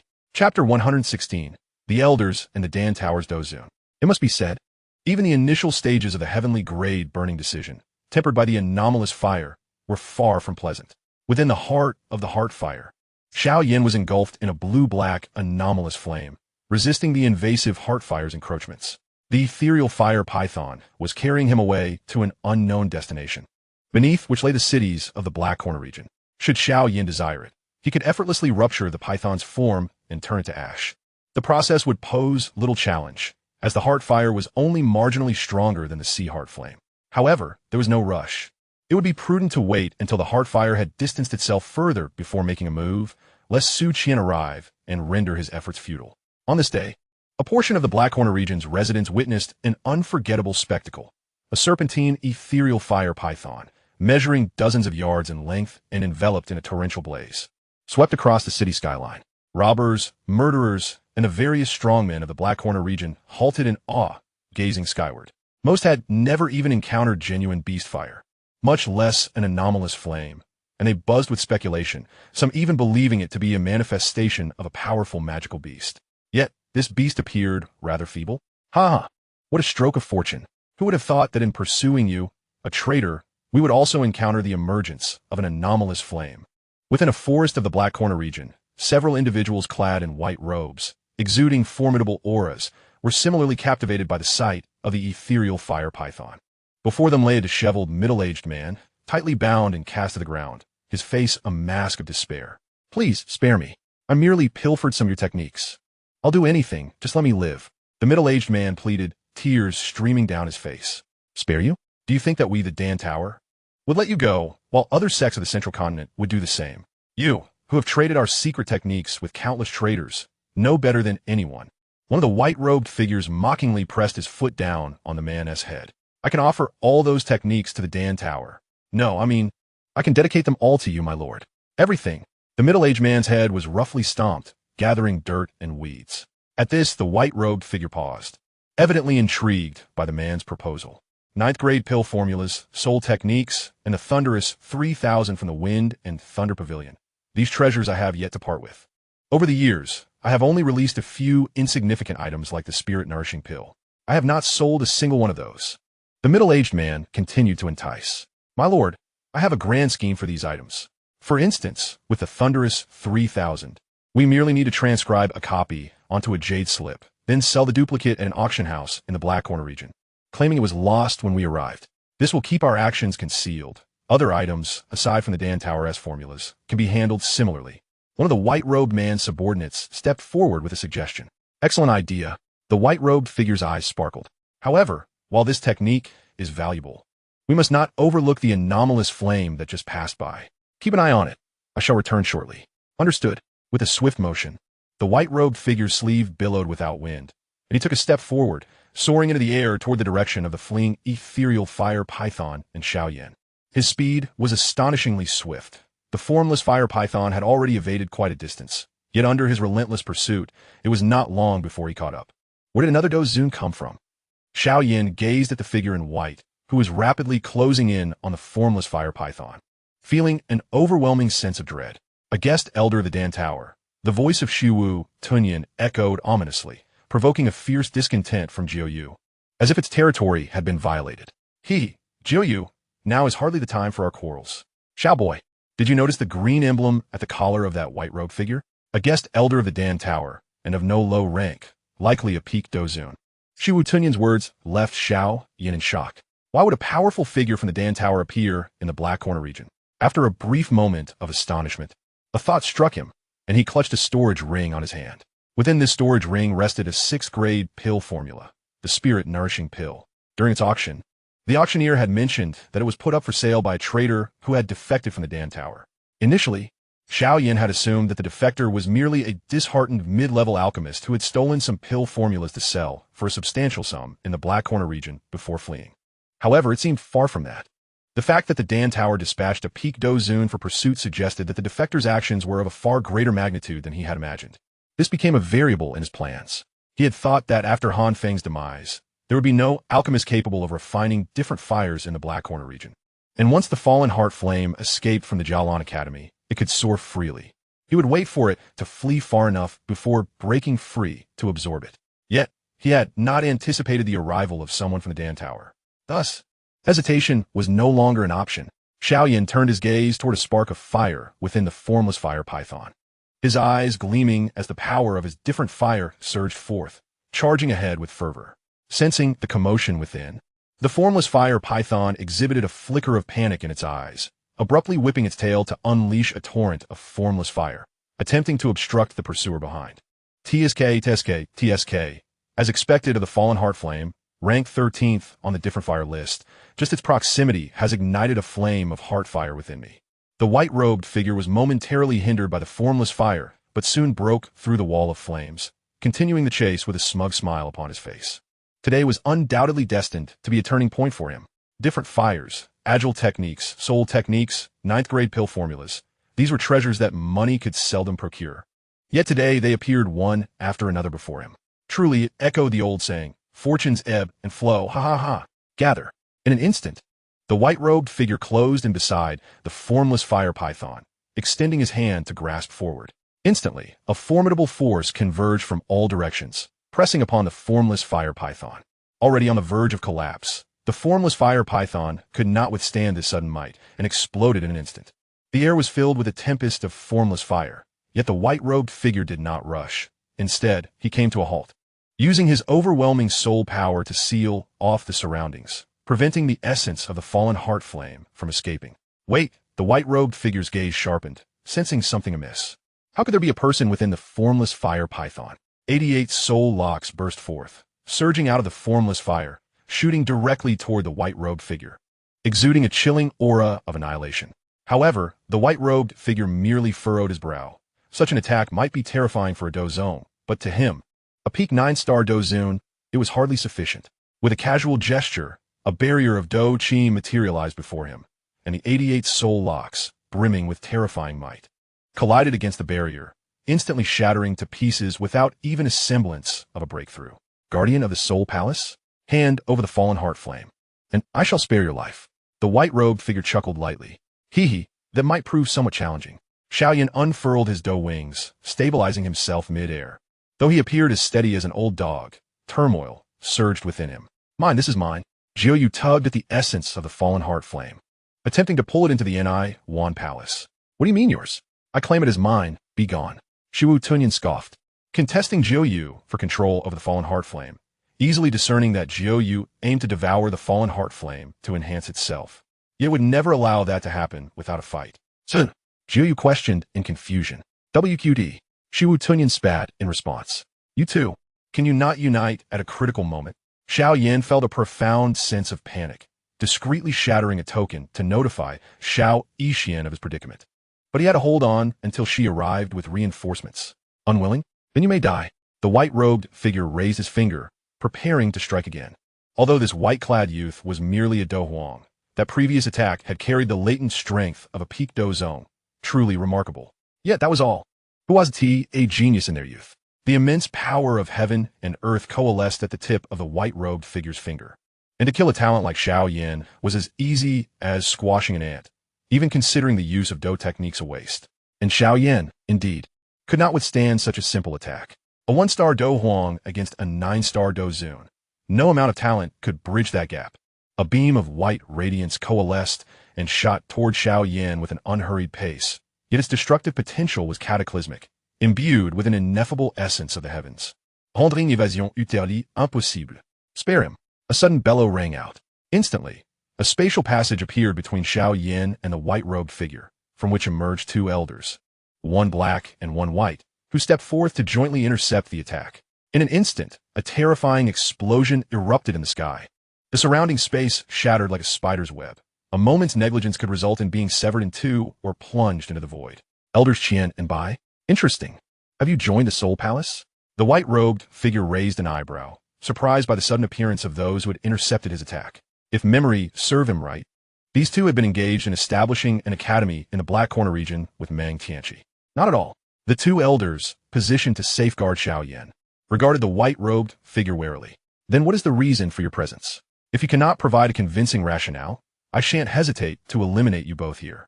Mang Tianqi is unlikely to find the time to collect your remains. The white-robed figure sneered, showing no regard for the 2 elders. Indeed, he had the confidence to be arrogant. The 2 elders were merely 7-star Do Zun, and in the path of cultivation, the disparity in realms only widened with ascending ranks.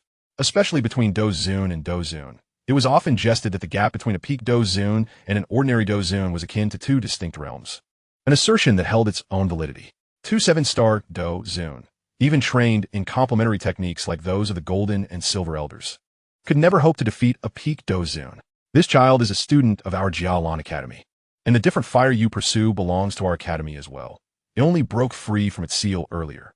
Elder Qian explained, casting a disapproving glance at the man in the white robe. He recalled how the strange flame had barely escaped from the Jialan Academy when it was intercepted by the people of the Pill Tower. How infuriating! How could the Pill Tower's members be here? Were they perhaps surveilling our Jialan Academy all along? Elder Bai communicated with Elder Qian through soul transmission. It might be the case, but regrettably, had he chosen to act within the inner academy, at least he would have the Dean's contingency plans to rely upon. Elder Qian replied helplessly. In truth, the 2 Elder Qian and Bai had little chance against this white-robed individual, and they could only glance at Xiao Yan, transmitting through their souls. Young man, can you still escape? Xiao Yan nodded. The appearance of 2 hidden Do Zun powerhouses from the Jialan Academy brought a modicum of reassurance to the current situation. As long as the 2 elders could hold off the white-robed man for a moment, reinforcements would arrive. The only dilemma was that the strange flame had already entered his body, and after defeating the white-robed man, he would be unable to explain this to the 2 Do Zun from the Jialan Academy. His original plan was to find a more secluded place to devour and refine the fallen heart flame before returning to inform Elder Su Qian and the others that the fallen heart flame had fled, and he had narrowly escaped. Now that the flame had not escaped, did he have to eliminate these 2 Do Zun to silence them? This left him in a quandary. I've won. Unexpectedly, within Xiao Yan, the 9 Nether had triumphed in its struggle for the fallen heart flame, swiftly absorbing the fire seed and achieving a qualitative enhancement. An indescribable feeling surged through Xiao Yan's entire being, rendering his expression increasingly frigid. And his previously hesitant gaze grew dark as it swept over the two elders standing before him. It's good that you can run. I will open a spatial passage for you to return to the inner academy, but it will be quite fragile, so you must pass through quickly. The two elders decided to first escort Xiao Yan away before attempting to escape from the grasp of the white-robed man. Hee hee. A cruel smirk emerged at the corner of Xiao Yan's mouth. What are you discussing in your soul communication? Share it with me. Naturally, the white-robed man would not allow them to conspire before him. The two seven-star Do Zun warranted him to reveal a portion of his true strength. The winds and clouds of the world shifted, and as the fighting spirits surged, the surrounding space became increasingly unstable. For an ordinary Do Zone powerhouse, maintaining stability at this moment would pose a challenge. Go! The two elders tore open a spatial passage and then gathered their fighting techniques, charging towards the white-robed man. Chapter 117, Do Saint Transcendence. Underestimating one's strength, the white-robed man chuckled lightly, extending his claw forward. With a fierce grip, the surrounding space suddenly became stagnant. Seal. The spatial passage created by the two elders shattered instantly, and violent spatial turbulence spread outward. Had Xiao Yan not previously surrounded himself with a strange flame, he would have surely suffered heavy injuries. This was no ordinary peak Do Zun. He was likely a 4-star. The sinister voice of the void, devouring flame, echoed. Its mood sour after failing to wrest control of the fallen heart flame from the Nine Nether. What does 4-star mean? Xiao Yan inquired, his gaze fixed intently on the conflict between the two elders and the white-robed man.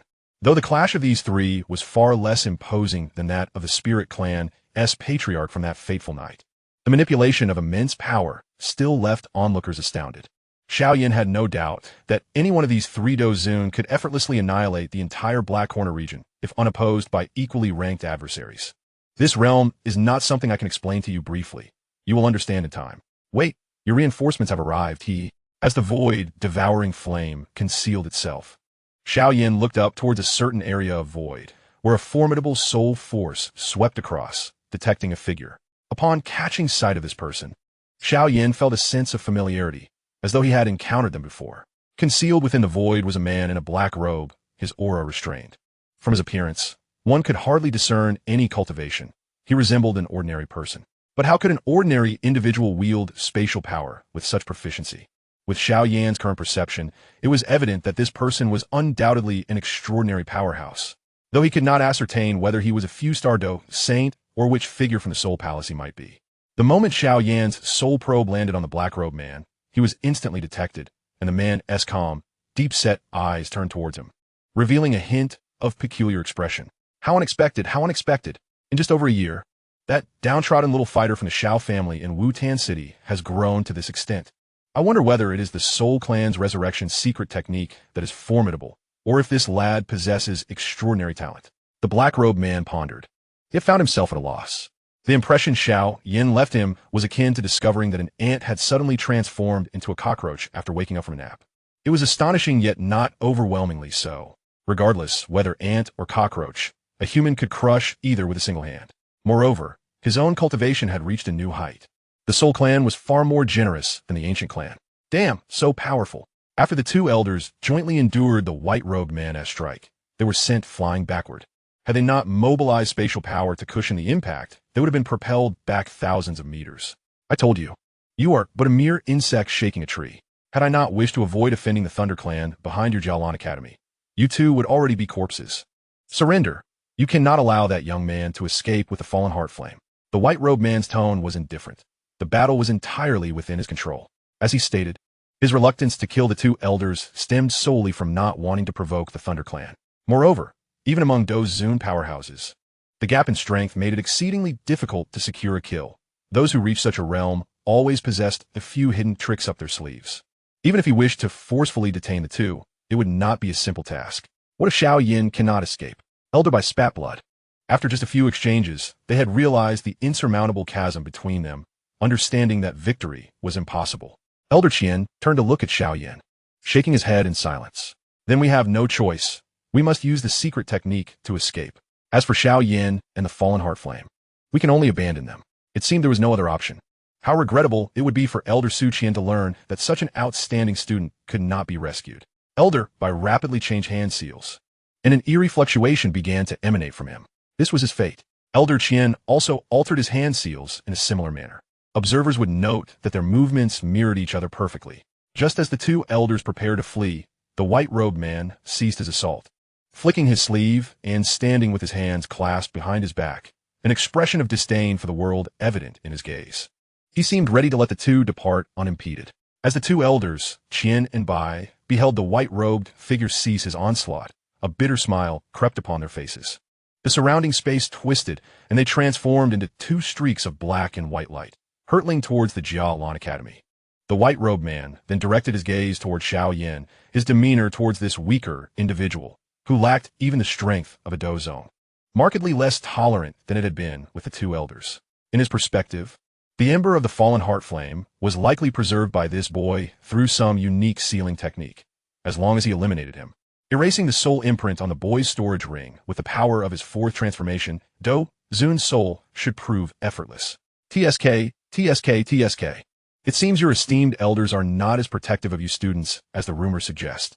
The white-robed man observed Xiao Yan's indifferent expression, which inexplicably vexed him, prompting him to voice a derisive comment. Their departure was rather fortuitous.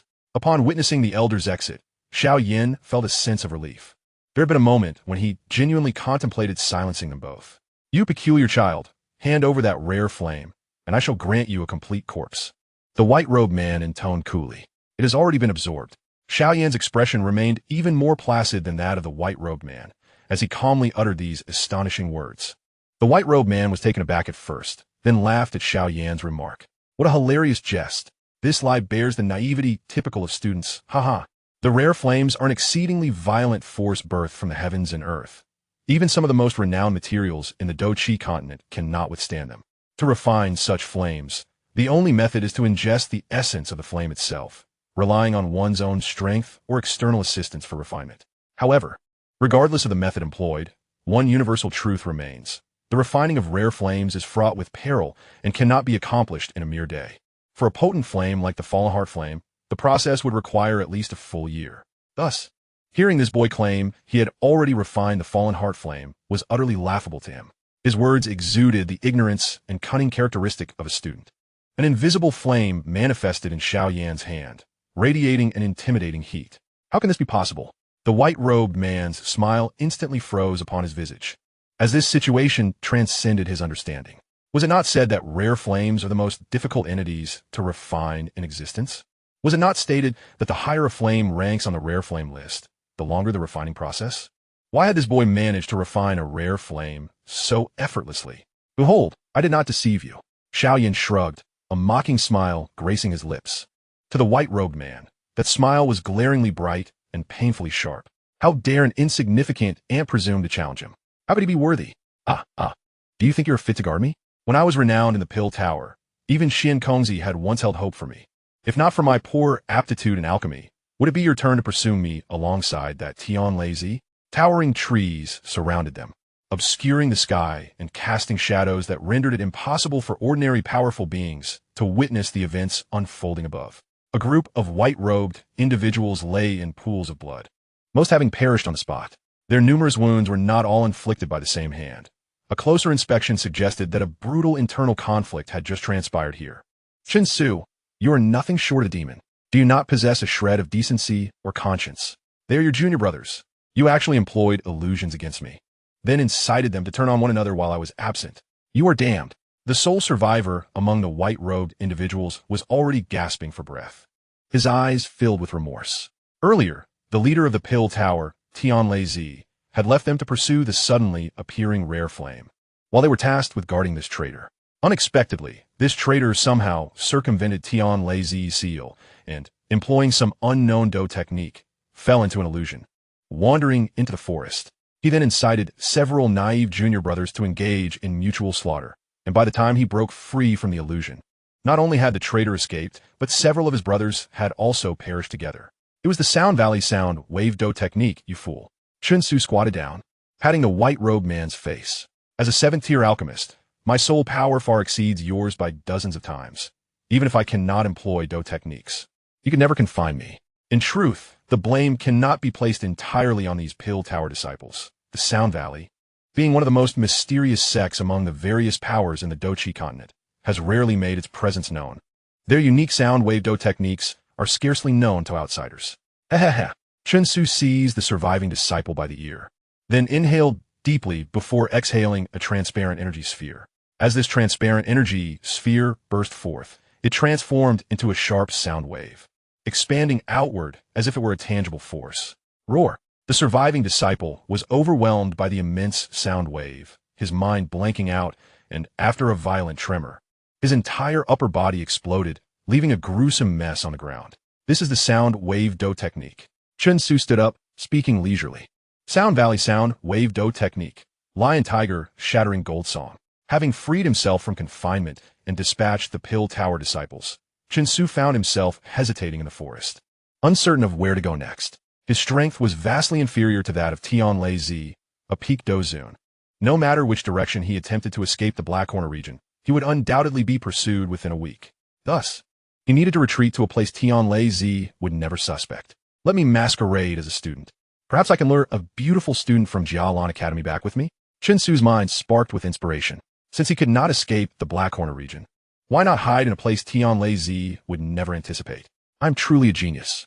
With this realization, Chen Su's spirits lifted, and he hummed a tune as he turned in the direction of Yunlan Academy. If an observant individual were present, they would notice faint flashes of lightning beneath Chen Su's feet. With each step he took, the distance he covered would surpass even that of a Do Huang flying at full speed. The life fire of several disciples extinguished, Tianlai Zi's expression darkened. Moments ago, while he was caught off guard by Xiao Yan, the life fires of the disciples he had brought along had snuffed out one by one in his perception. It must be that rebellious disciple from the Pill Tower who has somehow escaped. This is truly infuriating. Tianlai Zi snorted coldly. While he was eager to uncover how Xiao Yan managed to refine the rare flame in such a brief period, he was currently pressed for time. Do not think that just because you have devoured the rare flame, I cannot deal with you. As an 8th-tier alchemist, I possess 1,000 ways to extract a rare flame from a person. For instance, one might place a human corpse into a simple alchemical furnace, subjecting the body to a fierce blaze that incinerates flesh and blood until nothing remains, followed by a gentle simmer to separate the dantian from the foreign flame. In this manner, one could procure a fragment of the original, unblemished foreign flame. Ha! Your gaze is indeed malevolent. Although Xiao Yan was unaware of the intentions of the man in white before him, he could discern from the man's expression a palpable malice, as if contemplating the most brutal ways to torment him. Are you not going to make your move? Senior, if you do not act, I shall surely meet my demise here. With a soft sigh, Xiao Yan addressed the void behind the man in white. Play your tricks and meet your end. As Tianlai Zi prepared to strike at Xiao Yan, he suddenly sensed a strange spatial fluctuation behind him, followed by a hand resting upon his head. Impossible. I had clearly sealed the space. The look of terror flashed in Tianlai Zi's eyes, yet before he could utter another word, the hand gripping his crown descended with unyielding force. Crack! A mixture of grayish-white brain matter and blood cascaded down from Tong Xian's hand. He cackled. To discern my whereabouts, your soul's realm must be at least in the late stages of the spirit realm. No? Chapter 118. The Demise of Qianbai'er. Might I inquire which esteemed elder of the Soul Palace you are? Could it be the Holy One of Soul Purity? After offering a polite bow, Xiao Yan posed the question. Having been a member of the Soul Palace for nearly 2.5 years, he had gained some understanding of its organizational structure and the notable figures within. Aside from the previously encountered Palace Master, Han Miesheng, and the 4 Great Lords, Shui He and Qin Tian, he was also aware of several other half-saints and do-saints, such as Gu Yu and Han Qing. However, the black-robed figure before him, after complimenting Xiao Yan, did not disclose his identity, and perplexingly, his face was concealed behind a mask, rendering it impossible to discern his true appearance. Xiao Yan hesitated briefly, suppressing his impolite urge to probe with his soul force. You need not know for now, young one. When you reach a certain level in the future, you will naturally come to recognize me. Tong Xian appraised Xiao Yan, noting that this down-and-out scion of the Xiao clan did possess a certain degree of attractiveness. Nevertheless, he remained puzzled as to how this lad had bewitched the young lady of the ancient clan, compelling her to forsake all others. It was rumored that after a spy from the ancient clan reported Xiao Yan's survival, Gu Sun'er attempted to sneak away, only to be apprehended and confined. I'm most grateful for your life-saving grace, Senior. Xiao Yan thought little of it, accepting the mysterious figure's temperament as it was. Indeed, young one, When you return to the Jia Lan Academy, be sure to convey this, Tong Xian instructed before elegantly sweeping his sleeve. For his visit today was not solely to rescue Xiao Yan. In an instant, his form flickered and vanished before Xiao Yan's eyes. Left standing in place, Xiao Yan's eyes sparkled with intrigue. The enigmatic Do Saint's admonition held a certain weight. Not far from outside the Jia Lan Academy, the two elders, Qian Bai Er, who had used secret methods to escape, could finally see the pinnacle of the heavenly burning refinement tower, and they collectively exhaled a sigh of relief. This matter must be reported to the dean without delay. The loss of the fallen heart flame is not merely a setback for the Jia Lan Academy, but also for my Lei clan. Qian Lao's expression darkened considerably, for his chest bore large bloodstains from the earlier conflict with Tian Lei. Regrettably, the Lei clan may not stand up for our Jia Lan Academy. Although the fallen heart flame is formidable, it is ultimately not among the top 10 flames on the foreign flame rankings. Even if it is lost, those Do Saints may not bother to reclaim it, and one of the three giants of the Alchemist Tower, Xian Kongzi, is also a half-saint, his strength rivaling that of the Dean. The fallen heart flame is of utmost importance to alchemists, and I fear we shall not be able to retrieve it. Bai Lao's words were harsh, yet reality indeed aligned with them. The Alchemist Tower, as the sanctuary of alchemists in the Do Chi continent, had absorbed the majority of 8th-rank alchemists apart from the medicinal clan. The so-called peak 8th-rank alchemist, Xian Kongzi, was rumored to even possess the capability to concoct 9th-rank pills. Such an organization is one that even ancient clans would be loath to offend. As Qian Baier regretted not having acted swiftly to prevent the loss of the fallen heart flame, danger approached silently. Look, Qian Baier has returned. In the inner academy, several elders had begun to recover from their injuries. Although their combat strength was still lacking, they were able to move without issue. It seemed the foreign flame could not be reclaimed. Su Qian chuckled bitterly, struggling to rise from the ground, relying on the entire fortune of the alchemy elders to barely stem his injuries, though he knew he still required time to recuperate. Accepting this reality, Su Qian recognized that the absence of the fallen heart flame would necessitate significant revisions to the Academy's educational policies in the days to come. He soared into the air, preparing to greet Qian Baier, but unexpectedly, the heavens shifted dramatically. The previously clear sky was suddenly filled with resplendent golden clouds. Instantly, the entire realm was enveloped in a golden light, and from the clouds emerged a spatial passageway, with a hand reaching forth. This hand appeared unremarkable, resembling that of a man in his 50s, yet the oppressive aura it carried was enough to instill fear. A Do Saint, Su Qian exclaimed, his body stiffening in place. Such a celestial phenomenon and overwhelming pressure could only belong to a Do Saint. Qian Baier's reactions were quicker than Su Qian's. Yet neither could make any attempt to escape. For the moment that hand emerged, the surrounding space had been firmly sealed. Elder, what is the meaning of this? Qian Baier's faces were filled with horror. The secret technique that had enabled them to escape before the fourth transformation Do Zun was rendered as mere child's play in the presence of a Do Saint. With a simple sealing of the surrounding space, they found themselves trapped without a means of escape. Do not blame me. I am merely following orders. A voice, audible only to Qian Baier, echoed in their ears, the owner of which was none other than the mysterious figure who had saved Xiao Yan. An immense surge of Do Qi coalesced from the hand, crashing down with an unmatched might. Qian Baier, filled with despair, combined their full strength in a desperate attempt to block the blow, yet it felt as futile as an ant trying to shake a tree. Their signature moves, once renowned, were rendered useless against such raw power. Boom! In an instant, Qian Baier was obliterated, not a trace of their souls remaining. Witnessing this, the hand retracted into the spatial passage, and the celestial phenomenon gradually dissipated. The elders of the Jia Lan Academy stood in stunned silence, gazing blankly at the deep crater left by the overwhelming Do Qi, as if a divine retribution had occurred. Qian Baiya, the two strongest figures of the Jia Lan Academy after the dean, had perished so abruptly? Who was that formidable being? Someone trembled as they inquired. A Do Saint. It must be a Do Saint, exclaimed another. Which powerful figure from the Do Chi continent has emerged? Terrifying. I had thought that the palace master of the Soul Palace was the only wandering Do Saint in this world, yet it seems another has appeared today. But why would he wish to slay Qian Baier? The elders were engulfed in a state of disarray. They were merely warriors of the Do Wang and Do Huang ranks, though they resided within the prestigious Jia Lan Academy, the pinnacle institution on the Do Chi continent. The existence of a Do Sheng was still regarded as a myth in the worldview of most. To witness one in the flesh, particularly one who had just slain their own disciple, was enough to instill profound fear. Silence. Su Qian bellowed, halting the elder's discussions. Although he too was gripped by trepidation at the appearance of this Doshang, he understood the urgency of the situation. The matter at hand involved far more than the mere loss of an exotic fire. It necessitated immediate communication with the Lei clan, while the other elders remained oblivious. Su Qian was acutely aware.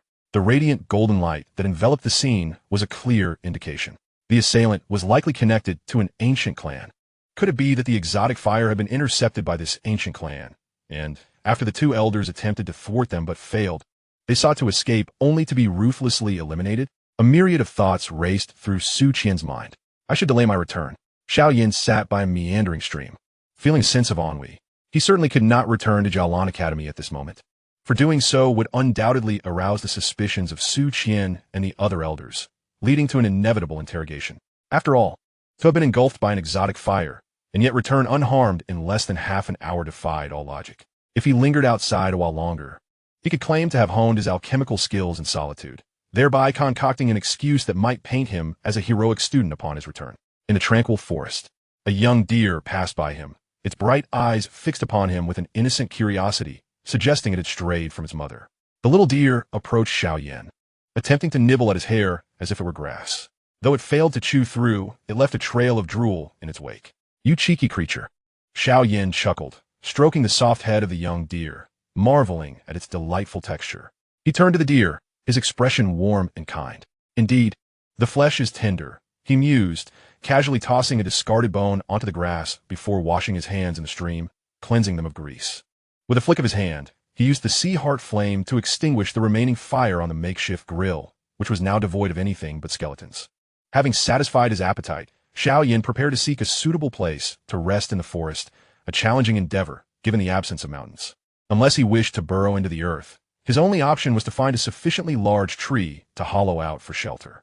However, as he scoured for an appropriate tree, a potent scent of blood wafted into his nostrils, causing him to furrow his brow. What is happening? Xiao Yan's formidable soul power radiated outward, quickly pinpointing the source of the sanguine aroma. This is...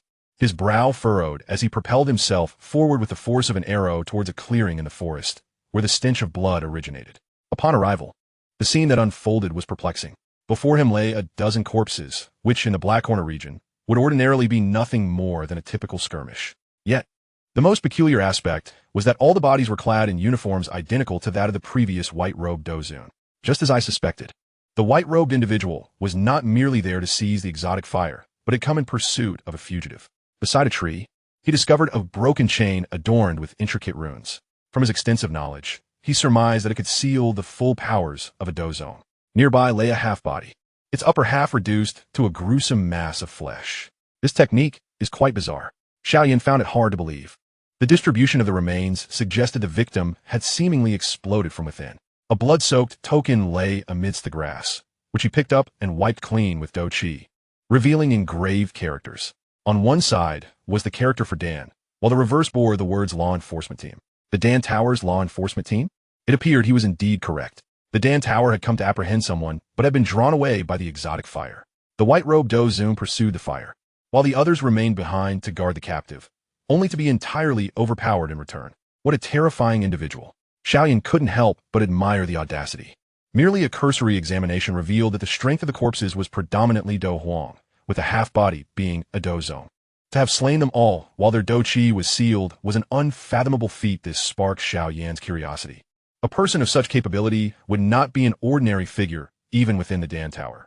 In the Northwest continent, they could easily establish dominance over several empires. What could compel such a person to defect? Or what sort of enticement could lead them to abandon their allegiance? Xiao Yan licked his lips, contemplating that capturing this individual might yield substantial rewards. His advanced soul power surged outward, seeking traces of the fugitive's departure. Before long, he discovered clues, a charred stick retaining remnants of lightning energy, as if it had been struck by thunder. Such traces appeared every few hundred meters, resembling the aftermath of lightning strikes, leaving faint traces of thunder energy. Were it not for Xiao Yan's formidable soul power and his acute sensitivity to elemental energy due to his mastery of the initial tier of the heavenly stage technique, even the Doshang who had previously rescued him would likely have overlooked these signs. This direction leads to Yunlan Academy? Xiao Yan's eyes widened in disbelief. He had not anticipated that this individual possessed such audacity. Did they intend to hide within the exalted status of the world's foremost academy? Or did they believe that the brightest places concealed the darkest secrets? Regardless, this person was indeed audacious. With a cold smirk, Xiao Yan extended his hand and retrieved the long-neglected Wan Hun banner from his storage ring. The banner had undergone significant transformation over time, its quality greatly enhanced, and within its spiritual realm, the souls had grown increasingly powerful, with some, like Lin Lang Tian, even regaining their consciousness. After a moment of thought, he selected Lin Lang Tian, who had been acquainted with Xiao Yan and was well suited for the task of communication. Return discreetly to Yunlan Academy and inform CNR to keep an eye out for any unusual individuals or previously inconspicuous students who suddenly exhibit heightened activity. A dangerous individual may have infiltrated the academy, Xiao Yan instructed, imprinting the academy's layout and CNR's appearance into the soul's memory with a touch. Understood. Lin Lang Tian replied respectfully, though his occasional glances at Xiao Yan were laden with fear and animosity. Then, with a swirl of white smoke, Lin Lang Tian departed towards Jialan Academy. Chapter 119, The Master Returns. Today marks a significant occasion for numerous disciples of the Inner Courtyard, as the latest batch of Outer Courtyard students has recently passed their assessments and gained admission into the Inner Courtyard. Various factions and organizations within the Inner Courtyard are eager to recruit new students today, aiming to bolster their own growth and influence, particularly in the wake of the recent unsealing of the Fallen Heart Flame. The dwindling reserves of foreign fire sources stored within the Heavenly Flame refining tower are rapidly depleting. At most, there remains only half a year before the tower may become a relic of the past in the history of the Jialan Academy. To postpone this impending deadline, Elder Su Qian has amended the rules regarding the acquisition of fire energy, with the most pivotal change being the cancellation of the fixed monthly allocation of fire energy for the top-ranked geniuses. Consequently, obtaining additional fire energy has become increasingly troublesome. Initially, many set their sights on this new batch of Inner Courtyard students, intending to seize a significant amount of fire energy during the upcoming hunting competition. However, none anticipated that this event would witness the emergence of an unprecedented dark horse. Hold on one at a time. 5,000 gold coins for a point of fire energy. No hageling, Ling Yu declared, seated beneath a grand tree at a small wooden table, which was neatly arranged with a fire crystal card, a storage ring, a green card for depositing coins at the alchemy tower, and a notebook. Behind her stood Lu Qing, flanked by members of the Lianshan gang, creating an imposing presence that deterred many who had initially approached Ling Yu with anger, leaving them with no choice but to swallow their pride. A male Inner Courtyard student, blushing under the curious gazes of onlookers, stepped forward and pleaded, "Senior sister, could you perhaps reduce the price? How about 20,000 gold coins to reclaim all my fire energy?" "What's your name?" Ling Yu inquired, her dissatisfaction evident as she considered the proposed price. "Liu Wu." "Liu Wu from the Willow Tree," he replied promptly. "Absolutely not. You think you can retrieve 20 points of fire energy for 20,000 gold coins? It's 100,000 gold coins, not a penny less." Ling Yu flipped through her notebook, and, upon discovering that Liu Wu had indeed lost 20 points of fire energy to her, felt a surge of indignation. "I worked hard to seize this. You think I would let it go for just 20,000 gold coins? But I truly don't have that much money," Liu Wu lamented, on the verge of tears. His family was not affluent, and 20,000 gold coins represented his utmost limit. Beyond that, he was utterly destitute. What was intended to be a straightforward fire energy hunting competition, where older students traditionally seized energy from newcomers to establish dominance, had taken an unexpected turn with a seemingly unremarkable girl before them managing to strip both seniors and juniors of their fire energy entirely. The mere thought of Ling Yu's combat style sent shivers down Liu Wu's spine. Was she truly human? "I can only afford 20,000 gold coins. Please show some leniency." He nearly fell to his knees, acutely aware that the reserves of foreign fire energy in the Heavenly Flame refining tower were dwindling, and the means to acquire fire energy would only become more challenging. Losing this 20 points would significantly hinder his cultivation speed compared to others. "Then you may only redeem 4 points of fire energy. The rest I shall sell to others," Ling Yu said cheerfully, casting a satisfied glance at Lu Qing behind her. His suggestion had proven remarkably astute, allowing her to profit handsomely by exploiting the rules of Jialan Academy. Furthermore, it was fortunate that, in the final months of her life, she had reconciled with the sister within her. After all, there was no point in continuing their strife when death loomed so near. Better to indulge in the pleasures of life. Lu Qing, meanwhile, touched a painful wound on his waist, a reminder of Ling Yu's earlier outburst. Alas, Liu Wu conceded defeat, withdrawing his card to transfer 20,000 gold coins into Ling Yu's Alchemy Tower green card, then handing over his fire crystal card. As their cards touched, Ling Yu transferred 4 points of fire energy to Liu Wu's card. Next, with Liu Wu's lead, the remaining older students scrambled over, eager to redeem their fire energy. Nearby, a group of newcomers gathered, seething with discontent. Most lacked the financial means to reclaim their fire energy and lacked the courage to confront the situation. They could only describe their misfortune in 2 words: unlucky. We must surely be the most unfortunate cohort in the history of Jialan Academy, one lamented. Upon hearing this, the crowd sighed collectively, while a tall and graceful girl stood out amongst them, her eyes hesitantly glancing towards Ling Yu. Her striking beauty, particularly her long, shapely legs, drew the attention of many. Noticing such a beauty among the newcomers, several senior students attempted to approach her under the pretense of being protective, but each was thwarted by a principled young man standing beside her. Senior Sister Xiao Yu, you must be cautious of these so-called seniors. They appear virtuous but are merely driven by base desires, Bai Shan advised, shaking his head with a sense of righteousness. Thank you, Xiao Yu replied, offering a grateful smile. Speaking of which, we owe our safety in this fire energy hunting competition to you. Without your intervention, many of us would have surely been harmed. Indeed, Bai Shan.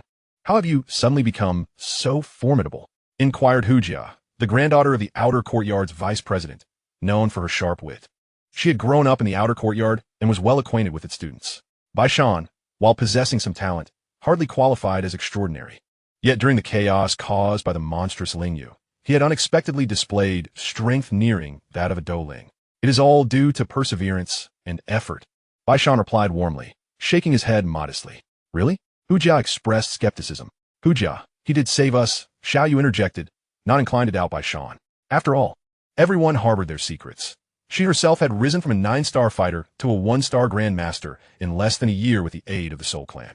I was merely curious, Hujia relented, a hint of disappointment in her tone. Everyone has their own secrets. Excessive probing is inappropriate, Bai Shan said. Directing his gaze toward Xiao Yu, their eyes meeting momentarily. Xiao Yu averted her gaze, her heart racing, fearing he had uncovered her secret. Yet Bai Shan's expression grew increasingly covetous, his eyes roving over both Xiao Yu and Hujia before returning to his previously earnest demeanor. As various thoughts occupied the minds of the assembly, the sound of footsteps approached, silencing all conversation. Why not join Mali and Shan? Lu Qing proposed to the newcomers while the older students queued to redeem their fire energy. What are the benefits? Hujia inquired, raising an eyebrow. You will have the opportunity to reclaim the fire energy that has been taken from you, Lu Qing replied with a smile. As soon as the words were spoken, the new students began to whisper among themselves, clearly captivated by Lu Qing's proposition. How to redeem oneself. Lu Qing began to elaborate. At the edge of the gaping chasm of the sky-burning refinement tower, Elder Su Qian stood, gazing at the tower's tip, which was barely visible above the ground. Ever since that fateful day, he often came here, lost in thought. If one were to count the days, it would seem that someone from the Central Plains should be arriving soon, he murmured while looking up at the sky. After the massacre of the elders, he urgently contacted the dean, Mang Tianxi, as well as the Lei clan. However, despite the means left behind in the Blue Profound Academy, he found it impossible to establish contact. The Lei clan, on the other hand, did respond, albeit in a rather lackluster manner, merely sending a Do Zun to brush off the matter, who was currently en route through the spatial passage. He had anticipated such an outcome, yet when it truly occurred, he still felt a profound sense of helplessness. The future path of the Blue Profound Academy would require serious contemplation, Su Qian murmured. Elder, since the dean is unreachable and the Lei clan does not value you, why not bring the Blue Profound Academy to join us, the Soul Clan? I can assure you that we will help the Academy procure another rare flame. A voice floated in from behind Su Qian.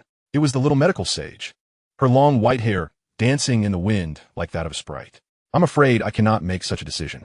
Although I cannot contact the dean, his soul fire has yet to extinguish, and I will not betray him, Su Qian replied firmly, glancing at the suddenly appearing little medical sage.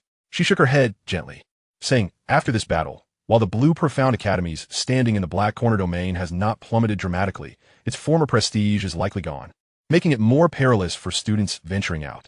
That may be true, but only through trials of life and death can one achieve greatness, Su Qian said indifferently. Please return. I currently have no intention of aligning with your soul clan. You misunderstand. I did not come merely to recruit you, Elder, the little medical sage said, pointing towards the distant horizon.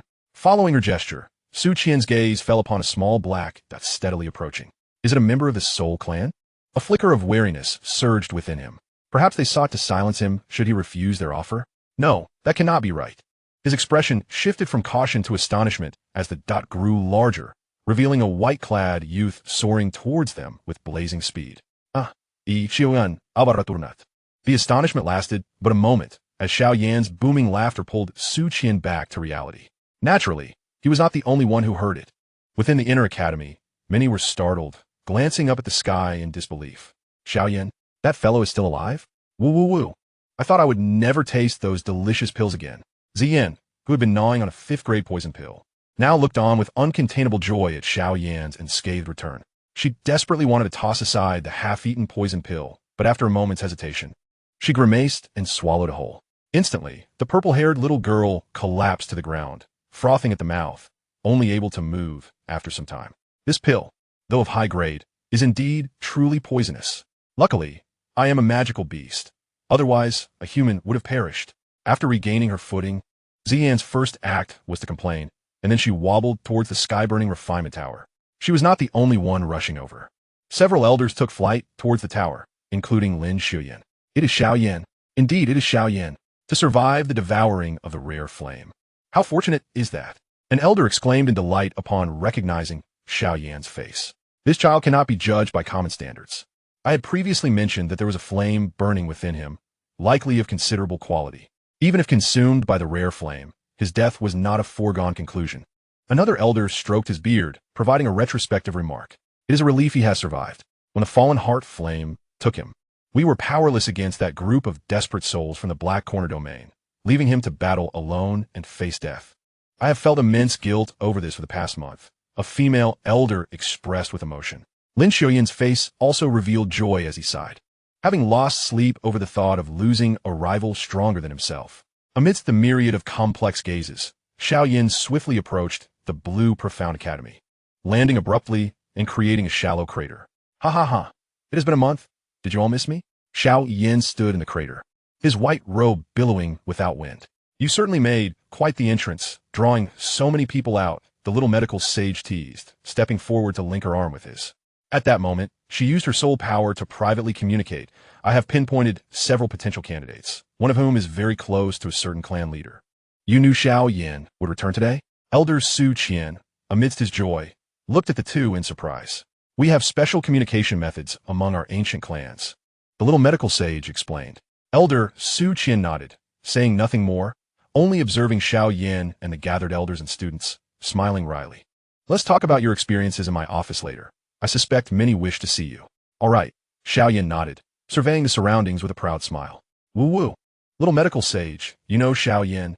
Have him refine pills for me. I still owe you for the fire crystal card. Ziyan swayed over, landing before Xiao Yan and the little medical sage. I had my suspicions about whose fire crystal card you had given me. It seems I was not mistaken. Xiao Yan raised an eyebrow at Ziyan, easily discerning that the purple-haired little girl was in a poisoned state, likely linked to her unique constitution. Yet, what puzzled him was how swiftly the toxins within her were being broken down. Perhaps this was the peculiar nature of magical beasts. He recalled Kai Lin mentioning that Ziyan belonged to the ancient dragon clan, a powerful species of magical beasts, which seemed to corroborate this. Ziyan, don't be troublesome. Xiao Yan has only just returned. He cannot refine pills for you right away. Elder Su Qian said with a resigned pat on her head, speaking softly. No guedes, Elder. In a few days, let Ziyan come play with me and the little medical sage. I will refine pills for her. Xiao Yan waved his hand, then turned to the crowd surrounding him. Most of these individuals were elders from the inner academy, many gazing at him with astonished expressions, clearly taken aback by his unexpected return. After some polite exchanges, the crowd gradually dispersed as they recognized that Elder Su Qian genuinely had questions for Xiao Yan.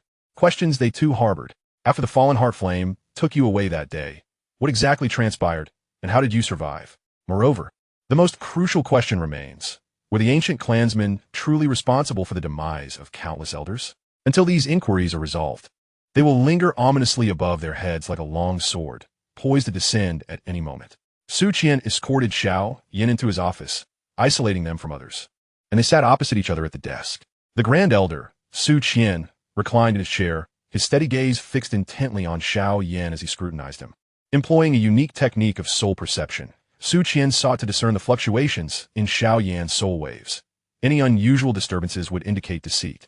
Such exceptional applications of soul abilities are exceedingly rare, often regarded as closely guarded secrets among the major factions. And they demand a rigorous level of soul cultivation from the user. What few outsiders know is that Su Qian, the Grand Elder of the Jialan Academy, possesses an extraordinarily high level of soul cultivation. Though he only holds the rank of Dozong and is not an alchemist, his soul has already attained the terrifying initial stage of the spirit realm, which is the threshold for a 7th grade alchemist. It is worth noting that even the renowned Dan Wanggu, he has only reached this level. After the fallen heart flame engulfed me, I resisted its searing heat with my own strange fire, preventing it from consuming me. As he spoke, Xiao Yan raised his hand. In a swirl of blue-black, strange fire erupted from his palm, emanating an intimidating heat. Had he not deliberately restrained it, the entire office would likely have ignited the moment the 9 underworld flame appeared. Your strange fire appears formidable. The Soul Clan truly lives up to its reputation. Su Qian remarked, acknowledging that it was not uncommon for descendants of ancient clans to possess a strange fire, though he had never encountered one that resembled Xiao Yan's. Perhaps a type unknown to him. Such flattery, Grand Elder. To be honest, I'm not entirely satisfied with the potency of my current strange fire, Xiao Yan replied, shaking his head as he retracted the flames. A greedy fellow, Su Qian chuckled, dismissing Xiao Yan's words with a wave of his hand. In Su Qian's understanding, unless one were a Doshang powerhouse of the Yin clan, possessing a secret technique passed down from ancient Dou emperors, a single individual could only absorb and fuse one strange fire throughout their lifetime. Attempting to fuse more would be fatal. Later on the road, the fallen heart flame was unexpectedly subdued, and I was rescued. The one who captured it wore a flowing white robe adorned with several flame insignias, and upon discovering that I was also an alchemist, he permitted my departure.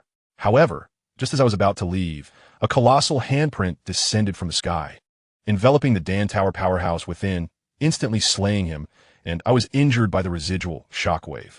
It was not until my wounds healed that I dared to return to the academy. Xiao Yan laid out his pre-prepared narrative and calmly awaited Su Qian's response. Su Qian, in turn, continued to observe Xiao Yan's soul fluctuations with his secret technique. No emotional disturbances. It seems he speaks the truth, Su Qian mused inwardly. Was that enormous handprint entirely golden, radiating golden Dou Qi? Su Qian inquired about the details. Indeed, Xiao Yan nodded. I have a general understanding now. It seems you have endured quite a lot during this period. Go back and rest well. If Ziyin comes to you for any elixirs, please make a note of the herbs used, and I shall reimburse you double, Su Qian said, feeling somewhat weary. All right, then I shall take my leave, Grand Elder. Xiao Yan rose and exited the office. Su Qian tapped his fingers thoughtfully, reflecting on their recent conversation. He did not believe Xiao Yan could deceive him. After all, the realm of soul cultivation was already the entry threshold for an 8th grade alchemist. No matter how talented Xiao Yan was, his age remained a factor, and the bloodline of the Dou Emperor did not enhance one's soul cultivation. I heard Xiao Yan has returned. Shall we go take a look? My treat. Ling Yu waved her green card triumphantly at Lu Qing. You seem rather pleased, Lu Qing replied, shaking his head. Of course, I want to see Xiao Yan, but I must first attend to these new students. Otherwise, if other factions come to poach them, wouldn't I suffer a great loss? Following Lu Qing were numerous new students he had lured in with the allure of returning fire energy, including Xiao Yu, Hu Jia, and Bai Shan. Upon hearing their conversation, Xiao Yu's eyes gleamed with interest, wavering in her resolve. Is that Xiao Yan one of your kin? You share the same surname. Hu Jia leaned in to ask. Having heard tales of Xiao Yan and being intrigued, she had mourned his supposed demise. Yes, he is my cousin. Xiao Yu hesitated before replying, marking her first acknowledgement of their blood relation within the academy. Previously, she had deliberately avoided the topic in the outer academy. Oh, so that Xiao Yan is your cousin. Upon hearing this, many newcomers flocked closer, their curiosity piqued by the recent fame of this inner academy student. What? You are Xiao Yan's elder cousin? Ling Yu chimed in excitedly, squeezing in beside Xiao Yu, her head barely reaching the latter's chin. You have such a lovely figure, she remarked, glancing at Xiao Yu with envy. Ling Yu, senior sister. Xiao Yu took a step back, her cheeks flushed. Did you just say you are Xiao Yan's elder cousin? Are you from the same family? If you are also from the Soul Clan. Ling Yu's words were abruptly halted as Xiao Yu hurriedly covered her mouth. Xiao Yan and I both hail from the Xiao family of the Jiamar Empire in the northwest continent. Our blood relation is quite close, Xiao Yu quickly clarified. Oh, is that so? Ling Yu pried her hand away, her expression one of curiosity. The Jiamar Empire? What is that? Aren't you from the Soul Clan? Shall we go see Xiao Yan together? Lu Qing doesn't want to join me, but I might get lost on my own, Ling Yu pleaded. But I don't know the way either. The air grew awkward between them. I'll accompany you, Hu Jia proposed, eager to uncover the true nature of Xiao Yan. Really? Ling Yu suddenly felt a bit shy. In that case, I'll return your fire energy later. That will be perfect. Hu Jia grinned, turning to Bai Shan behind her. Little Bai, I'm off with Xiao Yu to see that Xiao Yan. I won't be able to join you for lunch today, next time. Ah, but you all promised me. Bai Shan frowned in surprise. It was a sudden turn of events. Who knew Xiao Yu was Xiao Yan's cousin? Hu Jia waved her hand dismissively, then linked arms with Xiao Yu, her curiosity about Xiao Yan bubbling over. Ling Yu also joined in, listening intently as Xiao Yu recounted tales from their childhood while they strolled into the distance. You were so close as children. Bai Shan's expression grew increasingly frosty as he clenched his fists, a cold smile tugging at his lips. Let's go. Lu Qing beckoned to the other students. But Bai Shan remained unmoved, causing Lu Qing to feel puzzled. Senior Lu, I just remembered something. May I report to Liesa tomorrow on my own? Bai Shan suddenly stated. Of course, our inner academy at Liesa is well aware. Just ask anyone when you arrive, Lu Qing nodded. After all, where one chooses to go is their own freedom, and he had no authority over it. Thank you. Bai Shan turned away from the group, opting for a path opposite that of Xiao Yu and the others, turning through a labyrinth of alleys. Bai Shan came to a halt after confirming that no one was around. Suddenly, he struck a nearby tree with a powerful punch. Heh, Xiao Yan, the heartthrob, is it? Bai Shan lifted his head, his eyes brimming with scorn. Every woman that Chun Su has set his sights on has succumbed to his charm. So let me see just how skillful you truly are. Bai Shan's hand roamed around his neck until he found a small patch of skin that was slightly raised. He seized it and tore it away with a swift motion, revealing the middle-aged face of Chun Su beneath. I thought I could easily establish a harem at the Yunlan Academy, but it seems there are some challenges ahead. Jiansu Yuka Sopti, his soul energy pinpointing Xiao Yu and others, ready to follow their trail to uncover the true nature of this Xiao Yan. Yet, one aspect puzzled him. Why did his soul energy feedback only show Xiao Yu and Hu Jia? Had Ling Yu departed midway? Chin Su found this perplexing, but dismissed it as inconsequential. Just wait and see how I toy with your cousin right before your eyes. Xiao Yu, it has been a long time, he remarked. In the temporary residence within the inner courtyard, Xiao Yan gazed with astonishment at the tall young woman before him. It had been nearly 3 years since he last saw Xiao Yu, and in his memories, their childhood bond had been exceedingly close. During his most triumphant moments, he had even sneaked a glance at her bathing, fantasizing about including her in his harem. Alas, ever since the elder Yao's slow awakening led to Xiao Yan becoming a mere shell of his former self, the once amicable relationship with his clan members had turned frostier, particularly since Xiao Yu had never looked kindly upon him after that incident. However, those days were now behind them. The current Xiao Yu stood before him, devoid of the arrogance he once remembered. The once proud cousin now appeared as if she were a junior meeting a clan elder, radiating an overwhelming sense of restraint. Is it true that the Xiao family's genes are so exceptional? Such long legs, even I have never encountered before, the void-swallowing flame interjected unexpectedly. Be silent, Xiao Yan mentally reprimanded. Such a dull Xiao family lad. Do you not comprehend the appreciation of beauty? The void-swallowing flame retorted indignantly, clearly finding Xiao Yu quite captivating. How can you, a mere flame, understand such matters? Xiao Yan lamented.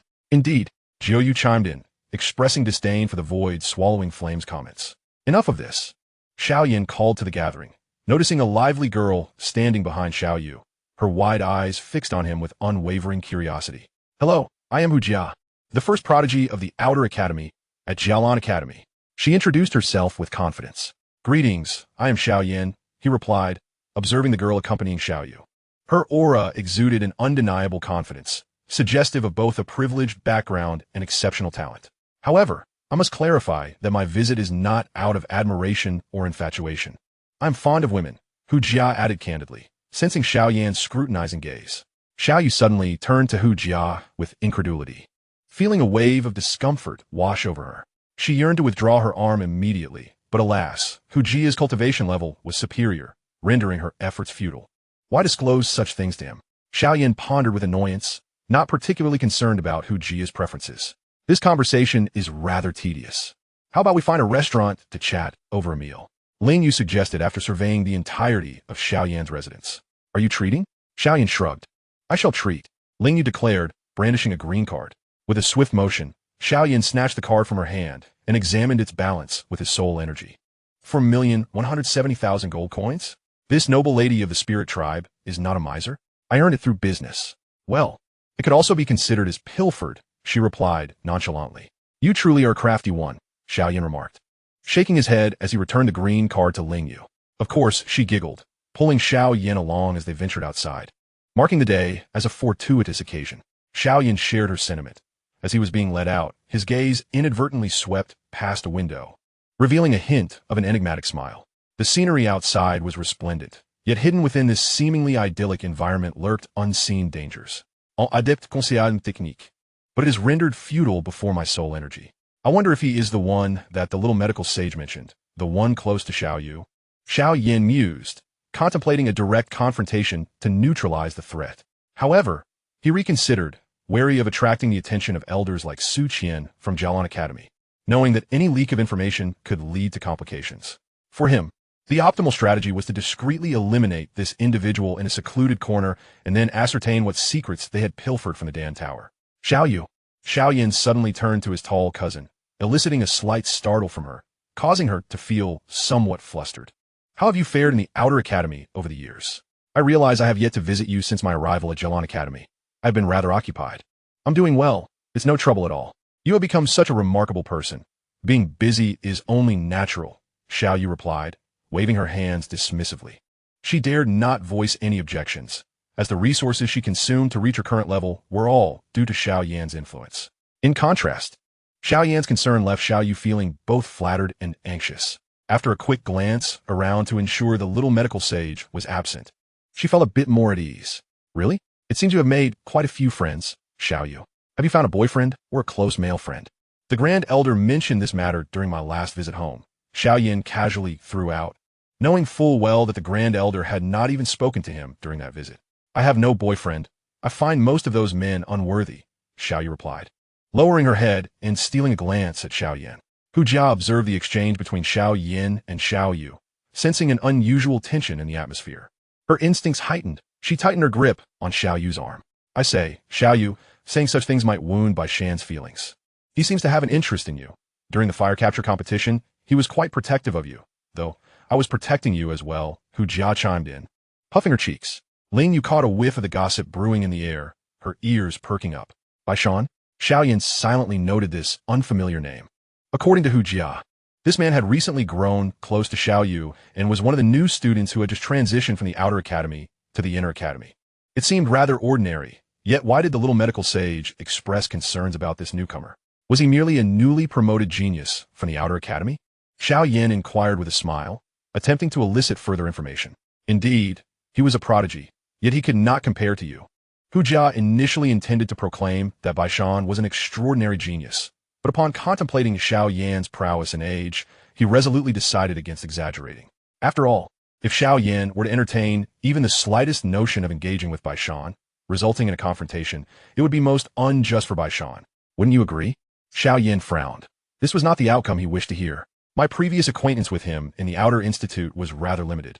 He was the type to remain inconspicuous. Time and again, he participated in competitions without ever striving for high rankings, and he generally led a solitary existence, thus leaving little room for interaction between us. Had it not been for the recent fire energy hunting competition, we would have remained oblivious to his formidable strength. Upon hearing Hu Jia's words, Xiao Yu immediately felt compelled to clarify, fearing Xiao Yan might misconstrue the situation. So he consistently ranked low in the Outer Institute. Xiao Yan's interest was piqued at this revelation. Indeed, he often returned after the first round of competitions, if not for the fire energy hunting competition, where senior sister Ling Yu wreaked havoc. We newcomers would have faced perilous consequences, and it was Bai Shan who ultimately intervened to save our lives. As Hu Jia spoke, his gaze turned sorrowfully toward Ling Yu, who had been eavesdropping nearby, recalling how she had treated them in the great forest. Indeed, it was excessively harsh. This, I certainly did not desire.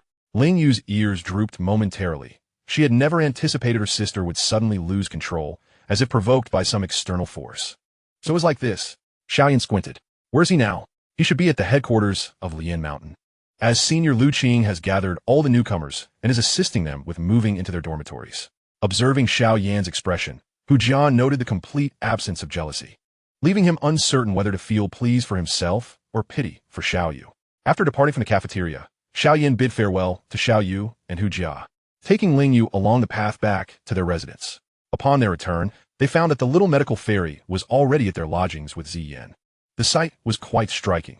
The silver-haired elder pressed down on the lavender-haired lowly, one hand pinning her down while the other held a recently concocted poison pill, poised to feed it to her. Obediently, Ziyan consumed the pill, which would expedite her physical maturation. The little medical fairy wore a gentle smile, her hands unceasingly delivering the poison pill into Ziyan's mouth. However, Ziyan resolutely refused to comply, her lips tightly sealed in defiance. Despite possessing the strength to break free from the little medical fairy's grasp, she hesitated, remembering the latter's stern warning that any attempt to escape would result in a future devoid of even the ordinary medicinal pills, let alone the poison pills. Could she truly bear the thought of reverting to a time when she had a gnaw on herbal materials? Such a notion was cruel. Yet, the little medical fairy remained undeterred, and after a considerable struggle, she finally managed to get the poison pill into Ziyan's mouth, releasing her at last with satisfaction. Wiping the sweat from her brow, the little medical fairy smiled triumphantly before turning around. Xiao Yan stood awkwardly in place, momentarily at a loss for words. You've returned so soon." The little medical fairy hastily adjusted her appearance, smoothing out her dress that had become disheveled during their earlier struggle. Ziyan, lying on the floor, was frothing at the mouth, a hint of dark energy swirling around her eyes. However, this lasted but a fleeting moment. As the toxins from the poison pill spread within her, her formidable physique began to demonstrate its terrifying efficacy. The infamous Nan poison body, reputed to be incurable, was being decomposed and transformed into pure energy absorbed into her being. Subsequently, much to the astonishment of Xiao Yan and the others, Ziyan's body rapidly matured, transforming from a petite figure of less than 1.2 meters into a tall, statuesque, lavender-haired maiden. "You're becoming increasingly toxic. Perhaps you should be called the Poison Fairy from now on." The matured version of Ziyan slowly rose, wiping the froth from her lips and casting an accusing glance at the little medical fairy. Yet, her attention soon shifted to Xiao Yan standing beside the little medical fairy, who was blushing and staring at her with an odd expression. We meet again." Ziyan raised her hand, smiling as she greeted Xiao Yan. However, after this exchange, Xiao Yan unexpectedly turned his face away. "What's going on? Am I not welcome?" Ziyan was about to voice her displeasure when the little medical fairy, who had been frantically rummaging through her storage ring, finally unearthed an unworn garment and tossed it towards Ziyan. The clothing fluttered down, enveloping her completely. Much to her annoyance, she yanked it off, ready to voice her thoughts. A gust of wind from outside sent a chill through Ziyan, igniting a sense of foreboding within her. "Why didn't you tell me I'm currently exposed?" Grasping the garment, she shielded her chest with one hand while the other covered her lower half, teetering on the brink of despair. At her feet lay the remnants of her previous outfit, which had been torn to shreds due to her sudden growth. "Weren't you also capable of transforming like this before? I thought you had a method to resolve the clothing issue." The little medical fairy defended herself. That was under prepared circumstances. After hastily donning the garment, Ziyan felt a mix of frustration and helplessness. Furious, she marched up to Xiao Yan and declared, "You must not speak of this." All right. Xiao Yan replied with a wry smile. After issuing her warning, Ziyan stormed off, leaving the little medical fairy to hastily follow in an attempt to placate her. "I believe the one with purple hair has a physique that surpasses Sister Sienna," Ling Yu whispered, lowering her voice. Indeed, Xiao Yan found himself at a loss for a rebuttal. Enough. A mere glance 1T cost you a pound of flesh." The little medical fairy managed to coax Ziyan back, yet the latter remained visibly upset. As they gathered together, Xiao Yan occasionally communicated with the little medical fairy through their mental link, struggling to comprehend her unusual interest in Ziyan.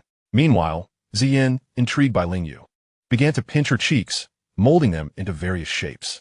Through his mental exchanges with the little medical fairy, Xiao Yan gradually unraveled the true identity of Ziyan. Beasts. This group coexists with humanity in this world.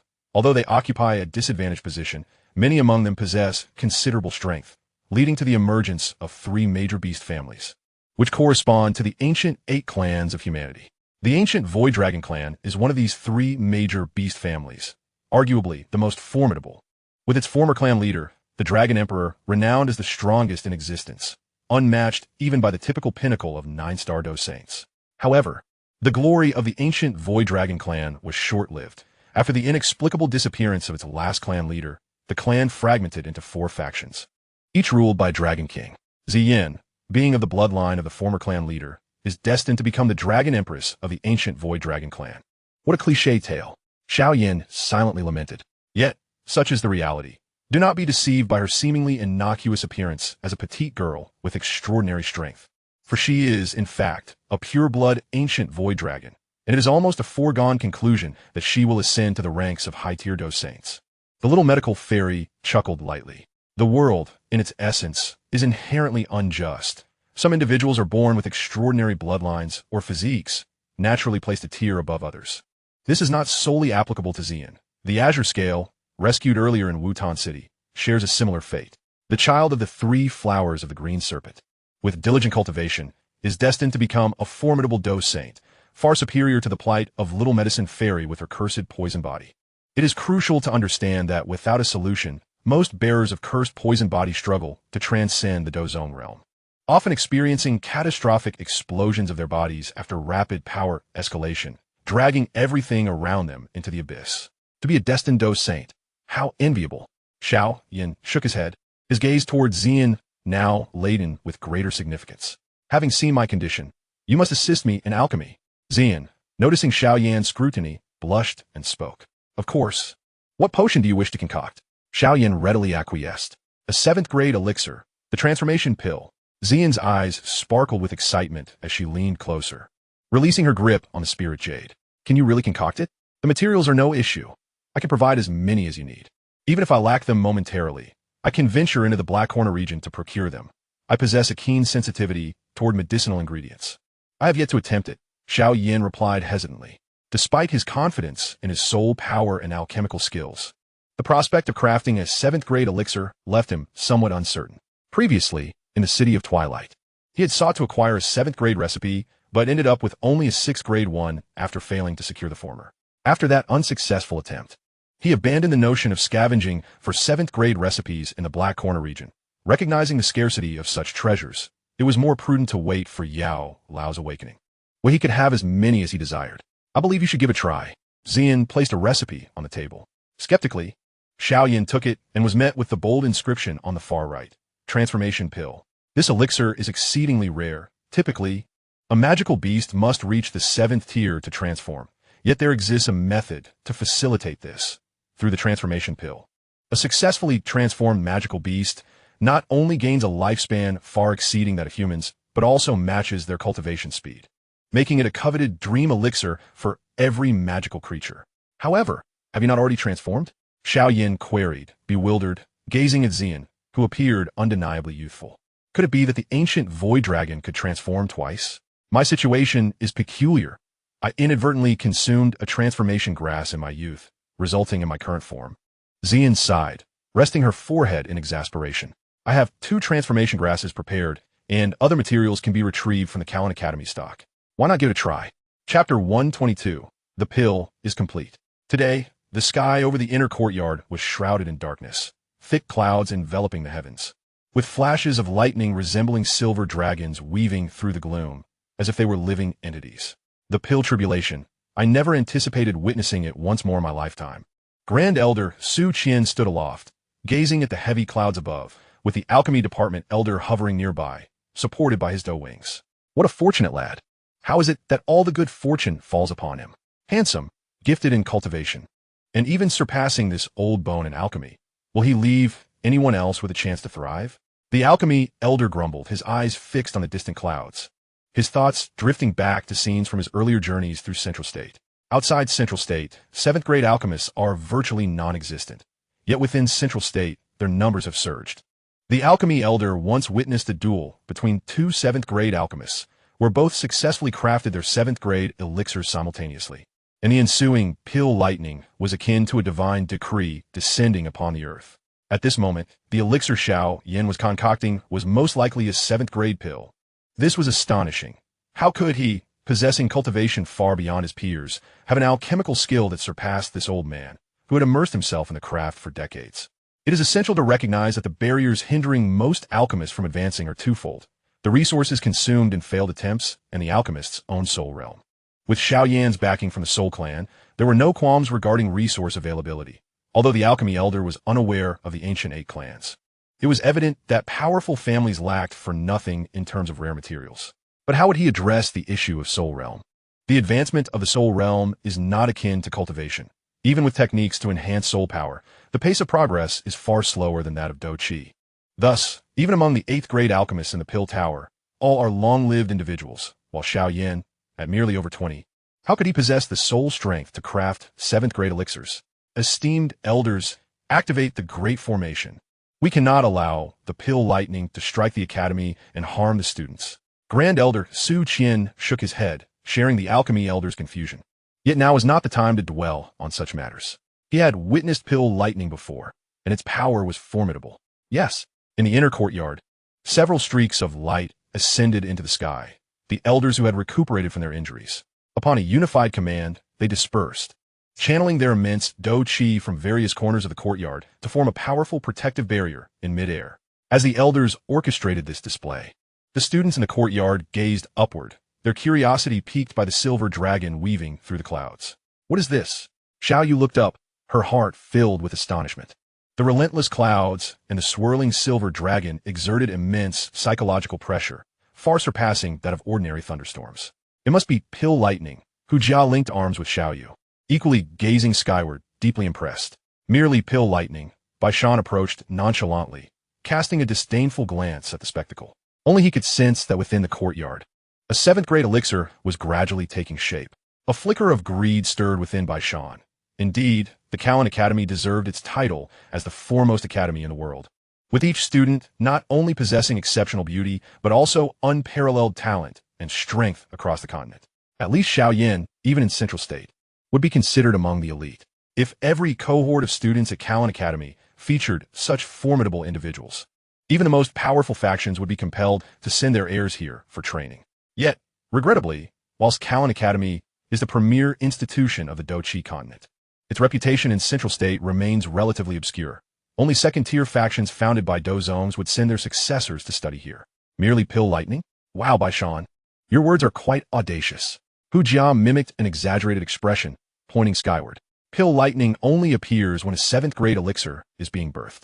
Do you comprehend the value of such an elixir? Even if I were auctioned, it would not equate to its worth. Do not be so modest.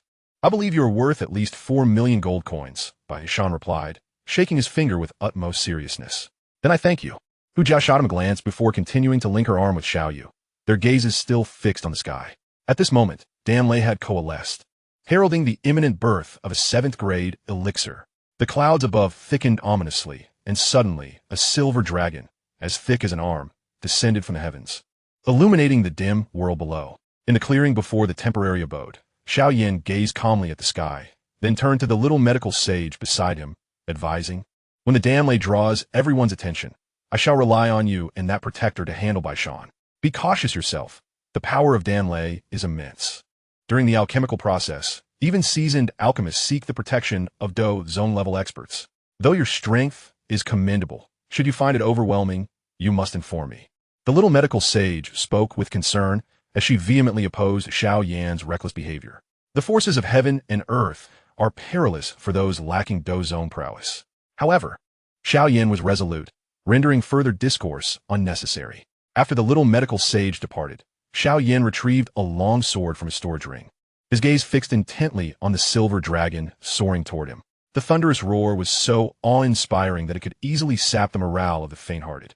Yet, such weakness did not exist within Xiao Yan. His fighting spirit surged as various exotic flames enveloped the sword. Earth-level initial stage combat technique, Earth Flame. First form of Lingxi swordsmanship. The brilliant sword light ascended like the sun from the earth, transforming the already illuminated landscape into a dazzling daylight. The sword light, entwined with boundless flames, surged skyward to collide with the silver dragon. A cataclysmic explosion resounded as the silver dragon aimed for the transformation elixir crafted for Ziyin within Xiao Yan's alchemical furnace. Yet, he would never allow that to transpire. The shockwave scattered countless tiny silver serpents outward, which upon reaching the inner courtyard were halted by the protective barrier erected by the elders, thus preventing casualties. Your cousin is terrifying. Far more fearsome than what I heard in the outer courtyard, Hu Jia exclaimed, clutching Xiao Yu's arm in awe. Suddenly, she seemed to realize something and asked, I say, Xiao Yu, your family truly belongs to a lineage of formidable heritage, doesn't it? With several Dozong experts, they must cause quite a stir across the northwest continent. How could that be? Xiao Yu felt her friend's imagination was somewhat excessive, albeit lacking in audacity. Absolutely, Hu Jia asserted confidently, refusing to believe that from the impoverished lands of the Jiama Empire, someone like Xiao Yan could emerge. Their banter continued, while Baishan stood quietly to the side, admiring the spectacle. Suddenly, he sensed something and turned to look behind him, only to find emptiness. This prompted a frown, and after confirming that Xiao Yu and Hu Jia were still engaged in their bickering, he proceeded toward the source of his unease, a short sword slipping from his sleeve into his grasp. As the chatter of Xiao Yu and her companion faded, the only sounds that remained were the reverberations of Dan Lei. Baishan entered an uninhabited area, and suddenly, a dark red shadow flitted past the corner. Baishan's sharp senses detected it, and he hurried toward the direction, entering an alley where a rabbit with red eyes stared at him in a dazed manner. His instincts had proven correct. It was the rare and extraordinary soft-boned rabbit, a creature of legend believed to possess a trace of ancient dragon blood. Although that bloodline had thinned over the ages, its bones served as excellent alchemical materials. Initially skeptical of his soul's perception, Baishan was now overjoyed. Huh! Fortune truly arrives in succession. Little rabbit, don't blame me. He grinned as he lunged at the soft-boned rabbit. However, just as he grasped it, the creature dissolved into a cloud of blood mist. From the mist emerged a blood-red orb, which shot toward Baishan's rear and landed in the hands of the little medical sage. You must be Qin Su. The traitor the Dan Tower has sought for 30 years. It is unexpected to encounter you here at Yunlan Academy, she stated, her gaze cool and indifferent. Baishan, or rather Qin Su, let out a derisive laugh. Observing the little medical sage, who possessed merely Do Wong's strength, he sneered, while I know not your faction. Do you comprehend the disparity in our powers? Crushing you would be akin to squashing a mere insect. This assertion bore truth, for he was once one of the top 3 geniuses in Zhongzhou, having reached Do Zong 30 years prior. It was likely that he now stood on the cusp of Do Zong's pinnacle. The little medical sage, however, remained unconcerned, casually twirling her hair, unperturbed by his threats. Ah, so you'll come prepared? Qin Su's cold smile faded as he lunged toward the little medical sage, dismissing her presence as foolishness. Yet, as he drew within mere feet of her, he found himself utterly immobile, frozen mid-action as if trapped in a puppet show, unable to advance or retreat. This sensation was eerily familiar. Spatial blockade. A gray-robed elder materialized from a void, his countenance chilling and exuding an ominous aura. Approaching the paralyzed Qin Su, he extended a hand resembling a gnarled branch to peel back Qin Su's skin. Cackling, Qin Su, it truly is you, the elder's laughter echoed. Yet to Qin Su's ears, it resembled the toll of a death knell. Guyu, how could it be you? How could the Soul Palace be here at Jialan Academy? Qin Su felt his heart plummet. He had sought refuge in Jialan Academy for its prestigious standing within the Doqi continent, hoping to evade the relentless pursuit of superpowers like the Dan Tower. Yet, how could the Soul Palace infiltrate this sanctuary? The cultivation system of the Soul Palace and that of Jialan Academy are entirely disparate. Guyu's words plunged Qin Su into despair. How could your clan's young lady be here? Is a young lady of the Soul clan masquerading as a male to attend Jialan Academy? What is your intent? Qin Su's heart ached with regret. Had he known the Soul Palace was present, he would never have set foot here. Guyu was taken aback by Qin Su's peculiar reasoning. He glanced between the little medical sage and the distant Xiao Yan, engaged in a fierce confrontation with Dan Lei, his heart a tumult of emotions. Was it truly so difficult to discern their genders? Meanwhile, the little medical sage clenched her small, delicate fists, veins prominent on her forehead, glaring fiercely at Qin Su. I believe you have lost your mind. Above, the lightning flashed, and Xiao Yan had entirely abandoned the notion of confronting Dan Lei from the ground, instead soaring into the clouds to pursue the celestial thunder. Such a wondrous sensation. The Dan Lei is indeed capable of being refined, surrounded by the void's swallowing flame. Xiao Yan relentlessly pursued the silver dragon that weaved through the dark clouds, exhibiting none of the trepidation one might expect from someone undergoing the Dan tribulation. It is true. Under the void swallowing flame, all beings are equal. Nothing is beyond refinement. This utterly disproportionate scenario left all the members of the inner courtyard in stunned silence, particularly Elders Su Qian and the alchemy elders, both of whom had previously witnessed the terrifying descent of a 7th grade Dan Lei. That was a force of nature so formidable that even Dozong experts would not dare claim they could easily vanquish it. Yet now, it seemed as though Xiao Yan was chasing it as if it were desperately fleeing. As the dark clouds gradually dispersed, the silver dragon slowly vanished under Xiao Yan's refinement. And the overwhelming sense of suffocation that had enveloped the entire inner courtyard finally dissipated. Only then did the elders dare to lower their protective barrier, gazing appreciatively at the white-clad youth in the sky. A fragrant aroma of 7-colored Dan wafted upwards from the makeshift alchemy furnace, resembling some auspicious omen. A Dan, imbued with spirit, burst forth from the furnace, surveying its surroundings before attempting to flee. This was an intelligent Dan, trying to escape. A soft voice chimed in from the side as a petite girl with purple hair leaped into action, skillfully swallowing the transforming Dan whole. Chapter 123, Bearing the Burden of a Sect. The transformation was about to begin. Xiao Yan gently descended from the air, retracting his wings of battle as he approached Ziyan. Yes, I must find a secure location. I was far too hasty when I saw her trying to flee. Ziyan felt a warm current swirling within her abdomen, causing her cheeks to flush a deep crimson. You rascal, fortunate that you were a magical beast. Had you been human, consuming a Dan in such a manner would have resulted in your immediate demise.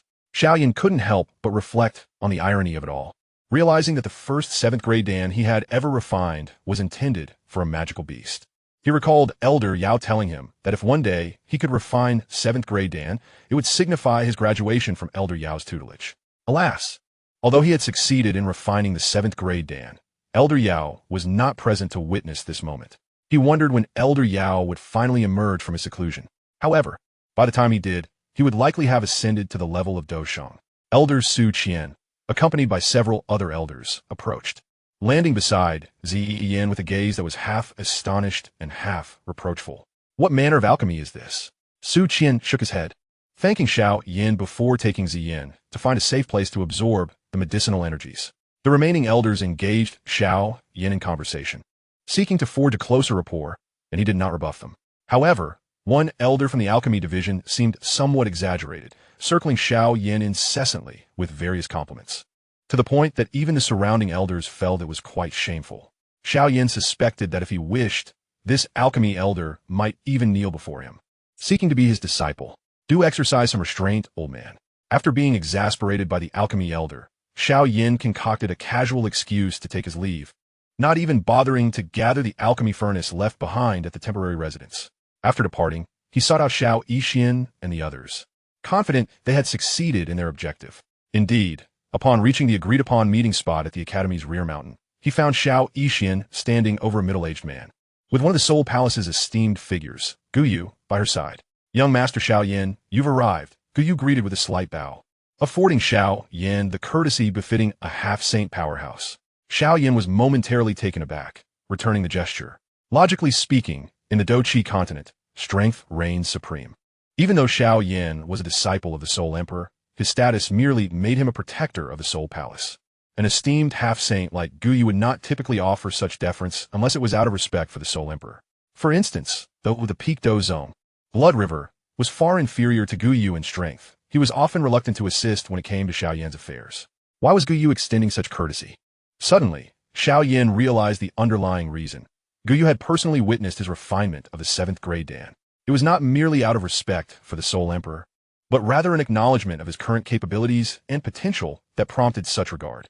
Thus, being able to refine 7th grade Dan now afforded him a semblance of recognition from the Soul Palace. Xiao Yan chuckled softly, feeling quite proud. What then was the true standing of a 7th grade alchemist in the continent? Why did Blood River disregard him when he was a 6th grade alchemist? Yet now, even Guyu regarded him with noticeable interest. So far, Xiao Yan had spent his time in the Doqi continent wandering the northwestern region, remaining largely unaware of the strength levels across the other continents, particularly in the central state. The only insight he had into the status of 7th grade alchemists came from the relationship between Gu He and the Tianxi mansion. Gu He, a mere 6th grade alchemist, was elevated to the status of a guest of honor by the dominant force of the northwestern continent, the Tianxi mansion, solely due to his potential to ascend to 7th grade.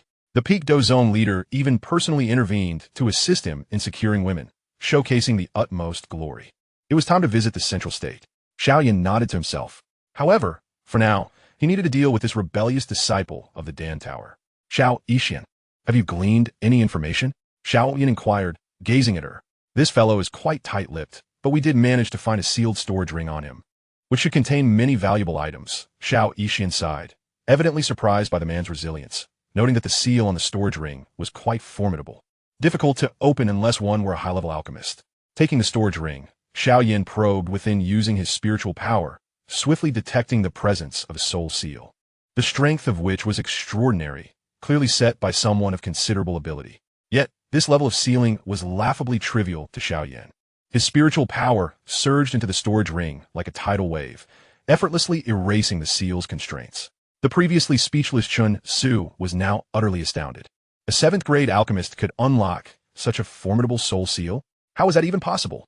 Xiao Yan shook his head and began inspecting the items within the storage ring. What he discovered left him gasping in astonishment. Dozens of jade slips were neatly arranged inside, each radiating an aura no less than that of high-level Xian rank, with many even being earth rank techniques or combat skills. It was essential to note that both high-level Xian rank techniques and combat skills were worth their weight in gold on the Doqi continent. Though Xiao Yan typically showcased combat skills of at least earth rank, he was indeed an exception. The Yunlan Sect, ruled by the powerful Jia Ma Empire, had the legendary Dozong expert Yun Petion, who, despite his illustrious reputation, only passed down high-level Xian rank techniques, such as the Extreme Wind series. Even after generations of diligent leadership, the Yunlan Sect had failed to acquire a single earth rank technique or combat skill. The abundance of advanced techniques contained within this storage ring is likely unmatched, even by the formidable Heavenly Serpent Mansion of the Northwest continent. Chun Su casually retrieved a jade slip, upon which flickered faint traces of lightning, inscribed with the significant words, 3,000 thunder movements. It was, in fact, a rare foundational Earth-tier agility technique. He procured another jade slip, seemingly unremarkable at first glance, but with prolonged observation, one could discern a faint roar of lions and tigers echoing nearby. This was a high-level, mysterious sound-based technique, lion-tiger shattering gold chant. Yet another jade slip appeared, which exuded a uniquely comforting aura, and upon closer inspection, it was revealed to be energy transformed from soul power. This was a soul technique, often referred to as a soul skill, of unknown rank, soul mystic seal. Each of these exceptional techniques would be valued immensely across the Doqi continent, particularly the third one, possessing a soul skill implied that his soul power, vastly surpassing his cultivation level, could be converted into combat prowess. Judging by the expression on young Master Xiao Yan's face, it was evident he had stumbled upon a treasure trove. Guyu chuckled inwardly, shaking his head, thinking that young Master Xiao Yan had yet to venture into the soul realm and truly witness the profound heritage of the Soul Clan. Hence his unrestrained excitement over what was merely a decent haul. However, one must cultivate their mindset. Once young Master Xiao Yan ascended to Dozong and gained the privilege to select a technique from the Soul Clan Scripture Tower, he would realize that these techniques scattered across the Doqi continent were not as precious as he believed. Though Chun Su was a rebellious disciple of the Alchemist Tower, what remarkable techniques could he possess? Just a few basic Earth-tier techniques, or some 8th-tier pill formulas, hardly noteworthy. Xiao Yan smiled silently, collecting the jade slips and stowing the entire storage ring away, simultaneously exchanging a knowing glance with the little healer. Understanding the cue, she swiftly dispatched Chun Su, his head exploding like a watermelon. Yet, as a pharmacist, Chun Su was not merely a corporeal entity to be easily vanquished. He had a soul body that existed as well, and its level was not insignificant, rivaling that of Gu He. Xiao Yan produced the soul gathering banner, gently shaking it to emit a strange allure. This allure had no effect on the corporeal form, but was fatal to soul entities. A soul floated up from Chun Su's corpse, drifting toward the soul gathering banner. No, wait. Don't you wish to know the secrets of the Alchemist Tower? I can reveal them to you. Jiansu Polit. However, Xiao Yan remained unmoved, forcibly drawing him into the banner without erasing his consciousness. This did not stem from a lack of interest in the information Chen Su possessed, but rather from distrust in allowing another to probe his soul. Gu Yu, who had just raised his hand, lowered it, regarding Xiao Yan with a peculiar expression but refraining from further commentary. I appreciate your assistance today, Gu Tianzuan. The little healer, and I must now attend to the elders of the inner court. Otherwise, the situation could become precarious. Xiao Yan clasped his fists. And Guyu said nothing more, retreating into the void, leaving a sole imprint on the little healer to ensure timely aid in case of danger. Let us depart. The students must have noticed some are missing. Senior Lu Qing, have you seen Bai Shan? Xiao Yu inquired, pulling Hu Jia along to the headquarters of the Flame Mountain. Approaching Lu Qing, who was engaged in conversation with Lin Xiuya. Wasn't Bai Shan with you? Lu Qing responded with surprise, raising an eyebrow, clearly puzzled by their inquiry. That was the case, but during the confrontation between young master Xiao Yan and Dan Lei, Bai Shan suddenly vanished, and we couldn't reach him through the token. Xiao Yu explained, shaking her head. Then I'm afraid I can't help you. Lu Qing shrugged, dismissing their concerns. Xiao Yu and Hu Jia, seeing this, could only let it go, assuming Bai Shan had simply gone off on some matter. Is this young lady Xiao Yan's cousin? Lin Xiuya asked, his excitement directed at Xiao Yu, startling her in the process. Don't get any ideas, Lin Xiuya. While Xiao Yu is indeed Xiao Yan's cousin, her talent does not rival his. She is merely a one-star Great Dome Master, Lu Qing interjected, fully aware of Lin Xiuya's intentions. As expected, upon hearing this, the light in Lin Xiuya's eyes dimmed instantly, and after exchanging a few pleasantries, he turned his attention away from Xiao Yu. After all, in Lin Xiuya's world, nothing was more intriguing than combat, not even a long-legged beauty. Lin Xiuya's purpose in approaching Lu Qing was clear, the Soul Jade. He sought to gauge the true strength of this woman, whom Lu Qing had consistently praised. Despite Lu Qing's earnest warnings against provoking Lin Xiuya, the latter paid no heed. In his eyes, a seemingly adolescent girl, even one with Do Huang cultivation, could only be assessed through direct confrontation. Then let us see. The Soul Jade appeared amidst the crowd, startling everyone. But let us make one thing clear. If I injure you, I shall not cover your medical expenses. Ilder Sukyan. The absorption by Z Yin should be proceeding smoothly, yes?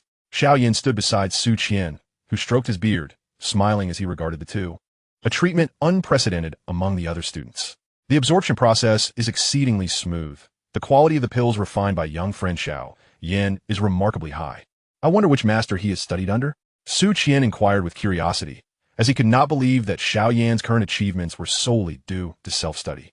And he had not heard of any particularly formidable pharmacist from the Soul Clan. Could it be Elder Mugu? Su Qian recalled the 8th-tier pharmacist who had dedicated himself to the Soul Palace, concluding that it was highly likely to be him. My master forbids me from disclosing his name in public, Xiao Yan replied with a wry smile. What a pity. If I had a disciple as outstanding as you, I would surely publicize it across the Do Qi continent. Ilder Su Qian laughed heartily. Xiao Yan shook his head, shifting his focus to a nearby arena, where the combatants were just taking the stage. He observed as Lin Xiuya lightly tapped his toes, soaring onto the arena with an air of formidable presence. His Do Qi surging with great momentum. His opponent was Ling Yu, yet her entrance was somewhat subdued, as she simply walked up, appearing somewhat breathless due to the height of the arena. This cannot be real. She can't truly be at the 7th stage of Do Qi, can she? A throng of students surrounded the arena, many of whom had never witnessed Ling Yu in action, engaged in lively discussions. Only those who had previously witnessed her terrifying prowess were struck dumb, their faces reflecting palpable fear as they gazed at the girl. Ready, begin. With the instructor's command, the battle commenced. Yet, Lin Xiuya made no move, glancing from Ling Yu to Lu Qing below, his mind racing with a torrent of expletives.